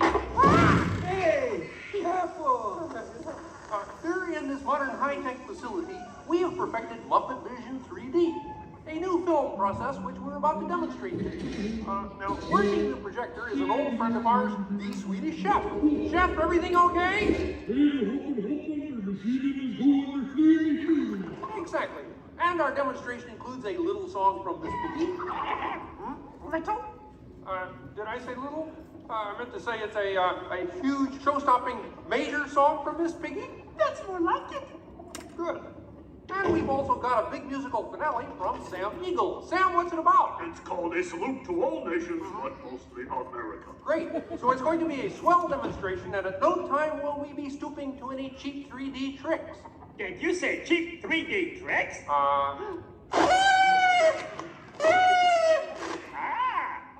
And here's something I wanted to spring on you.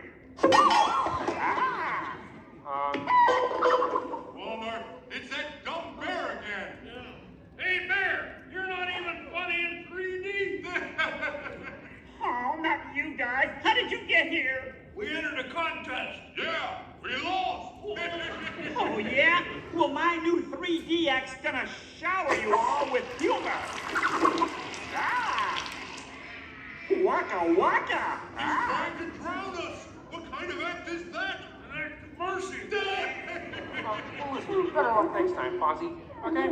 And now, if you'll come this way, I can show you our secret laboratory. You see, we invited distinguished scientists from all over the world to come and work here. Unfortunately, none of them showed up. So instead, I'd like to introduce you to the guys who invented Muppet Vision, and they can show you some of their... right now, I'd like to turn you over to Dr. Bunsen Honeydew and his assistant, Beaker. Well, thank you, Mr. Kermit. Today, let's look at the advancements we've been working on for Muppet Vision. Beaker, would you turn on the machine?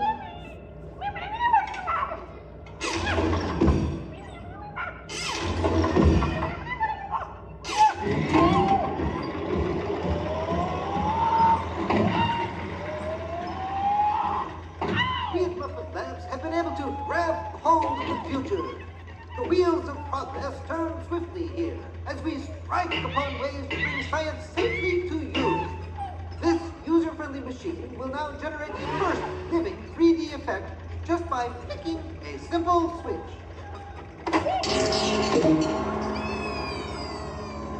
I'm Waldo, the spirit of 3D. Thank you. Here. Ooh, cute outfit. What's this? Don't you just hate it when your nose runs? You know, all these other people think I'm talking to them, but I'm really just talking to you. Well, I think that would be just about enough of Waldo, Beaker. You may deactivate. What? What are you? Watch it. Oh dear, he won't deactivate. Ladies and gentlemen, there's nothing to worry about, but please keep your heads down. I'm bouncing on people's heads. Beaker, activate the inflatomatic. The what? You? Hurry, Beaker, hurry. Great. Now I can start my own football team. Beaker, we'll have to try the vacuum muppet. Yes.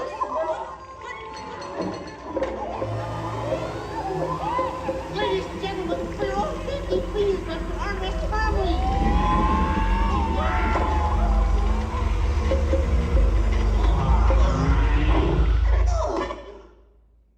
Hey, I'm free!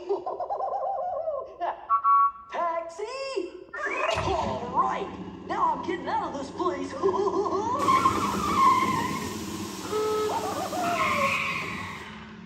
This way, folks.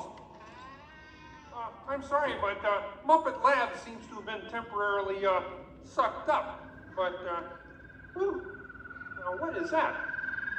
Hey, Kermit, see, it's my new remote control banana cream pie. Hey, Kermit, watch this. What?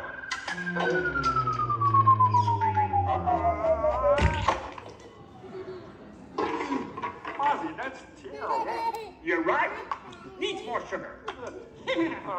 And now, ladies and gentlemen, for the first musical portion of our demonstration, we have Miss Piggy in a wonderful 3D number.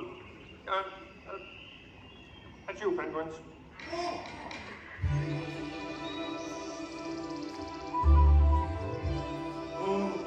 Doesn't it look beautiful? Yeah, too bad they're gonna spoil it with a pig. La la la la la la. Oh, sun shining bright above you. Soft breezes seem to whisper, I love you. Birds singing in the sycamore tree.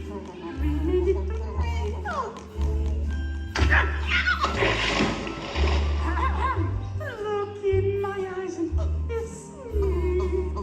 Just hold me tight and tell me you miss me. While I'm alone and blue as can be. Dream a little dream of me. No troubles as life bubbles on, dear. Still craving a kiss. All right, that's it. Knock it off, penguin. Oh, but it was going so well. I will not work with the rabbit. But I was just doing 3D. Guess I won't be needing this. What's that? It was for the big water skiing finale. What?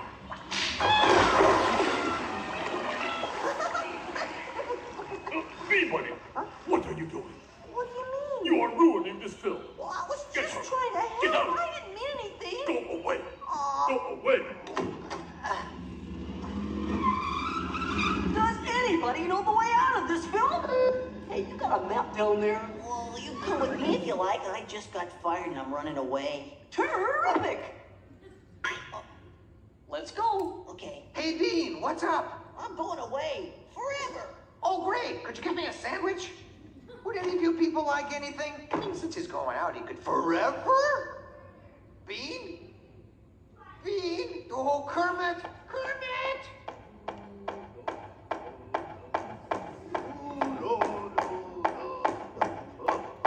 Hey, sweeter, that's a great effect. Hey, Fuzzy, Kermit! What is it? Bean Bunny ran away! Oh, no. Yeah, Sir Ricketts. We gotta find him. All right, everybody spread out and look for Bean. Right. I'll go this way. Ladies and gentlemen, we'll continue the show in just a moment, but in the meantime, if you see a rabbit, holler. Bean. Bean? Oh, Bean. Bunny! Bean. Where are you? Bean. Bean.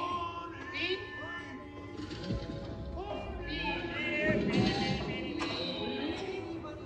Bunny! Hey, what's all the commotion about? Bunny ran away. Well, you know what that makes him? Smarter than us. Anybody seen a bunny? I don't see a bunny. Where? Where? Oh, nothing up there but a bunny. A bunny? Bean! Hi, sweetie. Hey, Kermit, look! What? Bean, what are you doing out there? I'm running away. Nobody would let me help in the movie. Oh. This is a very moving moment. Yeah, I wish they'd move it to Pittsburgh. Hey, Bean! What are we doing sticking around here? Let's burn rubber! He's Walt, my 3D friend, and we're both leaving the movie. Right. Look at Bean. If you leave, you'll miss all the fireworks. Right, yeah! Fireworks? Ooh. Okay, I'll stay, but I want to help. Gee, is there anything Bean can do in the final number? Oh gosh, maybe Bean could set off the fireworks. That sounds great. Yeah, and I'll stay and help. I love fireworks. Well, okay. Sam, are you about ready? Yes, it's a glorious 3-hour finale. You got a minute and a half. Okay, everybody, get ready. Ladies and gentlemen, the Muppets proudly present the final demonstration of Muppet Vision 3D.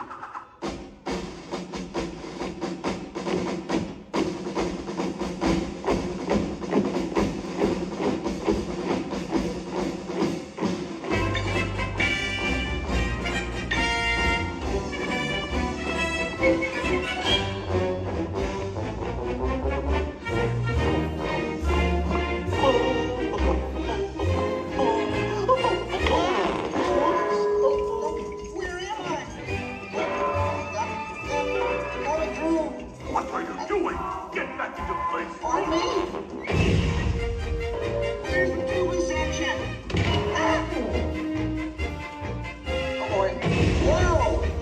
Is it over yet?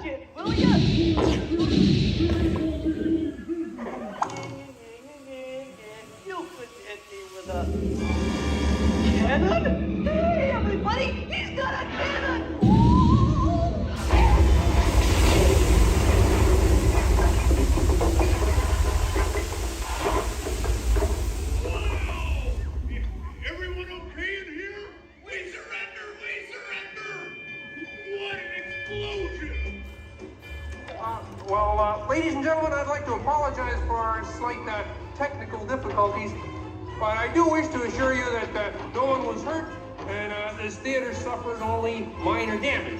So thank you very much for coming to see this demonstration of Muppet Vision technology, and enjoy the rest of your stay, and come see us again sometime.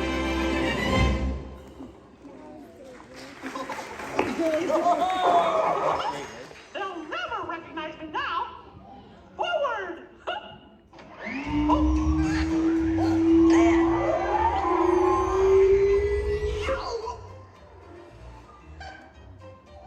Cute ending. Well, what do you think? We have time to go to the bathroom before the next show? We can't, you old fool. We're bolted to the seats. On behalf of Kermit and the gang, thank you for joining us. Now please gather your personal belongings and walk a walk. Uncle says the doors to your right.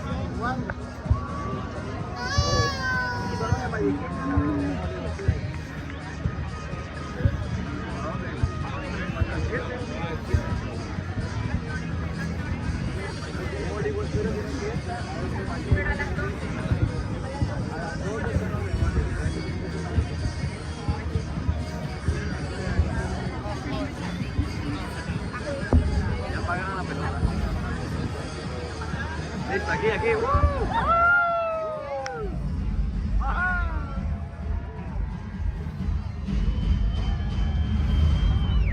Welcome everyone to our New Year's Eve sparkling celebration. As we await the holiday midnight here in the United States, Canada, and Mexico, we should note that many of our World Showcase friends are already greeted the New Year. 2025 reached the country of Japan, and 1 hour later, China celebrated the New Year. Let's celebrate with them now. 皆様、新年明けましておめでとうございます。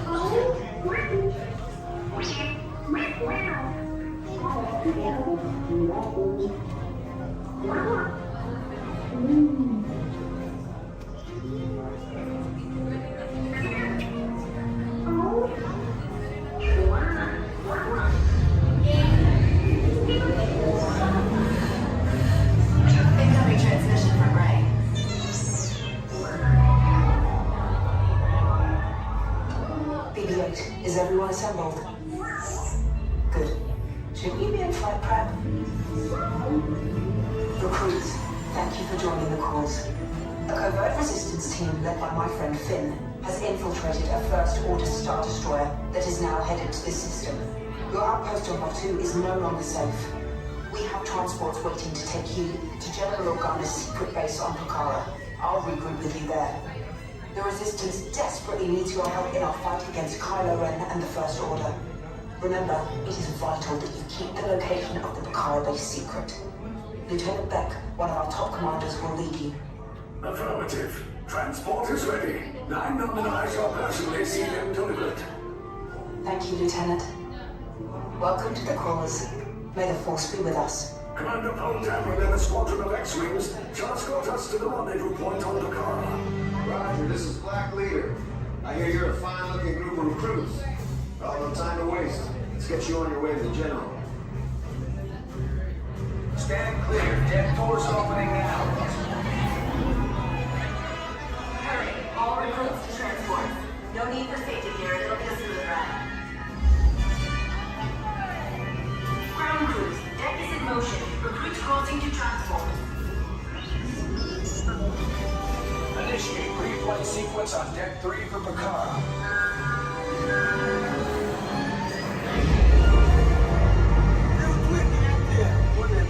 Affirmative. Deck 3, you are clear for launch.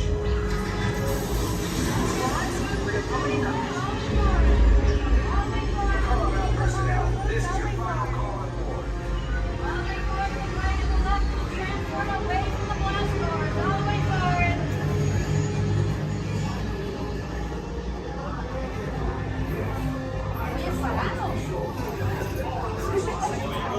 Transport is away in 30 seconds.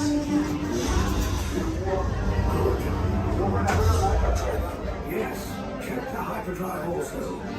Transport take off in 20 seconds. Good. Airspeed sensor. Thank you, Nina. Black Leader, are you and your team ready? Affirmative. Engines are on. Red 2, blue 5, reporting. Red 2, check. Blue 5 standing by. Engage propulsors and hold on, recruits. More ships. Launch.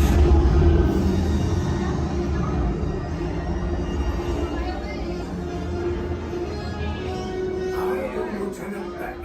As you heard from Ray, I have been tasked with getting you to Pucara.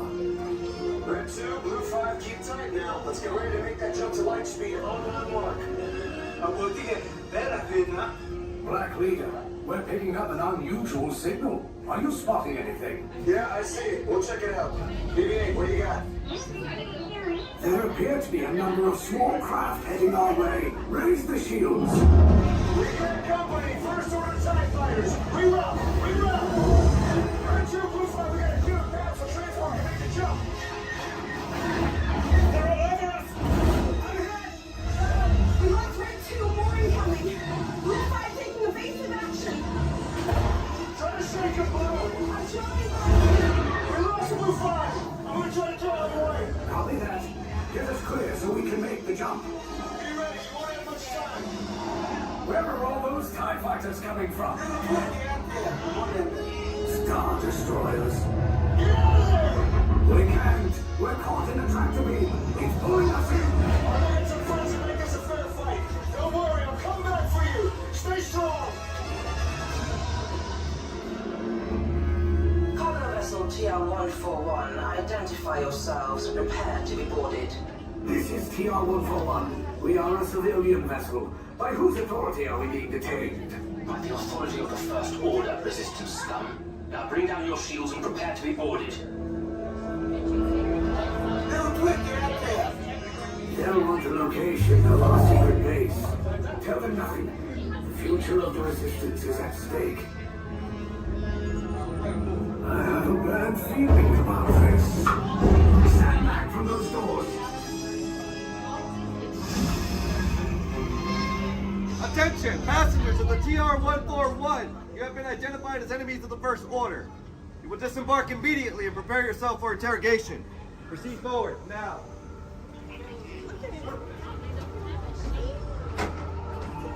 Down that hallway to your right for interrogation. Keep your...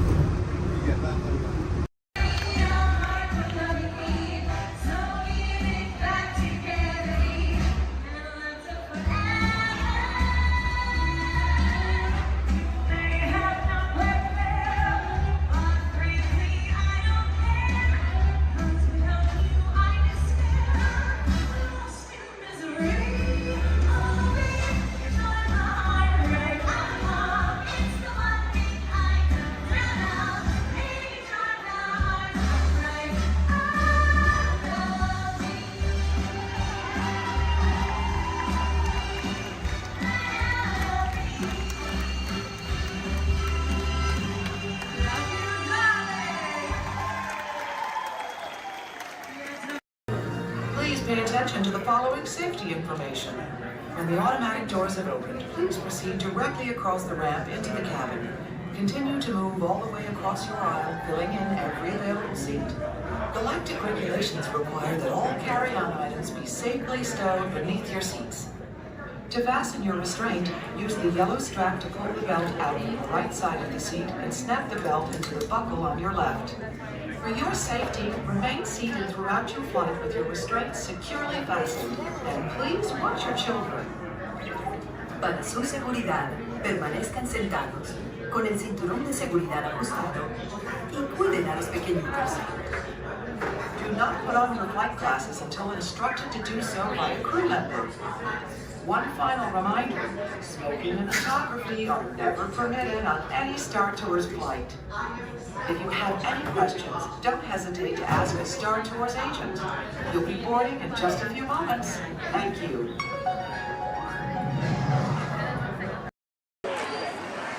Disneyland Limited, now arriving from a trip around Walt Disney's Magic Kingdom. Passengers will stand by to board.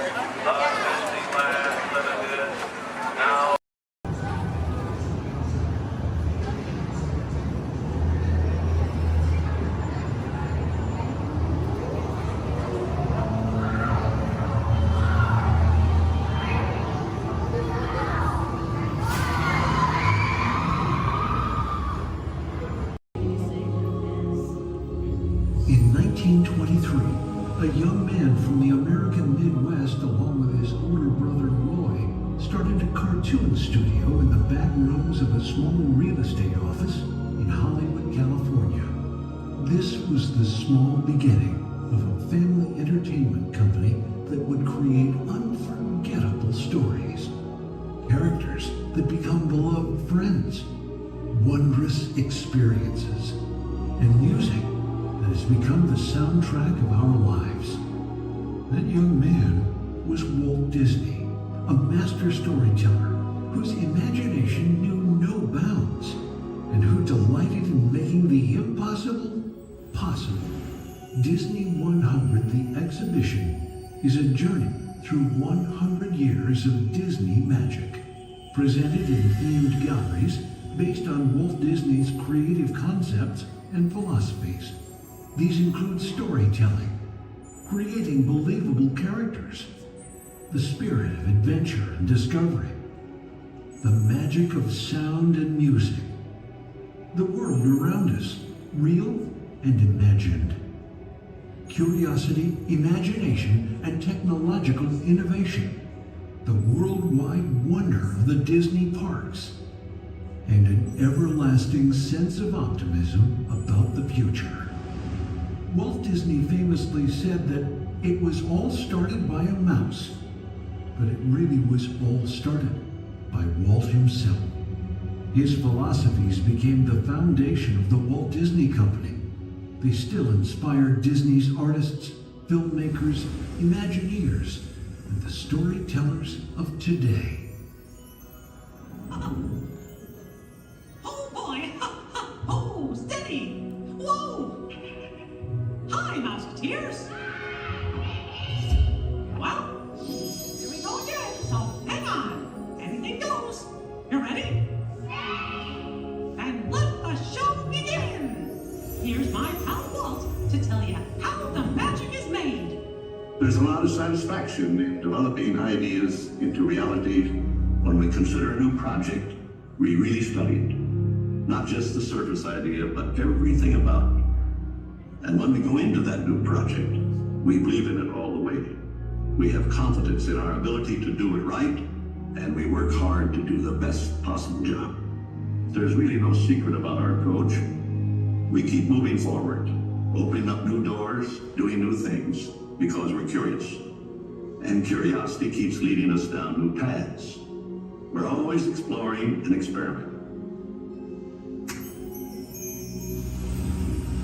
Everybody ready? Then on with the show!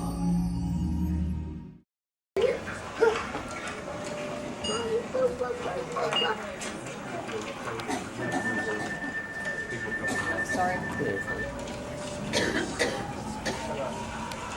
Mommy, you wanted me to ride with you? Only if you want to. 'Cause otherwise, nobody's gonna be there to hold your hand. You wanna be able to hold my hand? Yeah. The next group's ready. I put my hands up in the car. You gotta get. Hi, everybody. Welcome to the test track. My name is Bill McHale. I'm up here in the control center. In just a couple of minutes, you're going to be out there on that track. But first, let's put together your test schedule. These are the same kinds of tests that are run at GM test facilities all over the world. Let's put up the 26-8 grade. You got it. Okay, we're going to start you off on an accelerated hill climb. Now, these steep grades give us a chance to evaluate the effects of heat and stress on your engine and on the transmission. Twisted jar blocks. Let's put up the blocks, German and Belgian. Next, your vehicle is going to go over a variety of rough road surfaces. These are designed to test the integrity of the suspension and the chassis. It's gonna get a bit bumpy. Yeah. Next, you're going to see and feel what it's like when your brakes lock up and you lose control of the steering. Hang in there because we're going to do the test one more time, this time with the ABS or the anti-lock brakes. Okay. Alright, what's next? Let's do some environmental tests. Put up 2, 5, and 7. 7? Yeah, 7. Okay. After that, we're going to subject your vehicle to some extremes in temperature, as well as corrosive conditions to see how it handles nature's worst. And finally, we'll take you out for some handling runs. Off-road the corner. Let's do the corner. I'm going to send you through some hairpin turns, and then we'll take you out and do the high-speed loops. And depending on how your vehicle and you hold up, we'll even throw a few surprise tests in there. Surprise test? Yeah. Pick one. Now, if this whole routine seems a bit extreme, you're absolutely right. That's what a test track is all about. The cars you drive at home are made up of over 15,000 different parts, and every one of them has to pass the test under very extreme conditions before we ever let it off that test track and out onto the road. Now, as you can imagine, safety is a big concern of ours, so we're going to insist that you buckle up your safety belt securely. You'll be glad you did. Oh, we're ready.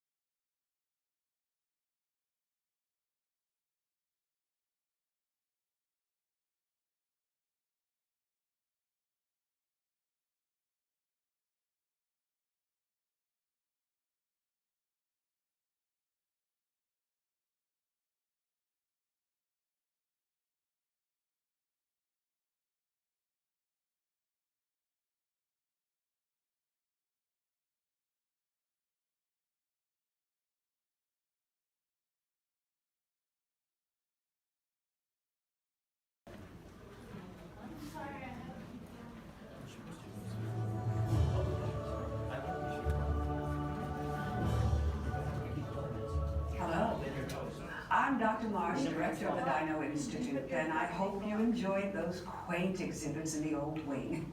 That's how dinosaurs have been presented to the public since the study of fossils began over 150 years ago. Today, that bare bones approach is about to become extinct. In a perfect blending of science and technology, the Dino Institute has created the Time Rover, an amazing vehicle that will literally transport you to the age of the dinosaurs. How? That's proprietary. But the result is a breathtaking journey through a prehistoric world where you will witness the most spectacular creatures to ever walk the earth.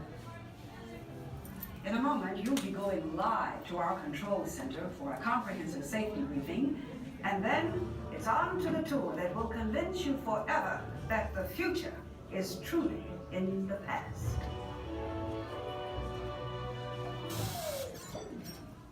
Hello there.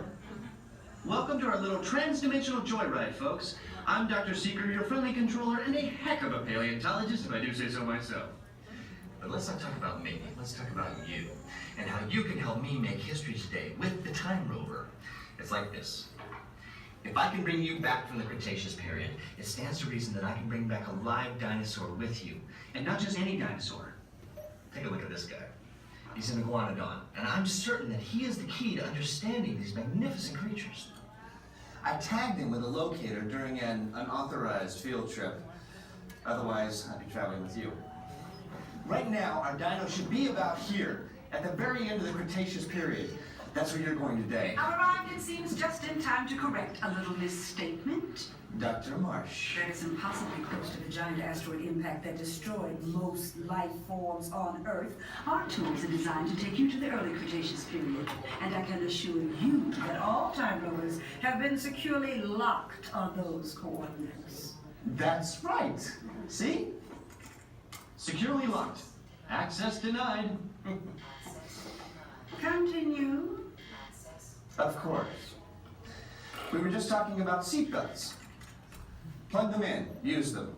It can get kind of choppy out there, so keep your hands and arms inside the vehicle at all times. Flash photography? I wouldn't. It alters the homing signal, and that's not good. Oh, and one more thing. Those locked coordinates? We're in. Now, here's the drill. You follow the homing signal to the iguanodon. Then I'll enlarge the transport field, and boom, you're back with one additional passenger extra large. And don't worry about that asteroid. You'll be in and out of there before it even breaks the atmosphere. Trust me, what could go wrong? Hey, it's me again. Remember, only you guys are going on this special mission, so don't tell anyone, okay?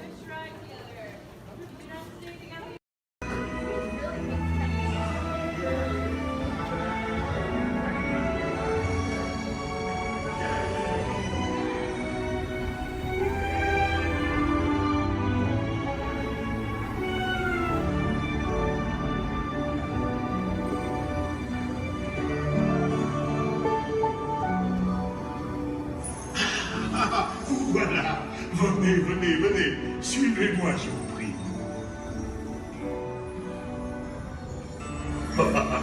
Chafrani is waiting for you. This way. Détendez-vous.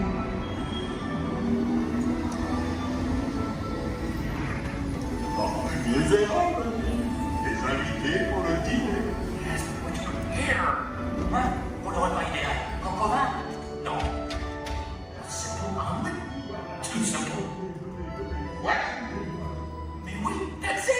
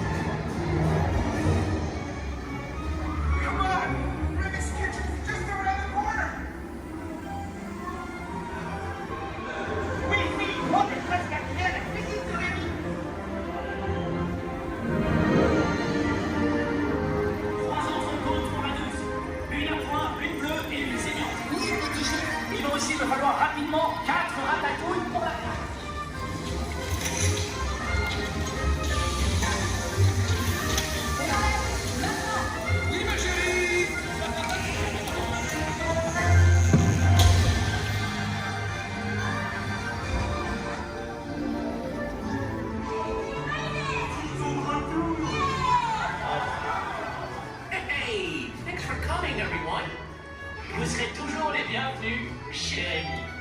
À bientôt et bon appétit. Amigo.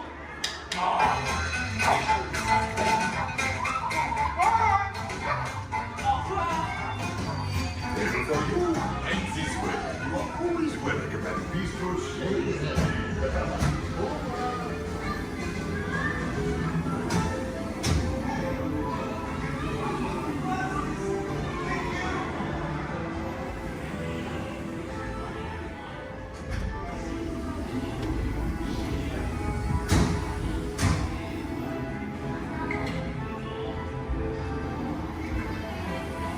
Okay, be sure to pack all your stuff and lock your step as you exit.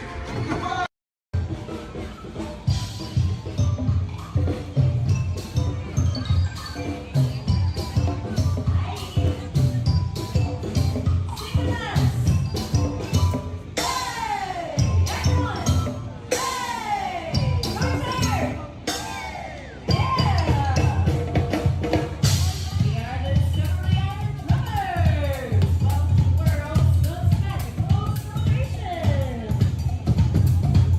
Who's having a great day out there?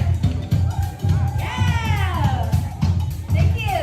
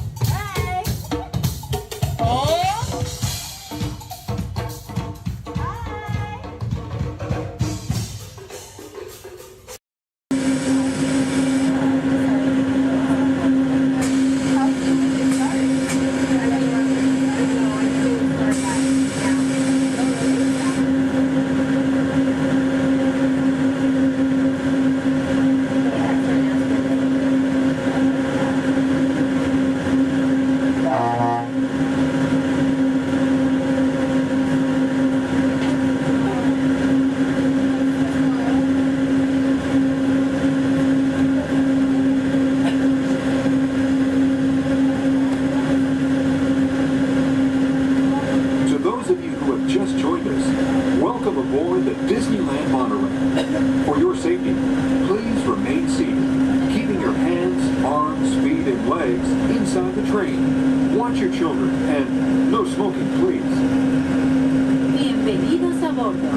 Para su seguridad, permanezca sentado y mantenga las manos, brazos, pies y piernas dentro del tren y cuide a los niños. Por favor, se detengan. Gracias. We're now en route to our final stop, the Tomorrowland monorail station. Along the way, you can get a bird's-eye look at the downtown Disney district, Disney's Grand Californian Hotel and Spa, and Disney's California Adventure.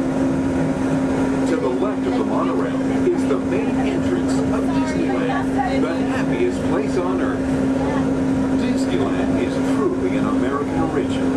Since its opening in 1955, it has hosted more than 500 million guests from around the world, including presidents, kings, and celebrities.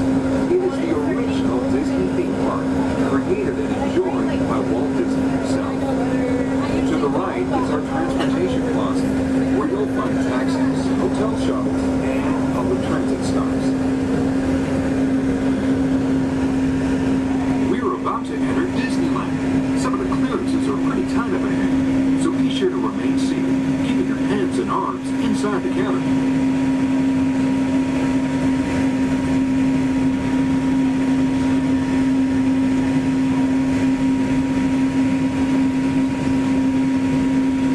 This is Tomorrowland, a land inspired by science fact and fantasy. Directly below us is the Submarine Lagoon, where you can dive into an exciting underwater adventure aboard the Finding Nemo submarine voyage. Across the way are the icy peaks of Matterhorn Mountain, home of the world's most famous bobsled run. And beneath us are the roadways of the Utopia, where drivers of all ages can ride the road to tomorrow. As we cruise over Tomorrowland, our pilot would like to share a few program reminders.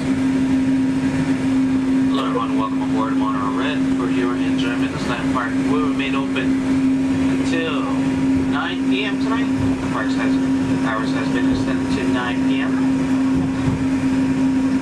Monitor tonight will be at 9 p.m.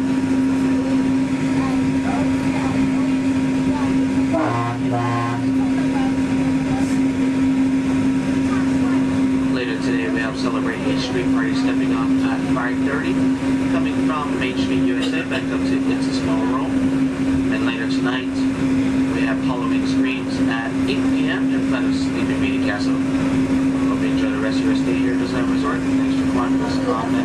I'm this guy.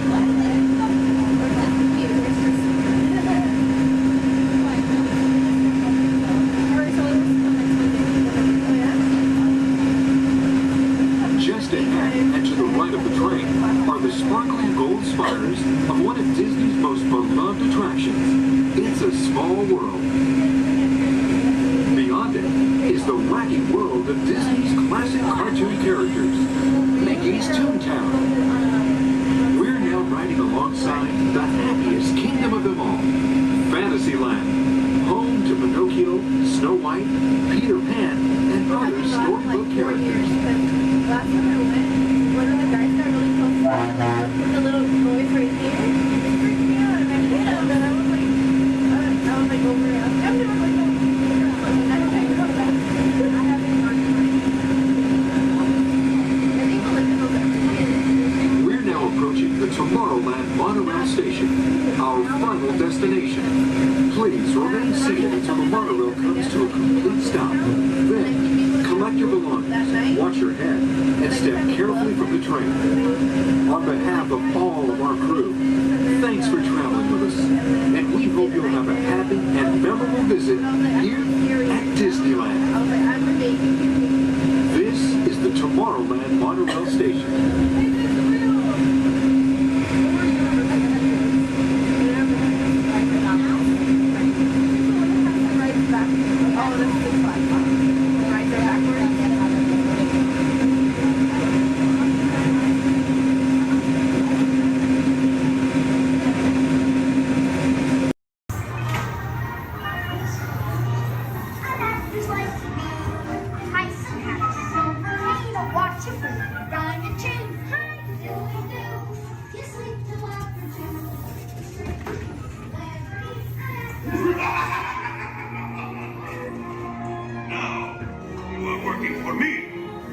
Be careful.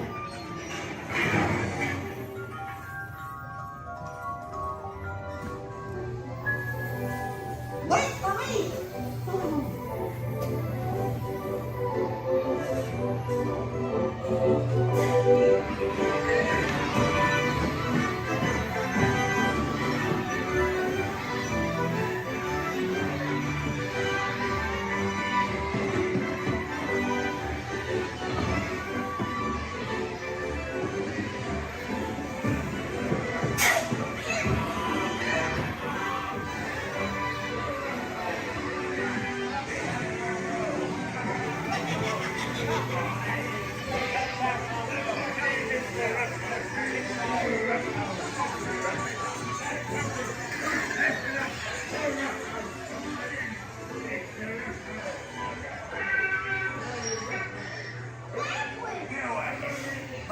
Jackass out of here.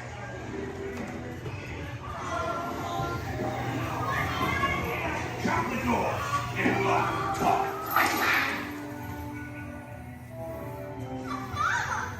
Please let me go. Please. Quick, hurry up. You blokes going somewheres?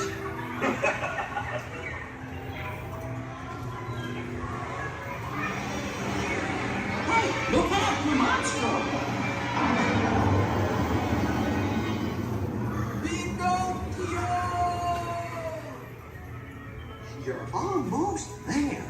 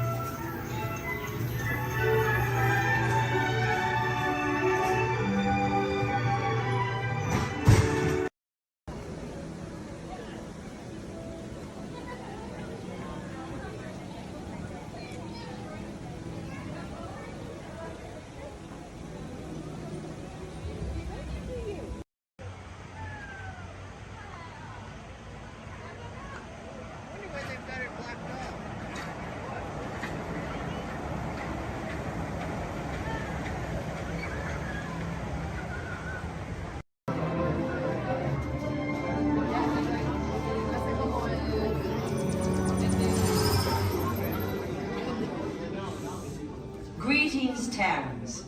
I am Nova Prime Irani Rayan, commander of the Nova Corps. On behalf of all Xandarians, I hope you have enjoyed exploring the wonders of Xandar. As you have seen, your world and ours were born of the same moment, one which you refer to as the Big Bang.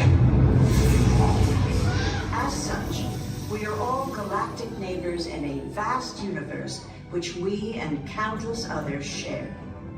For you to travel to Xandar would take 2.5 million years, assuming you had a ship that could fly at the speed of light.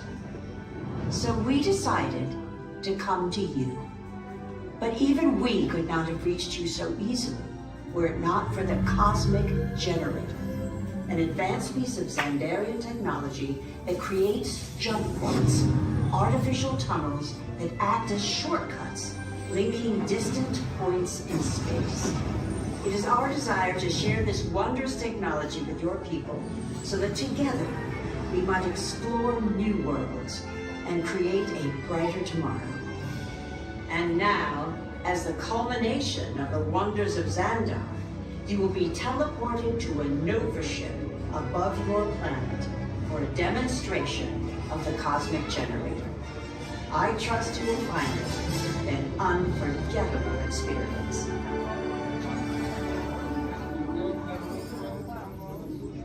Welcome, people of Epcot, Epcoters, Epcotians, citizens of Epcot. Does anyone know what they call themselves? What? I'm on? Someone needs to tell me what I'm on. Welcome, Epcot-tarians. I am Centurion Tal Merrick, and we're just about ready to teleport you up to the ship for the demonstration. As you're about to enter a secure Nova area, I must ask you to put away your Terran communication devices at this time. Recording of any type is strictly prohibited. I am very serious about this. Now, please step forward into the chamber. You're gonna love this.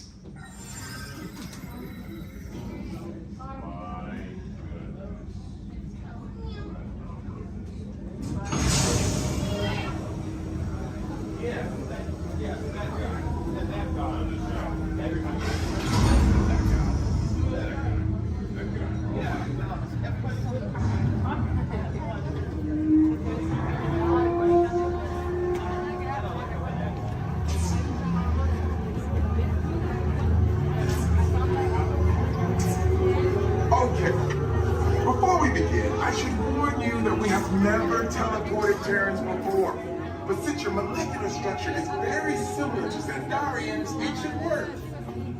It'll work. So long as you are standing inside the lighted ring. You do not want to know what happened last time someone did not stand where I told them to, okay? Please make sure you're all the way inside that lighted ring on the floor. We must teleport you till you're all the way inside that lighted ring.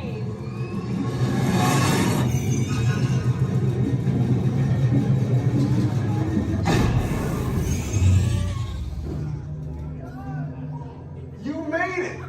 I mean, of course you did. Nova Prime, they're ready. Excellent.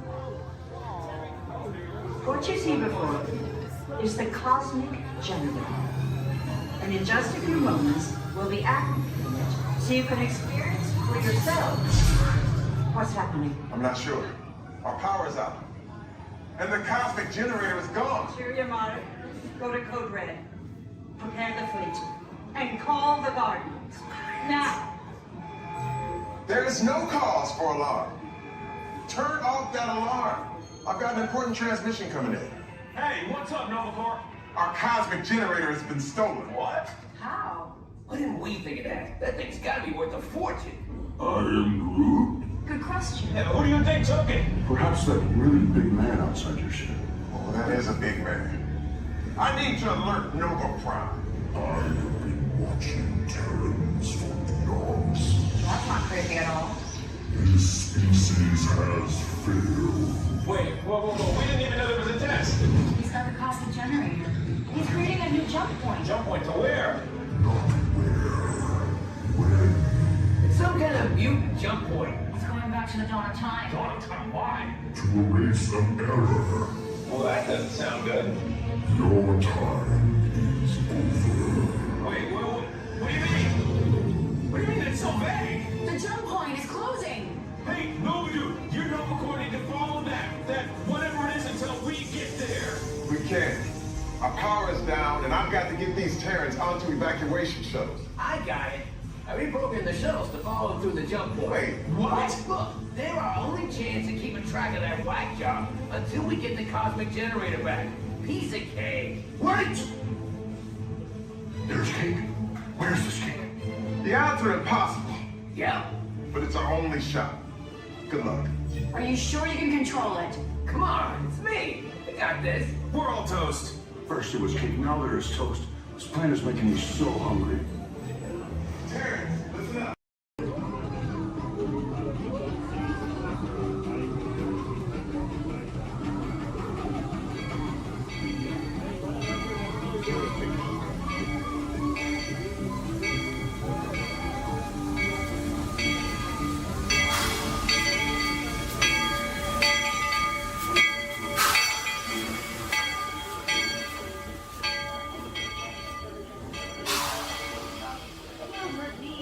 Magical words all weird.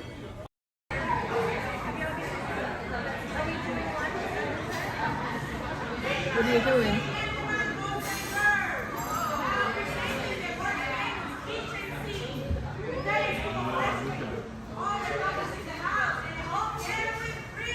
The whole can?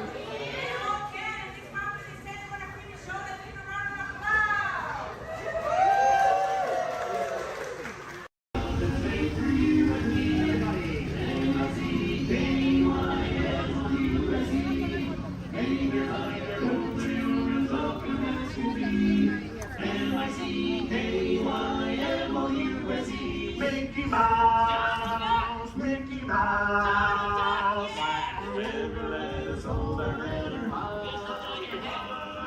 Come along and sing a song and join the jamboree. M-I-C-K-Y-M-O-U-S-E.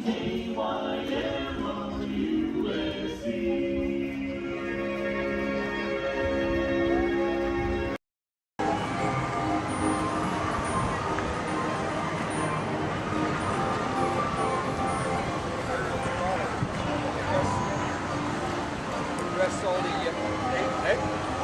rest them all up.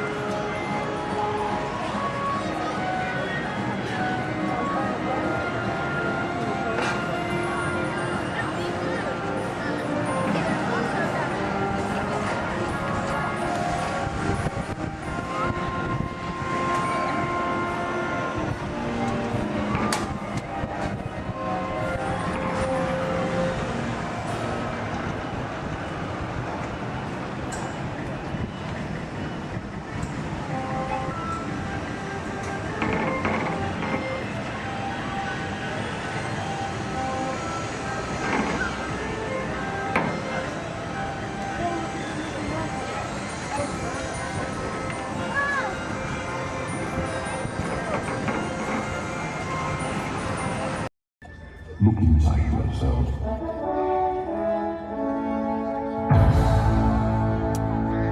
You are more than what you have become.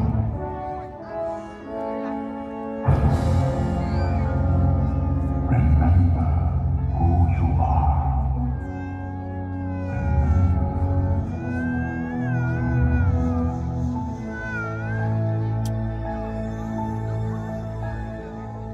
I have often dreamed of a fireplace where a hero's weapon would be waiting for me. Where the crowds would cheer when they see my face, And the voice keeps saying, this is where I'm meant to be.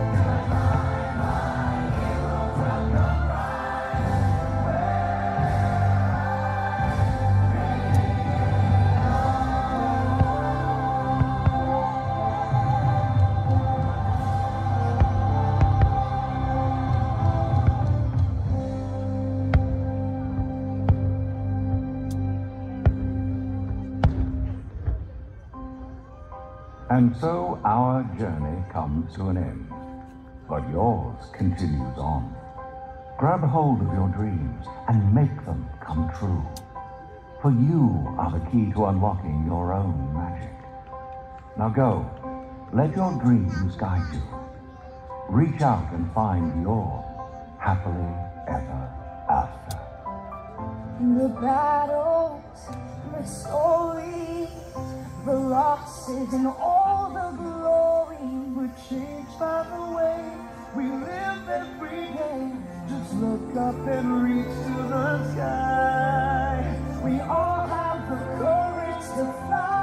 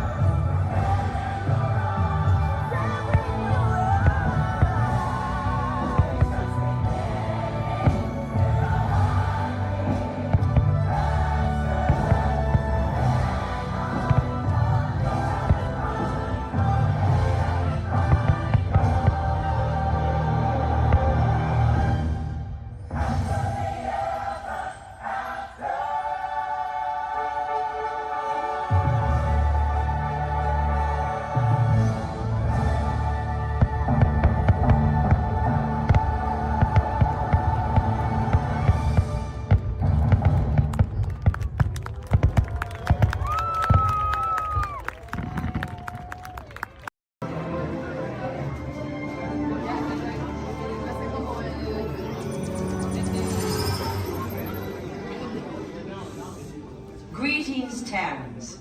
I am Nova Prime Irani Rayan, Commander of the Nova Corps. On behalf of all Xandarians, I hope you have enjoyed exploring the wonders of Xandar. As you have seen, your world and ours were born of the same moment, one which you refer to as the Big Bang.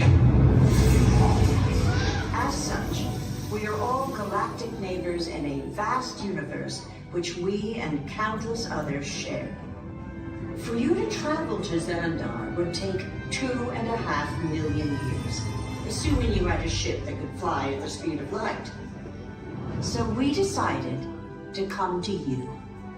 But even we could not have reached you so easily were it not for the Cosmic Generator, an advanced piece of Xandarian technology that creates jump points, artificial tunnels that act as shortcuts, linking distant points in space.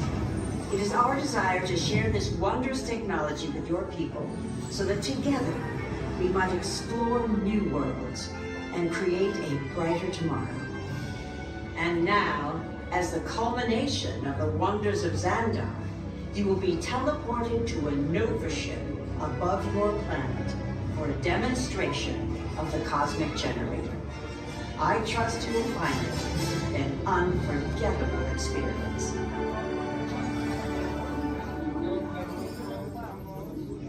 Welcome, people of Epcot, Epcoters, Epcotians, citizens of Epcot. Does anyone know what they call themselves? What? I'm on? Someone needs to tell me when I'm on. Welcome, Epcot-tarians. I am Centurion Tal Merrick, and we're just about ready to teleport you up to the ship for the demonstration.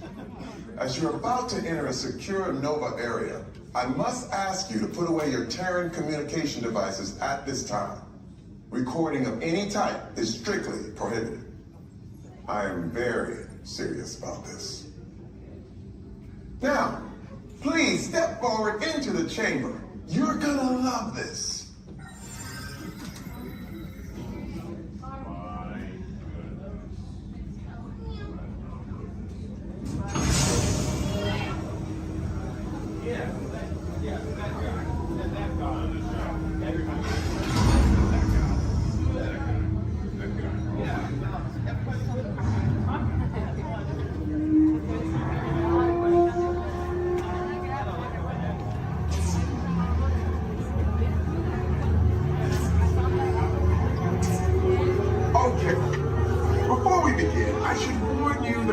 never teleported Terrans before. But since your molecular structure is very similar to Xandarian's, it should work. It'll work. So long as you are standing inside the lighted ring.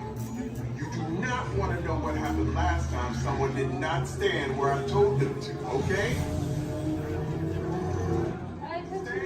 Please make sure you're all the way inside that lighted ring on the floor. We must teleport you till you're all the way inside that lighted ring.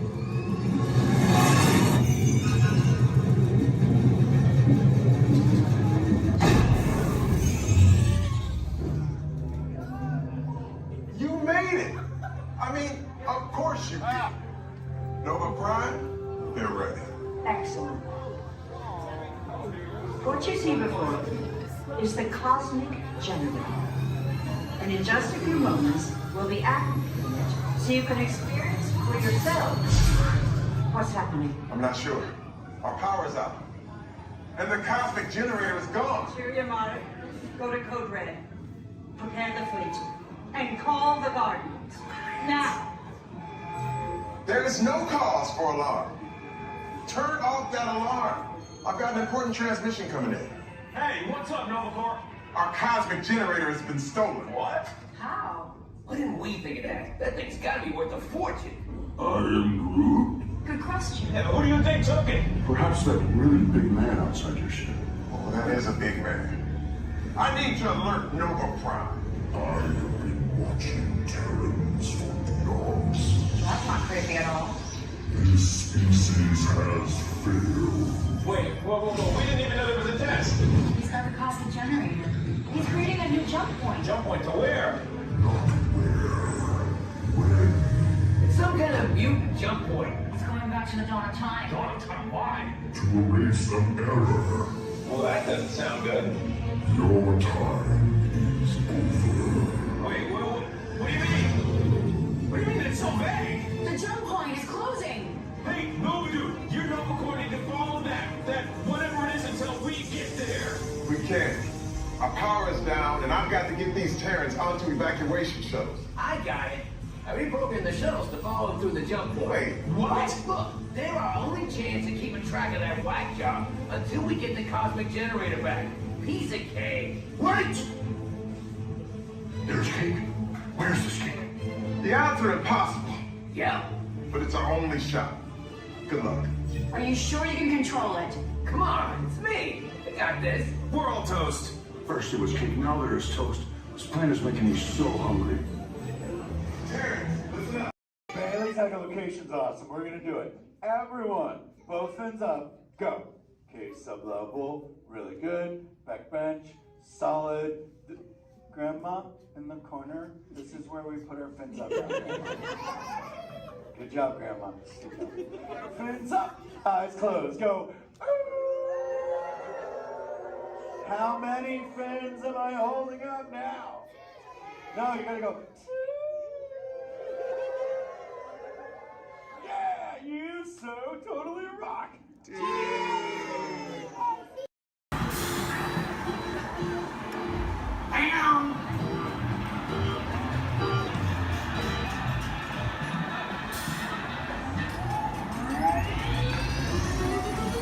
Here we go.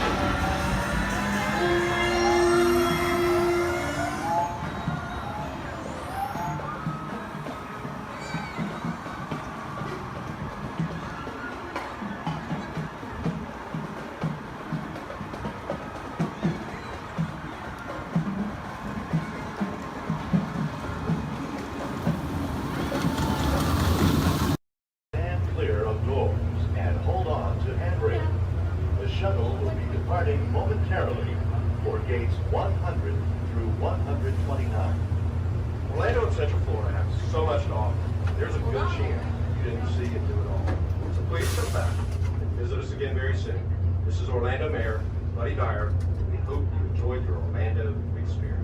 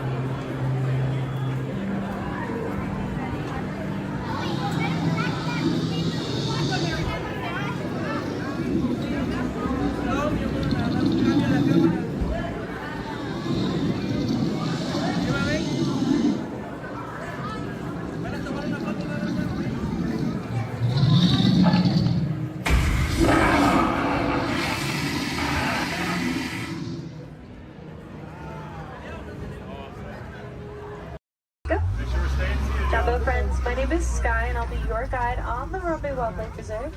If you look above your heads, there is an animal spotting guide. Probably not going to see all of those animals, but we have some pretty good luck. Just remember to stay seated at all times. That includes any little ones. Please don't hold anyone up or pass anyone around. Keep your hands, arms, feet, legs inside of the vehicle at all times. We brush up against some thorny brush. And these are going to be real wild animals. They are going to be moving around, so you may want to have your cameras out ready. Hold on tight. I recommend a sport or an action mode if you have it.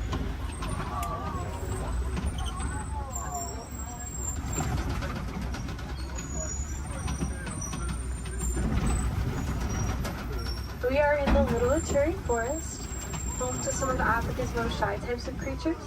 They're usually very good at hiding, and their markings will help them to blend in. Like that okapi up on the right. They have white stripes on their legs, kind of like zebra stripes. Okapis are actually the only known relative to the giraffe. They have a similar skeletal structure without the long neck and long legs. They were believed to be mythical creatures until 1901. People thought they were too good to be true, but they're true. I think they're pretty great. To the right of the bamboo on the hill in the sun, there's a yellowback duiker, dark brown animal. Duiker means diver in the Afrikaans language. They dive into the nearest bush when they get spooked. There are some saddle-billed storks a little further up to the right. They're walking up this hill. There's one on the top of the hill. Looks like they were collecting things to build a nest, but big black and white birds. Stand about 5 feet tall, have a 9-foot wingspan, and they're made for life.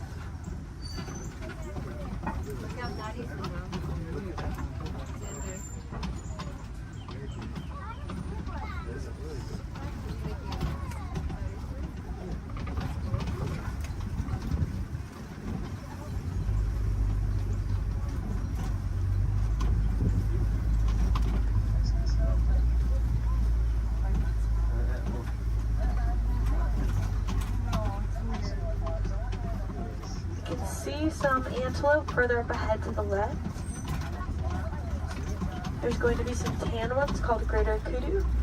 They can leap up 8 feet in the air to jump over obstacles, which is super helpful if they need to get away from a predator. And there's some reddish ones called bongos. Their beautiful coloring is also a greasy substance that can mark leaves as they're passing through the forest, potentially making it easier for them to come back and find each other.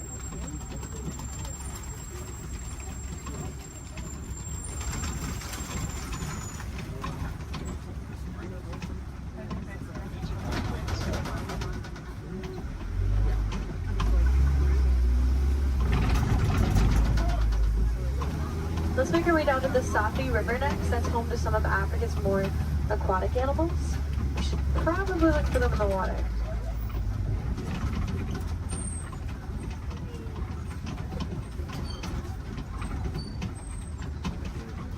There are some big whitish gray birds on the land called pink-backed pelicans. Get a pink coloring on their backs during mating season to help them attract the mates. And there's also some Nile hippopotamus. Hippos spend most of their time in the water. They can swim, but they often choose not to. Instead, they sink down to the bottom and tiptoe at the bottom of the water. And they'll often come out to find food or relax on a cool day.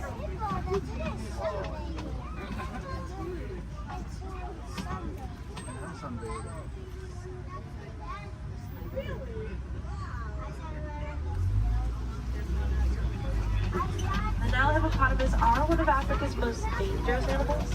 They don't really eat meat, they are herbivores and plants, but are very territorial, and some can even outrun us on land at up to around 30 miles per hour, which is very impressive for an animal that can weigh around 5,500 pounds.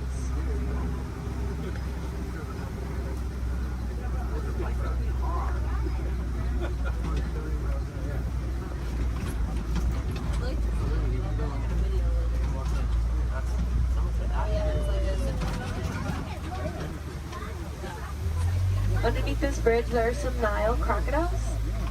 They're very still, you won't see them moving around a whole lot. They spend a lot of time conserving energy in between their meals, but they have quick reflexes and a bite force that can crush bones. Sometimes they actually have to be very gentle with their jaws, like when they help their own eggs to hatch by rolling them in between their teeth.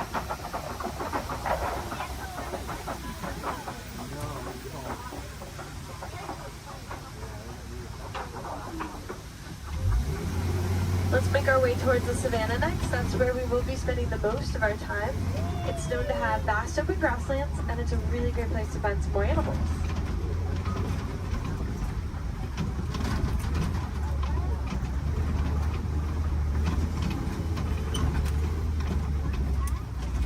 We are getting close, just around this bend.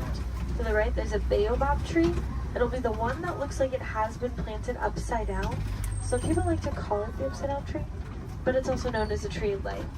It's leafless about 9 months out of the year, collecting thousands of gallons of rainwater in its trunk to survive through the dry season. Anything with horns or tusks can very easily break it open, drain the water out, and gain a tree.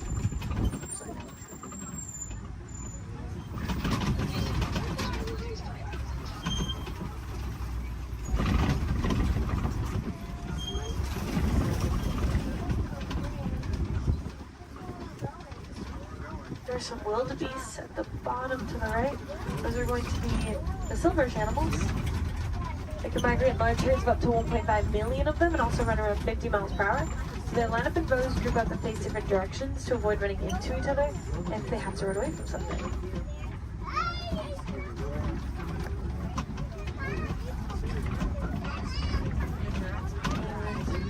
There's some giraffes. There's a tower, which is a group. Makes sense, they tower over everything at around 20 feet tall. Giraffes are born at about 6 feet tall after a 15-month pregnancy. And the large tan antelope are the elands. They stand up to around 6 feet tall at the shoulder, weigh around 2,000 pounds, and have a funny way of attracting a mate. They'll wrap their woods in leaves like they're creating crowns on their heads, and they'll flex their muscles.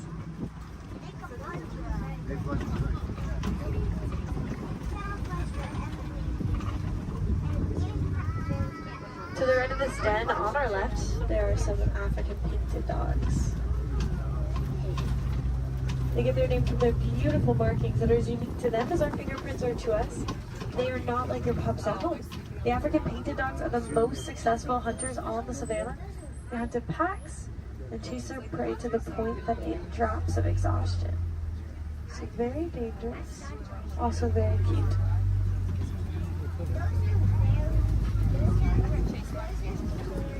There's some sable antelope here to the left, with spear-like boys that fly backwards to fend off attacking predators that may try to jump on their backs. They'll live and fight the flight very territorial and quick to stick up for each other, despite being a prey animal. There's some zebras, a dazzle, which is a group of them, because their stripes help them to blend into each other and confuses predators. In other words, it dazzles them. When they're born, their legs are the same length as the adults to help them blend in even more, keeping them protected from predators that may try to seek them out.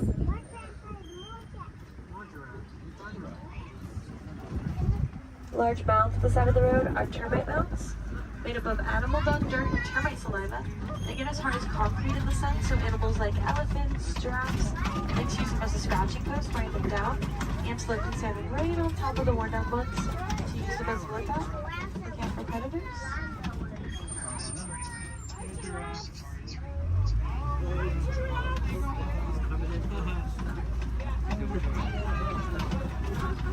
We'll see the eland again up ahead and more giraffes throughout the savannah. So we keep on going. See some wildebeest not too far away from us.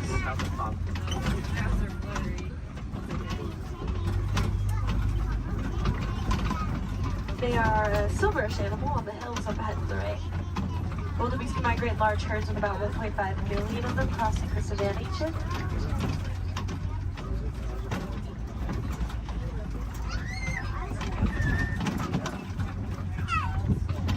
They also run around 50 miles per hour, so wildebeest face a pretty big challenge of trying to avoid running right into each other if they have to run away from something. So they often line up in rows, group up, and face different directions. Keep themselves from running into each other.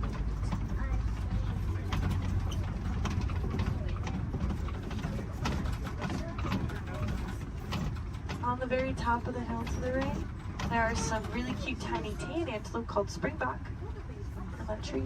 They can spring up 6 feet in the air, 13 feet across. It's called pronking.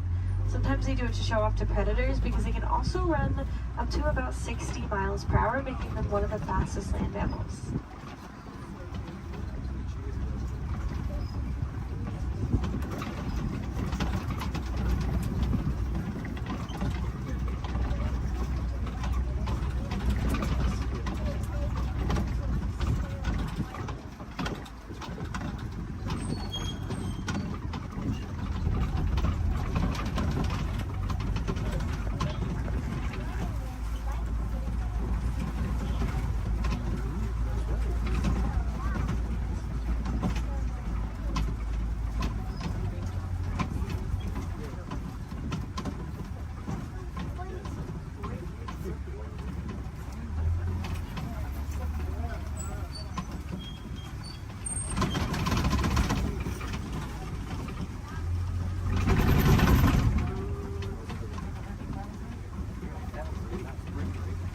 There are some mandrills at the very end here to the left.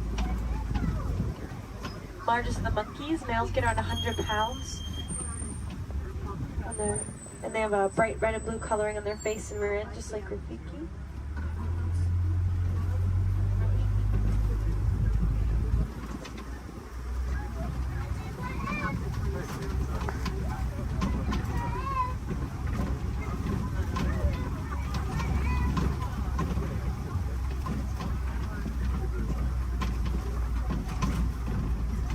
Next up, we'll head towards some red clay pits. Some animals really like to eat red clay. It's really good for them.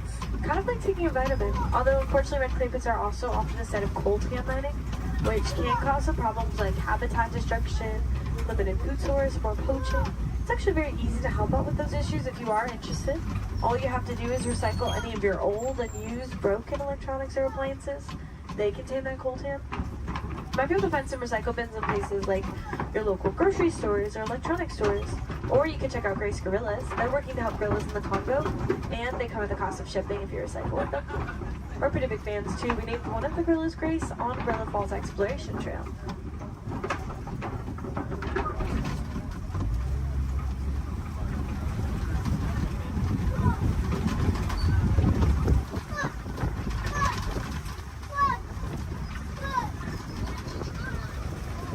Looks like there are some tusk marks and footprints, which means we could be getting close to sport.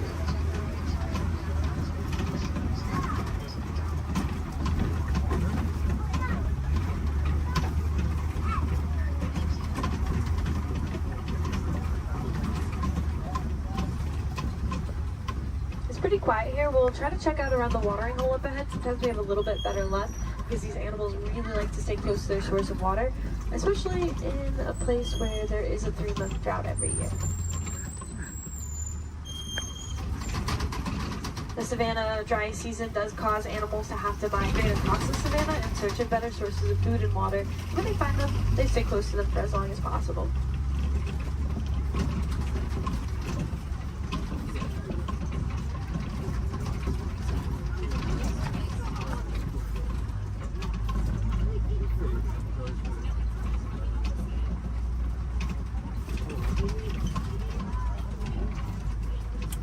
There's an African elephant up ahead to the left. Actually, 2 of them. This is a bachelor herd of males, and I can see that they're kind of pushing each other around a little bit. They can roughhouse a little bit. It's pretty normal. African elephants are the largest land mammals. They can weigh up to around 14,000 pounds.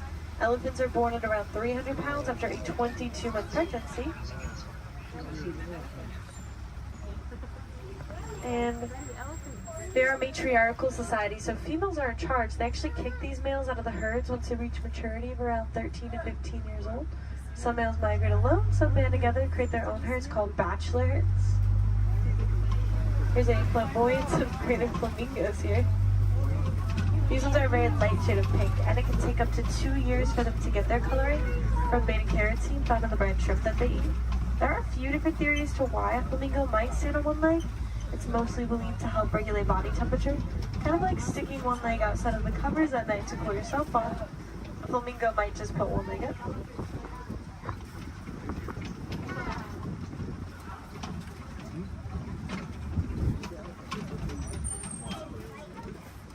It's really cool to watch those elephants play.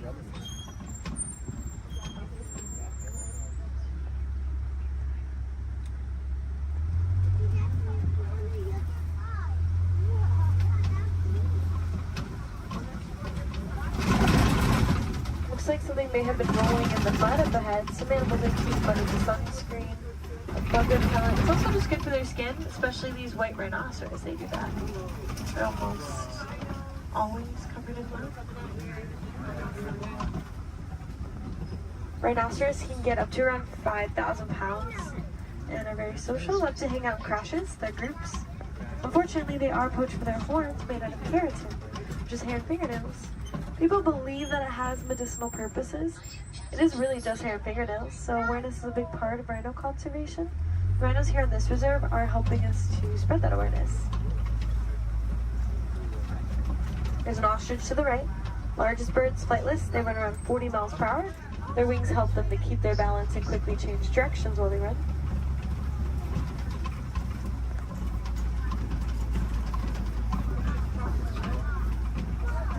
There are some cheetahs along the hills to the left. We should have a whole coalition of them, which is a group of them.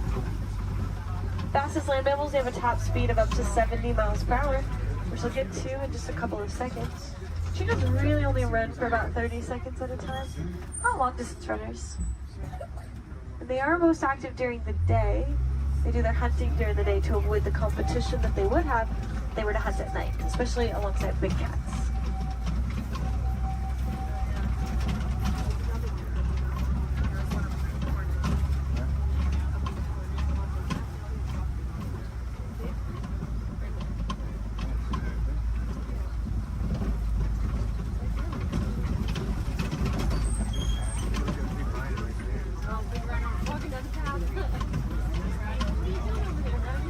Rocks are copies, tallest point on the savannah. Some animals like to use them as a vantage point to look over the savannah. See if maybe you can find something on the other side.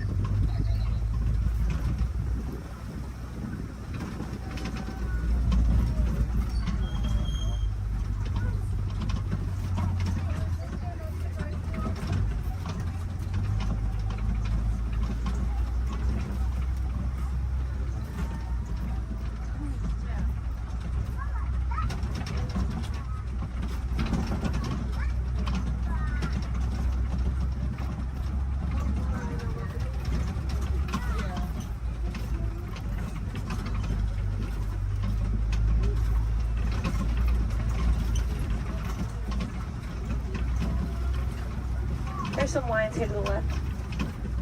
They sleep and relax about 18 to 20 hours out of their day, active for about 4 to 6 hours at night. So we get a tail. That's mostly what I can see. When they wake up, the males stay back to make sure the prides are protected. The females tend to do about 90% of the hunting.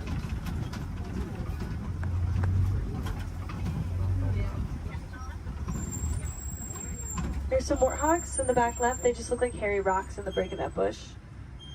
Pumbaa, that means foolish one in Swahili. Actually very intelligent. They'll back up into those burrows with their tusks out to ward off predators. Also use them to dig too, but they work smarter, not harder. They will find them abandoned or steal them from other animals if they can.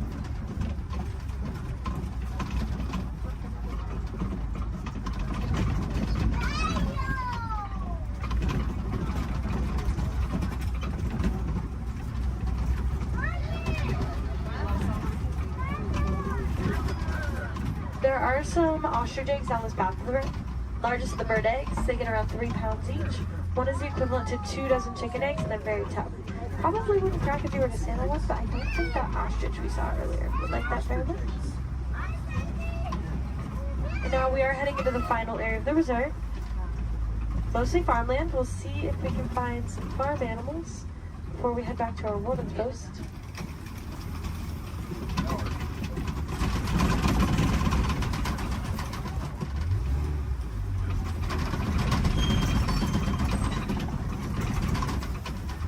There are some Nigerian dwarf goats here. Very tiny type of goat known to take up very little space, and they produce a milk that's nutritious and high value.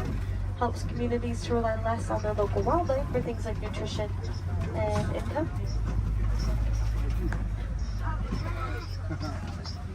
The yellow box and the yellow post here to the left is a beehive fence from our Elephants and Bees project, which is personally one of my favorite projects that we've ever worked on. Basically, elephants don't like bees. They can hear the buzzing over a mile away and stay away from it. So we've been helping to build beehive fences around crops for farmers in Kenya to keep elephants from eating and destroying crops. Then farmers won't have to resort to poaching them. It's also good for the bees, and farmers can sell the honey as an extra crop. So again, that is the Elephants and Bees project. It's about that time that we start to make our way back to the warden's post. Just make sure you have everything. Check those rows, gather up all of your trash. Please don't leave anything on the trucks. If any of you are wilderness explorers, you have been aboard the Simba 1. That is SAM BA1 Simba 1. Badges can be collected further down the path as you exit. And if you want to help out these amazing creatures, then I definitely recommend checking out the Disney Conservation Fund. You can learn more about the cool projects that we work on. You can donate to it if you'd like. Any amount Disney matches every cent. We'll give you a cool pin for it.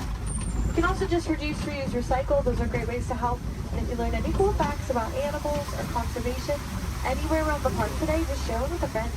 Awareness is always the first step, so by talking about the animals, you can help them out. Again, my name is Sky. I had a lot of fun out there. I hope you did too, and I hope you'll join us here again soon. No two safaris are ever the same. The animals will definitely make sure of that. But we aren't going to stop in this area right here. I'm actually going to take you back to the same warden's post I picked you up from. So we're just passing through, but it's not going to take us too long.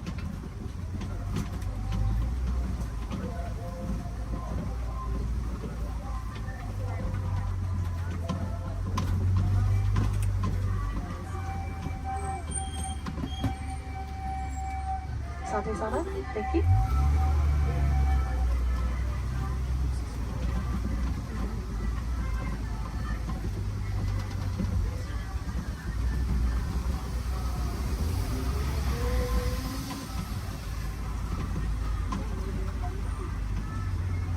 Again, just going to pass through here and keep on going. While we have a few moments ahead of us, this is also a good time to decide where you want to head next. You will already be on the Gorilla Falls Exploration Trail as you exit. So if you continue on, you can see some animals like gorillas, meerkats, zebras, naked mole rats. Back in Asia is the Maharaja Jungle Trek if you'd like to see some animals like Sumatran tigers, Komodo dragons, fruit bats. There's also a trail called the Garden of the Tree of Life around the big tree in Discovery Island. So you can get a closer look at the carvings. There's a lot of really cool picture opportunities over there and more animals along the trail as well. And of course, if you love those goats as much as I did, you probably want to pet one. There's a petting zoo at Rafiki's Planet Watch. Just take the Wildlife Express train and hurry to get up there. Let's try to make this a little less awkward and hang out here while they load this truck ahead of us. In a moment, we will be passing by this guest who are probably a little confused right now to why you're on the truck and they're not. So personally, I like to wave to them, say Jumbo, get them excited for their adventure. You don't have to do that if you don't want to. You can completely ignore them. We'll never see them again anyways. You can awkwardly stare at them as we roll by. That's fine too. Or look at the beautiful plant life on our left. Totally up to you.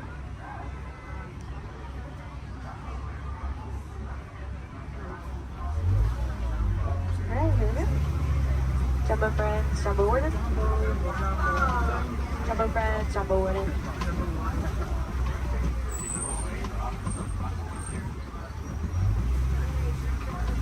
Here in Harambe we say Kwaherini, which means to go well. So Kwaherini, enjoy the rest of your day out there in the wilds. And go make a big difference out there, friends. Bye.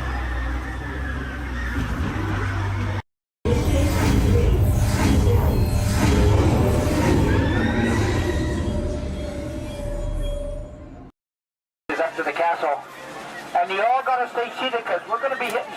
upwards of 5 miles an hour. Please stay seated. No eating on the bus, no drinking on the bus, and no dancing on the bus. Now feel free to wave to the folks as we go up the street. A little elbow, wrist, touch your lips, and blow a kiss. Here we go. We're going by the Opera House on the right-hand side there. They have great moments with Mr. Lincoln. That's a great show. You need to catch it before you go home. It's really good. Where are you off from? Camarilla, all right.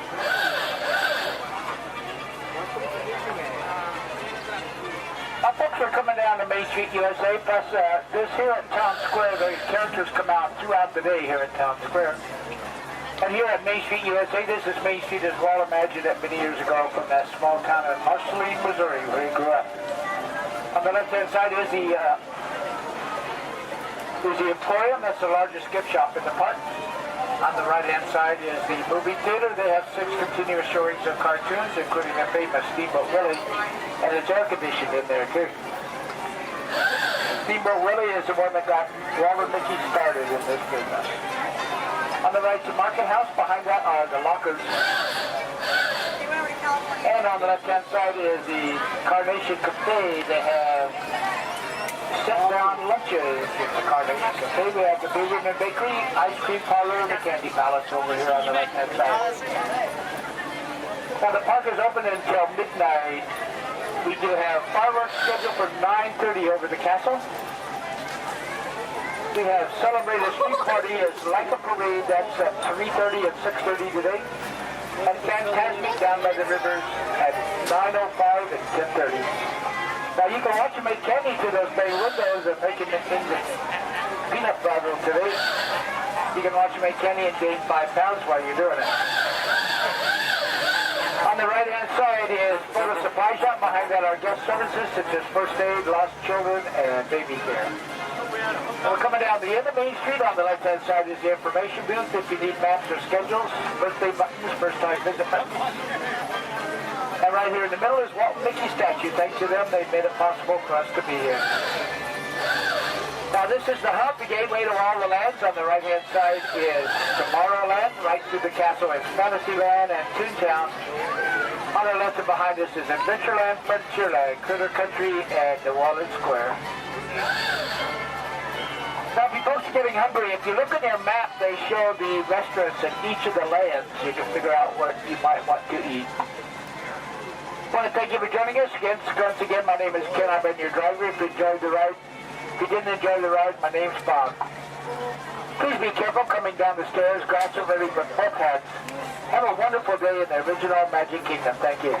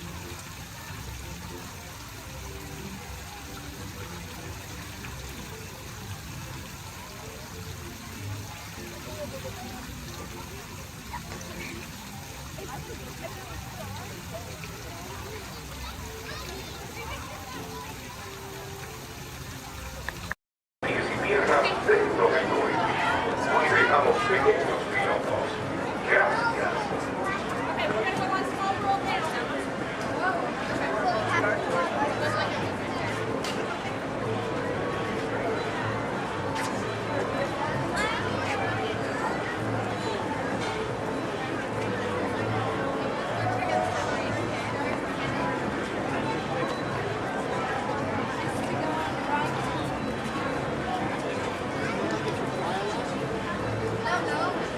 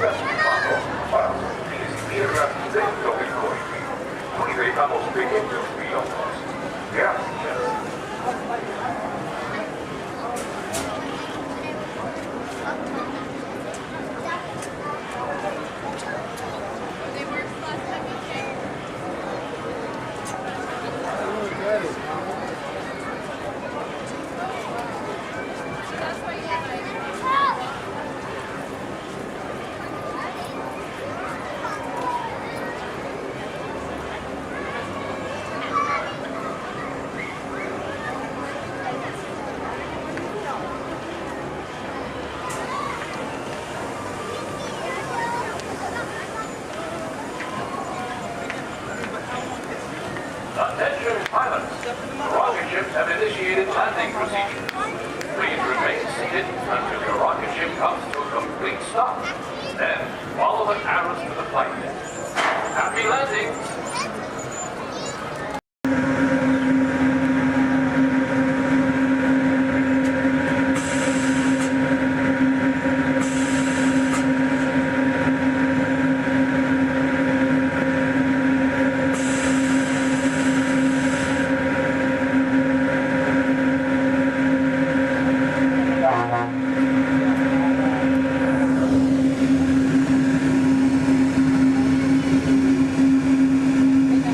Hello, everyone. Welcome aboard the Disneyland monorail.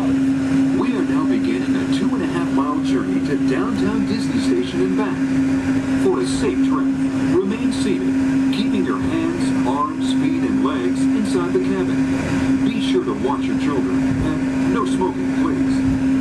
Bienvenidos. Para su seguridad, permanezca sentado y mantenga las manos, brazos, pies y piernas dentro del tren y cuide a los niños. Por favor, se ruega no fumar. You're riding aboard a Mark 7 monorail, the latest generation of Disneyland monorails. When Walt Disney introduced this attraction in 1959, it was the first daily operating monorail system in the Western Hemisphere.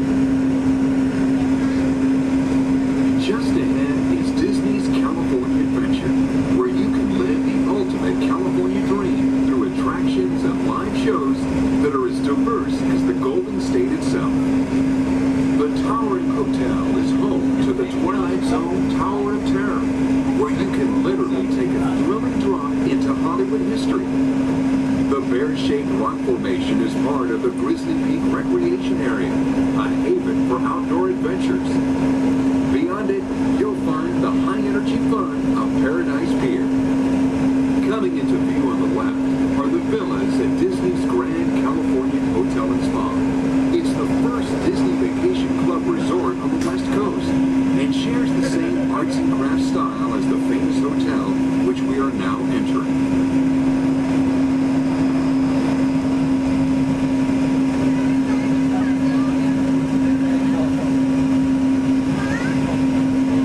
Now arriving at Downtown Disney Station, gateway to the Downtown Disney District and the Disneyland Resort Hotels. If you will be leaving us here and returning later today, please hold on to your park ticket and have your hands stamped as you leave the station. You may reboard the monorail for a return trip to Tomorrowland up until 1/2 hour prior to Disneyland closing. Please remain seated until the monorail comes to a complete stop and the doors have opened. Then, gather your belongings, lower your head, watch your step, and exit to the left of the monorail. Thanks for traveling with us today, and we hope you enjoy your visit to the Disneyland Resort. For those of you continuing with us, we'll begin our return trip to Tomorrowland in just a few minutes. Thank you.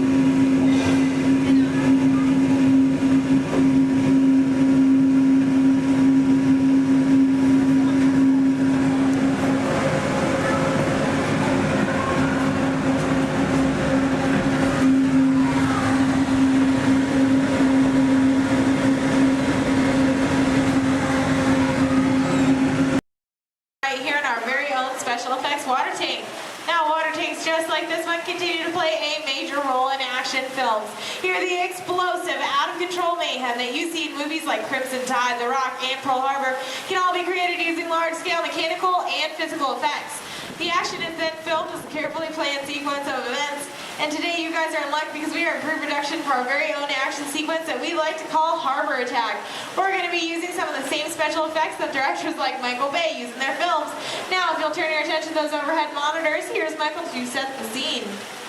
In this scene, a patrol boat is on a surveillance mission, searching the skies for enemy aircraft. The crew is caught off guard when the real danger surfaces from beneath the sea. This is going to require a full range of physical effects, split-second timing, and careful direction. We have the lights, we have the cameras. All we need now is the action. And if anybody knows about serious action, it's certainly Michael Bay. Some of the effects that we'll be using in this scene include water cannons, which have been pressurized up to 100 pounds per square inch. We also have bullet hits, which which have to be carefully timed and programmed to match the sequence of the visuals as well as the pattern of our sound effects. And the last but probably the most important physical effect in a scene like this is fire, which must be ignited at a precise moment, because it takes a lot of time and work to reset the charges for an explosion. Of course, the number one consideration in the timing of all these effects is the safety of our actors here on the set, and that's where you come in. Everyone, please give Mitchell a big round of applause! Yay! Mitchell, you have been cast as the mechanic in our scene today. Your scene is going to take place way down here in the engine room of our PT boat.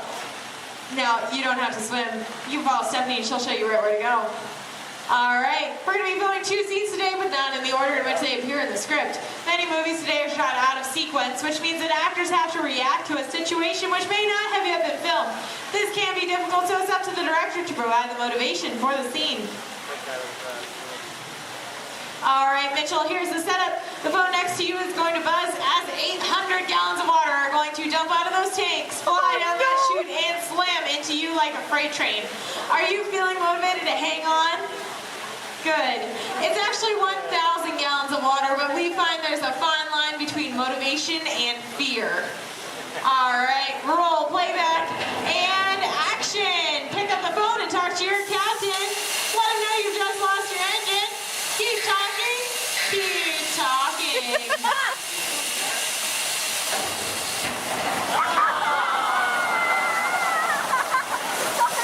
And cut! Everybody give Mitchell a big round of applause. Alright, Mitchell, you were fantastic in that last scene. Now I have one more acting task for you to do. I need you to sit there in that blue chair, stare dramatically out at the audience, and act dry.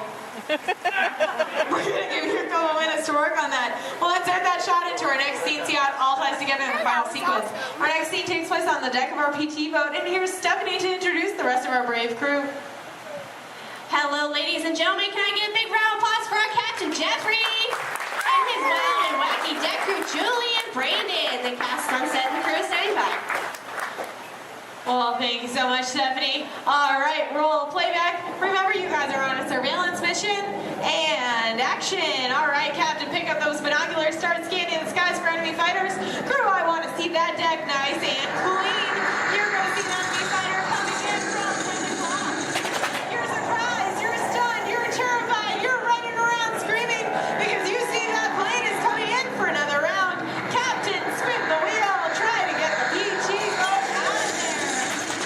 Now, it's too late. They've just shut out your engine. So, Captain, you're going to pick up the phone, call your mechanic. What's that, crew? You said that you see something coming in fast off the starboard side of the boat. Give me a look. Oh, no, it's an enemy torpedo. Now, Justin, you think it's all over and you can start to relax. You hear more enemy planes approaching. You point to the sky because you see bombers coming in from 12 o'clock. Bombs away, everybody. Head for deck.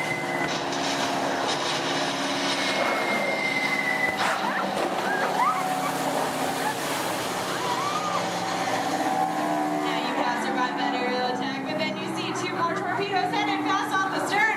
Lucky for you, they pass right underneath the boat, but unfortunately that means they're headed straight for our audience. Point to the audience and yell, look out!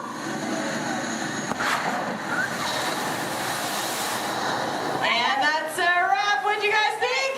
Give them a big round of applause. All right, now we're going to see what that whole sequence looks like when we have some computer-generated images, a couple of lines of pre-recorded dialogue, and an exciting musical score. Ladies and gentlemen, I'm proud to present Harbor Attack.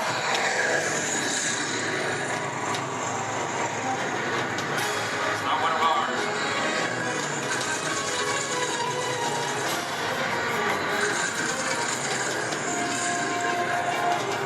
Skipper, she's coming around for another run.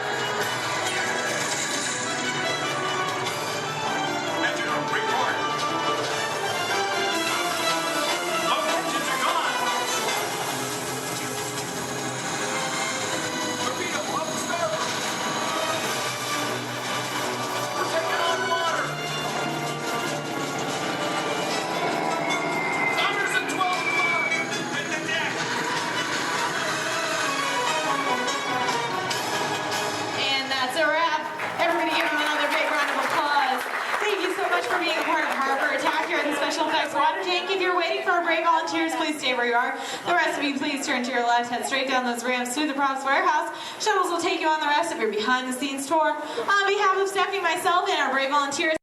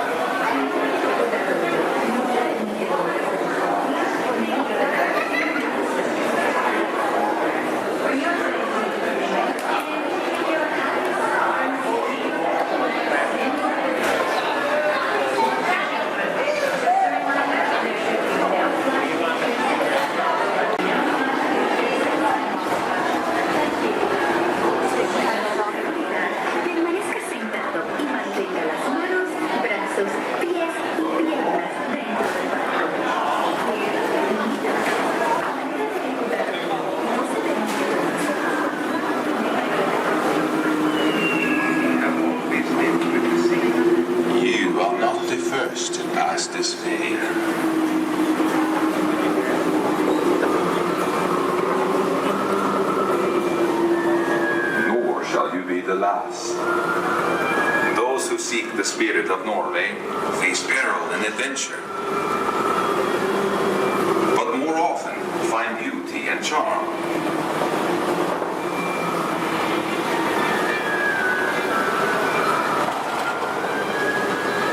We have always lived with the sea, so look first to the spirit of the seafarer.